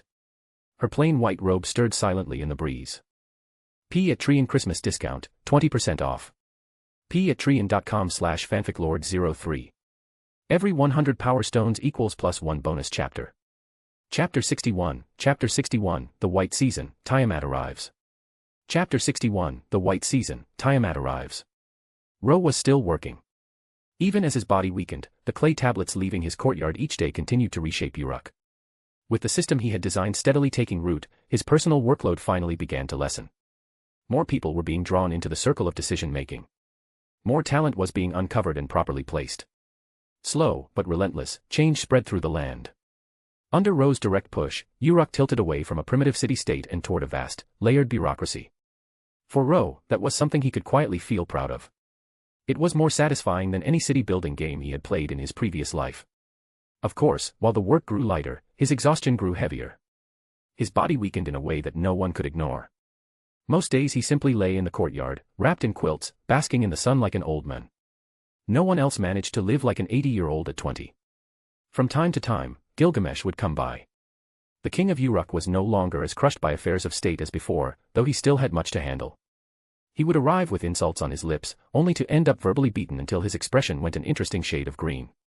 Sometimes Ishtar Rin would drop in, loud and unreasonable as ever, only to be wordlessly chased off by Enkidu's quiet pressure. She never learned. Most of the time, Enkidu simply held him, her body shielding him from the cold. The nation grew more prosperous, more grand and flourishing, and people praised ever more fervently the one who had brought down wisdom from the heavens. The sage's body grew weaker. He was sleepy every day. Countless times he walked back and forth on the road to the underworld. He hovered on the boundary between life and death. Ereshkigal, I am back again. Ro opened his eyes to the familiar scene of the netherworld and the figure within it, greeting her as if returning home. Honestly, are you actually treating this place as your house? Ereshkigal pulled him up, but the happiness on her face, framed by her golden hair, could not be hidden. Is that not good? Ro took the hand she offered and let her help him stand. What is good about it? I even gave you the blessing of immortality. The goddess of the underworld sighed. Her tone complained, but the joy in her eyes betrayed her. Cough, cough. Ro covered his mouth as a quiet cough shook his shoulders. The curse was continuing to seep into his soul. So it could reach even here, into the underworld. That realization made him a little happy. Are you really all right? Ereshkigal's crimson eyes trembled with worry. Of course. Ro answered casually. Do not worry. I will not die. In any case, you are here, are you not? Who cares about you? Ereshkigal turned her head away, cheeks faintly red. You do not care, yet your hand has not let go. Ro glanced at the slender hand gripping his. The goddess's palm was still soft and delicate. She might speak harshly, but Ereshkigal was very worried. After a moment's thought, she made up her mind. Here. Take this. Do not misunderstand. You are, after all, a follower of this goddess. This is only the goddess's pity. Yes, pity. Do not think too much about it. Ereshkigal shrugged off the crimson outer robe she was wearing and thrust it at him. In an instant, the goddess of the underworld stood before him without her mantle. Pale shoulders were revealed beneath the lamplight of the netherworld, a slender neck flowing downward. The slight lift of her chest drew a graceful curve beneath the thin fabric. Her waist was extremely slender, and below that, the line of her hips arched sharply, leading into long, ivory-pale legs. Her very presence was like a cool night wind. That, mixed with her shyness now, made her almost painfully beautiful. Ro froze on the spot. The goddess's blush deepened. In the cold netherworld, the faint lights of wandering spirits flickered around them. Thump. Thump. Thump. Facing each other, it felt as if they could hear the other's heartbeat in the silence. Ereshkigal swallowed without thinking. Her moist lips appeared even more enticing. He would not seriously. Ro. A clear voice rang out, splitting the netherworld's quiet. Is she, the goddess of the underworld you mentioned before? Ereshkigal went stiff. Ro turned toward the speaker. A plain white robe, bare feet on the cold stone, long emerald hair flowing. The girl walked slowly through the underworld, her pretty face, under the shifting ghost light, carrying a meaning that was difficult to read. Enkidu had arrived. Ro had never hidden from her that he met Ereshkigal whenever he slept. He simply had not expected Enkidu to actually come here. The divine construct, wait, how did you enter the underworld? Ereshkigal reacted at once. Of course she recognized Enkidu. I am a broken divine weapon, a weapon made by the gods. I do not possess life in the pure sense. Enkidu glanced at her and smiled. Once I reach the extreme of metamorphosis, even the states of life and death can be interchanged. Was that ability really meant to be used like this? Ro opened his mouth, intending to say something. Enkidu took a quiet step forward instead and gently tugged on his sleeve. It is time to go back, Ro. The strength behind the gentle pull made it impossible to break free. Ro fell silent. Go back. Wait a moment. Ereshkigal cried out. This is my territory. I am the goddess of the underworld. Gods. It feels like we have already killed quite a few, have we not? Enkidu's tone remained soft. Ereshkigal fell silent. It was the same feeling Ishtar had once tasted. Her body shivered. A little frightening. No, she was a goddess. She was not afraid. No. No one can leave the netherworld without this goddess's consent, Ereshkigal insisted. Then we will not leave. Enkidu calmly released Ro's sleeve and looked at Ereshkigal with a serene smile. We will stay here forever. Thank you, goddess of the underworld, for your warm hospitality. Question mark. No one asked you to stay. You two may do as you like. Please continue. Enkidu folded her legs and knelt gracefully to the side, as if taking a seat in the front row. This person's presence is too strong. Ereshkigal retreated a few steps, making small, bewildered sounds. Enkidu merely brushed her long green hair back over her shoulder. To say that she was extremely angry would not be accurate. The divine construct loved Ro. But the role she had chosen for herself was very clear. She was his weapon. The one who watched over him, the one who protected him. Who Ro was with had nothing to do with her. As long as she could stay by his side, that was enough. Very simple. Very pure. Unfortunately, simple and pure could still cut to the bone. It is all right. I am serious, Enkidu said earnestly. If you want to do anything, I will not disturb you. Who would believe that? Who would dare to believe that? Please, go on. Why did it suddenly feel like she had been forced into the role of spectator? Ereshkigal wanted to cry. Enkidu's lips curled in a small smile. At that moment, Ro suddenly raised his head, as if sensing something far away. His expression hardened. Enkidu did the same. What is this? Ereshkigal whispered. Even in the underworld, they could see the change in the surface world. In the distance, above the sea, a vast void was slowly opening. In Uruk, countless people also looked up at the same time. Yes. At that moment, not just Ro. Almost everyone could see it and feel it. At the edge of the Mesopotamian plain, the inland sea that would one day be called the Persian Gulf began to convulse. The sea wind roared more violently than usual. Great masses of seawater were dragged into the sky and then hurled toward the shore. The violent tremors shook the sand on the ground until it danced. The falling seawater turned to rain and scattered across the beach. Crimson seeped into the horizon where sea and sky met. Like glass shattering, patches of darkness spread and bloomed. The end of the land was the sea. The end of the sea was a fractured void. At the far end of that void, a clear cry echoed. A. So you finally arrived before I died. Tiamat. Ro drew in a slow breath and let it out again, his gaze turning grave. P at Trian Christmas discount, 20% OFF. P at Trian.com/fanficlord03. Every 100 power stones equals +1 bonus chapter. Chapter 62, The Song from Imaginary Number Space. Chapter 62, The Song from Imaginary Number Space. The gods led by Shamash in imaginary number space had already done everything they could to stop Tiamat's advance.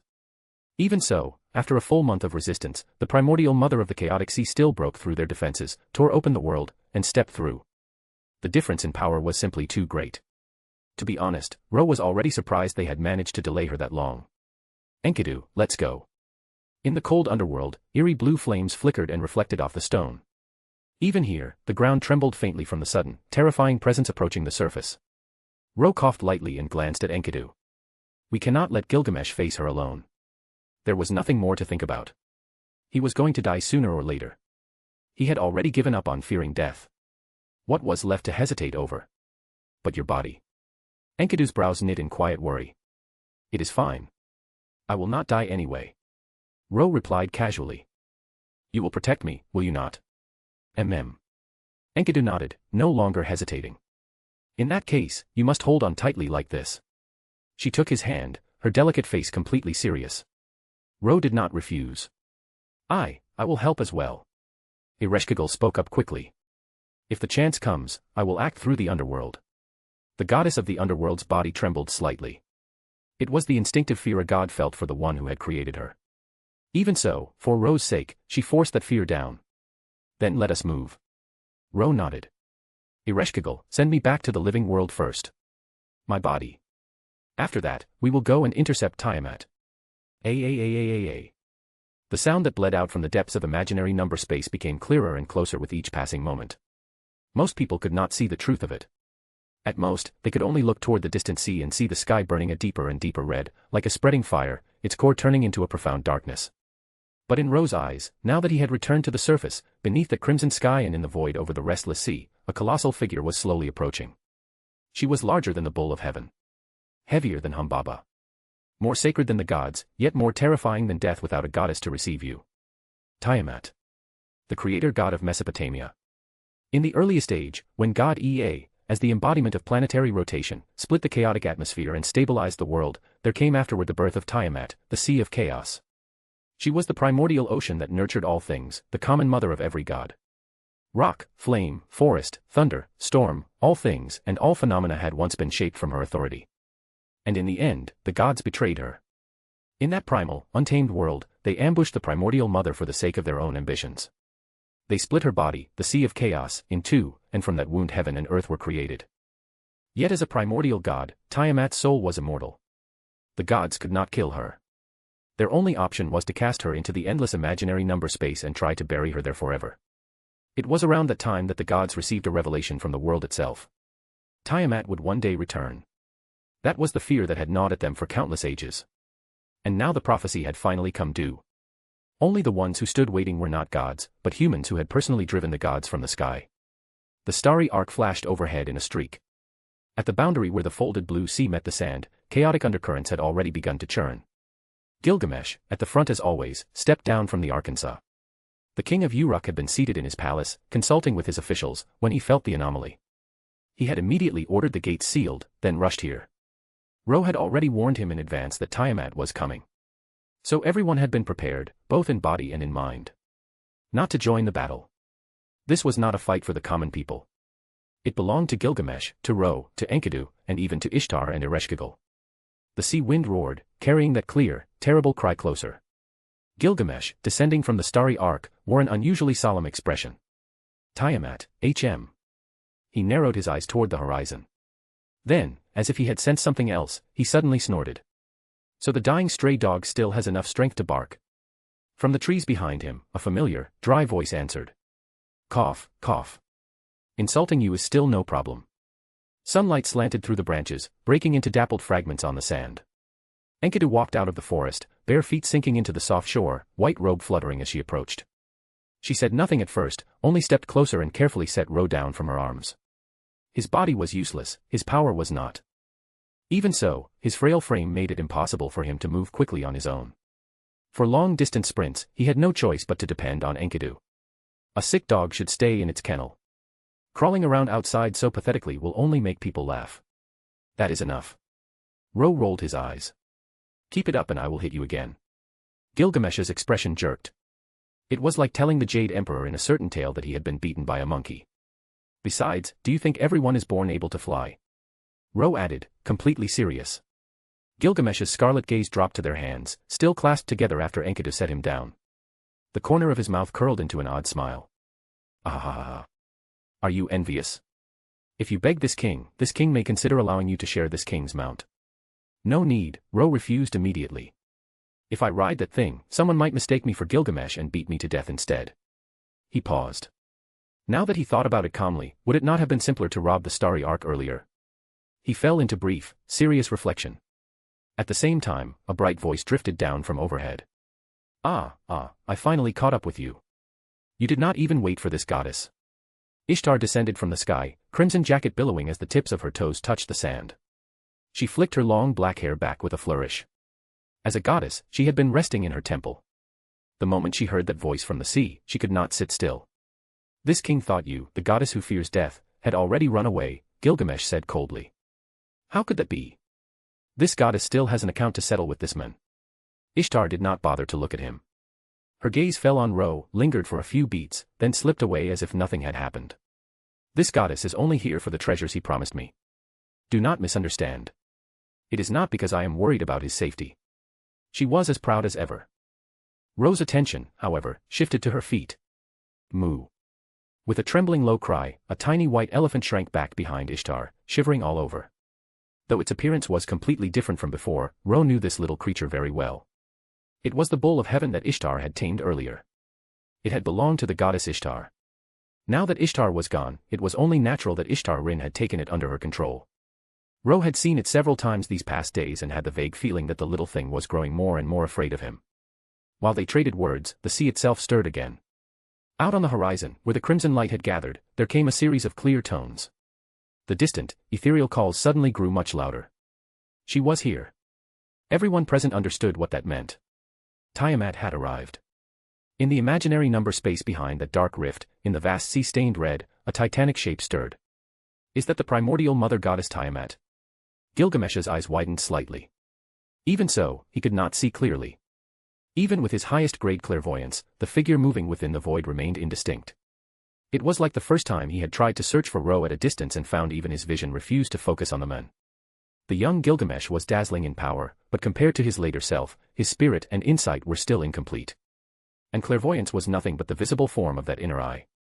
On the path of observation and wisdom, the Gilgamesh of this era was still a few steps behind the king he would become. Enkidu and Ishtar, lacking clairvoyance altogether, could only see a vast, blurred shadow. Ro, alone, saw every detail. Perhaps it was because he had already revealed the true form of the key of heaven. As the embodiment of Ea's world-making power, the force he held was, in its nature, no less than that of the primordial Tiamat. So he became the only one who could meet the mother goddess's gaze directly. Ro's sight slid upward, over the long, crossed legs wrapped in deep blue dragon scales. Tiamat's appearance was neither monstrous nor solemn.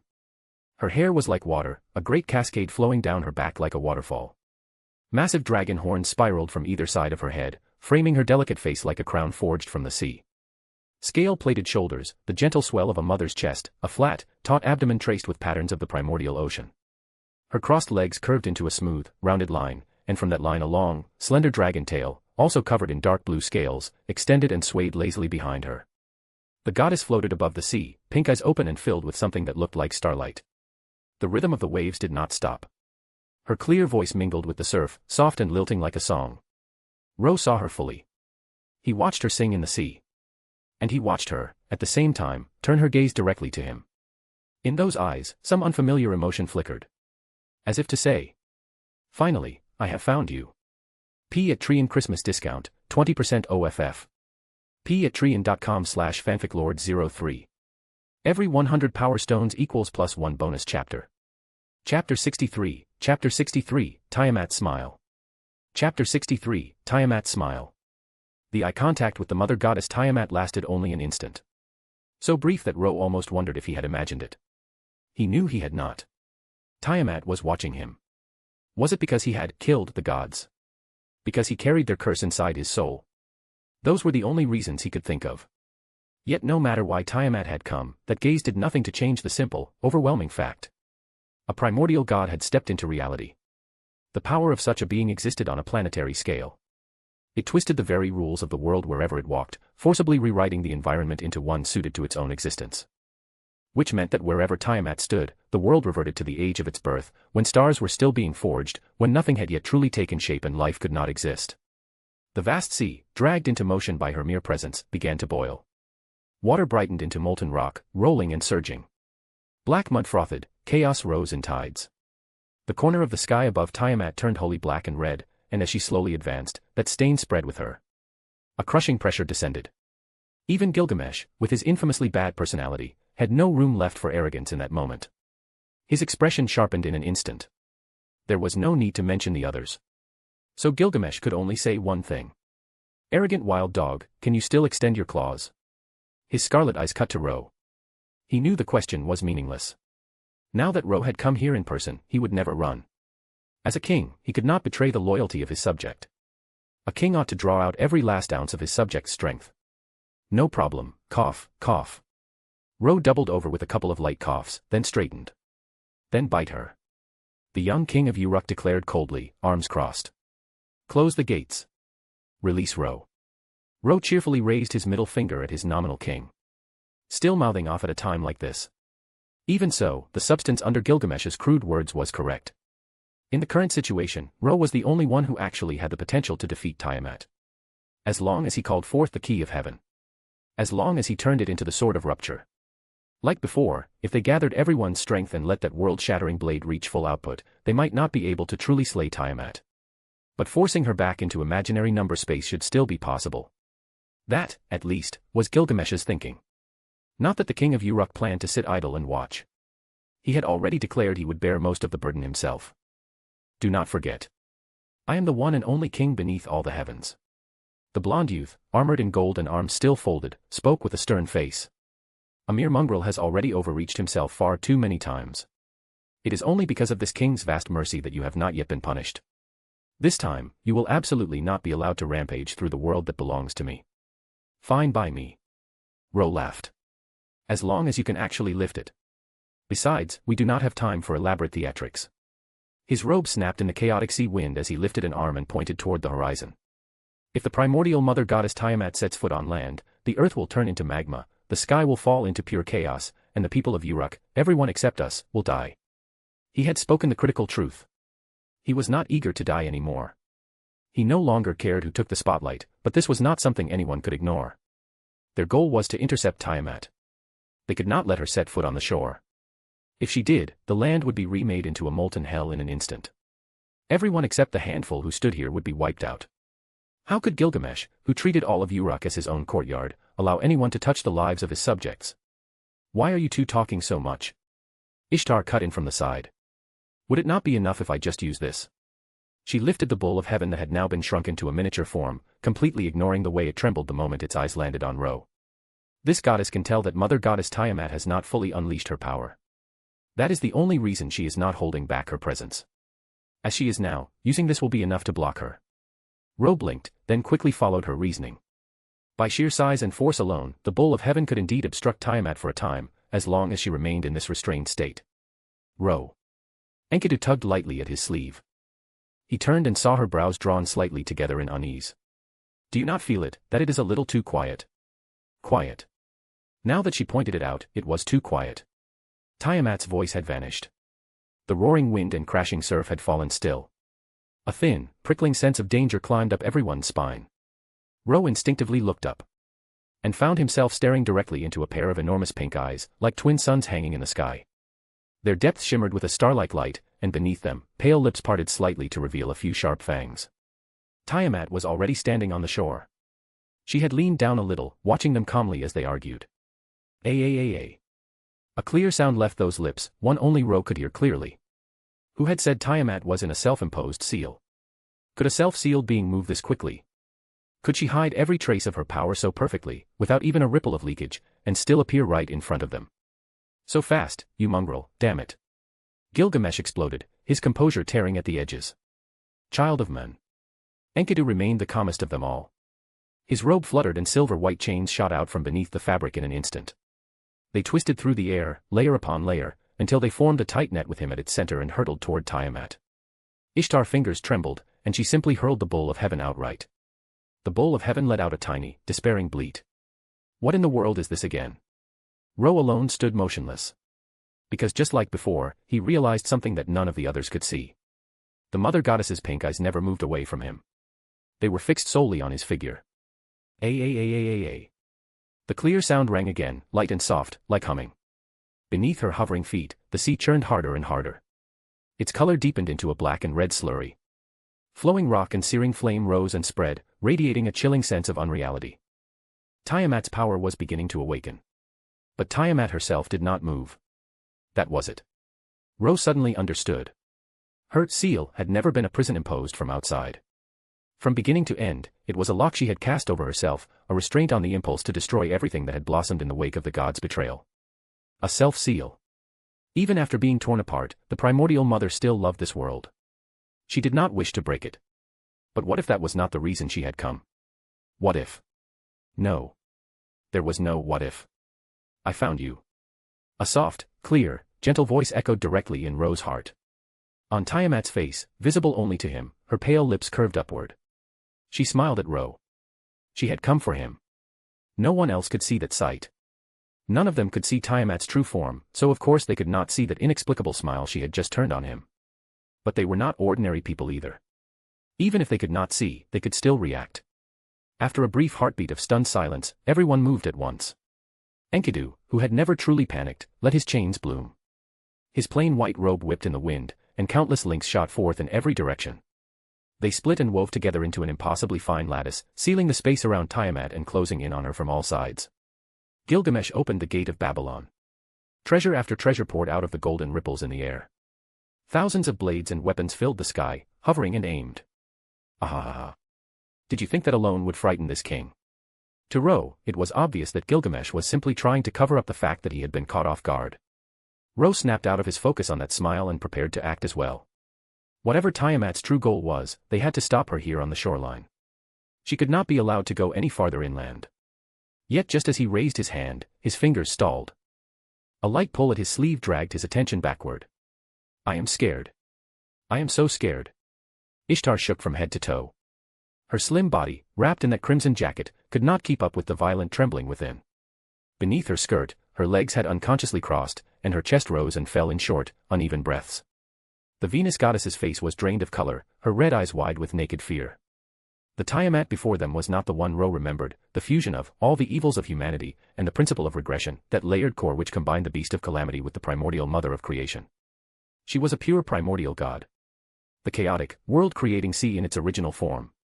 In that state, her power might be somewhat lower than the dual-core monster he knew, but precisely because her existence was so pure, the pressure she exuded was more absolute. An overwhelming superiority. For any god born from her, it was an inescapable instinctive oppression. Ishtar Rin might be split off from the original Ishtar, but no matter how many times you divided or diluted it, a god was still a god. Of course she would be crushed by that presence. Of course she would be afraid. Do not leave me. Her fingers dug into Ro's clothing with desperate strength, her long black hair falling in disarray around a face that had lost all its usual smugness. The vulnerability in her eyes was something he had never seen before. To be honest, Ishtar Rin like this was rare. Normally, even when she tried seriously to charm him and force him to acknowledge her beauty, her prickly pride always won out over any softness. She was always more son than dear. Now, however, she looked up at him with trembling eyes, her body shaking uncontrollably, her crossed legs pressing together as if she wanted to disappear into the sand. The contrast with her usual arrogance made her strangely, dangerously beautiful. Of course, all of that assumed she was not quietly trying to climb up his body at the same time. Ro glanced down and immediately saw her hands wandering higher along his thigh. He sighed, lifted his own hand, and casually brushed the goddess's fingers away. Hands off. P at Trian Christmas discount, 20% OFF. P at Trian.com/fanficlord03. Every 100 power stones equals +1 bonus chapter. Chapter 64, The People Who Yearn for That One Light. Chapter 64, The People Who Yearn for That One Light. Her hands were slapped away. Ishtar's body went rigid for a heartbeat, not only because her little scheme had been exposed, but because, under all the bluff and bravado, she was genuinely afraid. Was she rejected? It's fine. Contrary to what she expected, Ro did not pull away and leave. Instead, he bent down slightly and placed a hand on her head, fingers slowly brushing through her dark, silky hair. No one will cross the line I draw, he said quietly. No matter who it is. Do not forget. I am the key that can open the chaotic heavens and earth.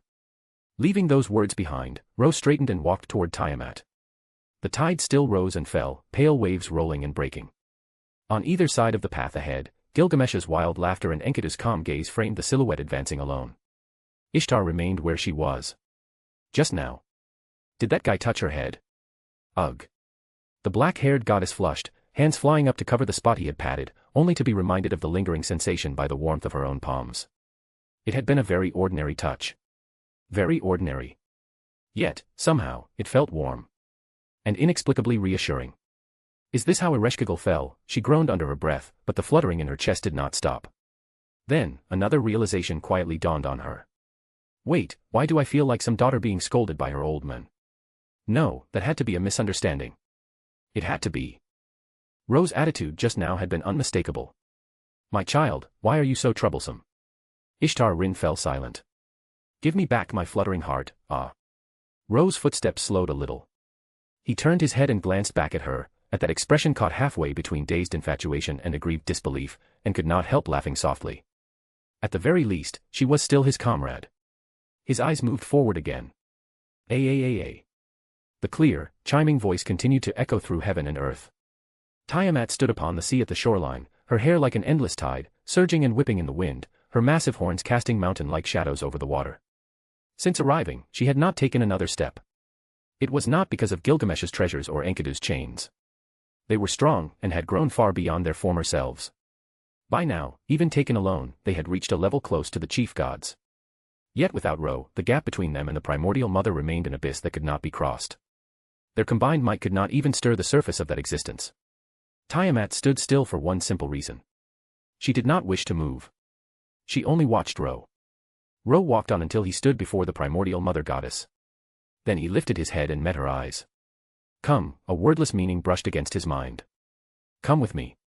They will hurt you. Like me. Ro understood what lay behind that gaze. In those pink eyes fixed on him, he saw it clearly. So he finally pieced together the truth. The Tiamat before him likely regarded him as a companion of her own kind, a fellow primordial god left behind in the world. In a sense, she was not wrong. Having merged with the Sword of Rupture, his specification, however faint, had indeed risen to the same primordial stratum. Ro had once been a priest in the age of the Pantheon. He knew the myths of this land well.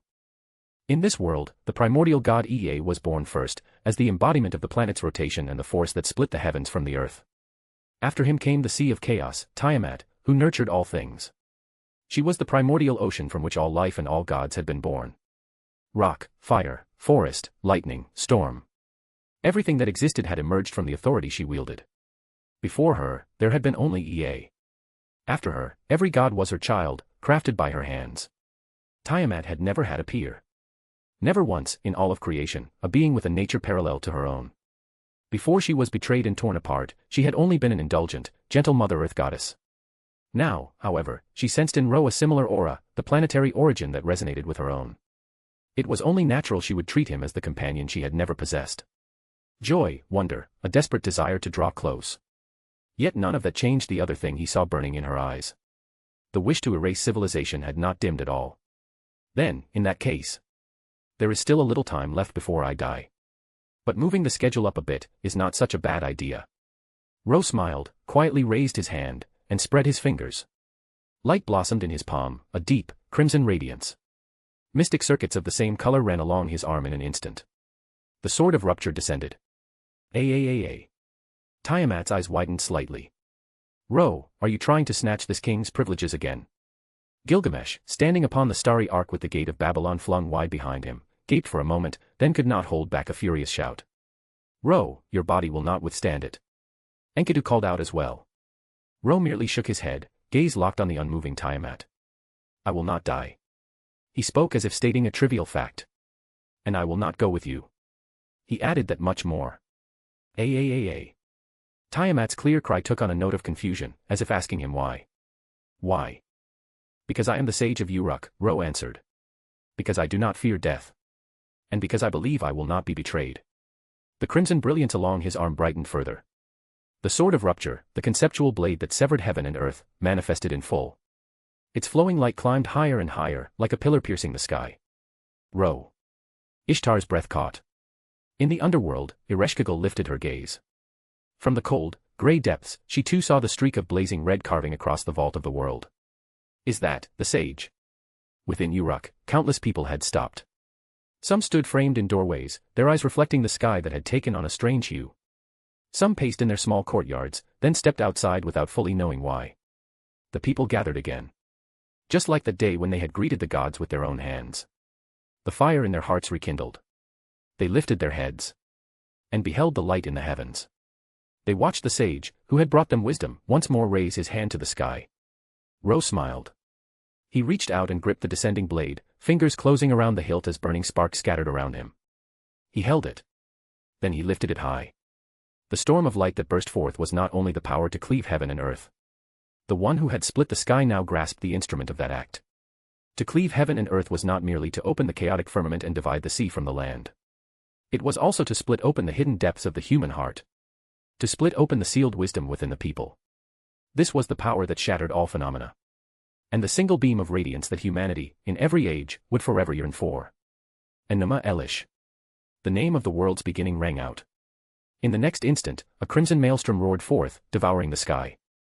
P at Trian Christmas discount, 20% OFF. P at Trian.com/fanficlord03. Every 100 power stones equals +1 bonus chapter. Chapter 65, Grab and Run, bonus chapter. TL, 100 horsepower. Chapter 65, Grab and Run. This was Ro's maximum output with the Sword of Rupture. No Gilgamesh lending him his treasures. No Enkidu backing him up. No entire nation pouring its strength into him. Only his own body, his own circuits, his own will. Naturally, the scale was not as grand as when he had faced the Pantheon last time. But in this place, in this timing, the result was no weaker at all. Power that cleaves heaven and earth is always at its sharpest when the world is on the verge of being remade. Crimson storm winds howled across the roiling magma and half-formed crust, forming a vast vortex with Ro at its center. The Sword of Rupture whirled. The world split. Within that severed domain, there were only two figures. Ro. And the colossal primordial mother goddess. A. Tiamat's eyes were still full of confusion and bewilderment. But she seemed to have understood Ro's decision. You love this world as well. Do you also love the people who live upon it? Her blossom-colored eyes, star-filled and clear, seemed to be asking that question. Ro did not answer aloud. He did not need to. His actions said enough. The sword of rupture spun in his hand. Ro coughed violently, forcing down the weight pressing on his chest, enduring the black mud of divine malice that surged within his body, and raised the blade. It was aimed at Tiamat. The crimson light screamed. Then, at the last moment, the trajectory shifted. The sword did not point at her. It pointed at the world. Buzz. A clear, sharp tone rang out, like a note from the birth of creation. The air fractured. Dust blew apart like shattered pottery. Cracks, pitch black, crawled through the sky and across the sea, spreading and joining, splitting the entire scene apart. In an instant, the primordial landscape Tiamat had brought with her shattered. And with it, so did this section of the world.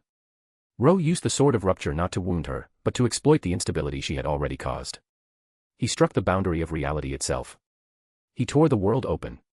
He forced a gap wide enough for the primordial sea to retreat. The mother goddess Tiamat was not an opponent he could casually defeat. With long preparation, perhaps. In such a hasty encounter, this was his limit. Within the widening fractures, Tiamat fell silent. She simply watched him. As if trying to etch every detail of his form into her memory. Until the flowing light folded in on itself. The cracks closed. And the world knit itself back together. When the brilliance faded, Ro still stood on the shoreline. He coughed softly. His body felt even weaker than before. Not dead yet. A little disappointing. But not entirely bad. The ground beneath his feet was flat once more, no trace of the magma chasms from moments earlier. The sea breeze had stilled. All was quiet. Only the setting sun in the distance, reflected in the slowly closing rift still hanging in the sky, marked that anything had happened at all. Ro. Enkidu ran over, bare feet leaving faint prints on the sand beneath her robe. This king, TSK, forget it. This king will overlook it this time. With this king's mercy, it is not impossible to tolerate your insolence a little longer. Gilgamesh also approached. But this king must make one thing clear. There is only one ruler in all heaven and earth, and that is this king. This is the last time. He was obviously worried, but still insisted on sounding strict and uncompromising. What a stubborn duck, Ro sighed. Gilgamesh, you duck. You Ro. Cough, cough, cough. Gilgamesh's retort was neatly smothered by Ro's sudden fit of coughing, as if, should he dare say one more word, the sage would simply drop dead on the spot. Gilgamesh froze. A throat full of curses stuck fast, neither going up nor down, leaving him in exquisite torment. Then he heard Ro laughing. Ahahaha. That arrogant, familiar cadence. Right now, he was a terminally ill patient. He could do whatever he wanted. Ro reached out and patted Gilgamesh's head with great satisfaction. Gilgamesh's mouth twitched violently. But he truly did not dare to do anything. If he acted on impulse and something happened to the sickly man because of it, he would regret it for the rest of his life. On the other side, Ishtar Rin finally exhaled and slowly bent to pick up the bowl of heaven she had thrown earlier. Moo. The bowl of heaven trembled and struggled. It clearly loathed its good-for-nothing mistress, who always flung it away the instant something happened. Yet, in the end, Ishtar Rin still forced it back into her arms. It's fine now. You don't have to worry anymore. Her voice had lost its usual sharp edge. Another voice overlapped with hers from within. Ereshkigal. The goddess of the underworld had descended into Ishtar's body the moment she saw Ro unleash that blow. By the time she was ready to act, it was already over. Fortunately, Ro was unharmed. She could return to the underworld again. As she felt her sister's presence withdraw, Ishtar Rin relaxed. Then, as she looked back toward Ro, she remembered the sensation of his hand on her head. Her heart skipped and began to race again. It was over. Was she going to end up like Ereshkigal too? Ishtar Rin let out a soft wail of despair in her heart. Still. For now, everyone was safe. A crisp cry suddenly echoed again. The dark rift in the sky, which had been steadily narrowing, was abruptly forced wide open once more. From within, just as it was about to close, a gigantic head pushed through. Tiamat peeked out. The colossal shadow of her body followed. Before anyone could react, a hand like a mountain stretched down. Dragon-scaled fingers closed around Ro's body. She scooped him up. And ran. Ro, ? Is this your idea of basic courtesy? A. The primordial mother's voice rang bright and clear. Her legs never once touched the ground, yet her entire frame slid away at startling speed over the sea's edge, seawater like a cloak beneath her, her long, ocean-like hair streaming wildly behind her like a waterfall hanging from the sky. In her cupped palms, she pressed Ro against her chest, her delicate face faintly flushed. The tides took up a new rhythm. The waves surged and rolled, and the people scattered across the shore were left utterly stupefied, hair and clothes whipped in the wind. Held in that enormous hand, Ro was even more bewildered than they were. She came back. She fainted. She ambushed him. How could this Tiamat have absolutely no sense of martial ethics? Ro. Enkidu was the first to move. Her footwork shifted, and she sprang forward like an arrow leaving the bowstring. To lay hands upon this king's subject without permission, even as the primordial mother of creation, is a crime of utmost disrespect toward the king. Gilgamesh was furious. The starry arc roared as it shot into the sky. Ishtar Rin. What was she supposed to do? Where was this going? Who was she again? Once more, at the decisive moment, the Venus goddess was left frozen in place. Gilgamesh and Enkidu both gave chase at the same time. However, a streak of light was even faster than either of them. The goddess of the underworld, who had just returned to her realm, opened the gate of the underworld again. And in an instant, she arrived. P at Trian Christmas discount, 20% OFF. P at Trian.com/fanficlord03. Every 100 power stones equals +1 bonus chapter. Chapter 66, Imaginary Number Space. Chapter 66, Imaginary Number Space. It was, frankly, a ridiculous scene. The primordial goddess Tiamat, who had descended with apocalyptic majesty, now floated above the sea with her legs pressed primly together, light blue, seawater-like hair streaming behind her as she fled. And the ones chasing her were Gilgamesh and Enkidu. Of course, the only reason they could even attempt pursuit was because the mother goddess simply chose not to pay them any mind. If she so much as turned her head their way. A. The clear cry twisted in an instant into a shattering wave of sound. The sea split open. Seawater rose on all sides to form towering walls, then crashed down at once on Enkidu, who was racing across the surface, flinging out the chains of heaven to drag herself forward.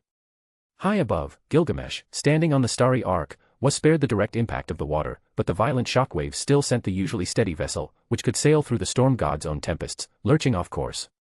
The power of a primordial god remained fundamentally beyond reach. No matter how they chased, no matter how they forced their speed, they could not catch up to Tiamat, who drifted away in leisurely, almost cheerful flight. Mongrel. Gilgamesh's fury boiled over, dragging back out a word he had not spat so often in quite some time. Ro. Enkidu drove the chains desperately, but to no avail. They could not catch her. At the far edge of the sea, Tiamat's figure slipped away, vanishing into the depths that led back to imaginary number space. At that very moment, the people of Uruk all lifted their heads, gazing at the sky where the crimson light had faded. They felt something.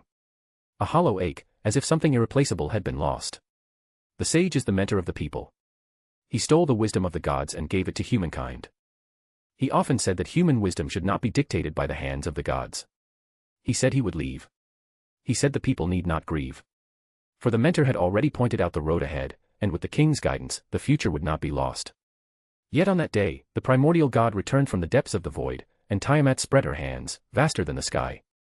She took away the sage who belonged to humanity.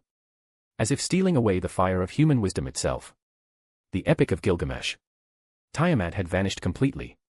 No one noticed that, just before the passage to imaginary number space fully closed, the chill of the underworld swept past. The gate opened. Wind from the realm of the dead howled through the gap, and the golden-haired goddess of the underworld appeared at Tiamat's back in an instant. Forcing herself to endure a terror only a god could feel toward her own creator, Ereshkigal lifted her hand to strike.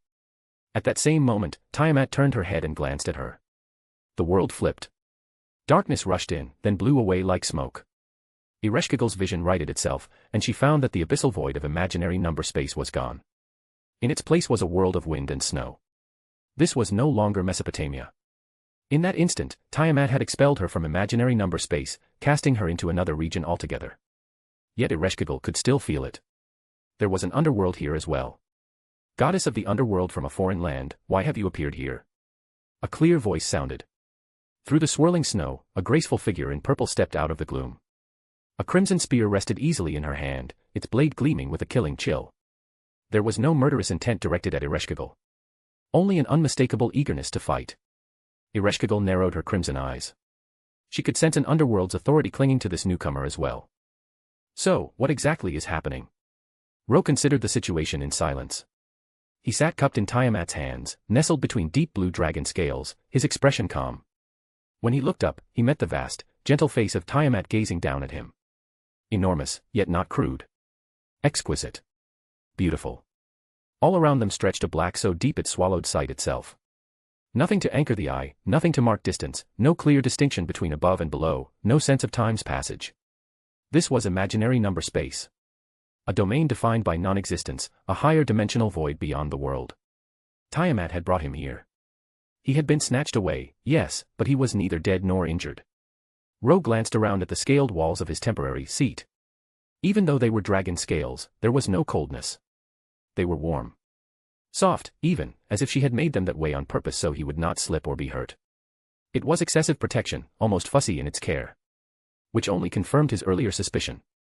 Tiamat truly regarded him as something like herself. An original god. I wonder how Enkidu and Gilgamesh are doing.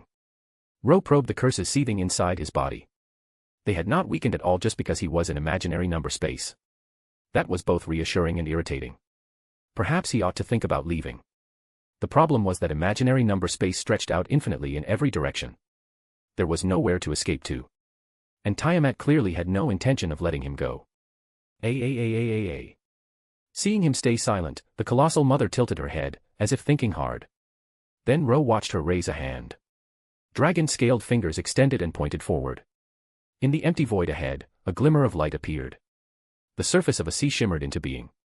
The primordial sea of chaos rippled, and on its mirror there emerged the inner bay that bordered the Mesopotamian plain. Beyond that narrow strait, the projection clarified. The scene that unfolded was unmistakably Uruk, after his abduction. Ro was stunned. Say goodbye, and, come with me, they will harm you. Once again, that was the meaning he pieced together from Tiamat's pink, star-filled eyes. The same gaze, fixed on him, repeating the same plea. Only now there was something extra. For instance. My child, Mama is very worried about you. Is this karma?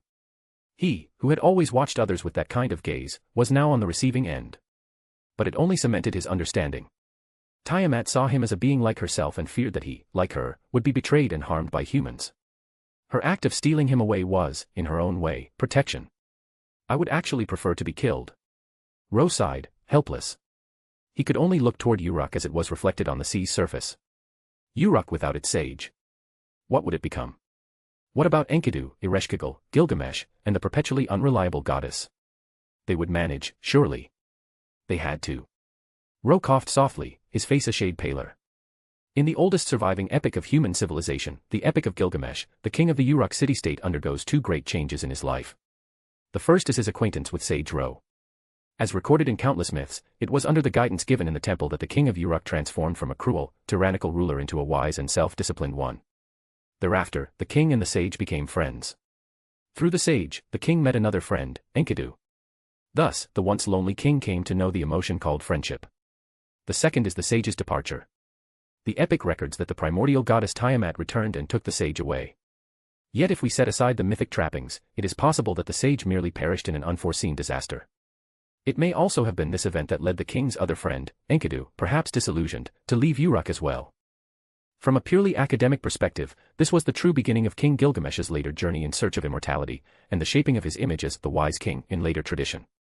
Analysis of ancient Babylonian civilizational epics. P at Trian Christmas discount, 20% OFF. P at Trian.com/fanficlord03. Every 100 power stones equals +1 bonus chapter. Chapter 67, King of the Underworld Gilgamesh. Chapter 67, King of the Underworld Gilgamesh.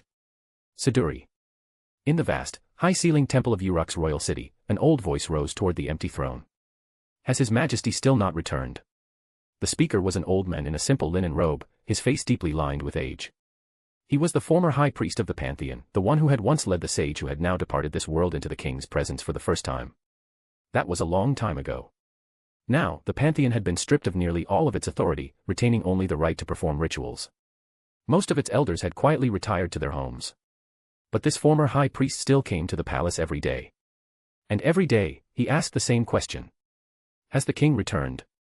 Your Excellency, High Priest. Beside the divine throne, a woman answered. It was Siduri. Her face was still youthful, but her voice no longer held the clear brightness of the past. Instead, it carried a settled weight. The king has not yet returned. I see. The old man did not look surprised. Only quietly disappointed. It seems the departure of Ro and Lord Enkidu has wounded his majesty deeply. Ever since the day sage Ro was seized and carried off by the primordial goddess Tiamat, Enkidu had also left Uruk. She had left only a single clay tablet behind. In it, she wrote that she was going to search for Ro, and asked her friend, the king, to take care of himself. The remaining goddess, Ishtar Rin, disappeared as well. It was said she had gone to the higher dimensional realm where all gods eventually converge, declaring that she would wait there until Ro's return. She still had an unfinished account to settle with him. After that, the young and wise king of Uruk, following a long period of silence, also departed. He declared that he would travel to distant lands in search of the herb of immortality that could remove a curse. Several years had passed since then. If not for the complete, top-down system Sage Ro had already established for this vast nation, allowing it to function even without a reigning king so long as royal authority still existed and the people gathered around it, Uruk would long ago have crumbled into an empty name. Yet this did not mean Uruk did not need Gilgamesh. On the contrary, because the king was absent, the city, though still functioning, existed in a constant state of restraint. Major reforms stalled. No one dared to make final decisions. Even Siduri did not possess the authority or confidence to do so. Thinking this far, the old priest sighed again. He knew the story of those three all too well. That was why it left him feeling even more helpless. Just then, from beyond the door, a familiar laugh rang out. Ahahaha. It seems this nation truly cannot function without its great king. Arrogant and unrestrained, exactly as before. The old priest froze. Siduri also froze. They turned toward the entrance. A figure stepped in from the sunlight. Long, untamed golden hair. Gold armor dulled by travel. The handsome face was a shade darker, marked by hard journeys and countless sights, but the sharpness in his crimson eyes remained unchanged. Your Majesty. Siduri's calm composure finally shook. Your Majesty. The old priest bowed deeply. Gilgamesh gave them a short nod and walked forward. When he reached the high throne and looked up, his eyes brushed across the two seats that had remained empty for so many years. He suddenly laughed aloud. Your Majesty, you. Siduri was taken aback. Once, when Ro and Enkidu had left one after the other, Gilgamesh had gone through a long gloom. Of course, his gloom took the form of harsher scolding and more reckless behavior. One could say the former was the sage's touch lingering in him, while the latter was the return of the arrogant tyrant from before he ever met Ro. But now, that air was gone. It is nothing, Siduri. Gilgamesh shook his head. This king merely remembered that idiot's face when Tiamat grabbed him and flew off. Humph, just thinking of that annoying fellow makes this king laugh, ahahaha. Siduri was silent. It is over, she thought helplessly. The king is broken again. Gilgamesh laughed for a while, then let the sound fade. Do you know where this king went on this journey? This king crossed the land on foot and finally found the legendary herb of immortality that can dispel all curses. He lowered himself onto the throne, his voice growing deeper. And then this king threw it away. Because such a thing was never meant to belong to him. Because, over that long road, Gilgamesh had seen and learned too much. The king who returned said this. I once climbed to the world's highest peaks and saw the multicolored clouds left behind by the bull of heaven. I walked beneath the deepest abyss and beheld the true depth of the underworld. I crossed the boundless seas and stood at the ends of heaven and earth. Only then did I understand. My friend. You were always by my side. Ha ha ha ha. That idiot opened up a vast world in the underworld for this king.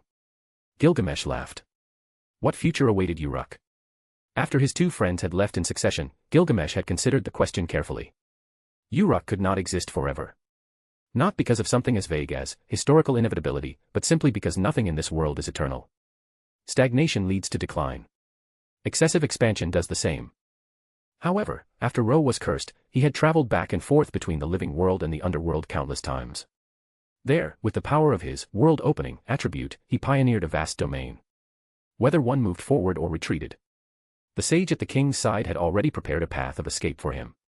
This king believes that fellow is still alive. Therefore, this king will personally lead Uruk, the shared treasure of us three, to its most glorious peak and wait here for their return. Those were the king's closing words that day.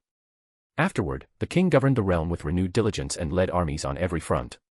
He handled state affairs personally and reformed Uruk's institutions. He led his troops to expand Uruk's dominion across the entire Mesopotamian plain. he carved the name of Uruk deep into the land. He once crossed paths with the wide world of the Aegean Sea, bringing tremendous influence to the fragmented city-state civilizations, and was hailed as the greatest king of the Golden Age. He was the first king, and the emblem of heroes. He was the first heroic king. In his later years, he led all of Uruk back into the underworld, to wait there for the return of the king's friend. After his departure, Mesopotamia dissolved once more. Only afterward did the Akkadian civilization rise, and only thereafter did Babylon unify Mesopotamia. 500 years later, based on the clay tablets left behind by the wise, Hammurabi compiled the world's first code of law. The mortal Hades. Ra, ever close to the king. Even now, some still call him by that name. The Epic of Gilgamesh. Ahahaha you, Gilgamesh. Your mouth is as foul as ever, but you did quite well. Gil, that truly is wonderful. The underworld. After the goddess Ereshkigal vanished, it had become the domain ruled by Gilgamesh. High above the towering palace in that realm of the dead, the king slowly opened his eyes. Was that a hallucination? Their voices. A flash of surprise stirred in his crimson gaze. He looked toward the object floating before him. It turned, split, and reshaped itself into silver-white chains and a spiral blade. The manifested projections of the powers left behind by Enkidu and Ra. Gilgamesh stared for a heartbeat. Then he smiled. So it had not been an illusion after all. They had always been by his side. Your Majesty.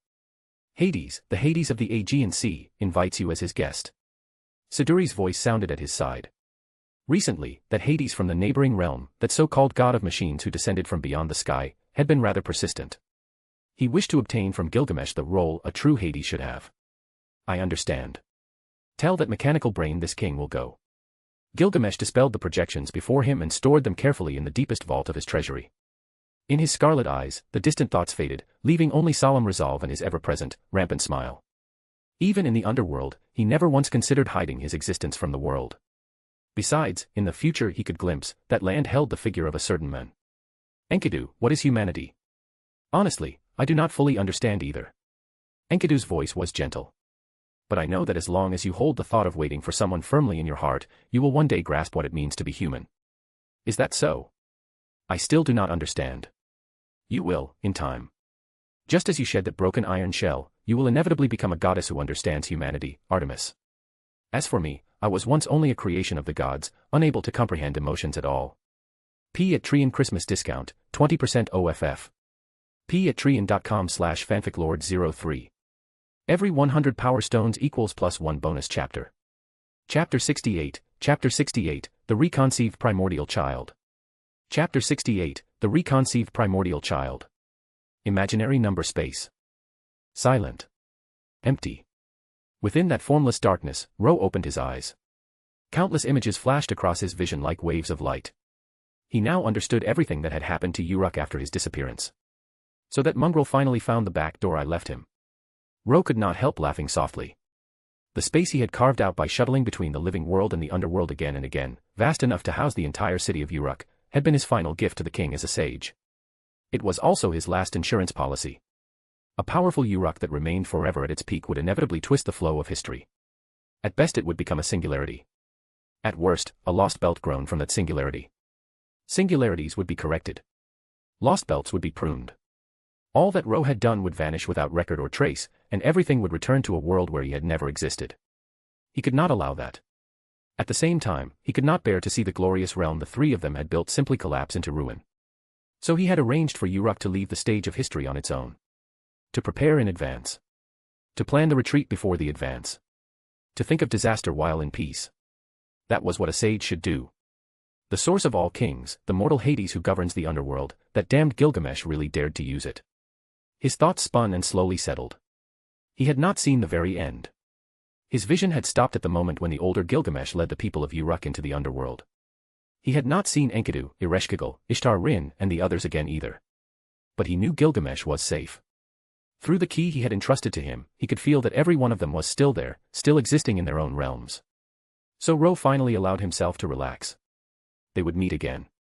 Not on the throne of heroes, but in the present world. He would return. However, imaginary number space was, by its nature, a separate line. Its connection to the surface world depended on the cognition and concepts of those still living. That anchor of perception determined the point at which it could reconnect. In other words, if Ro returned to the present world now, the time he reappeared would only be after Uruk had descended into the underworld. One instant in imaginary space, almost a century outside. Ro gave a soft cough. In that same passing of time, his body had grown steadily worse. There was no pain. Only a heavy, sinking weakness, as if he were a terminal patient whose body simply refused to answer his will. A. The pink, star-bright eyes above him lowered slightly.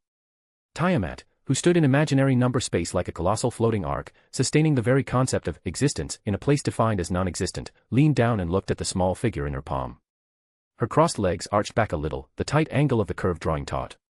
Dragon scales wrapped her like a single garment. As she twisted her body, her narrow waist swelled and rippled like a wave. Are you all right? Ro understood her perfectly. It was likely a side effect of the primordial attribute clinging to the sword of rupture. As the one who embodied that power, he could interpret the information hidden in the primordial mother goddess's chaotic sound. Under that shared foundation, Tiamat's voice became clear in his mind. Gentle. Feminine. Full of deep affection. It even sounded like it came with its own audio filter. How extravagant. It is nothing. Just a bunch of scoundrels buzzing in my ears like flies. Ignore them. Even though he was technically a captive, he showed no hint of fear. If escape was impossible anyway, he might as well be comfortable on the road to death. Tiamat tilted her head. Scoundrels. Did he mean those? Exactly. Those rebellious brats, Ro replied, smiling. He knew that Tiamat saw him as another primordial embodiment like herself, so choosing sides like this did not feel out of place. Tiamat shifted her grip. She held Ro in one hand, and raised the other, extending a single finger. The immense fingertip, sheathed in dark blue dragon scales, came down carefully and touched the top of his head. Her motion was hesitant, cautious, almost childlike. Ro felt the curses within him recoil in terror. But even Tiamat could not simply erase the creeping erosion. After all, the reason she had once been driven out of the world was precisely because all the gods had joined forces against her. They had struck from ambush, yes. Yet in a strict sense, all the gods together truly could rival her. Does it hurt? The way it hurt when they struck me. A pile of scoundrels and they think they can make me hurt. They are far from it. Ro snorted. You do not need to worry. I will not die. What is death? Death is leaving the world forever. It means never again seeing those you want to see. Never visiting the places you love. You cannot hear. You cannot see. Nothing reaches you. Then am I already dead? You still have a path back to the surface world. You can still speak with me. That alone means you are not dead. Then will you die? Did I not say I will not die? But I can feel that your body is failing. Your soul is about to shatter. I said that I will not die. The darkness that filled the imaginary number space did not respond. The primordial mother goddess cradled a small point of light in her hands, her voice rippling faintly through the void. It seemed to vanish as soon as it appeared. Tiamat had not felt like this in a very long time. To be able to exchange thoughts. To be able to show someone what she felt. To be able to speak the questions that weighed on her heart. Ro, what is wrong with you? I am tired. Let me sleep for a while. What is sleep? Sleep is a temporary pause. Pause. This time, Ro did not answer. He leaned against Tiamat's slightly raised finger as if it were a pillar of stone and slowly closed his eyes. He tightened his robe around himself. He fell asleep. Or rather, he died with expectation in his heart. Because he could clearly feel it. The god's curse had reached its limit. His life had finally come to its true end. To close his eyes now meant death. Every deed and misdeed he had left in the world slid past his thoughts in an instant. At the very last moment, Ro felt a cool breath brush across his face. There was no wind in imaginary number space. The sensation came from Tiamat alone. She bent lower, looking at the figure lying in her palm. She reached out and touched him with the tip of one finger. She called to him with her voice. No answer. Had Ro died? Just as he had described it to her before. To leave that world forever. To hear nothing. To see nothing. If Ro was dead, then here, in this isolated space, she would no longer hear a reply, see a change, or feel the presence of the one she wished to see. If no one was here to be with her, to listen and answer, if this place held nothing she loved, then what was she? Would that not mean she was also dead? The primordial mother goddess's eyes widened slightly. She did not want to die. So he could not die. If he died, there would never again be anyone who understood her voice. A. A clear cry rang out. Tiamat brought both hands together and gently enclosed Ro between her palms. Within her cupped hands, the sea of chaos rose up. Primordial light and shadow churned. It was like watching the first morning of the world replayed from the very beginning. The primordial mother goddess Tiamat, at last, displayed her authority. She cradled Ro. And from death, she began to make him live again. Just as she had once brought forth the gods. The difference was that the gods had come after her, born from the many natural phenomena of a planet slowly stabilizing. Ro was before her. A child of the primordial, nurtured by the sea that lay beneath the very first primordial sea. P at Trian Christmas discount, 20% OFF. P at Trian.com/fanficlord03. Every 100 power stones equals +1 bonus chapter. Chapter 69, Chapter 69, Zeus, the Wanderer of the Void. Chapter 69, Zeus, the Wanderer of the Void. Ro's consciousness drifted far from everything, carried along the current beyond the world. He knew, with a rare and complete clarity, that he was utterly dead. His body had burned itself out. His soul had been pushed to its absolute limit, layer after layer peeled away until only the most essential core remained. That last, concentrated fragment of Ro was now being drawn toward the outside of the world, toward the throne of heroes. To die under the curse of the gods. To die for stealing wisdom from the heavens. To die after being carried off by the primordial mother goddess. Taken separately, any one of these would have been enough to qualify him for the throne. Taken together, they formed a triple overlay that even the world could not ignore. Right now, Ro was full of quiet confidence and expectation. As his consciousness floated upward, ripples suddenly appeared in the pitch-black vision around him. A clear, familiar cry rang out. A. The ripples shattered the darkness like thin glass. His consciousness, which had been drifting toward the primal sky, suddenly plunged downward as if something had grabbed his ankle and yanked him out of orbit. What in the world is that? Do not come any closer. Ro's eyes flew open like a man jolted awake from a nightmare. His face was damp with sweat. All of it was fear. In front of him, Tiamat was bent over, looking down at him. Her waterfall-like hair fell around her face like a curtain. Behind it, her delicate features were lit with unguarded joy. That is wonderful. Her gaze conveyed it clearly. You are still alive. That means I am still alive. Ro, who instantly understood everything, was silent. Wonderful. Wonderful, my foot. Why did you have to save me when everything was finally going right? Just let me die in peace. He really wanted to say it out loud. But looking at the pure happiness on the goddess's face, he swallowed the words. More importantly, he could feel it. The curse that had been gnawing at his body had vanished without a trace. The weakness that had weighed down his limbs was gone as well.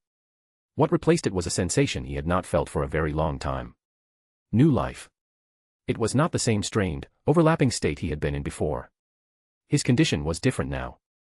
In other words, if he died here, in this moment, there was a high chance he would not receive the power he should. From the very beginning, he had been clear. He needed his true self to ascend to the throne. Not some copy.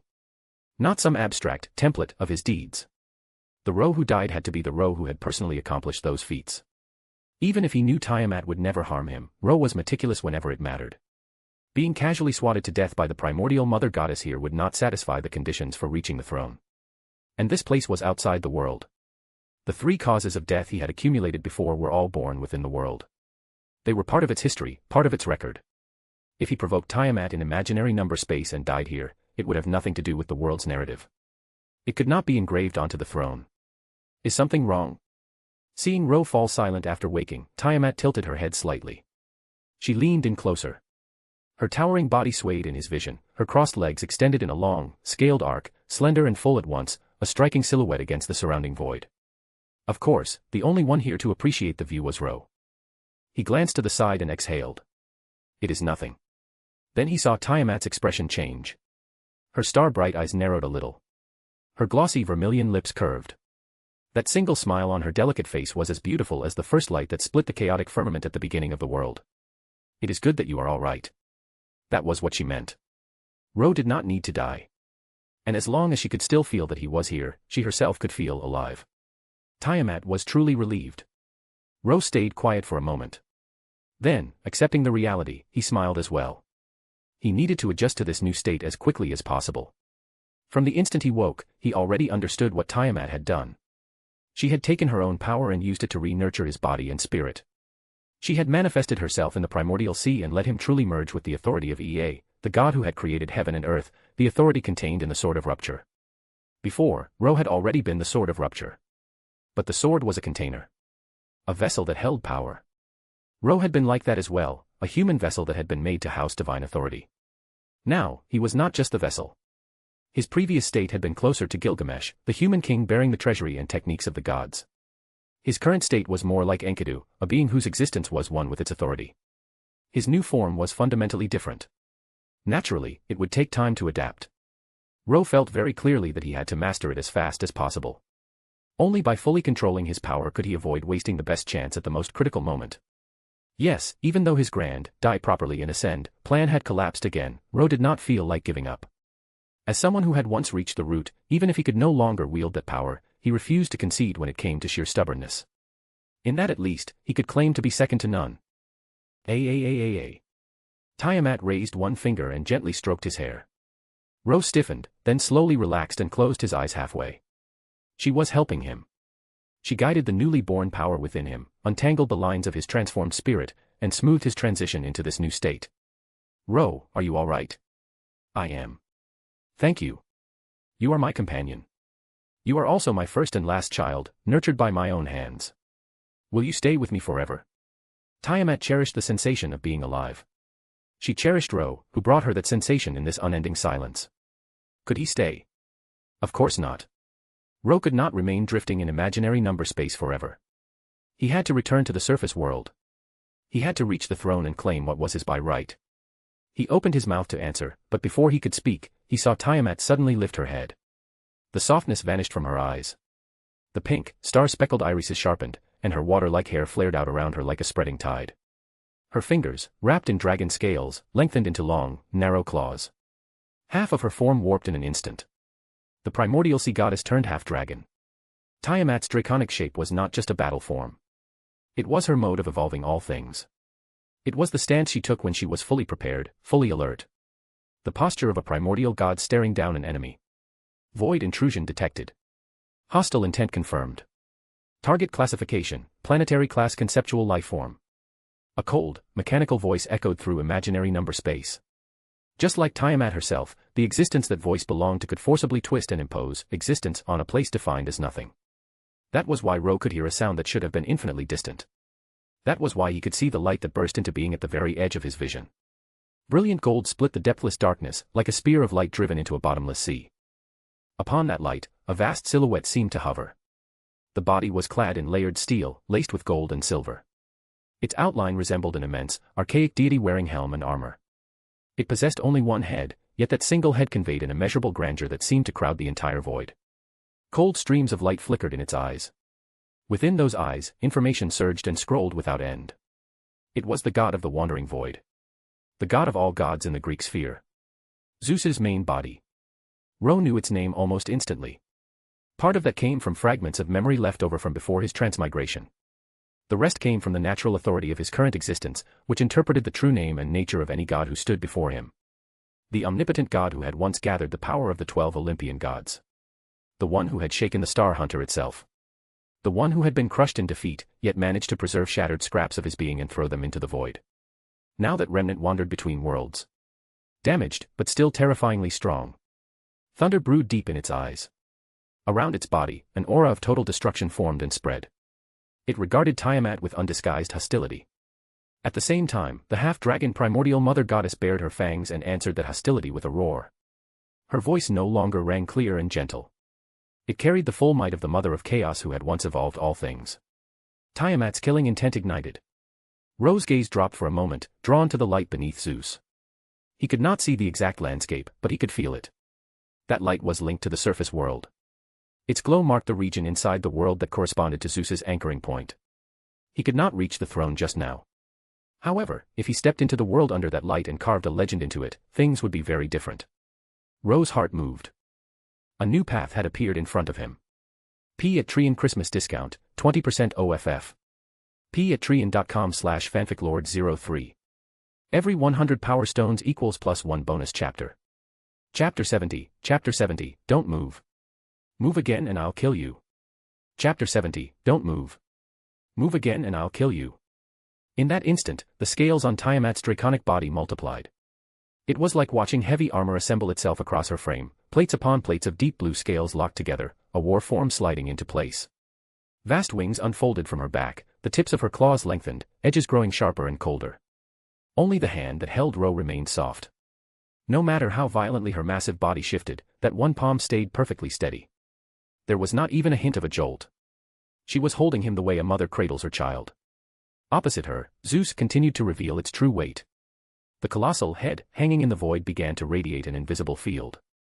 Pressure thickened around it, spreading outward in expanding rings. Lightning flickered in its eyes. Within those eyes, distorted fragments of a sky-like landscape flowed past. Stars, clouds, distant horizons, all reduced to data points, glimmered there like a man-made nebula. This was the authority of Zeus, king of the gods who ruled the sky. But it was laced through with the harsh, metallic scent of machinery. Ro had known for a long time that the Greek gods in this world were fundamentally different from the gods of Uruk. The Mesopotamian gods were natural divine spirits born of the planet. The Greek gods were mechanical lifeforms that had descended from beyond the stars. He had always been a little puzzled as to why the main body of the Greek divine machine had not been completely destroyed during the Star Hunters' assault, when he knew it should have been. But history never has only one correct script. Whether he liked it or not, Zeus's main body standing here in imaginary number space was an undeniable fact. If it confronted Tiamat, a clash was inevitable. Which meant they were on the verge of a god-level war. Do not move. A sharp shout cut through the rising pressure. The two gods, ready to rip the void apart, froze at the same time. Tiamat lowered her face, which was still impossibly beautiful even in full dragon armor. Her moist crimson lips parted slightly. Ro, what is it? Zeus, on the other side, rotated its eyes toward him. To be honest, if Ro had not spoken up, or if that voice had not been laced with the heavy aura of primordial planetary authority, Zeus would not even have noticed him. Ro was simply too small. Compared to Tiamat, he was not quite an ant, but he was not far above a sparrow. However, once he spoke, he naturally drew attention. Within a fraction of a second, the mechanical god's systems ran a basic scan and analysis. Primal concept detected. Human. Classification, island-class life form. How dare an insignificant speck of dust command us to halt? A crisp electronic tone overlapped with a deep, resonant male voice. As a mechanical Zeus, he possessed the ability to simulate the thought patterns of the target species and communicate accordingly. For a simple-minded being like Tiamat, that level of simulation was not required. Ro, however, was a different matter. Speck of dust, your head. Ro snapped back without hesitation. Zeus fell silent. The circuitry devoted to simulating human-style cognition stuttered. This mortal, is he addressing me? Should humans not bend the knee to power? Shut it. It is not your turn to talk yet. Ro tore his gaze away from the mechanical colossus and ignored Zeus's bewilderment. He looked back up at Tiamat instead. It is nothing. Leave this to me. With a clear, questioning sound, Tiamat tilted her head. She looked from Zeus to Ro in her palm, then back again. After a moment, she nodded very slightly. Leave it to you. That was what her eyes said. So Ro stepped off her hand. He used his own body to set foot on imaginary number space. After being regestated in the primordial sea, that was the greatest change. He no longer needed to draw upon some separate, stored power to manifest the attributes of the Sword of Rupture. The authority of Ea that underpinned that blade had completely fused with him. It had sunk into his bones and followed his will like a natural shadow. Every step he took in the void was an act of creation and evolution. His power could not stabilize a great continent here, but it could generate a fleeting foothold large enough for one man. That was all he needed to move in this non-existent space. Click, click, click. Gears spun. Machinery roared like a metal tide. Zeus processed this new movement for a moment, then chose to dismiss it. He intended to focus on Tiamat. I told you not to move. Ro shouted again. Zeus's cognitive module paused a second time. A mere insect dares. The deep voice rolled out, thunder rumbling beneath it. Ro's own thoughts were extremely simple. He was not trying to command Zeus for the sake of pride. He did not want the god to move because he needed it to remain within the range that overlapped with the mortal world. Only then could he use it. The man who challenged the Greek king of the gods and died in the attempt. That kind of deed could be inscribed in the world's history. That kind of death could be recorded on the throne. If he failed, he could still seize an opportunity to return to the world. It was a plan where neither side would truly lose. I told you not to move. Move again and I will kill you. Who is killing who, you bastard? Zeus finally snapped. The Greek gods were not ordinary machines. They were life emulators. They were capable of developing emotional patterns of their own. Once they simulated the thought structures of living beings, their own emotional responses followed. I will kill your mother. The words slipped out before the king of mechanical gods could stop them. Zeus had been infected by Ro's thought style. It was worse than a virus. The moment he spoke, however, he felt something was wrong. Because. Who did you just say you were going to kill? Tiamat appeared behind him. Her dragon wings spread wide, and with one beat she crossed a distance that did not technically exist in imaginary number space. The scales that covered her body now made her even more immense than before. Her raised claw gleamed with lethal sharpness. In the next second, that claw came crashing down and clamped around Zeus's head. They were beings of the same scale. If Zeus focused all his attention on Ro, it was not strange that he failed to sense Tiamat's approach. Not strange at all.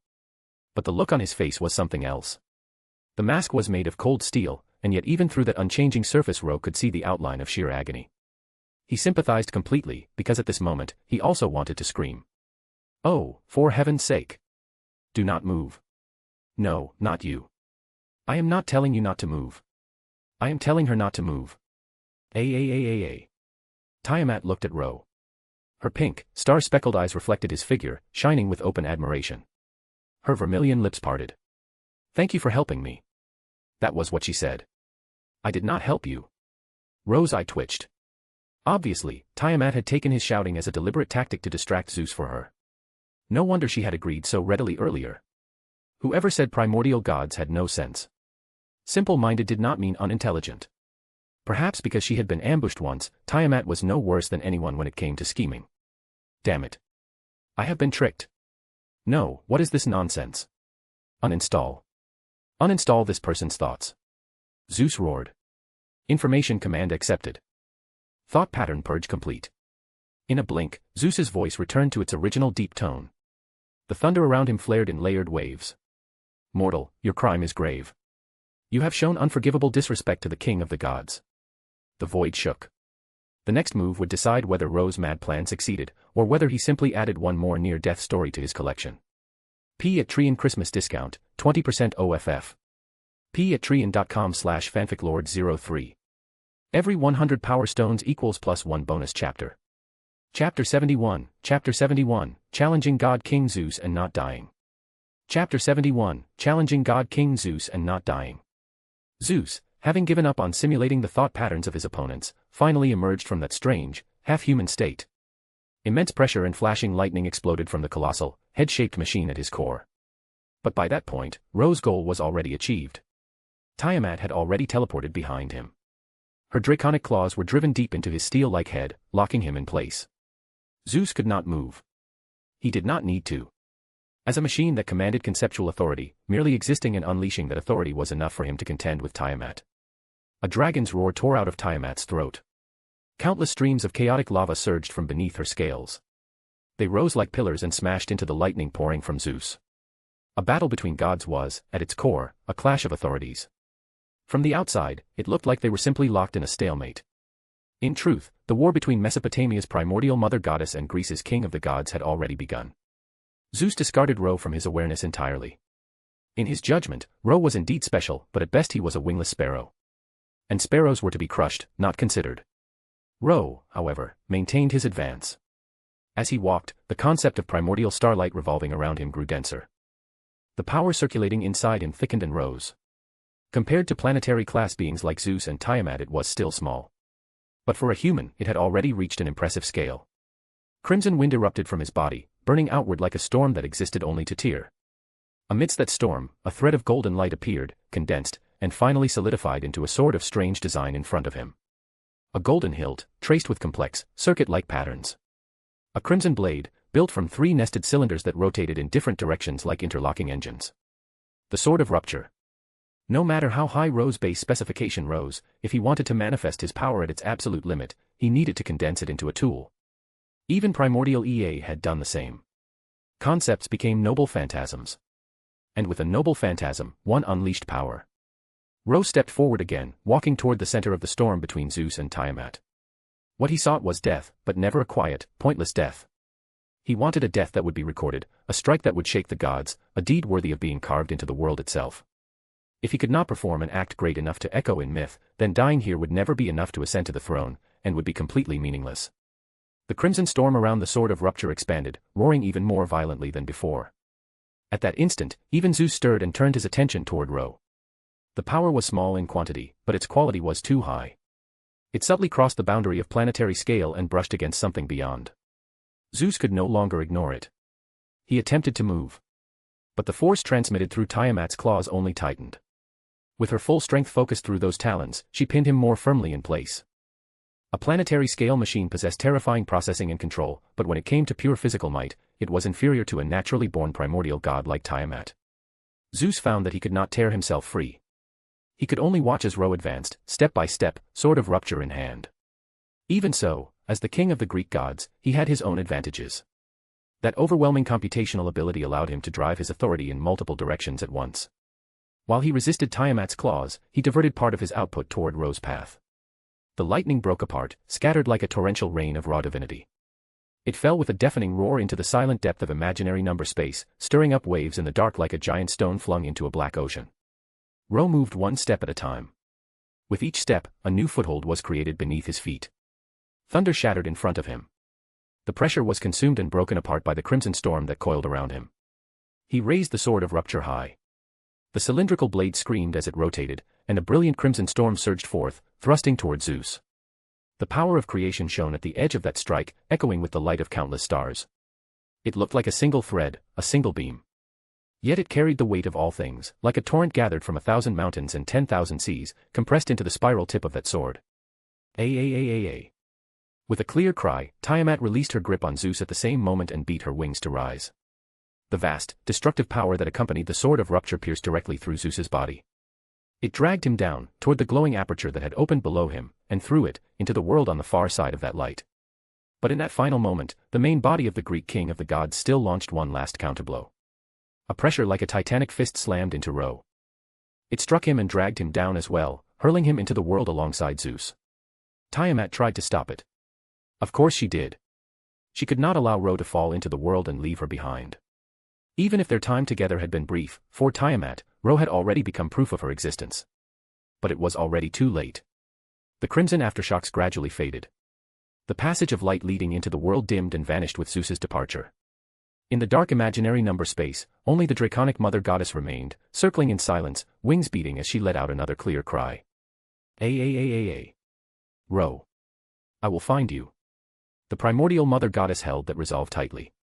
She flapped her wings again. The torrent she raised tore through the stillness of imaginary number space, stirring it into a greater tempest. With a heavy thud, Ro hit the ground. His attempt to die had failed yet again.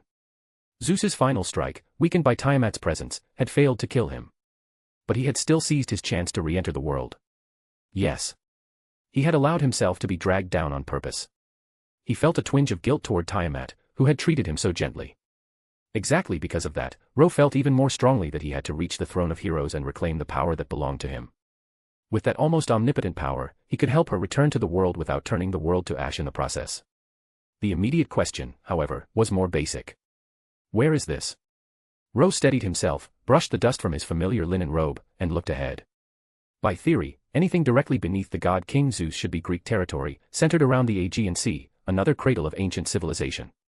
And the scene that greeted him matched that expectation. Lush trees rose around him, bathed in the pale light of a rising sun. Dust motes, glimmering like starlight, drifted between the trunks. A gentle sea breeze carried a salty fragrance. Blue skies. White clouds. Rolling waves. No sandstorms, no yellow earth, nothing like the Mesopotamian plain. So this is Greece. Ro took in a deep breath and laughed softly. Unfamiliar land. Unfamiliar environment. If he died here, no one would save him. And if he wanted to die, no one would be there to stop him. Gilgamesh, who had returned to the underworld, would not suddenly invade Greece's underworld just to drag him back, right? No matter how arrogant that man was, even he would not go that far, probably. In that case, I should hurry up and look for a new opportunity. Ro rolled his shoulders and clenched his fists. Once I die, ascend to the throne of heroes, and reclaim my power, I can hunt them down one by one. Enkidu. Ereshkigal. Ishtar Rin. And that foul-mouthed Gilgamesh. Just you wait. Once I am stronger, I am going to drag you down and humiliate you properly, ahaha. Ro stepped forward, full of bright, dangerous optimism. Speaking of which. Why are you here too, old man Zayusadra?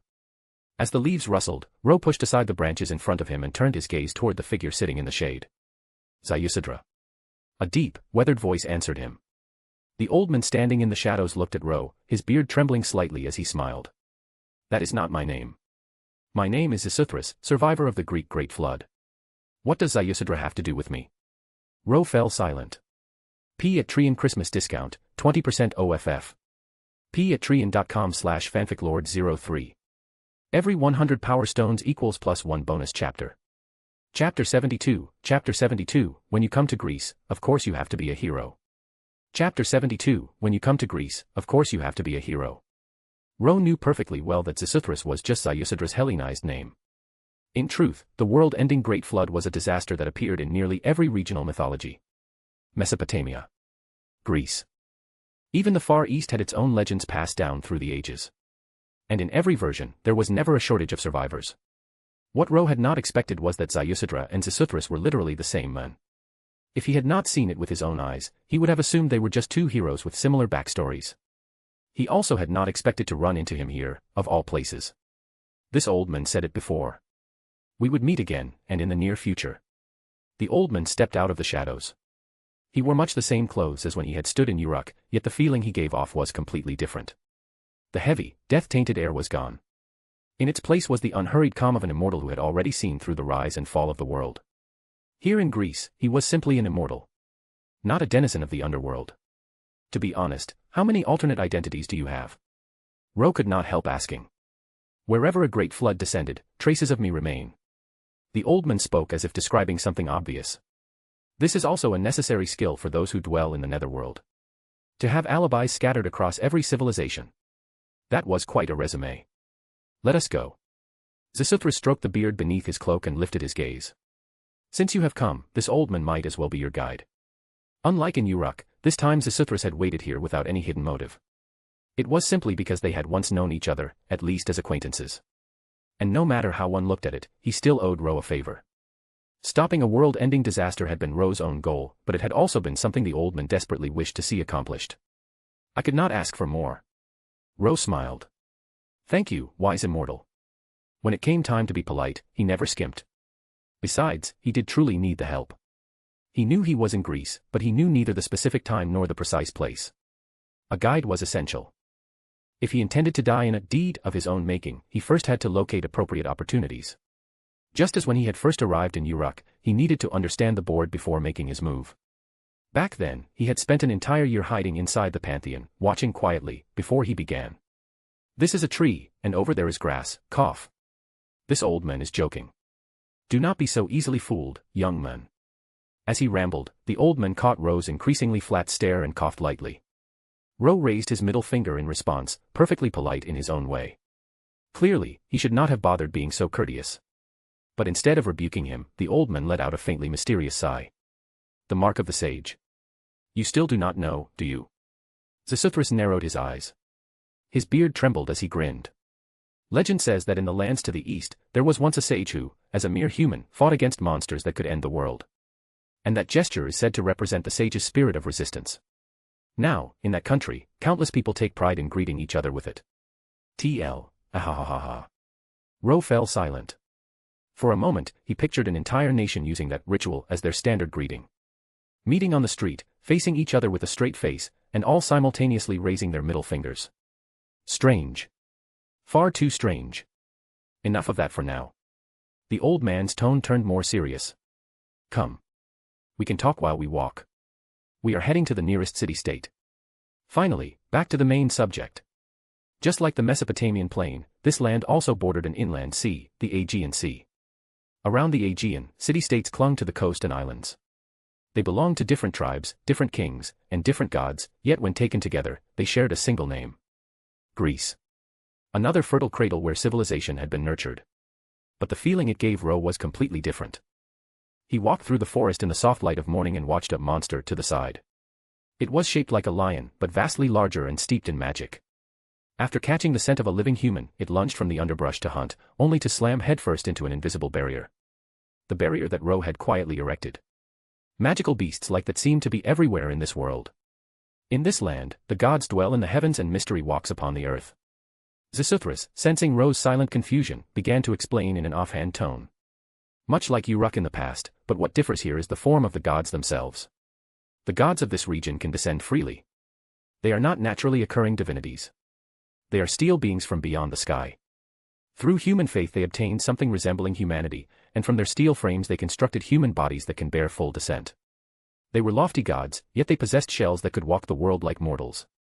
This was the greatest difference from the gods of Mesopotamia, who existed only as intangible concepts and struggled to find suitable vessels. These magical beasts arose because the gods descend so frequently. Divine beings manifesting in the world naturally dragged mystery down in their wake. All things evolve because of that. And humans grow stronger because of that.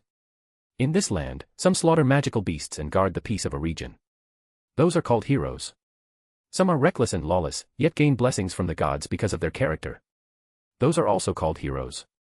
Some are born with divine blood and possess overwhelming power from the very start. The strong are heroes. The weak are simply people. This was Greece's age of heroes. Roar, roar, roar. Behind them, the magical beast that had crashed into Ro's barrier was still raging, claws scraping uselessly at the air. Neither of them bothered to look back.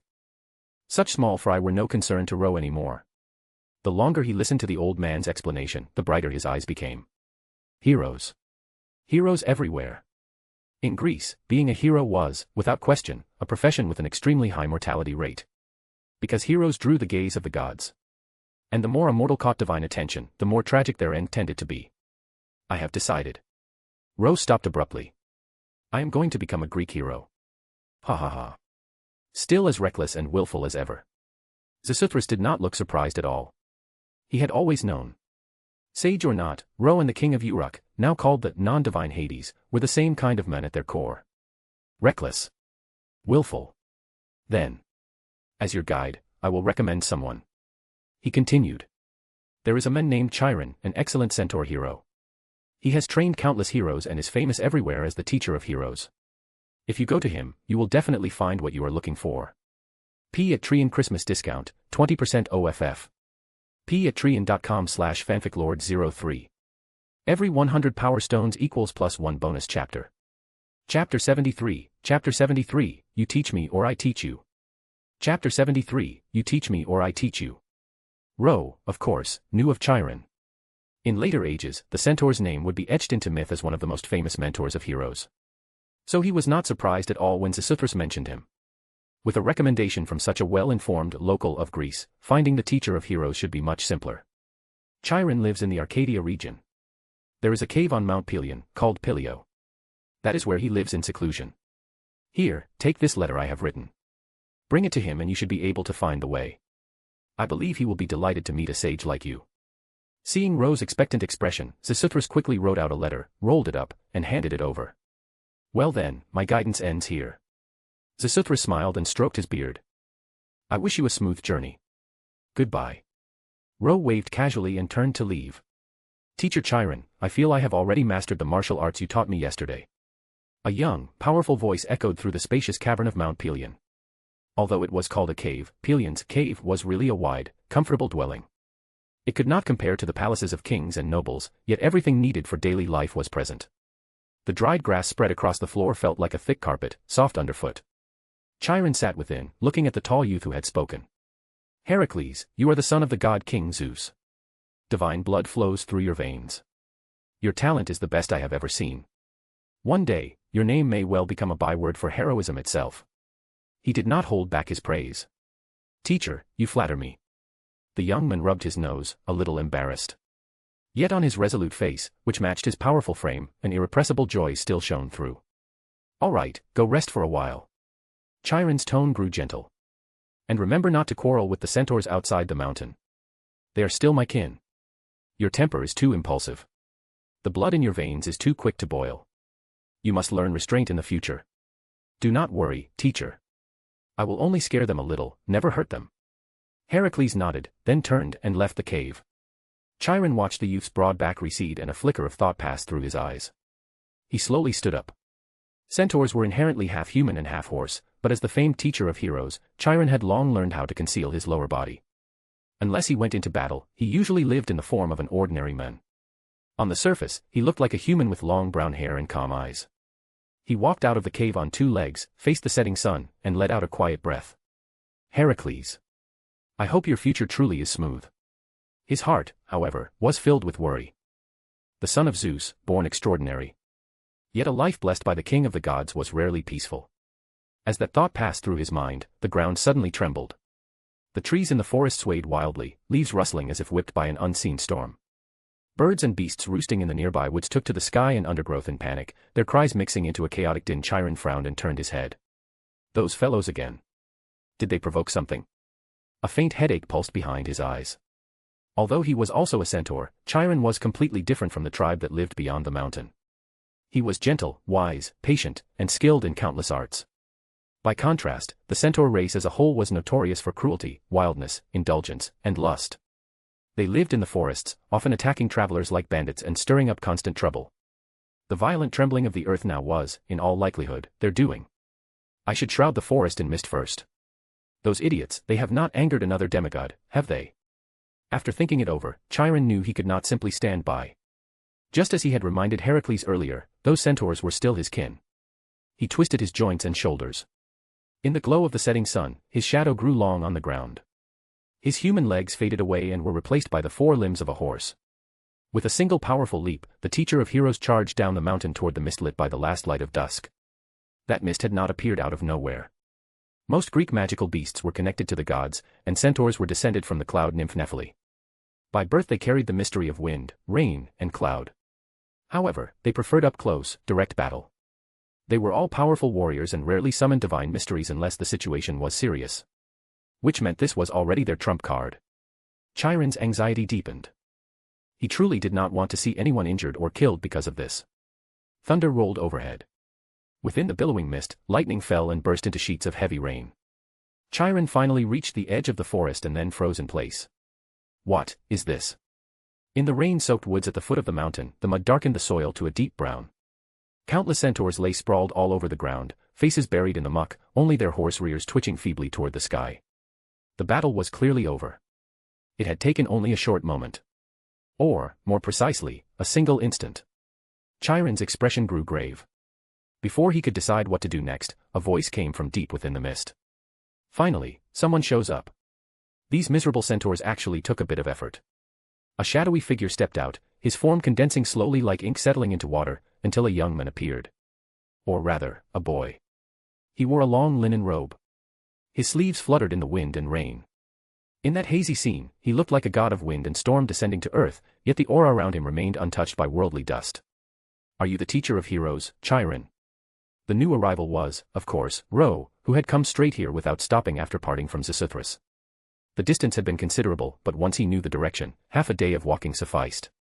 Unfortunately, the welcome party had turned out to be a band of centaurs who launched an unprovoked attack the moment they saw him. A pack of filthy ditch-dwelling beasts had the nerve to attack me. Fortunately, I still have some self-defense methods.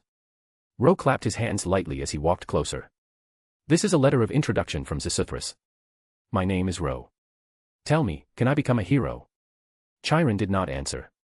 He did not reach out for the letter either. Because. What did you just say your name was? His eyes widened slightly. Ro. The sage Ro of Uruk. Such a distinctive name. Combined with that particular title, there could be no mistake. With a heavy thud, Chiron dropped to one knee before him. Please teach me the wisdom that transcends this world. It was from a clay tablet you left behind that I found the courage to change, and became who I am today. Ro, ? The centaur hero's expression was solemn and utterly sincere. Ro, on the other hand, was completely baffled. Wait. Isn't this development a bit backwards? He stared at the letter in his hand, then at the kneeling teacher of heroes. Who is supposed to be teaching whom here? Nasuverse, Ziusidra, you tricked me. In this world, we will meet again soon. Far away, in a patch of wild grass swaying under the breeze, Nasuverse paused and glanced in the direction of Mount Pelion. He then burst into hearty laughter. This old man did not lie to you. Chiron is indeed very happy, is he not? You gave me that middle finger greeting and really thought I would not know what it meant. The old man smiled quietly to himself. P at Trian Christmas discount, 20% OFF. P at Trian.com/fanficlord03. Every 100 power stones equals +1 bonus chapter. Chapter 74, Heracles, let's duel. Chapter 74, Heracles, let's duel. In the end, Ro had still underestimated how far Gilgamesh's late life expansion had spread through the world. Civilization never changes overnight. What seems like a small ripple while one is alive can, after death, ferment into a wave that shapes entire eras. That was true for Gilgamesh. And now, it was clearly true for Ro as well. The city-states around the Aegean Sea, the so-called Greek civilization, were already deeply influenced by Uruk. No, you get up first. Stand up and talk. Ro hurriedly hauled Chiron back to his feet. This teacher of heroes clearly possessed a rare quality for this era, a deep reverence for teachers and wisdom. That alone made Ro feel a little embarrassed. Once Chiron stood, his expression remained solemn. He did not speak. He simply stared fixedly at Ro. Is this teacher of heroes sick or something? Ro's scalp prickled under that unblinking gaze. He coughed and forcibly straightened his posture. Ahem. You just mentioned a clay tablet. He thought for a moment, then decided there was no point in hiding anything. The name Sage Ro clearly carried weight on this land. The danger would not get any smaller just because he tried to play low-key. So why bother pretending? Better to admit it openly. Yes. Chiron considered his words, then answered. That was something left behind by the Golden King of Uruk, Gilgamesh, when he once reached the borders of the Aegean Sea. It was because he possessed the tablet that Chiron had been able to confirm Ro's identity from his name and his speech in an instant. However, Ro had left quite a few tablets in Uruk. Early drafts of his death remonstrance. Blueprints for a codified legal system. So which one had fallen into Chiron's hands? Gilgamesh, you tyrant. You trample the people, you are a scoundrel. You are not fit to be king, you are only fit to be dragged out and hanged from the city wall. Stop. Stop reading. Stop reading.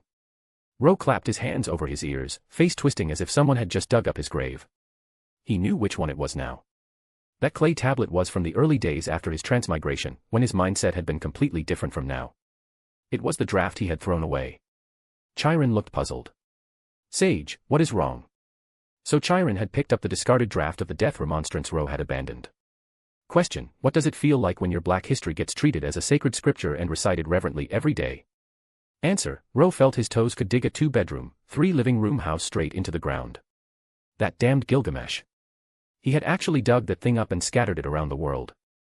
What was even more ridiculous was that Ro could not help but laugh when he thought about it, only to choke halfway. Ahaha. Cough, cough. This was all Gilgamesh's fault.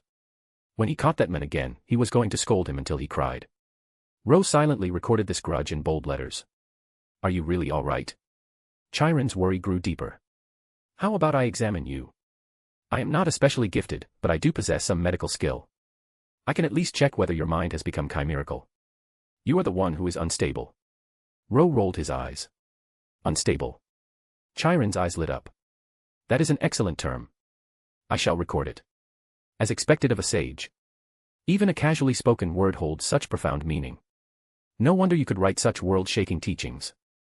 Ro suddenly felt that the title, Sage of Zuin, was probably unavoidable now. Gilgamesh, may your ancestors all rest in peace.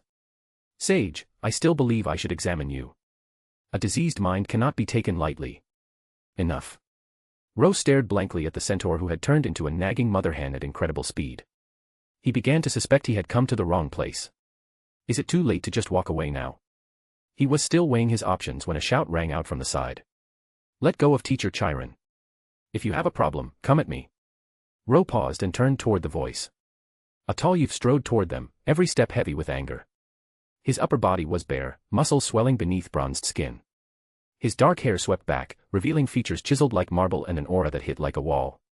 Heracles. Why are you here? Chiron was taken aback as well. Teacher, do not worry. Now, I can help you too. Heracles narrowed his eyes. He looked at the scattered centaurs on the ground, then at the devastated forest and the still twitching horse rears sticking up everywhere. A red haze burned in his gaze. He knew exactly how much Teacher Chiron cherished his own kind. How often he had cleaned up their messes. How many times he had stayed the hands of gods who wanted to exterminate these troublesome centaurs. If not for Chiron, this pack of degenerates would likely have been wiped out long ago. So seeing a scene like this, Heracles naturally came to his own conclusion. Teacher Chiron must have been threatened by this stranger. The son of the God King was impulsive by nature. Once the divine blood in his veins surged, he no longer listened to anyone. He would not listen to explanations. He only believed what he himself wanted to believe. Beat this man down.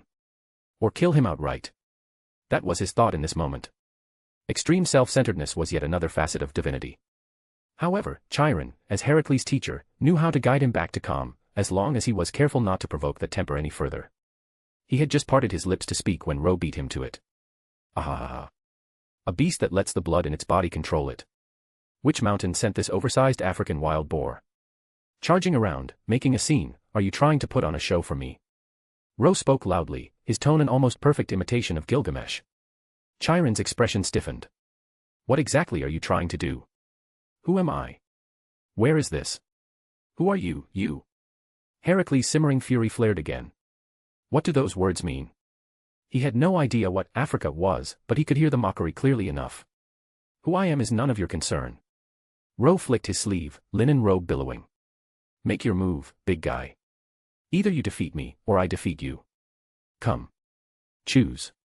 He raised his hand, and with the casual motion of his palm, gusts of wind spun up around him. Heracles, son of Zeus. The most famous name among Greek heroes. Ro knew him all too well. Right now, Heracles was still incomplete, still growing. Ro definitely did not intend to die to him here. But if he could plant the seeds of hatred now and set himself up as an enemy in this youth's heart. If he could not play the hero. Then leaving himself a future route to the Demon King's role did not sound so bad either. Even so, his insults never crossed a certain line. He was always careful. He kept one eye on Gilgamesh's example, wary of accidentally assimilating too perfectly and getting himself killed by some karmic backlash. From beginning to end, he only cursed the blood of Zeus inside Heracles. As for Heracles himself, Ro actually respected him. And on another level, this might also be a way of slapping him awake. To make him realize that the power bestowed by gods was not something to lean on forever. If he truly wished to become a demon king in the future, he would still need a proper hero to strike him down, after all. That was all. Ro would push things only this far. Thunder boomed across the sky. The storm clouds had not yet dispersed, and spears of lightning fell, lighting up the forest and reflecting the way Heracles' expression was sinking. The divine blood in his body boiled. The wounded pride of a young man who could not endure humiliation, mixed with that uncontrollable divinity, surged straight into the heavens. Roar. A beast's snarl tore from his throat. His eyes burned red. His knees bent, and then his body exploded forward, turning into a cannonball of raw flesh and divine power that tore through the air toward Ro. Ro simply shifted his stance. His body leaned aside, and the charge passed cleanly by. He had never been a specialist in close combat. But his physical parameters were more than sufficient, and his reaction speed surpassed even that. As Heracles rushed past, Ro's legs snapped out. His kick connected squarely with Heracles' side. The charging demigod was sent flying, crashing through a swath of trees and leaving a path of splintered trunks behind him. Using that same momentum, Ro twisted in midair, performed a light backflip, and landed easily on the wet earth. Lightning flickered over the forest, briefly illuminating his calm profile. His slightly lowered brows did not show a hint of triumph. I hate things that are controlled by gods. He said it as if he were merely stating a preference. But there always had to be a reason for a duel. And when Chiron heard that line, he finally understood Ro's intent. To point to the sky and curse the gods directly. That had always been Ro's style. P at Trian Christmas discount, 20% OFF. P at Trian.com/fanficlord03. Every 100 power stones equals +1 bonus chapter. Chapter 75, Chapter 75, The Shadow of a Greek Hero's Life. Chapter 75, The Shadow of a Greek Hero's Life. Chiron's thoughts tangled themselves into knots. Heracles' thoughts, on the other hand, did not. In the grip of rage, the young demigod had room for exactly one idea. Beat that arrogant man until he lay flat on the ground. Even killing him felt, in this state, like something the world would simply have to accept. His body hit the earth with a heavy thud. The instant his back touched the ground, every muscle in Heracles' body coiled like a compressed spring. He rebounded without hesitation, legs driving hard, body shooting forward once more. His clenched fists burned with thick, substantial mana. Blue light surged over his arms like liquid lightning and gathered in his knuckles. In an instant, in a blur, he was in front of Ro again. Wind howled in his ears. Rain cooled his face. Ro grinned. With those fists, in that state, you want to touch me. That is not valor. That is you letting the blood in your veins drive your body like a puppet. He moved. A light sway of his shoulders, a subtle twist of his waist. Heracles' first punch cut through empty air, the knuckles grazing past Ro's robe. But Heracles did not stop at that one blow. Even with his mind clouded by fury and divinity, the young demigod still possessed superb battle instincts. The first punch was a lure. His body turned with the missed strike, and his other fist clenched, power surging once more. The follow-up blow came even fiercer than the first. If Ro had relaxed even slightly after avoiding that initial attack, if he had allowed even a shred of carelessness, that second punch would have crushed into his ribs. Unfortunately for Heracles, Ro had never relaxed. Or rather, he had never truly bothered to be serious in the first place. Too weak, Heracles. Ro raised his hand. His open palm met the incoming fist head-on. There was no shockwave, no blinding explosion of light. The overflowing mana simply vanished. Like a mud ox sinking into the sea, like a tide swallowed by a greater ocean, the roaring force that could easily shatter stone and crack mountains crumpled and dispersed in Ro's grasp. His fingers tightened around Heracles' fist, which was much larger than his own palm. Then Ro turned, used his arm like a lever, and swung. A single motion. Impact ran from knuckles to wrist, from forearm to shoulder, then through skull, chest, and abdomen. In that tiny fragment of time, Heracles felt as though he had taken a series of heavy blows, one stacked on top of another. Ro released his grip. Heracles' body skidded and dropped. Ahahaha.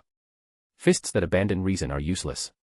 Crash around like a wild boar and all you will ever learn is how to eat dirt. Ro's eyes were cold. His tone was colder still. He had never been the type to show mercy once he gained the upper hand. Cough, cough. Heracles rolled over, bracing his hands against the ground. He coughed heavily, coppery blood staining the corner of his mouth. The proud lines of his face had gone pale, and his eyes drifted out of focus. But at least his rage had been driven out along with that breath. He had sobered up. Up above, the storm clouds slowly thinned. Evening light leaked through in faint shades of red and gold. I lost. He forced the admission between his teeth. Lost. Ro laughed softly. His expression twisted into pure disdain, his performance an almost perfect imitation of a certain king of heroes. You think you deserve to use the word lost? Battle is where victory and defeat are decided. Not a mindless rampage. Only a clash where both sides stand on their own will can be called a battle. Was this a battle? Between you and me, just now, was that something worthy of being called a fight? He stepped closer, gaze pressing down like a weight. Are you worthy? Are you worthy of a key? How many keys do you think you are worth? No. You are not worthy. A wild boar that only knows how to be moved by its own instincts should stay in the mud and dig for roots, not charge around blindly. You. Heracles' eyes widened. As Zeus' illegitimate son, he had never liked the blood that linked him to the god king. But he could not deny the power it gave him. And he had always believed in that power. Chiron had acknowledged it. Even if he faced a god, he still believed there would be a path to victory. But now he had been beaten. One-sided. And on top of that, he was being insulted to his face. The anger that had just calmed began to stir again. The god king's blood in his body boiled once more. He was on the brink of another eruption. Roar. The growl that tore from his throat sounded more like a beast than a man. Who are you roaring at, your mother? Question mark. Heracles froze. It was the first time anyone had ever hurled such a blunt insult straight at him. Are you stunned? Ahahaha. You cannot even handle a few words like that. Cannot even understand them. Then what are you trying to become a hero for? Go back and chew on husks instead. You. You blockhead. You. You idiot. You. You simpleton. Heracles finally ran out of retorts. Chiron, who had been quietly watching the entire exchange, felt his own lungs ache on Heracles' behalf. Then, slowly, a different emotion replaced his shock. Just like that, he scolded Heracles back to his senses. When Heracles had first been entrusted to him, the boy had often fallen into madness because of the blood he carried. Even now, Chiron's method of calming him had always been gentle persuasion, quiet patience, careful guidance. A grown man, and this fragile. Ro snorted. He finally realized that trying so hard to act like Gilgamesh had been unnecessary. Speaking in his own voice, in his own language, felt much better. Heracles, meanwhile, was completely dazed. Those harsh words had struck deeper than any physical blow. This moment, this humiliation, and this shock, would surely become a shadow engraved over his entire life as a hero. Ro turned back toward Chiron. The centaur swallowed nervously. A faint chill ran down his spine. Would the sage hit him next? Would he be the one getting scolded? Fortunately, Ro had no such intention. All right, all right. Lord Chiron, let us return to the important matter. Ro waved his hand and offered what he thought was a gentle smile. To Chiron, that smile was identical to the look a strict parent gave after scolding their child and then turning with a kind face. The sort that made you stand a little straighter on instinct. The feeling passed quickly. A teacher of heroes, after all, naturally possessed the heart of a hero. I want to become a hero. Ro said it plainly. I hope you can teach me how. I will also call you Teacher Chiron. You, become a hero. You would be more suitable as a god, to be honest. Chiron absolutely did not dare to let those words leave his mouth. Instead, he chose the only response that fit both etiquette and his own sincerity. Although this is our first meeting, you are already a guide on my path. He bowed his head slightly. I ought to address you as Grandmaster. That does not matter. Ro shrugged.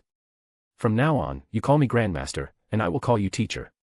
We each call the other what we please, and neither side interferes with the other. Chiron, ? Is something wrong with me, or is something wrong with you? What does that even mean? Yet faced with Ro's serious expression, Chiron again found himself with no words to refute him. Ro was not joking. He truly wished to become a hero. Then it is decided. Ha ha ha. Ro let out a strange, satisfied laugh. His purpose in coming here had, in his mind, been achieved. He had said what he wanted to say. He had fought as much as he wanted to fight. Now, he could finally focus on the most important thing, properly managing his grand undertaking of seeking a worthy death. Gugugu. Heracles collapsed fully onto the ground, his body twitching once or twice before falling still. He had fainted. It was not because of his injuries, but because the divine blood in his veins had been forced to surge too violently. As long as he rested, he would recover. But even while unconscious, his mind was still replaying the words Ro had just thrown at him. A monster controlled by the blood within him, unable to think for himself. Those words dug deep. P at Trian Christmas discount, 20% OFF. P at Trian.com/fanficlord03. Every 100 power stones equals +1 bonus chapter. Chapter 76, Chapter 76, Trash Talk is also an essential hero skill. Chapter 76, Trash Talk is also an essential hero skill. That night, outside the cave on Mount Pelion, the bonfire was the only flame in the vast, star-washed darkness. Heracles woke slowly in the gentle night breeze. Before his thoughts even settled, his gaze wandered upward. A full moon hung high above, the cold silver eye of the moon goddess Artemis watching the world, surrounded by countless glittering stars. He exhaled once, then lowered his eyes. The first thing he saw was a young man in a linen robe sitting by the fire. Heracles jolted awake at once. He shot upright and, by pure conditioned reflex, clamped his hands over his ears as if bracing for impact. So timid, and you still dare call yourself a hero? Ro could not resist mocking him the instant he saw that reaction. Air. Mr. Ro, please show a little restraint. Chiron, standing nearby, spoke with a helpless smile. Several hours had passed since the battle in the forest at the foot of the mountain. Faced with Ro's request, Chiron had no way to refuse and naturally ended up here as well. As for the centaurs, after Chiron's earnest pleading, Ro had not killed them. Instead, he had simply used his power to imprison them for a while. It was during this brief time together that Chiron came to understand the sage's methods on a deeper level. He was indeed wise. He could see straight through to the weaknesses in people's hearts at a glance. And then, he would attack those weaknesses with words. Chiron, I told you already, you cannot be too gentle with your students. Ro shook the wine cask in his hand, tilted his head back, and emptied it. The purple-red Greek wine slid down his throat as he let out a satisfied noise. A bit of lenience can help temper them. Too much lenience only breeds weakness. Yes, yes, yes, you are right, you are right. Chiron could only answer like that. Of course he knew that. But as a teacher, he could not suppress the affection he felt for his students. You really? Ro shook his head. He knew very well that Chiron would one day die precisely because of this kindness. But he could not say that. He was here to learn, not to lecture others on their fate. So he turned his attention toward Heracles, who was still trying very hard to reduce his sense of presence. Trying to sneak away, future great hero. I am not, I did not, do not talk nonsense. Heracles had just lifted one leg when he hurriedly set it back down and turned around. He was not afraid of fighting. Even if he lost, he was willing to accept defeat openly. What he could not bear was being scolded. A hero is not just someone who is strong in battle. Ro smiled. Do you want to know what the most important quality for a hero is? Heracles could no longer pretend not to hear. He wanted to be a hero. As the illegitimate son of the god king, his birth had been anything but glorious. He was the result of Zeus' infidelity, hated by Queen Hera from the moment he was born, and treated coldly by his father in the mortal world. Born in disgrace, held in contempt, Heracles had not given in to despair. Instead, that same pain had forged a desire in his heart. He wanted a world where no one else would have to grow up like him. That was why he had come here, to receive Chiron's guidance and learn how to become a hero. I want to know.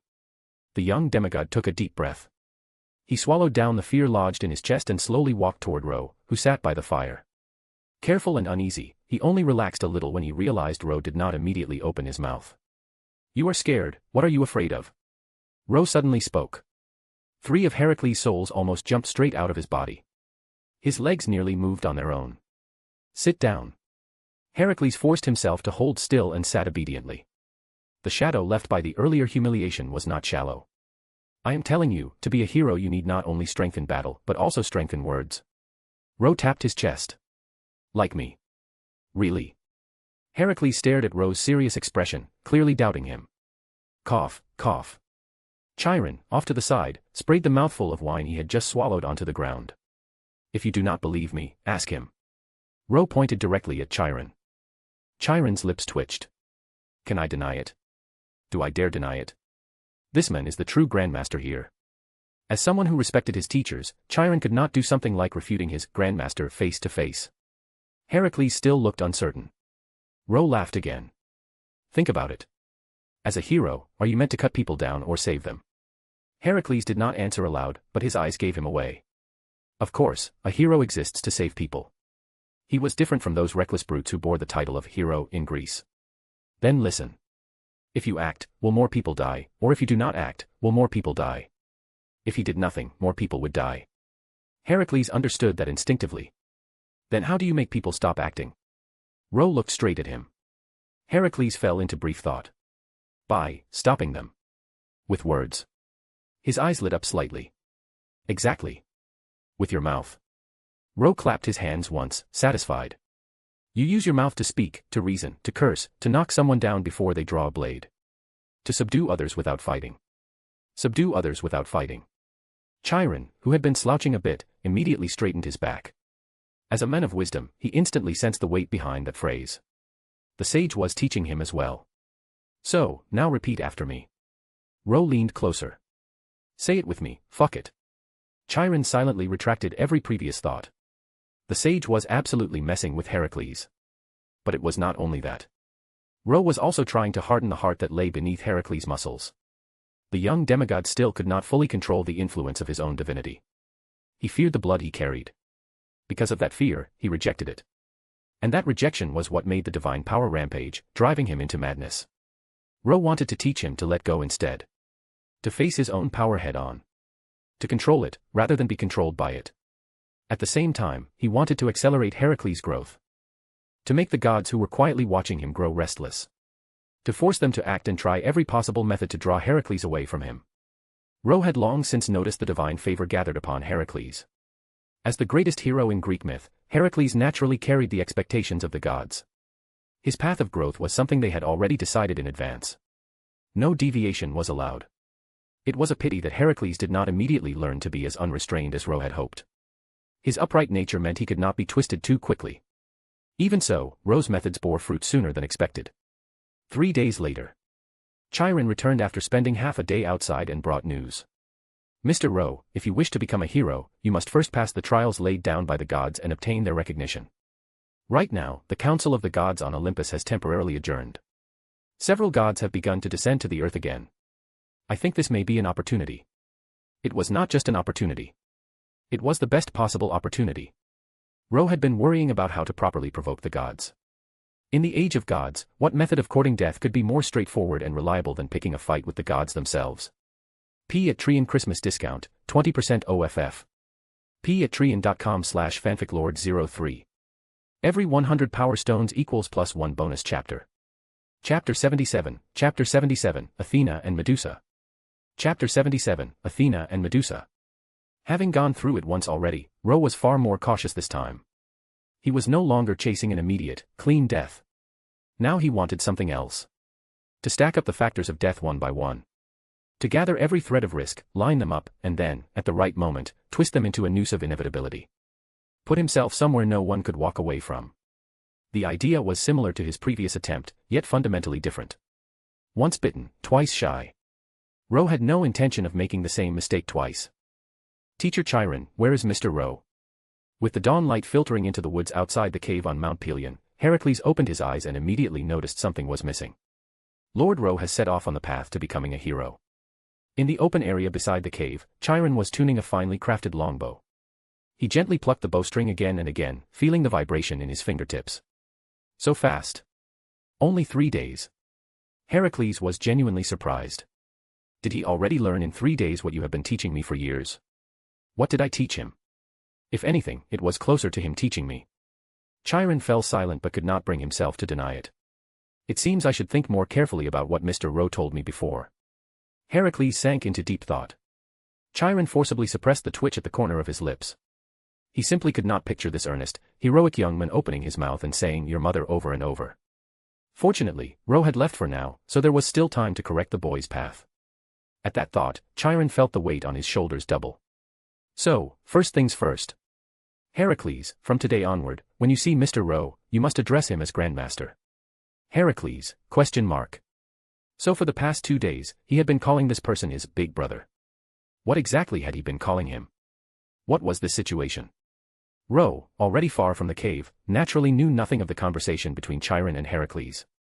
He simply followed the direction Chiron had given him and set off alone. In the age of myths, the shape of human society depended on how the gods chose to look at them. Before Gilgamesh, in Mesopotamia, humanity had always been slaves of the gods. The gods there pursued nothing but eternal dominion. Greece was different. The Greek gods came from beyond the heavens. They had divinity, but they also glorified humanity. They were lofty and radiant, yet their temperaments were riddled with human flaws. They reigned above, but amused themselves like mortals. This was the scenery Rowe saw along the way. On the morning of the second day, Rowe arrived at Athens. What greeted him was a vast and magnificent city. Layers of sturdy stone rose up into city walls and gates. Temples towered toward the sky, their outlines shining beneath the sun. From the grand theaters, faint strains of song and music drifted outward. The place Chiron had mentioned, where the gods would test mortals, lay somewhere near here. Rowe stopped just outside the city and observed quietly. The morning breeze stirred his linen robe, making it flutter around him. That simple pause was enough to draw someone's notice. Where does this gentleman hail from? A carriage drew up beside him with a soft whinny. From it stepped a graceful young woman with silver hair. She wore a blue wreath, a white robe cinched at the waist with a dark blue belt that outlined a subtle curve to her chest and figure. Beneath the split hem of her dress, long white legs showed in elegant lines. From head to toe, she carried a dignified, goddess-like nobility. Rowe's gaze moved past her. His eyes fell instead on the figure following close behind. A small girl in a white gauze dress, with long purple hair. The moment Rowe's gaze landed on her, the girl visibly shivered, her whole body faintly trembling. Fortunately for her, he only looked at her for a heartbeat before drawing his eyes back, his expression calm. I came from Pelion, Rowe replied. Just from the other party's appearance and bearing, he could tell she was one of the central figures of Athens. And if he wanted to become a hero, the first step was to let the world remember his name. There was no reason to hide his identity.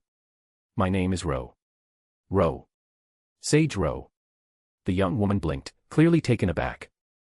In Greece, hearing the name Rowe almost automatically called to mind the title of sage. Not to mention that the plain linen robe on his body matched perfectly with the old stories. She could not be completely sure, but she quickly gathered herself and offered him a noble's bow. I am Pallas, High Priestess of Athens. This girl is my future successor, Medusa. Hello, sir. Medusa's voice was clear but tiny, her tone timid. I apologize. This child is a bit shy. Pallas smiled apologetically. Rowe only nodded slightly. As expected. Medusa, the Gorgon who would one day be cursed into a monster for incurring the wrath of the Greek gods, had originally been a handmaiden of Athena. And naturally, she was no mere human. She was an earth-attributed goddess. No matter how she concealed herself, no matter how she suppressed her presence, the dense divinity swirling within her could not escape Rowe's eyes.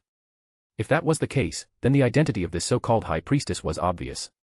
The goddess of wisdom and war. Athena, freshly returned from Olympus. Rowe smiled. As you can see, I have come seeking the approval of the gods. Seeking the approval of the gods? Pallas Athena, borrowing a form that could walk the mortal world, lowered her fine brows for a moment, then curved her moist red lips. Unfortunately, the beautiful primary deity I serve, Lady Athena, has no intention of arranging any trials. That much was true. Greek gods might enjoy living among humans, but they were not constantly throwing tests at them. However, if you go east from here, there is a forest. Deep within it stands a statue imbued with the divine power of Hermes. You may be able to find something there. That could be considered a gesture of goodwill. The goddess of Athens thought so at least. This man before her had an excellent physique, and even if she could not be certain that he was the famed sage, she could at least tell he was no ordinary wanderer. If not a sage, then a hero of considerable power. And such a hero might be worth seeking out in the future. Ro nodded, ready to leave. But before he took a step, he looked again at the timid little girl half hidden behind Athena. Medusa, is it? He smiled at her. He was indeed curious about this particular piece of myth, and he did not mind intervening if an opportunity ever presented itself. Saving her would also be an excellent way to offend the Greek gods. She is a good child. Unexpectedly praised, Medusa flushed bright red. She still summoned up her courage and whispered, Thank you. Athena simply smiled faintly. The tall grass swayed as the lone figure moved farther and farther away. Hermes. That was Ro's true objective this time. The god whom Chiron had said had set up a trial. A representative of the Greek gods, messenger to Zeus. He might not be counted as one of the 12 Olympians, but his status was unique. Hermes had no dedicated great temple or exclusive festival, yet his statue stood at every crossroads. His image was carved onto the walls of every city, guiding travelers and watching over the city-states. Until now, he had also been the one quietly monitoring Heracles' growth, honoring the name of the god-king. Silently guarding the trajectory of the boy's life until he came fully into his power. If Ro could step into that one's field of view, then perhaps he could pull Zeus' gaze to himself as well. The king of the gods, forced to look directly at his enemy. Surely he would not remain calm. If that was the case, then when he stood before the trial, he needed to be arrogant. The more arrogant, the more unhinged. The closer he would be to death. P at Trian Christmas discount, 20% OFF. P at Trian.com/fanficlord03. Every 100 power stones equals +1 bonus chapter. Chapter 78, Uprooting Mountains and Shaking Peaks. Chapter 78, Uprooting Mountains and Shaking Peaks. Cross this mountain, and you shall see my eye. Hermes. Ro stepped into the mountain range Athena had mentioned and let the wind brush past his ears. The words rode on that breeze. A message, quiet yet clear. The hint left by Hermes for anyone bold enough to come. Ro stopped at the foot of the mountain and looked straight ahead. The mountain before him was enormous. Its ridges rose and fell like the backs of slumbering beasts. Dense forest wrapped its whole body, layer upon layer of towering trees stitching a dark green mantle over stone.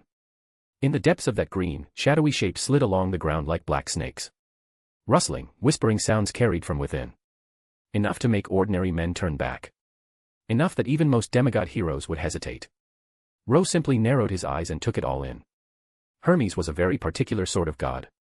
Among the Greek pantheon he was not quite a chief deity, yet the difference in rank was negligible.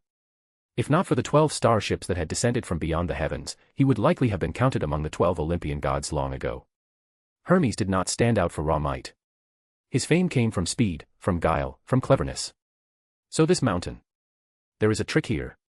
Or rather, the mountain and its forest together formed a gigantic game board. That tree might be a trigger for some hidden mechanism. The grass might be a nest of disguised serpents. The apparently solid earth might hide pits, while a downward slope might suddenly become a soaring track, hurling a traveler skyward in a flying chariot. Not lethal. But packed with surprises. A prank. And equally, a game. Come, play. An androgynous, youthful voice brushed past his ear. For a moment Ro seemed to glimpse a slim young figure drifting through the air, wearing a felt hat, winged sandals, a caduceus in hand, dark green hair flowing, delicate features framed by mischief. Hermes. To him, this was a trial for mortals, but fundamentally it was still a game. Among his many portfolios, he was also the god of games and contests. A game, is it? Such lofty amusement. No different from the Mesopotamian gods watching their slaves dance for them. Ro took a step forward. He knew perfectly well that what he had just seen was no simple illusion. With his senses, he could easily tell that Hermes was watching nearby. Hermes had deliberately let his presence slip to Chiron. Partly to draw Ro away from Heracles. And partly for this very moment. To test this sage from a foreign land. As a representative of the Greek gods, it was exactly what he should do. The gods of Greece were different from those of Mesopotamia. They possessed bodies that could contain their divinity perfectly, walking as both god and human, and would not be so easily countered by the sword of rupture. But Ro was something they could not afford to ignore. They needed to sound out his disposition. Probe his power. And to the messenger of the gods, there was no better means than a game. No doubt this is also Lady Athena's doing. High above, the youthful Hermes floated in the air, fingertips brushing the brim of his felt hat as he sighed. She met him and still passed him to me. She could have tested him herself. Not only had she refused to do so, she had even kindly told Ro where Hermes was. In the end, she had simply appointed him as the villain. Truly deserving of the title Goddess of Wisdom. Show goodwill with one hand, push all the troublesome work onto someone else with the other. Hermes shook his head, then turned his gaze back to Ro. Ro did not know the exact shape of Athena's schemes or Hermes' grumbling calculations, but the broad outline was not hard for him to guess. The intent was obvious enough. Even so, he had no thought of backing down.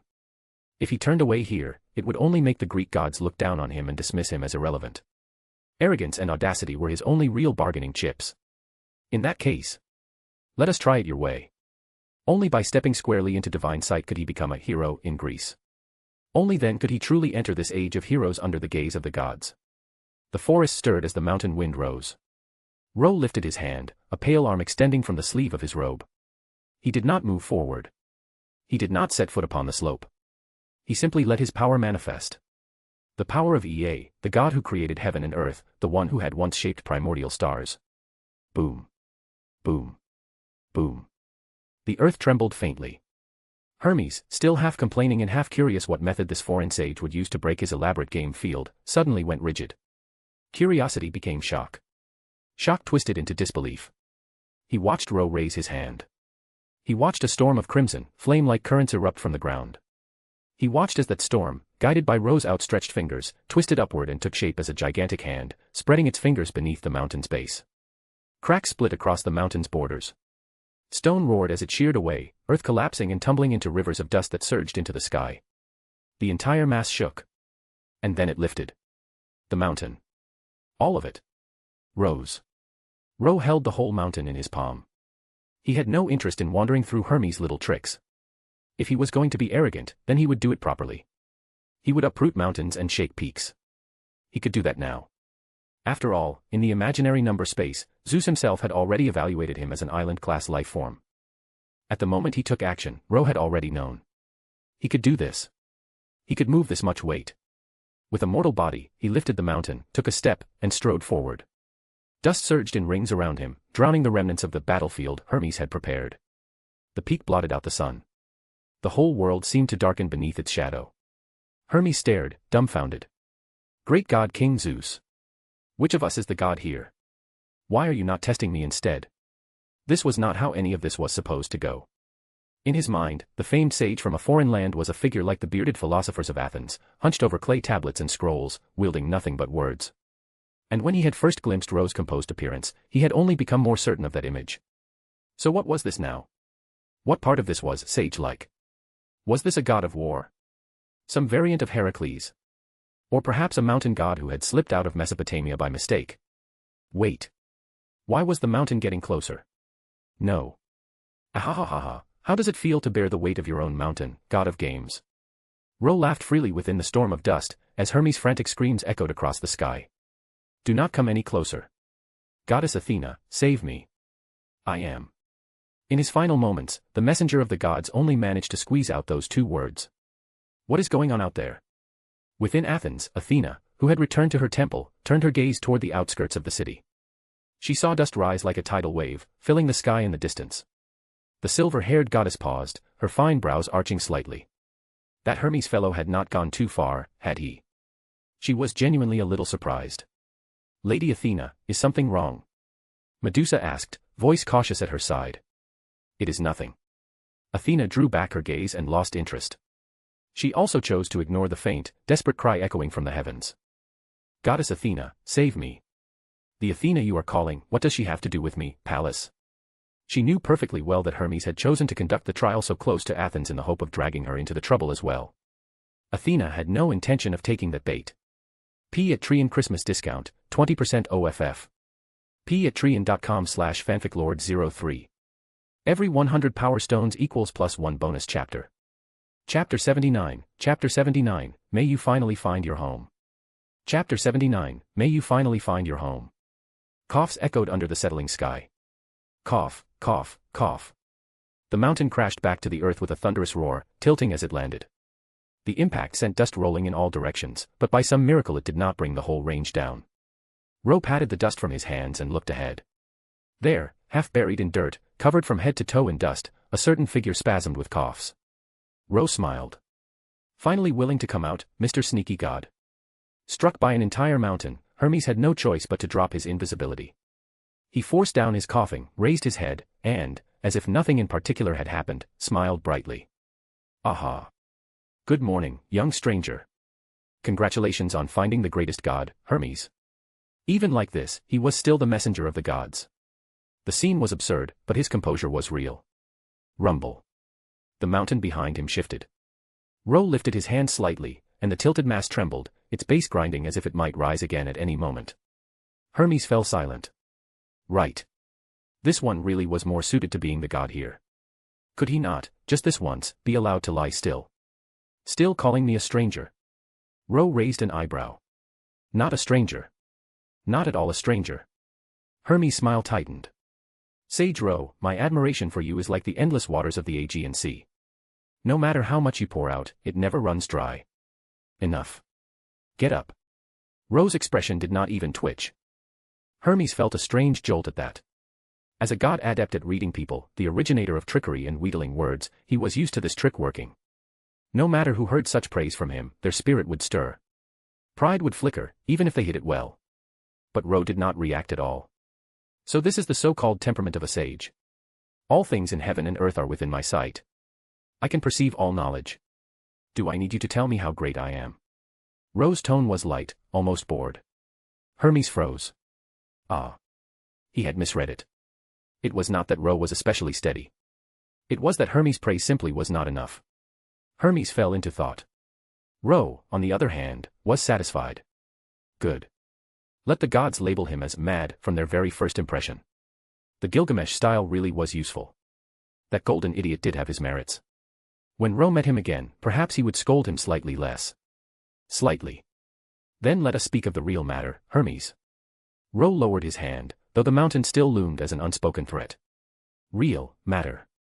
Hermes blinked. What real matter? His mind lagged half a beat, until Ro's fingers twitched again and the mountain shuddered as if about to lift. Only then did Hermes snap back to himself. Right, right. Of course. The truth is, the one who had me bring you here was my father, the god King Zeus. He spoke quickly, betraying the king of the gods without hesitation. He ordered me to stay by Heracles' side until he grew up, and to never allow any suspicious person near him. In Zeus' prophecy, Heracles will be the key to Greece's future survival. Just as Ro had guessed. In some ways, Heracles and Mesopotamia's Gilgamesh were very much alike. Both were children of destiny selected by the gods. Both were born carrying countless expectations.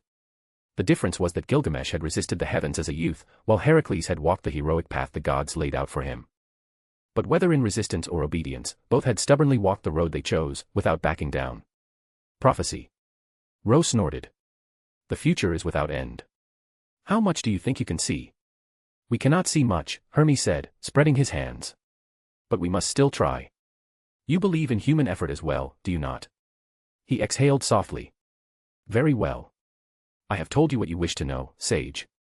Now it is my turn to ask. What blessing do you desire? Passing the trial of a god meant receiving a god's blessing. This was how mystery had first begun to seep into humanity. The earliest sorcery and magecraft had all been extensions of such divine favors. Ro was not particularly moved. As a child of primordial power in a human frame, a blessing from Hermes now would be little more than garnish.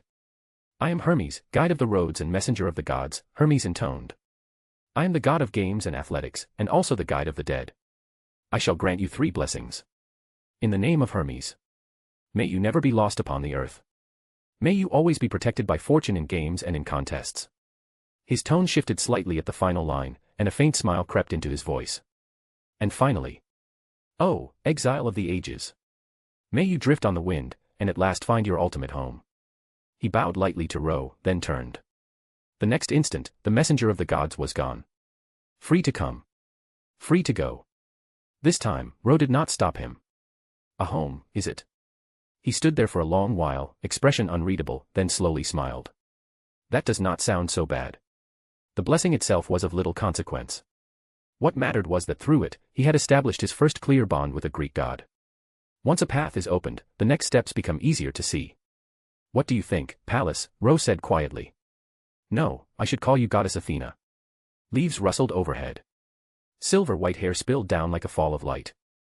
A plain, cloud-like gown unfurled like a blooming flower, revealing a flash of pale ivory along descending legs. The newcomer brushed back her long hair and looked straight at him, crimson lips lifting with the faintest hint of a smile. As expected, I could not hide from you, sage from a foreign land. Heracles. Within Mount Pelion cave, Chiron opened his eyes from quiet meditation. Beside him, the tall youth responded at once. Teacher, I am here. You have studied under me for 3 years now, have you not? Chiron asked solemnly. Yes. Heracles bowed his head respectfully. In these 3 years, you have learned all the martial arts I can teach. You already possess the strength to stand as a hero. Chiron paused, then asked softly. But do you know what you still lack? What I lack? Heracles frowned in thought. Is it the ability to deal with enemies with words? For example, he still could not bring himself to say, your mother. Chiron's mouth twitched. It was over. This child had been thoroughly corrupted. Worse yet, he did not know how to pull him back. Ahem. That is your grandmaster's skill, Chiron said gravely. Do not force yourself down that path. So I should find more suitable language instead. I understand. No. No, you absolutely do not understand. Chiron massaged his temple and chose to change the subject entirely. In any case, what you lack now is the experience a hero must have. From today onward, you should leave this place and begin your travels. He looked at his disciple, eyes deep with both worry and pride. I believe. Heracles, one day, your name will resound across this land. Like grandmasters, right? Chiron felt an ache behind his eyes. For the love of the gods, could he stop bringing that man up? P at Trian Christmas discount, 20% OFF. P at Trian.com/fanficlord03. Every 100 power stones equals +1 bonus chapter. Chapter 80, The Price of a Goddess's Covenant, bonus chapter. TL, 100 horsepower. Chapter 80, The Price of a Goddess's Covenant. Although Ro had only stayed at Mount Pelion for a short time, the impact he left on Heracles was enormous. In those brief 3 days, Heracles had turned Ro's every word over in his mind, wondering why that man was so overwhelmingly strong. Ro, for his part, had done everything he could to prod and twist the boy's growth. Of course, if Chiron had not personally told Heracles after Ro's departure that this man was the patriarch of Mount Pelion Cave, the sage Ro of Uruk himself, things might not have become quite so intense. Yes. Strictly speaking, it was also because Chiron himself occasionally mentioned Ro in front of Heracles, his expression brimming with barely concealed admiration. In the end, this is my fault.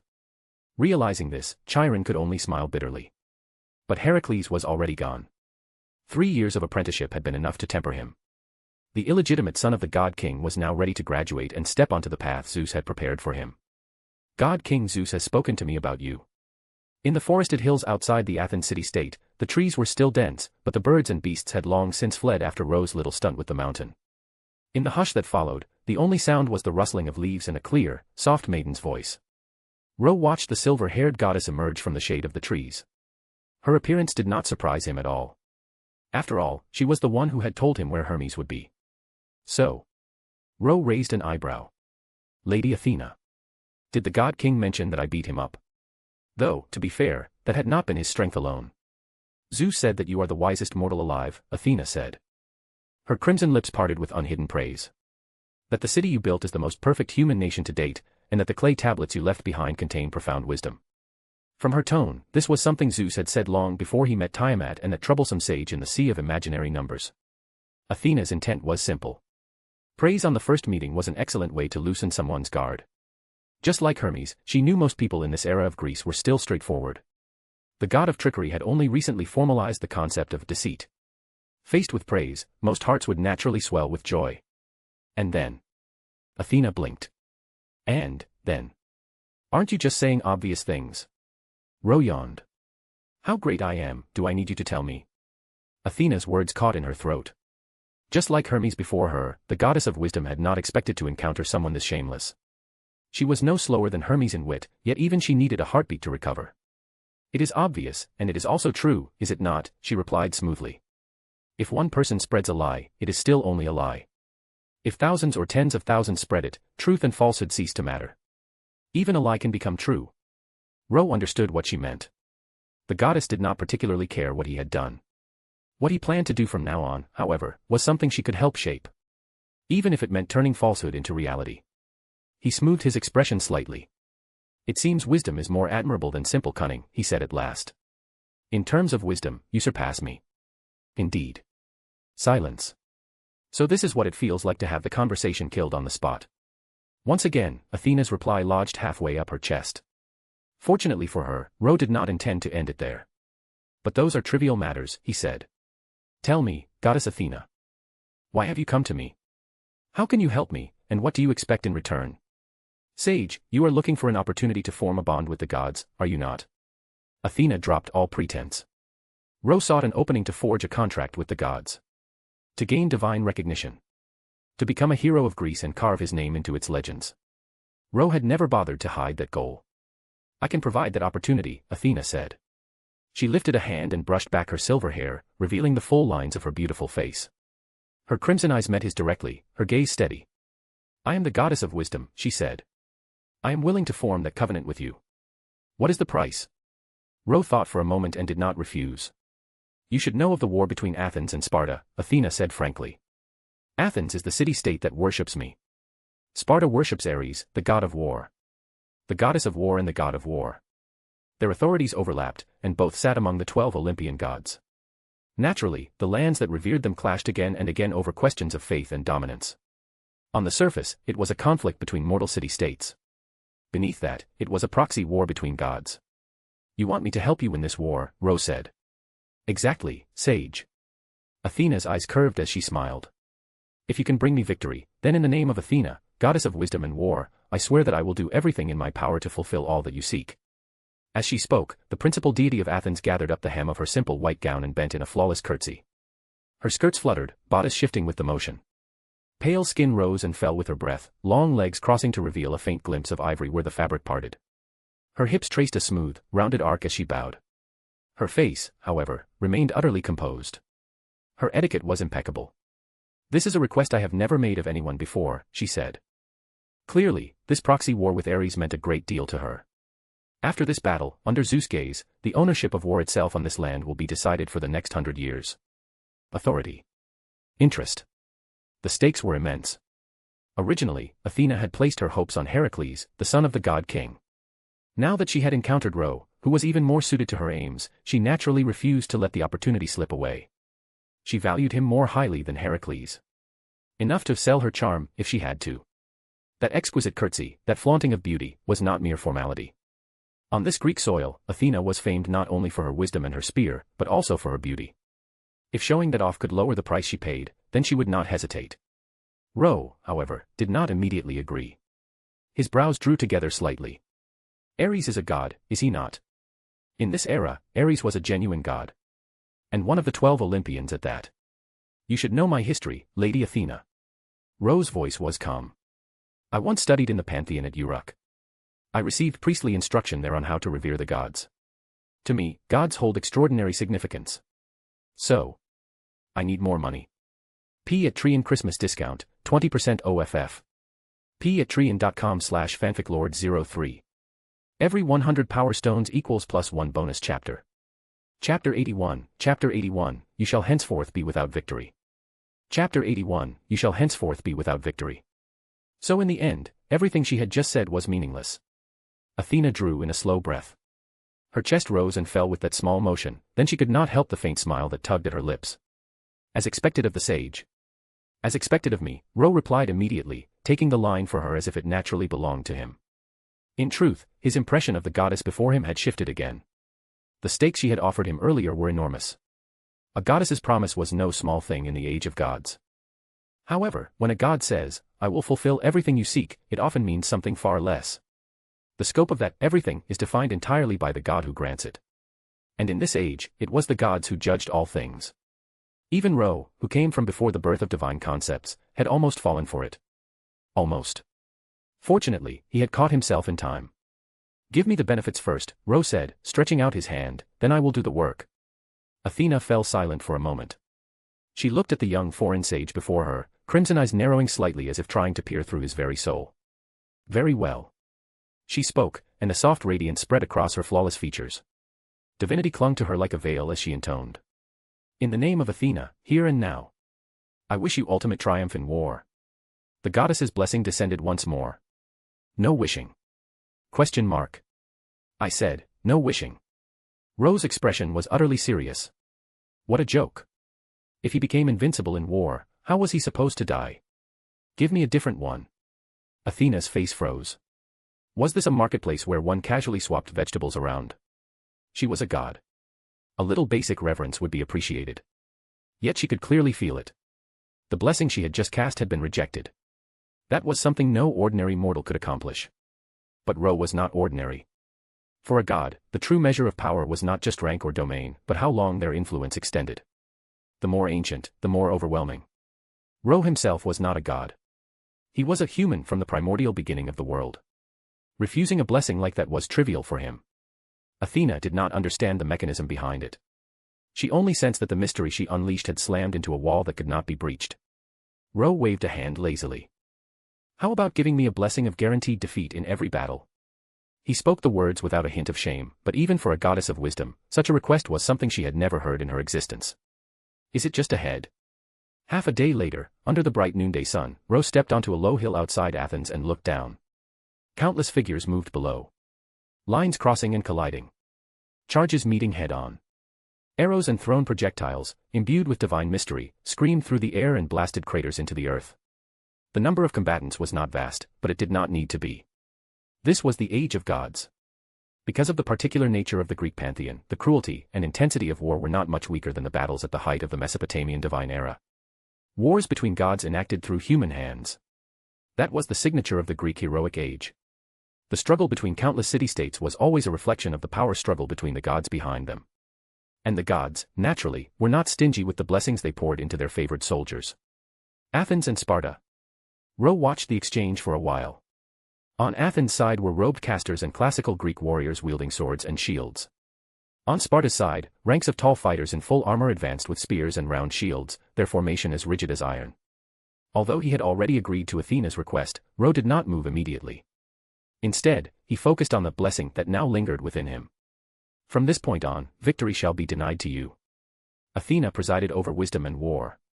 She also held authority over victory and triumph. She could not directly force Ro to lose every battle. But she could ensure that victory would slip through his fingers, again and again. The result was almost the same. This had been a sudden inspiration on Ro's part when he negotiated with her, and it had turned out to be a very pleasant surprise. "Well then, let us test its effect." Ro smiled, satisfied. He rolled his shoulders, stretching his body lightly, then took a single step forward. In the next instant, he leapt straight from the hill and hurtled toward the battlefield. The ground quivered. Only one man was running, yet it sounded like thousands of cavalrymen were charging in unison. Both armies froze and looked up at the figure sprinting across the field. Goddess Athena above. What is that? Is that some secret weapon belonging to Athens? Who cares what it is? Sparta, under the protection of Ares, is invincible. He is heading this way, quickly. Stop him. Ro's linen robe snapped in the wind, white fabric fluttering like a banner. Under the blazing sun, that lone figure seemed to transform into a white hurricane as he smashed into the Spartan ranks. Some men were afraid. Some were horrified. But very quickly, they realized something strange. No one was injured. No one had fallen. Under the blessing that victory will be denied to you, every one of Ro's strikes failed to land properly. He could not knock anyone down, could not decisively break a line, could not claim any measurable victory at all. His charge faltered for a brief heartbeat as he found himself completely surrounded, spears and shields closing in on every side. The effect is pretty good. Ro patted his spotless clothes, examining the chaos with mild amusement. If he could not win, then he no longer needed to be cautious. In that case, he straightened his back and let his gaze sweep over the Spartan warriors.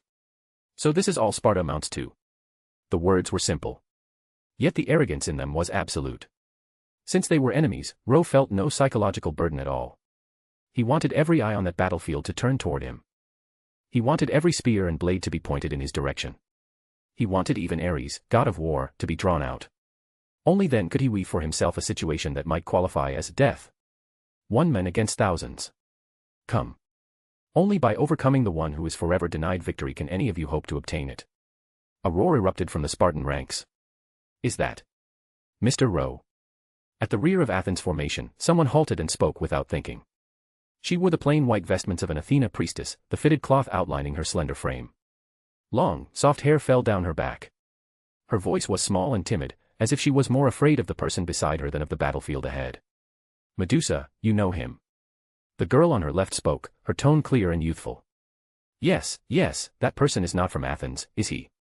On Medusa's right, another voice chimed in, nearly identical to the first. You did not sneak out without telling us, did you? Yes. If you snuck out, there will be punishment. No. Medusa flailed a little at the accusation, flustered.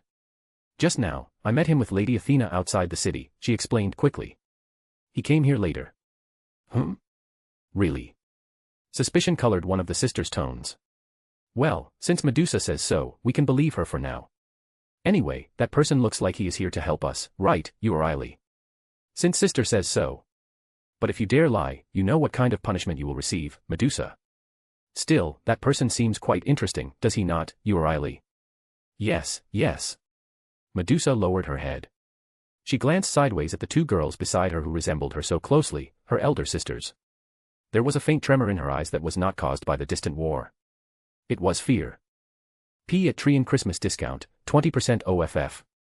P at Trian.com/fanficlord03. Every 100 power stones equals +1 bonus chapter. Chapter 82, Ares, god of war, descends here. Chapter 82, Ares, god of war, descends here. Stheno, Euryale, and Medusa were, like her, embodiments of the earth's authority.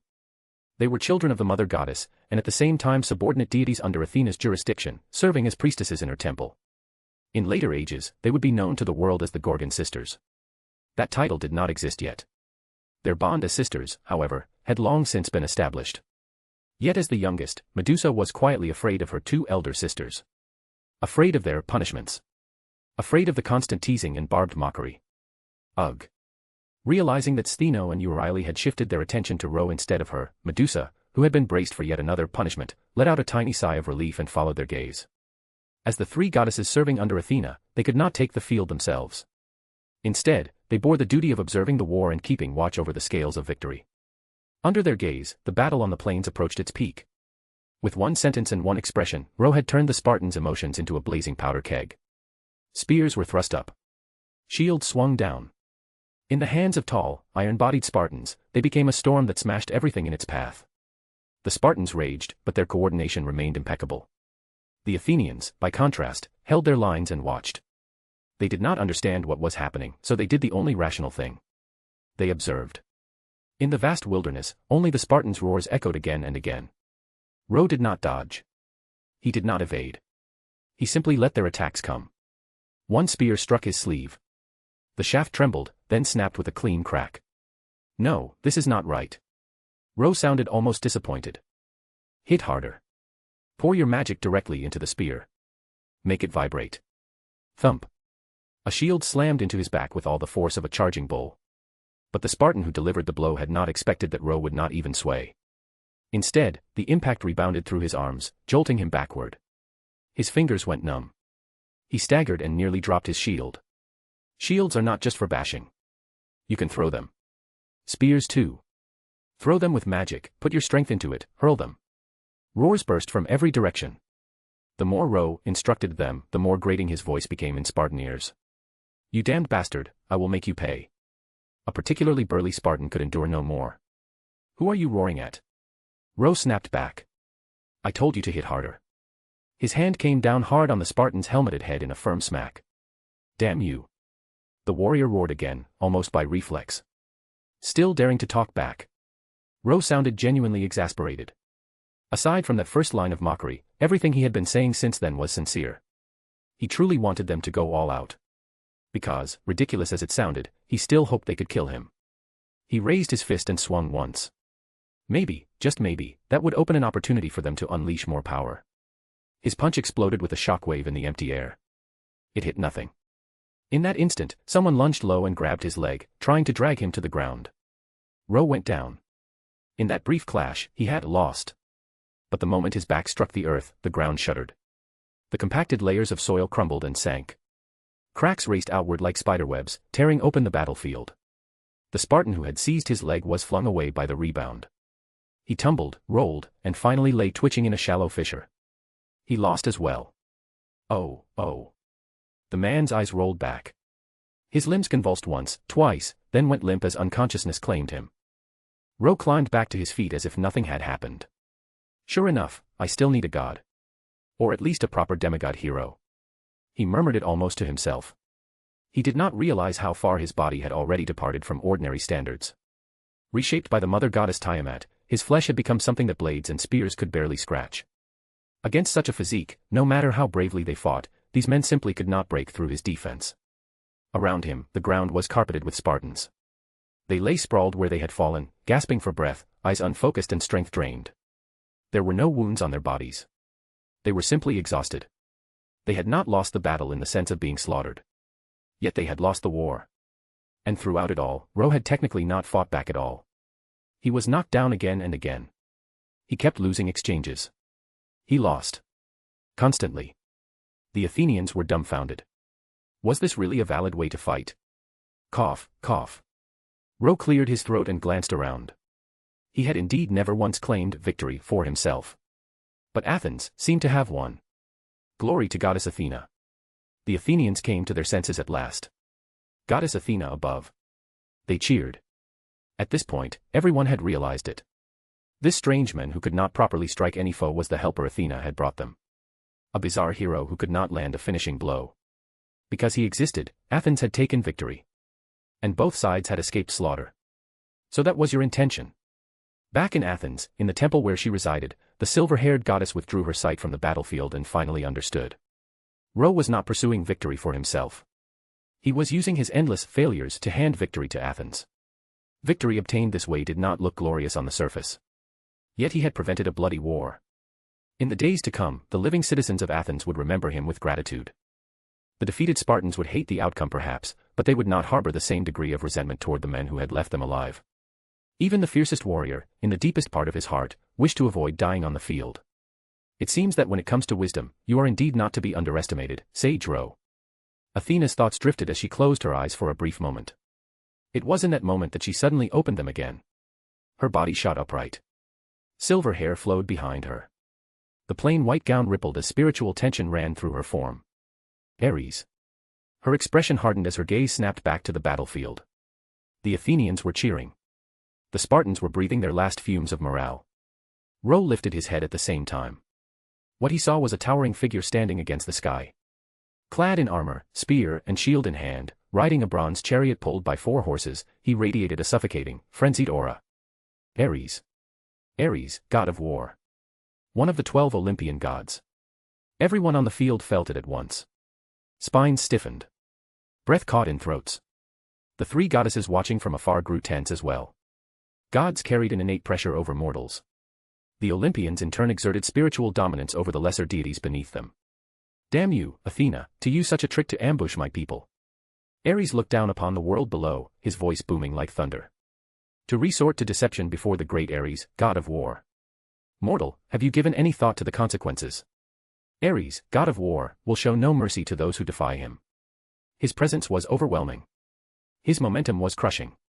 Ro, however, was delighted. Just as he had hoped, Ares, god of war, had finally lost his patience and personally descended. P at Trian Christmas discount, 20% OFF. P at Trian.com/fanficlord03. Every 100 power stones equals +1 bonus chapter. Chapter 83, Chapter 83, I will embark on the road home. Chapter 83, I will embark on the road home.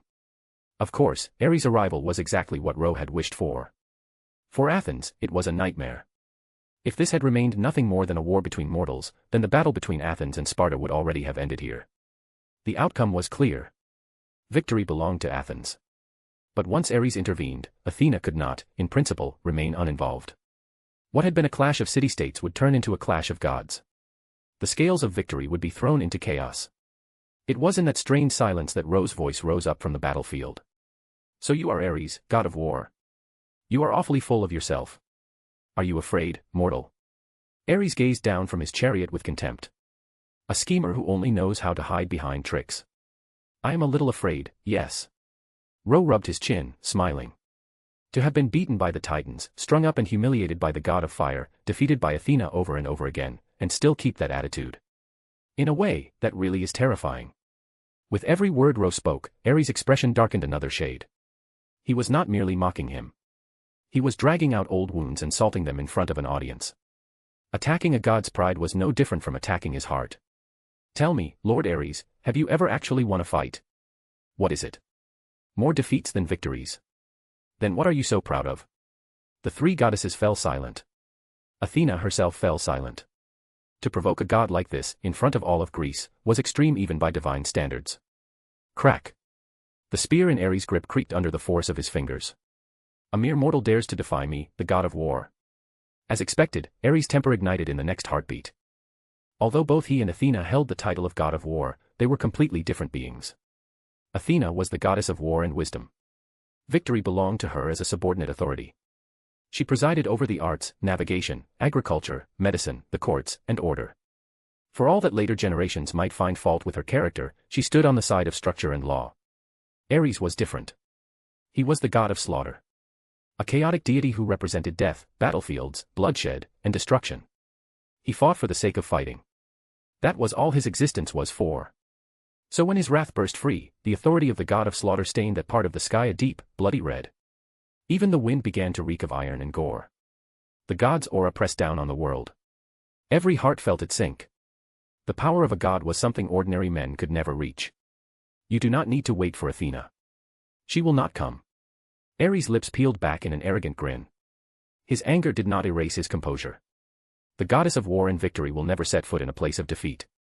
His laughter rolled like thunder. Far away, Athena's face grew cold. She would not step onto the battlefield, but not for the reason Ares claimed. This was the condition for the war itself. Athena was already tired of her endless disputes with Ares. She had used her non-interference as the price to make him agree that, for 100 years after this battle, the authority of war on this land would belong to the victor. If not for that bargain, she would never have sought Ro's help. Whether it had been her original candidate, Heracles, or the men who now stood on the battlefield, Ro, both were meant to be heroes who could at least stand on equal ground with gods. I hope he can hold him, Athena thought. Ro did not need to defeat Ares. He only needed to stall him. That alone would be enough. The sage who had once designed the expulsion of a pantheon should be able to manage that much. Even so, Athena felt a faint unease coil in her chest. The goddess of victory could not always guarantee that victory would fall on her side. Ares. Ro's voice rang out once more. At that instant, three separate gazes converged on him. The three goddesses. Athens. And Ares in the sky. He did not run, someone whispered. Arrogant mortal, Ares sneered. Do you beg for mercy before death? Do not worry. I will give you the greatest end. You will die, pierced through by this spear. He spun the weapon in his hand. The air around it howled. Ro opened his mouth to answer, but the sound of footsteps behind him cut him short. Oh my, he is at least someone invited by Lady Athena. A clear, childish voice carried across the field.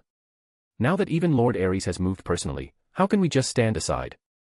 Three small figures with long purple hair approached him and took their places.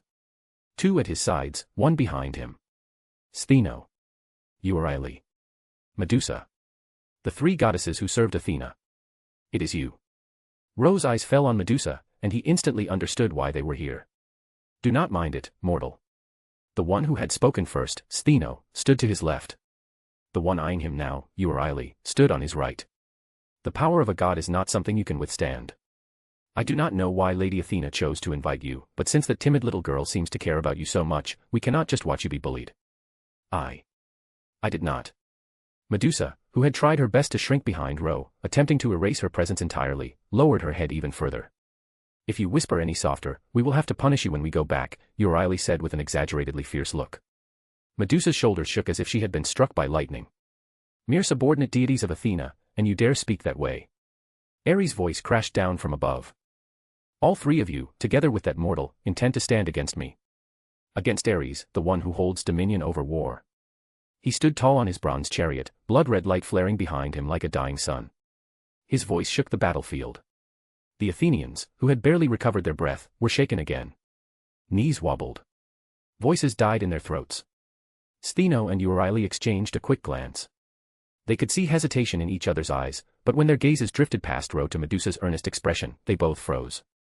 Sister, she looks serious, Stheno muttered. She really wants to save him. This man is quite interesting, Euryale replied. They spoke without even trying to hide it. Medusa's face turned scarlet. A child's thoughts were simple. Just as her sisters had guessed, she truly wished to save Ro. Not because of some complicated feeling or a tangled thread of fate. But simply because. He had once smiled at her. A smile without malice. A smile no one had shown her, except Athena, Stheno, and Euryale. I am still an adult, you know. Ro looked down at the two small figures at his sides, then glanced back at the girl behind him. Amusement tugged at his lips, along with a hint of helplessness. He bent slightly so that his eyes were level with theirs. Do you intend to thank us? Euryale spoke first, puffing herself up. There is no need. A mortal's gratitude means nothing to us. There is no need, Stheno added calmly. We are simply acting in accordance with our own will. Medusa said nothing, but her iridescent eyes made her feelings obvious. Ro shook his head. You misunderstand. I have no intention of thanking you. What I want to say is that, for this battle, I alone am enough. You are not serious. Euryale's eyes widened. Gods are not something you can defeat. I have never intended to defeat a god. Although in the past, he had done so. And succeeded. Ro pointed toward the Spartans sprawled across the field, then turned his gaze to the trembling Athenian soldiers. But they still need your protection, do they not? Is that not the duty of a god? So this battle, I will handle alone. He reached out and gently ruffled each of their heads in turn. Then he straightened. He turned his back to them and faced the god of war alone. Ha ha ha. Though you are mortal, your courage is worthy of the admiration of Ares, god of war. Ares raised his spear high. I will make you die by my spear. Take that as my respect. Stheno, Euryale, and Medusa remained frozen in place. They had just had their heads patted. They had been treated like children. Protecting others. What an arrogant man, Euryale grumbled. Is he not afraid of death? Stheno whispered, still unable to fathom his choice. Medusa's silence was broken only by the deepening color in her cheeks. Even gods feared death. For anyone else, it was an absolute terror. For Ro, it was not. So for this war, I alone am enough. Ro shook his sleeve once and stepped forward. A breeze brushed across the battlefield. It felt like Hermes' lyre was playing somewhere far away, a light melody tracing the outline of a path that led home. Ro felt his heart stir in response. He wished to set foot on that road. Ares, god of war. He smiled. Come. P@Trian Christmas discount, 20% OFF. p@trian.com/fanficlord03. Every 100 power stones equals +1 bonus chapter. Chapter 84, Athena, watch closely, this is how blessings are used. Chapter 84, Athena, watch closely, this is how blessings are used. Although he did not rate his opponent highly, Ares was, without question, serious now. He was the god who presided over war, who delighted in slaughter and death. His symbols were the vulture and the hyena, and wherever he appeared, calamity followed. At the same time, Ares was fond of the strong. He liked the courageous.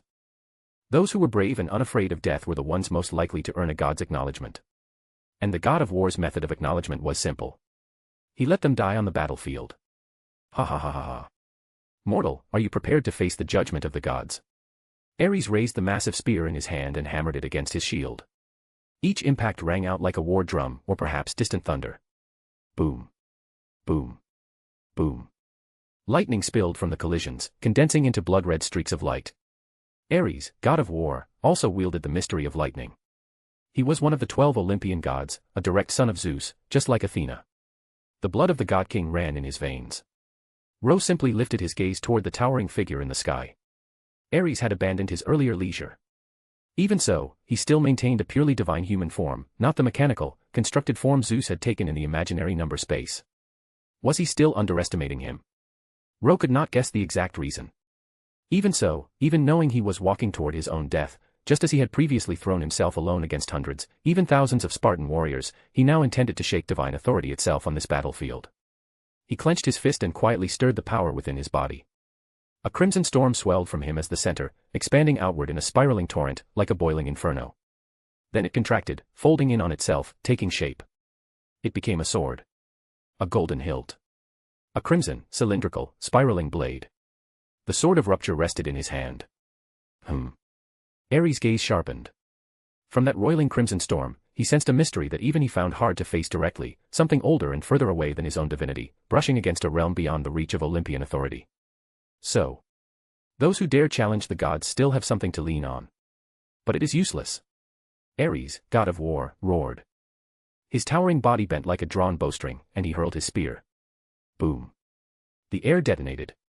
The crimson spear streaked down like lightning from the highest heaven, a blow that seemed ready to shatter the world, driving straight toward Ro. His linen robe snapped and distorted under the pressure, but Ro's expression remained calm. He raised the sword of rupture. The sword rotated slowly, blade turning, spiraling, biting into the world. It lifted upward, then forward. Sword and spear met. The instant they collided, the earth collapsed. Layers of ground split apart. Crimson storms erupted from the point of impact, devouring everything in their radius. Protect the Athenians, sister. All right. Euryale, Medusa, move. The Gorgon sisters moved as one. As earth goddesses and Athena's subordinate deities, symbols of the serpent, they all transformed in unison into colossal pythons. Their bodies coiled and layered together, forming a living tower of scales and muscle, encircling and shielding the terrified, frozen people of Athens. Ares. The Spartans who had fallen rose again under the support of their patron god's power. They roared his name. Ares. Ares. Each shout was a new stream of faith pouring into the god of war. Ha ha ha ha ha. Ares roared with laughter. After casting the spear, he yanked on the reins. The 4 divine horses drawing his bronze chariot reared as one, hooves pounding. The chariot surged forward, racing through the storm of divine power straight at Ro. At that moment, Ro released his grip on the sword of rupture. He bent his knees and leaped. The 2 figures met in the air, fist against fist. Ro crashed into Ares upon the chariot. Ahaha. Ares, god of war, your strength is acceptable. Are you the only one allowed to laugh? Ha ha ha ha ha. So you have this much strength as well, sage of Uruk. Ares had recognized him the instant he saw that spiraling sword. There were not many in the world who could hold that blade. Their fists collided once, then Ares threw his shield high into the sky, his other hand clenching again for a second blow. This time, Ro did not meet it head-on. He twisted his torso just slightly, letting the fist skim past his side. At the same time, he opened his own fist into a palm and seized Ares' wrist. He pulled, intending to drag the god off his chariot. A sharp rushing sound cut through the air.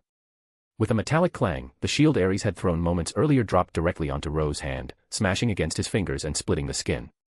Ares withdrew immediately, reclaiming the shield, then swung it again, this time as a blunt weapon. In response, Ro stretched out his hand. Behind him and to either side, golden light rippled. The gate of Babylon unfurled over Greek soil for the first time. A rain of chains burst forth from the shimmering portals, extending like countless gleaming spears. They drove forward in unison, crashing against Ares' shield. Even here, far from Mesopotamia, Ro still held the key to the gate of Babylon. His 2 friends could support him across any distance. In that swirling, accelerating exchange, sage Ro of Uruk did not fall behind Ares at all. Promising, Athena murmured. A relaxed smile finally touched the goddess of wisdom's lips. The Gorgon sisters, intertwined in their serpentine forms, let out a collective breath they had not realized they were holding. Sister, that man is really something, isn't he? Euryale, he is very impressive. Medusa stayed quiet, but her shining eyes were full of joy. In the sky, golden ripples shook again and again. Ares shouted and flung Ro away from the chariot. The impact shook the ground. Dust surged into the air. Ha ha ha ha ha. Exhilarating. Ares stood above, laughing loudly, retrieving the spear he had thrown before. Ro landed on his feet and straightened. In the course of that furious exchange, both their clothes and armor had been marked, creased, and scuffed. But neither of them was injured. On both Ares and Ro, there was no sign of blood, only exertion. So that is how it is. Ro flexed his fingers and tightened his grip around the sword of rupture once more. Victory will henceforth recede. It did not mean defeat. In practice, it meant a perpetual draw. Neither victory nor loss. Athena, goddess of wisdom, had played a game with words. A hidden clause, but not a malicious one. She wanted Ro to hold Ares in place. She did not want him to die to the god of war. Ro had already predicted that the blessing would function this way. With that level of power, what need have you for such a useless blessing? Ares called down. Come, let us continue, sage from another land. In the name of Ares, your end will be decided here. He moved to attack again. Ro shook his head. No need. You win. Then he smiled. Now. Come down. Ares froze. A heartbeat later, he felt it. His body began to fall, slipping from the sky along with the chariot, as if the heavens themselves had rejected his footing. What is this? This is a war without victory or defeat, Ro said quietly, strips away everything except the pure concept of war itself. War for the sake of war. That is the very essence of Ares. He was caught inside it. An older mystery could suppress a younger one. A higher-order concept could erode and overwrite a subordinate one. When their natures were nearly identical, that effect became even more pronounced. Here and now, Ares had been bound by Ro. Athena shot to her feet. This ending was far beyond what she had anticipated. And this, precisely, was why Ro had accepted her blessing despite recognizing the trick in its wording. A roar like thunder shook the earth as Ares and his chariot plunged down, smashing into the ground. Ro began to loosen the knot of Athena's blessing. Then he would fully seize hold of Ares, god of war. And force him to fight. To cross fists with himself in a decisive battle, and at the price of inflicting near death upon a god with his own mortal body, to drive himself to a fatal end. To bring the god of war to the brink of death with human hands. Such an accomplishment would be enough to rattle the heavens. Enough to call down a seat for him among the thrones. That was what Ro sought. That was the perfect plan. P at Trian Christmas discount, 20% OFF. P at Trian.com/fanficlord03. Every 100 power stones equals +1 bonus chapter. Chapter 85, Father of Rome. Chapter 85, Father of Rome.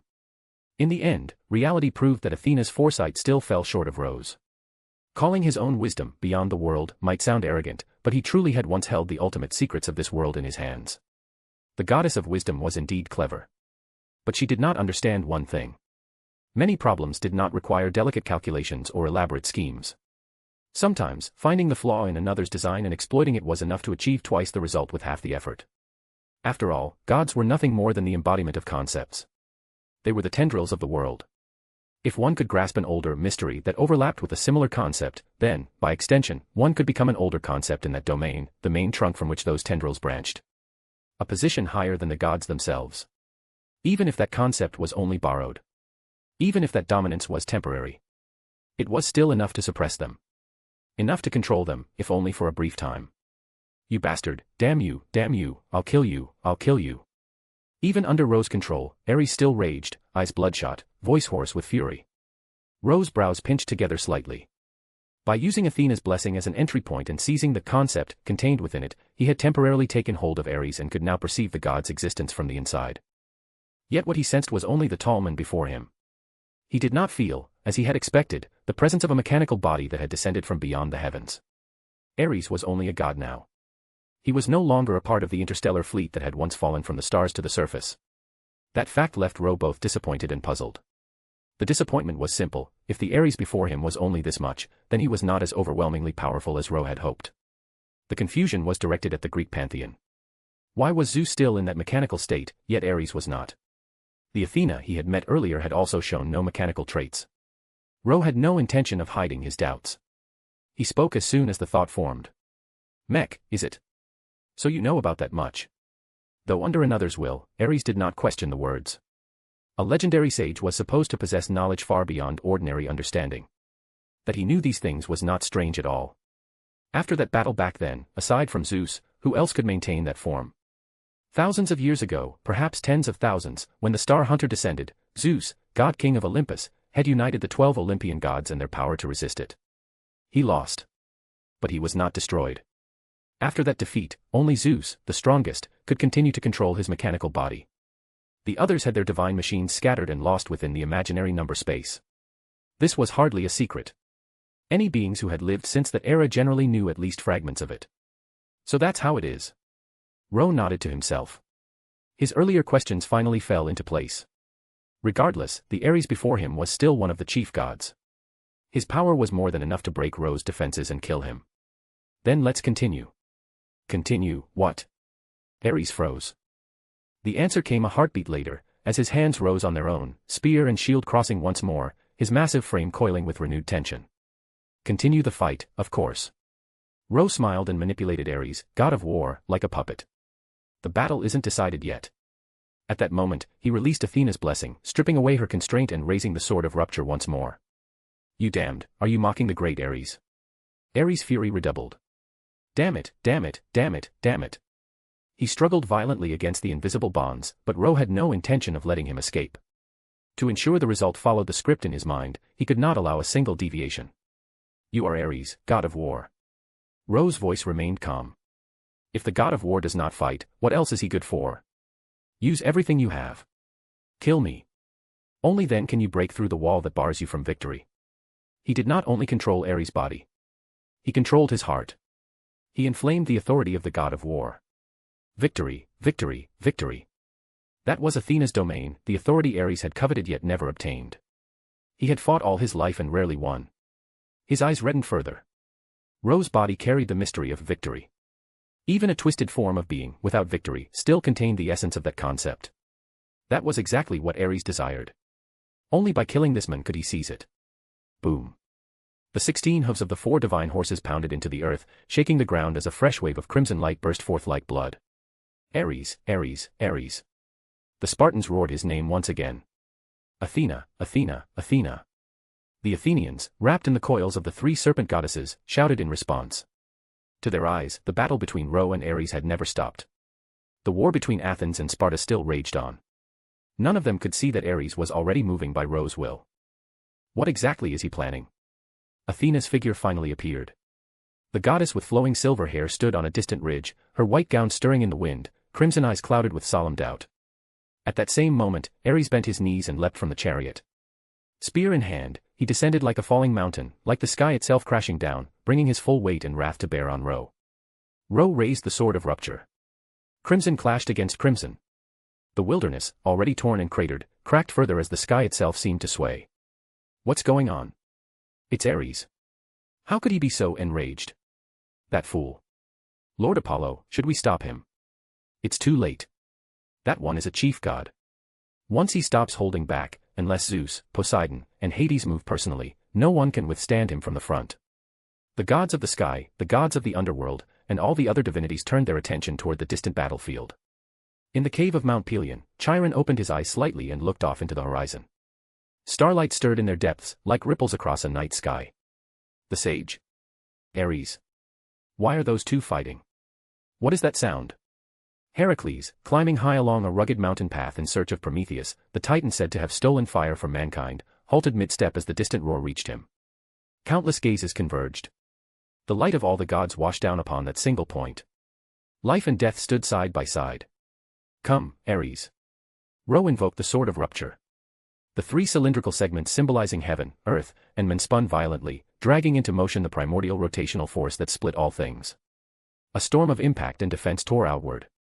Layer upon layer of crimson pressure crashed against Ares. The god's armor splintered. His skin fractured. His divine flesh split open as golden blood spilled out. Break, break, break for this great one. The spear in Ares' hands thrust forward again. For one instant, the storm parted. The spear pressed straight through the raging currents. With a crisp sound, like something cutting through glass, the tip of the spear stopped just before Ro's face. Sharp and dazzling. Crimson and drenched in blood. Ro smiled. He closed his eyes and waited for death. Ares had already been driven into a critical state, grievously wounded and only a step away from falling. One more push, and Ro would die. And Ares might fall with him. That much was enough. To seriously wound a god at the cost of his own life. Or to perish together with him. Either outcome would be enough to step onto the throne. For Ro, the former was safer than the latter. If he accidentally killed Ares outright and survived alone, then this carefully constructed death would be meaningless. So he had to keep the god of war alive. Dying to injure him was far easier to control than trying to engineer mutual annihilation. Yet, at that decisive moment, Ares suddenly let out a wild roar. He released the spear. It fell, striking the ground with a metallic clang. The crimson storm dissipated. This war. I've won, and I've lost. The madness and bloodlust in Ares' eyes faded. Ro blinked and opened his eyes. He immediately realized he could no longer control Ares. Because the one standing before him was no longer merely Ares. So this is war. Ares coughed up a mouthful of blood, but there was pure joy on his face. O sage who does not fear death, can war possess justice as well? The old Ares had never believed that. He loved war. In his understanding, the meaning of war was nothing but killing and death. As one of the mechanical weapons of an interstellar fleet that had descended from beyond the heavens, his role in the past had always been simple: sweep the ground clean and exterminate all life. He had never needed to ask what war meant. Now he understood. Because Ro had closed his eyes. Because of that final restraint, that deliberate opening for death. Ro had tried to end the war with his own life. In Greece, war had never held any justice. It had always been a game board for gods, a series of wagers with mortals as pieces. Yet Ro, with actions rather than words, had shown him what benevolence and righteousness were. The benevolence and righteousness of refusing to kill. The justice of ending war by sacrificing oneself for others. Even to the point of facing death with open arms, determined to inflict a mortal wound on a god or die together with him. That was a feat worthy of the word great. From the moment you joined the battlefield, not a single person has died. This war of benevolence and righteousness that you have fought. I, Ares, understand it now. Brilliant ripples spread from Ares' body. A pure, dazzling radiance burst forth, clear and stainless. It was fighting spirit, refined and purified of slaughter.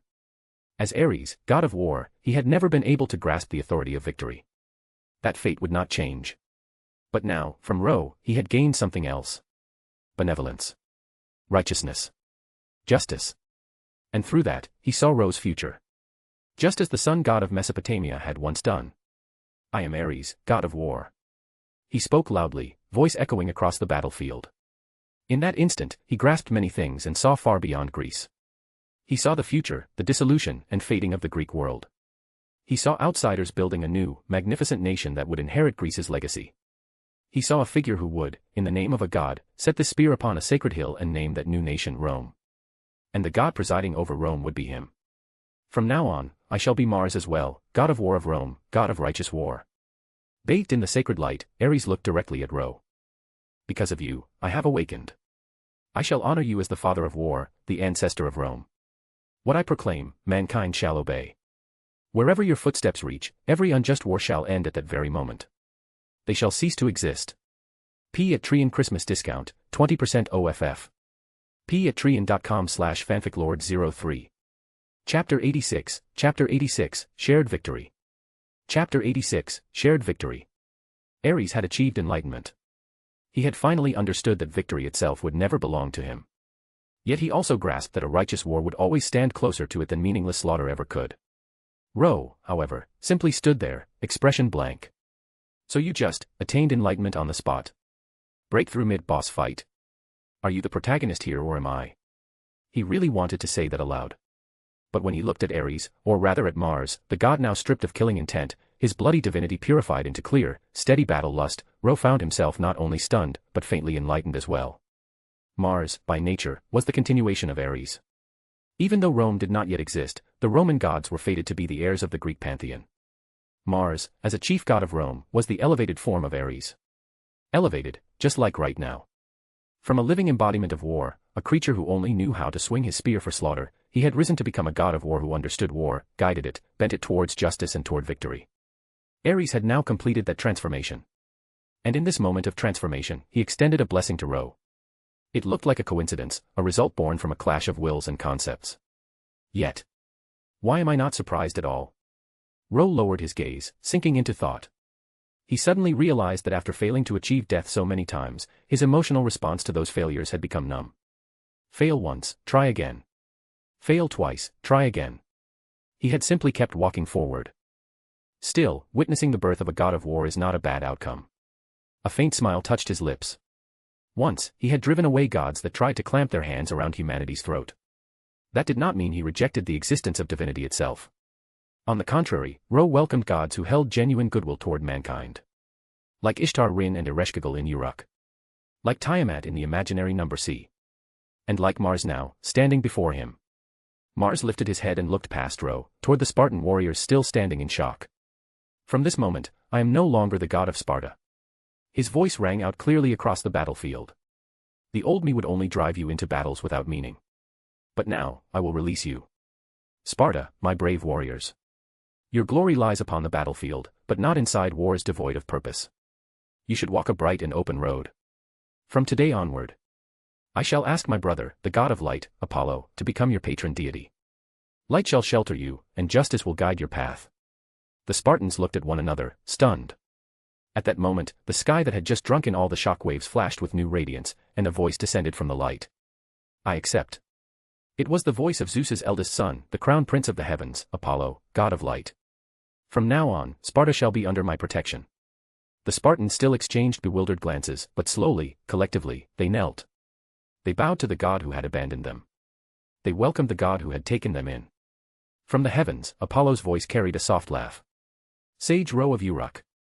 I hope we will share a private meeting one day. I hope that when that day comes, your wisdom still shines as brightly as it does today. There will be such a day, Ro replied. Apollo, god of light, I hope that when it arrives, your light will still be as brilliant as it is today. He already sensed that, sooner or later, he would stand opposite the gods again. Even now, although he had awakened Ares' conscience, his actions had, in truth, chipped away at Olympus.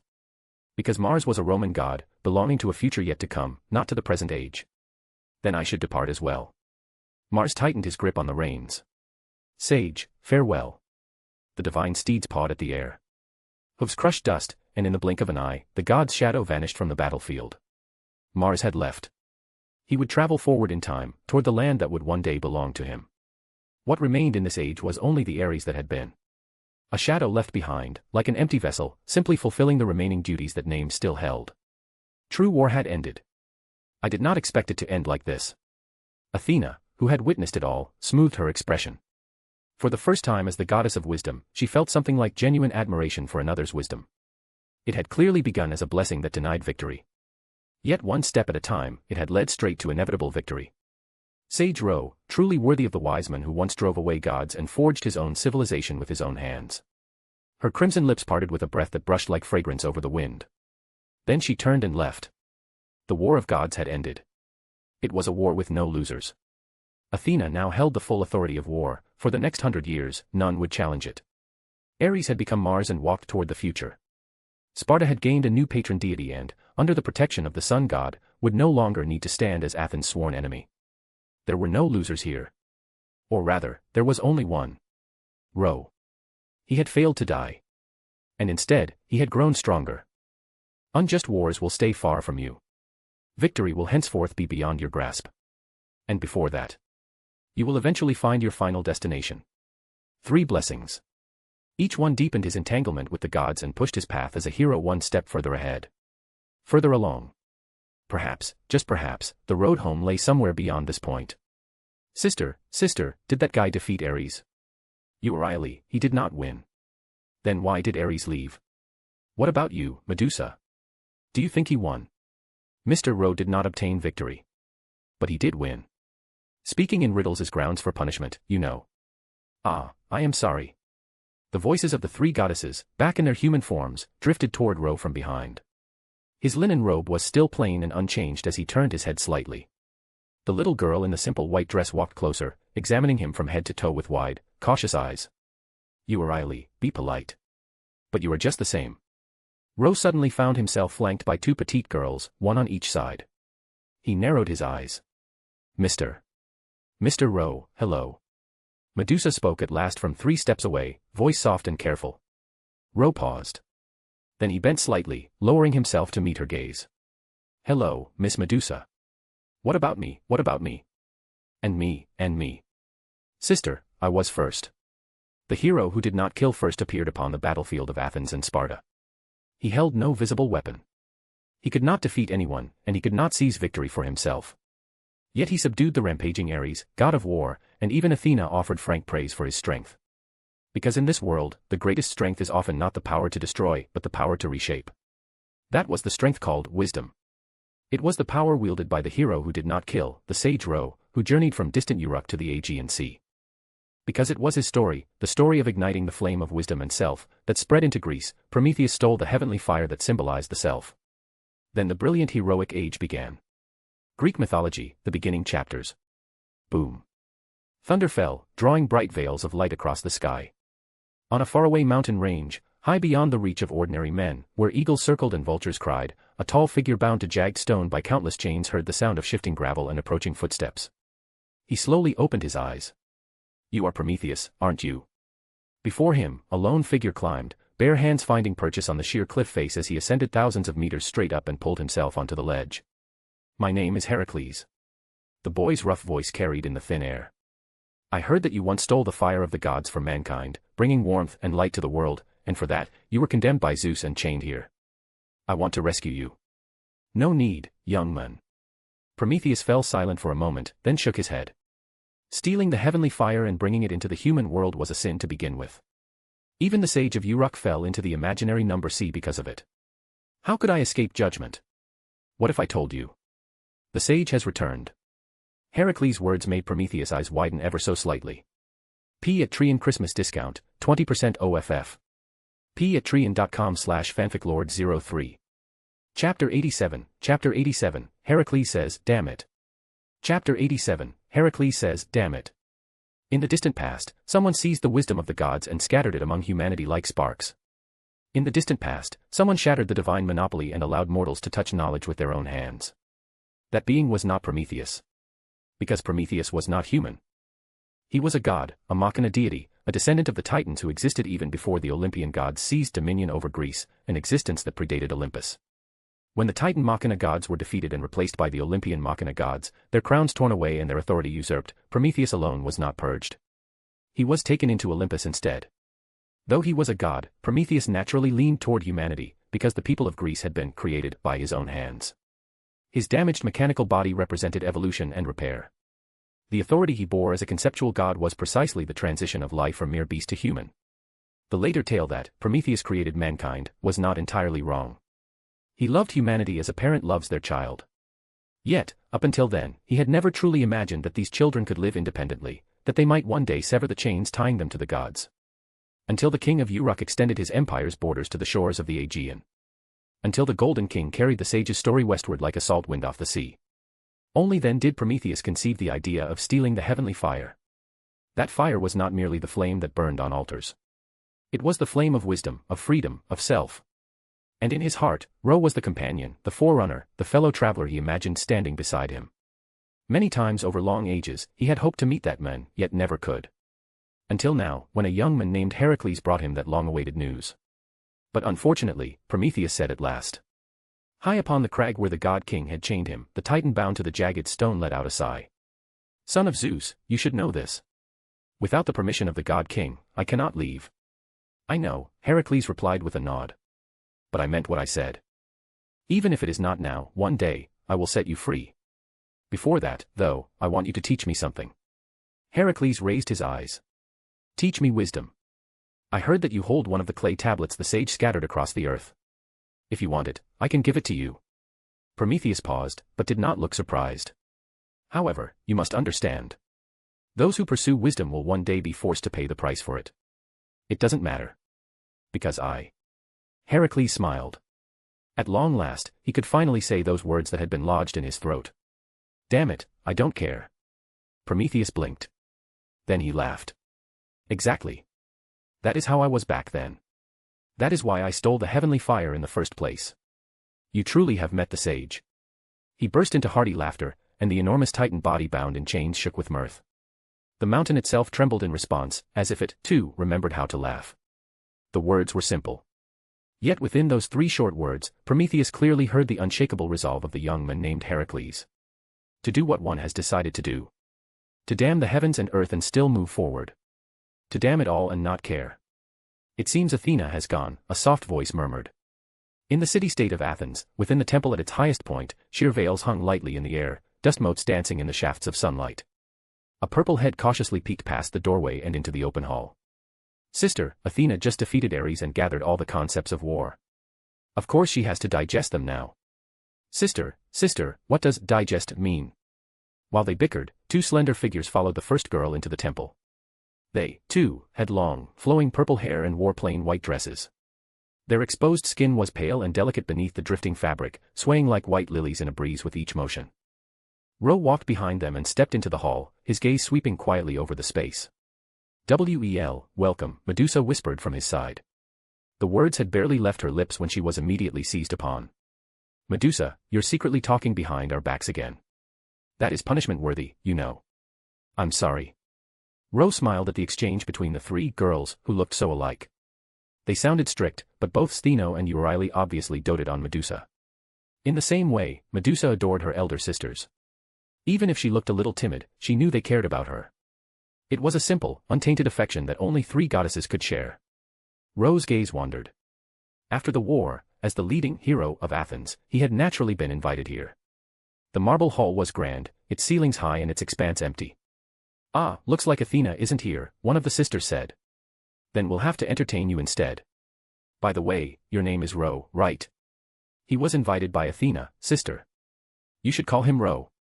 Isn't that what I just said, sister? The lively sisters traded lines back and forth, always spinning the conversation around Medusa, never letting her stray far from them. Your bond is truly strong, Ro said at last, cutting in with a quiet sigh. Sister, he says we have a strong bond. Sister, do you think our bond is strong? Other people's opinions are meaningless. Ro shook his head, interrupting their mirror-like rhythm a second time. You should ask yourselves that question, not me. Why do you say hard-to-understand things, just like Athena? Euryale muttered, displeased. Sister, Stheno tugged lightly at her sleeve, don't say Athena's name so casually inside the temple. She turned toward Ro next. And also, Ro, don't treat us like children. We have lived for a very long time. Probably, a few hundred years. Euryale added helpfully from the side. Then I apologize. Ro's tone was calm. I was born in Uruk. If we do the math, at least 1,000 years have already passed. According to later human chronologies, the age of Gilgamesh lay around the 27th century BC, while the Greek heroic age fell roughly between the 13th and 12th centuries BC. There was no mistake. It seems, that makes sense. Stheno started counting on her fingers. Then what should we call you? Euryale's eyes widened. To live that long and still fight Ares like that, are you really human? The potential of humans is infinite. Ro's expression did not change. Look at the present age. Even now, the gods rely on humans to fight their wars. That does seem to be true.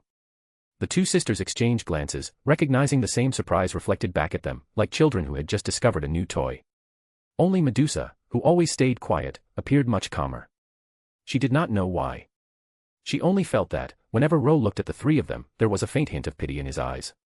She could not comprehend it. But she knew, at least, that it was not malice. Medusa instinctively returned kindness to those who showed it. That was why she had wanted to help him earlier. Because such kindness was rare. And also because there had been a time when the three sisters had suffered and had been saved by a gentle figure. That person had been like a dense, sheltering forest. Ro felt very similar to that person. All right. If you are tired, you should rest. I will stay here and wait for Athena to return. Ro let his arms hang down, his linen robe draping over his entire frame. He scanned the hall once more, and this time, his gaze finally came to rest upon the statue at its very center. Okay. Stheno and Euryale shared a glance, then silently took Medusa's hands, one on each side. Come on, let's go eat. Sister, this time I want to eat that thing we had last time. No, this time we should give it to Medusa.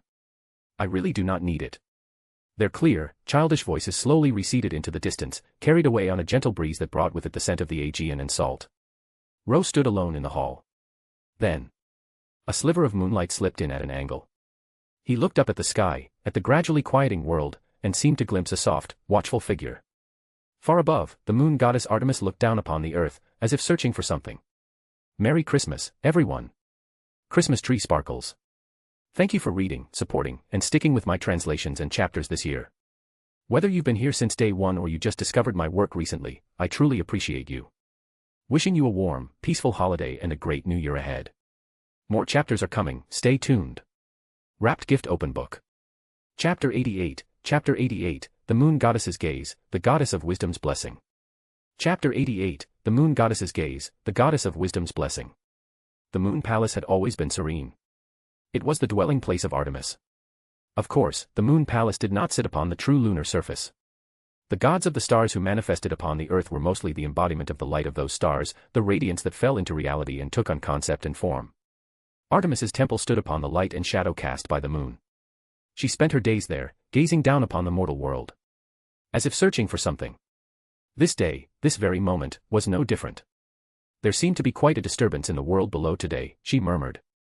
Unfortunately, there is no moon during the day, so I could not see it. Within a palace carved like white jade, the silver-haired goddess slowly opened her eyes. Her long lashes trembled faintly. Her full, graceful figure reclined in the silent hall. At a glance, the moon goddess Artemis looked no more than a youthful maiden with a lithe yet mature figure. Lustrous silver hair spilled down her back, framing a delicate face. Her slender neck flowed downward into soft, rising curves, patches of pale skin faintly visible beneath her sheer white gauze dress. Her slightly bent legs rose and fell with each unconscious movement, like a gentle tide. She looked down upon the human world, a hint of regret in her eyes. Should I ask Apollo what happened, she mused. No, first, let me see what Athena is doing. Artemis, goddess of the moon and of the hunt. Athena, goddess of wisdom and of war. Hestia, goddess of hearth and home. They were the 3 virgin goddesses among the 12 Olympian gods.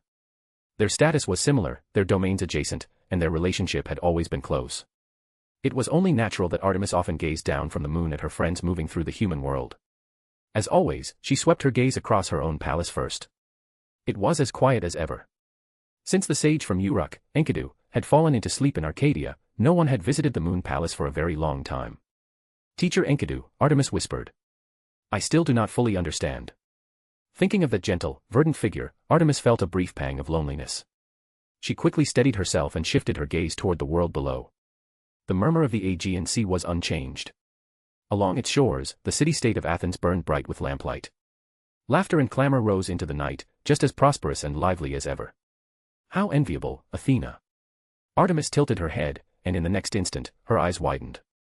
The moonlight shone down in a clear, unbroken column upon Athena's temple and illuminated the figure within. A young man, draped in a linen robe. That was. Teacher Enkidu once mentioned him. The sage of Uruk. The moon goddess's lips parted slightly, her expression tinged with surprise. She had heard that story many times. The sage her teacher spoke of had long since taken root in her heart as a distinct, vivid image. And now, the shadow that dwelled in the moon goddess's heart had finally entered reality. Is that truly the sage? Artemis narrowed her eyes. She felt she needed to confirm it for herself. I apologize for keeping you waiting, Ro. Inside the city-state of Athens, within the temple of Athena, a clear voice echoed. Ro withdrew his gaze from the rolling Aegean and turned his head toward the figure stepping out from the statue. The goddess of wisdom and war, Athena, still bore her usual grace. Silver hair spilled like water over her shoulders. A plain white dress traced the lines of her slender body. Her lips were soft, her waist narrow, her curved hips swaying subtly with each step she took. She bowed to him, performing a flawless courtesy. Thank you for your assistance today. It was merely a simple transaction. Ro shook his head. The matter is already settled. Why invite me here again? Athena's crimson eyes lingered on him for a moment, then she smiled. Sage Ro, why not remain in Athens? She extended her invitation without hesitation. I admire your wisdom. As one of the 12 Olympians upon Mount Olympus, I can guarantee this. If you stay in Athens, this city will be both mine and yours. The goddess of wisdom admired those who possessed wisdom. Even more than that, she favored those who were both wise and courageous. For that, Athena did not mind sharing her glory in the human world. So it is only an invitation. Ro shook his head. The reason he had remained was simple. He wanted to see what other tricks this goddess of wisdom intended to play. If he happened to find another chance to provoke a god or two along the way, all the better. Yet it seemed Athena only wished to draw him to Athens. In the past, I served as adjutant to the king of Uruk, Ro said. I have already stayed in one place for a very long time. Now, I simply want to wander. He declined without hesitation. Becoming a Greek hero is quite pleasant. Athena's fine brows drew together slightly. She had expected that answer, and yet a faint disappointment still slipped through. Very well. There is no point in forcing what cannot be held. She understood the balance of give and take. Then I can only wish you a smooth journey. She paused, then smiled with a hint of teasing. By the way, those 3 little girls are very fond of you. Are you truly not tempted to stay, Sir Sage? Ro blinked, momentarily thrown off guard. Athena continued musing aloud. Speaking of those 3, they actually have a connection with you. Or rather, with your friend, to varying degrees. Friend. Could it be? Enkidu. Ro responded at once. Yes. The sage from Uruk, from more than 1,000 years ago. So Enkidu had come to Greece as well. Ro had already seen the end of Uruk within the imaginary number space. He knew that in his twilight years, Gilgamesh had pushed the borders of the empire they built together all the way to the edge of the Aegean, influencing countless city-states. What he did not know was that Enkidu, who had left at the moment he fell into the imaginary number space, had also come to Greece. And not only had she come, she had clearly done quite a lot. One of the three kings of Uruk. The divine weapon and sage, Enkidu, Athena said. She arrived a few hundred years after the king of Uruk spread the story of the sage, and after Prometheus stole the heavenly fire, opening the heroic age. At that time, the three sisters Stheno, Euryale, and Medusa were my subordinate deities. Back then, I was in fierce conflict with Poseidon and was close to going to war. Those three had a very good relationship with him. So you almost expelled them, but happened to be dissuaded by Enkidu as she passed through. Ro finished the thought for her. Until now, he had only felt an odd sense of dissonance when he thought about it. At last, everything slotted into place. According to later myths, after Medusa became a monster, she was killed by Perseus, the demigod hero. Perseus, in turn, was Heracles' grandfather. No matter how chaotic Greek genealogies were, the order of time at least remained intact. Perseus should have lived several decades before Heracles. At this point, Heracles had already grown up. Medusa, who had supposedly died at Perseus's hand, should have long since vanished from the stage. If this deviation was Enkidu's doing, however, then it made sense. Medusa's earlier kindness toward him might have also been influenced by that meeting. He did not know whether the later legends of the Gorgon sisters would still take root as they had, or if only the three goddesses under Athena would be remembered. Either way. Even if it meant losing another opportunity to court death, seeing a tragedy averted was not a bad thing. It was, in its own way, a pleasing sight. Congratulations, Ro said. You have one less infamy attached to your name. This man still spoke with such bluntness. Athena could only feel helpless, yet she smiled. It seems I still cannot keep you, she said. If you wish to find that forest sage, you should go to the paradise of Arcadia. It is said she finally fell into a deep sleep there, accompanied by the moon goddess Artemis. Arcadia. Was that not where Mount Pelion Cave was located? So he had passed by Enkidu's resting place. No, that was not quite right. Arcadia was an entire region, vast and filled with mountains and forests. Not sensing her presence was only natural. Ro silently committed Athena's words to memory. The goddess of wisdom lifted her face. Then, at the very end, allow me to bestow upon you a true blessing. Moonlight poured in through the window. Gauze curtains rippled. A faint, sweet fragrance filled the temple, the goddess's scent carried upon the night air.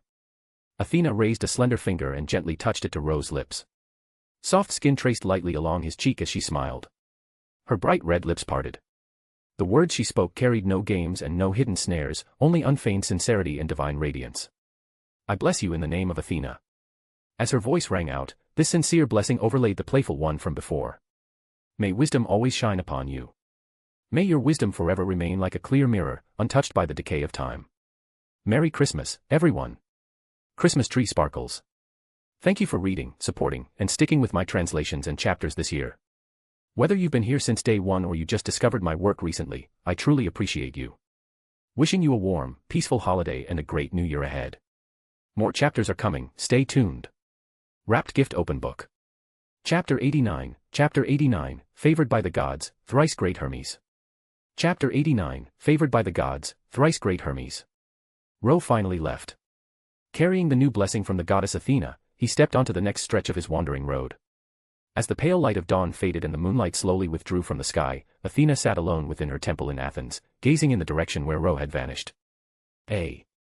Athena Sama, is he back? From beyond the thin veil, a purple-haired head cautiously peeked in. Medusa, come here. Athena beckoned gently. Yes, yes. Medusa still seemed timid, but she summoned her courage and slipped inside. As she stepped into the hall, her eyes swept the empty space almost on reflex. When she found no trace of the young man in linen, a flicker of inexplicable disappointment crossed her face. You like him very much? Athena asked. Yes, Athena Sama. The Earth Mother goddess, who still looked like a young girl, answered in a soft, careful voice. He bears goodwill toward us. It feels just like that adult once did. It seems you remember that very clearly. Do you blame me for it? The goddess of wisdom reached out and stroked Medusa's smooth, cascading hair. No, I do not blame you. You do not blame me, or you do not dare to. Under the shimmering light in Athena's ruby eyes, Medusa fell silent. Athena had not told Ro the full story. The truth was that she really had banished the Medusa sisters, forcing them to wander until they reached Gorgon. Later, when Perseus hunted them, Enkidu happened to arrive and encountered the three sisters. Enkidu rescued them and brought them back before Athena, persuading the goddess to revoke her original decision. In this era, lesser deities without a patron god could hardly endure on their own. They would gradually degenerate into monsters, products of an age that no longer recognized them, then be hunted down and destroyed. Medusa, in particular, was at great risk. Though she was an Earth Mother goddess, her divine core was incomplete. Without the nurturing divinity of a major god, she would grow up too quickly. Yes. The legend of the Gorgon sisters already existed. It had simply been buried beneath Athena's hand. So why had she not told Ro the entire truth? Perhaps, just as he had said, it was because she did not wish him to see that stain upon her name. As Athena gently combed Medusa's long hair, her thoughts drifted. After all, this was the first time she had met someone whose wisdom could make even the goddess of wisdom herself feel a sliver of defeat. And a hint of reverence. Fortunately, from now on, I will be able to sense his presence at all times. Thinking so, Athena could not suppress the joy that rose within her. A faint flush of excitement colored her delicate face. The blessing she had given Ro did indeed conceal a hidden function. She would be able to sense his existence at all times, feel his wisdom wherever he walked in the world. Wait. Why can I not feel it?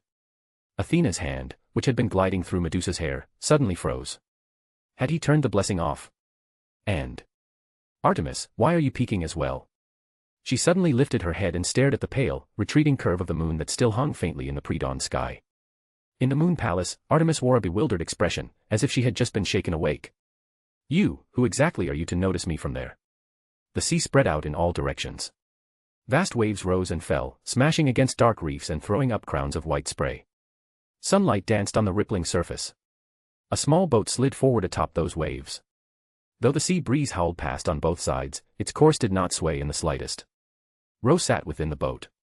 Above him, white clouds clustered and drifted like a parasol, shielding him from the worst of the glaring sun. He looked down at the seafood that had flung itself aboard, then at the birds that had dropped onto the deck from the sky. His expression was entirely blank. There was a faint trace of exasperation. Enough. That is enough. Stop sending things. A boat this small cannot carry all of it. He truly wanted to say that to the gods who were currently fawning over him. After watching Ro help Ares awaken to righteous war and rise to a higher rank, the other gods had all begun to entertain their own ideas. They wished to earn Ro's favor in hopes of gaining some benefit. In an age when the age of gods itself was beginning to wane, there was no god who did not want to rise another step and grasp a little more possibility. Hence the scene before his eyes. Sea gods escorted his passage. Sky gods shielded him from the harsh sunlight. The gods of the sea kept the waters calm beneath his boat. The gods of the winds pushed him steadily toward his destination. Even the boat itself had been prepared for him by the forest gods, carved from trees on the shore. To be favored by all the gods without doing a single thing, and in such a ridiculous way. Ha ha ha, you look rather troubled, esteemed sage. A teasing voice echoed beside his ear. Ro did not need to look to know who it was. Hermes, are you truly that idle? He narrowed his eyes at the newcomer. Not at all.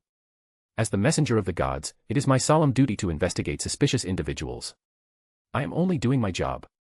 The messenger of the gods, dressed like a wandering bard, sat himself down on the other side of the boat. By suspicious, you mean the gods showering me with gifts like madmen. Ro pointed at the heap of offerings piling up at his feet. Who told you to accomplish something so impressive? Hermes replied cheerfully. Helping a chief god to advance is not something just anyone can do. How about you help me advance as well, and in return I will drive off these gods for you. If he could promote a main god, then surely making Hermes a main god would be even easier, right? In short, Hermes' goal was no different from that of the others. Keep dreaming. Ro raised his middle finger at the messenger of the gods. Leaving aside whether he had truly anticipated the development with Ares in advance, even if he had, the reason it worked was simple. Ares already had that foundation. Mars and Ares were the same god, merely at different points along the flow of time. That promotion had been waiting for him. It was not something that could simply be copied onto anyone. Ro narrowed his eyes and stared at Hermes. I see it. Damn it. What do you see? Ro suddenly had a bad feeling. The middle finger is a symbol of the sage's spirit, and dreams are a manifestation of the mind, Hermes muttered to himself. Spirit and mind. Intellect. Reality. Mind. Spirit. Thrice great. Ha ha ha. I have achieved enlightenment. You have not understood anything. Ro was speechless. Was he not supposed to be the transmigrator here? So why did it feel like everyone else was the protagonist while he was merely the audience? However, there was no denying it. Hermes had indeed grasped something. Ro realized that Ares was not the only one who possessed a powerful foundation. The god standing in front of him did as well. The progenitor of countless schools of magecraft in later eras. The source of unending mystic traditions. The god of Mercury, the thrice great god, the amalgam of Hermes, Thoth, and Mercury. All of that potential rested in the seemingly carefree god before his eyes. Of course, unlike Ares, who was already a chief god, Hermes could not summon his past and future aspects immediately, even with this newfound insight. In this world, he was not yet a main god. His divine core could not bear that level of power. But at the very least, he now understood the path he needed to walk. I will keep my promise and help you ward off all further harassment from the gods. Hermes rose to his feet, his eyes sparkling with excitement, and then vanished. The messenger of the gods slipped into invisibility. Ro shook his head. The small boat drifted along with the tide. Far ahead, a dark line rose from the water, slowly growing clearer. Land was coming into view. Arcadia lay before him. He had arrived. P at Trian Christmas discount, 20% OFF. P at Trian.com/fanficlord03. Chapter 90, Seeing Chiron Again, Atlanta. Chapter 90, Seeing Chiron Again, Atlanta. Not much time had passed since he left. Even so, when Ro stepped once more onto this land, his heart barely stirred. In such a short span, he had done quite a lot. But that was how heroes should live. Come and go. No fixed abode. His feet left the boat plank and touched solid ground. He paused there, taking in the rolling mountains and dense forests spread out before him. First, I will find Chiron. He should know exactly where the paradise is. Find Enkidu first. Then continue the plan to seek death. That was Ro's order of priorities. Carrying that thought, he headed toward Mount Pelion's cave. This time, without any centaur guards getting in his way, the journey was far smoother. At the same time, deep within Mount Pelion's cave, Chiron had spent an entire day and night gazing into the starry sky of his inner world, tracing out the lines of the future in the aftermath of that violent tremor. Chiron, the centaur, was born with the power of prophecy.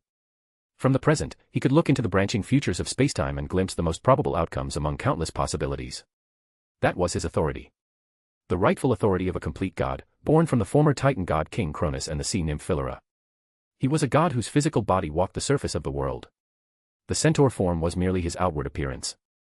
He called the centaurs his kin only because he had grown up among them. Precisely because of this, even though the arrival of Sage Ro was, in purely personal terms, a blessing, as one of the world's tendrils and a seat among the gods, Chiron had no choice but to remain wary of any disturbance. Past, future, all fluctuations. Sage Ro. How did you know I was coming? A voice from outside the cave abruptly cut across the stream of his prophecy, and Chiron's eyes snapped open.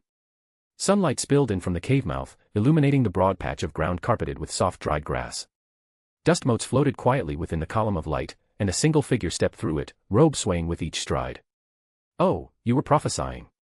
Ro's gaze fell briefly on the starshine that had not yet faded from Chiron's eyes, and he understood at once.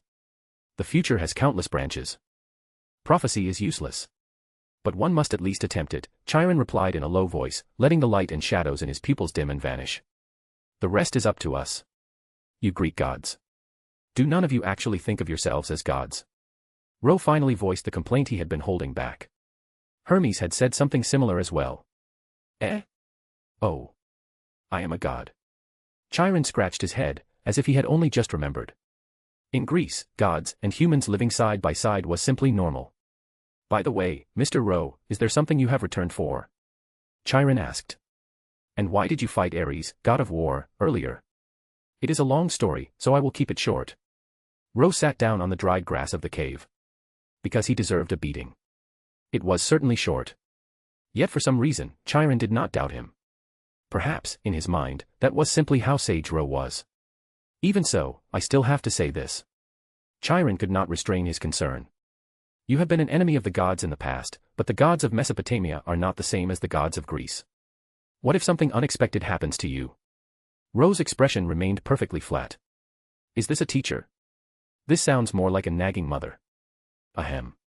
Speaking of which, where is Heracles? Ro seized the opening to cut him off. I have already sent him out to complete his training. Chiron paused, then answered. He has studied under me for 3 years. I have taught him everything I can. What a pity. I wanted to teach him properly as well. Ro put on a look of exaggerated regret. I wanted to see if he could say those 3 words. Hopefully not. This time it was Chiron whose face went blank. Oh, right. Do you know where Arcadia's paradise is? The paradise of Arcadia. If you mean the earthly dwelling place of Artemis, I can take you there. Chiron hesitated, then added nervously. But I must ask. You are not planning to beat her up, are you? He had beaten Heracles. After Heracles, he fought Ares. And after Ares, he was going to seek Artemis. Was Ro trying to beat all of Zeus's children in order? Chiron found it difficult not to think of that possibility. Fortunately, he was mistaken. I am only going to visit a friend.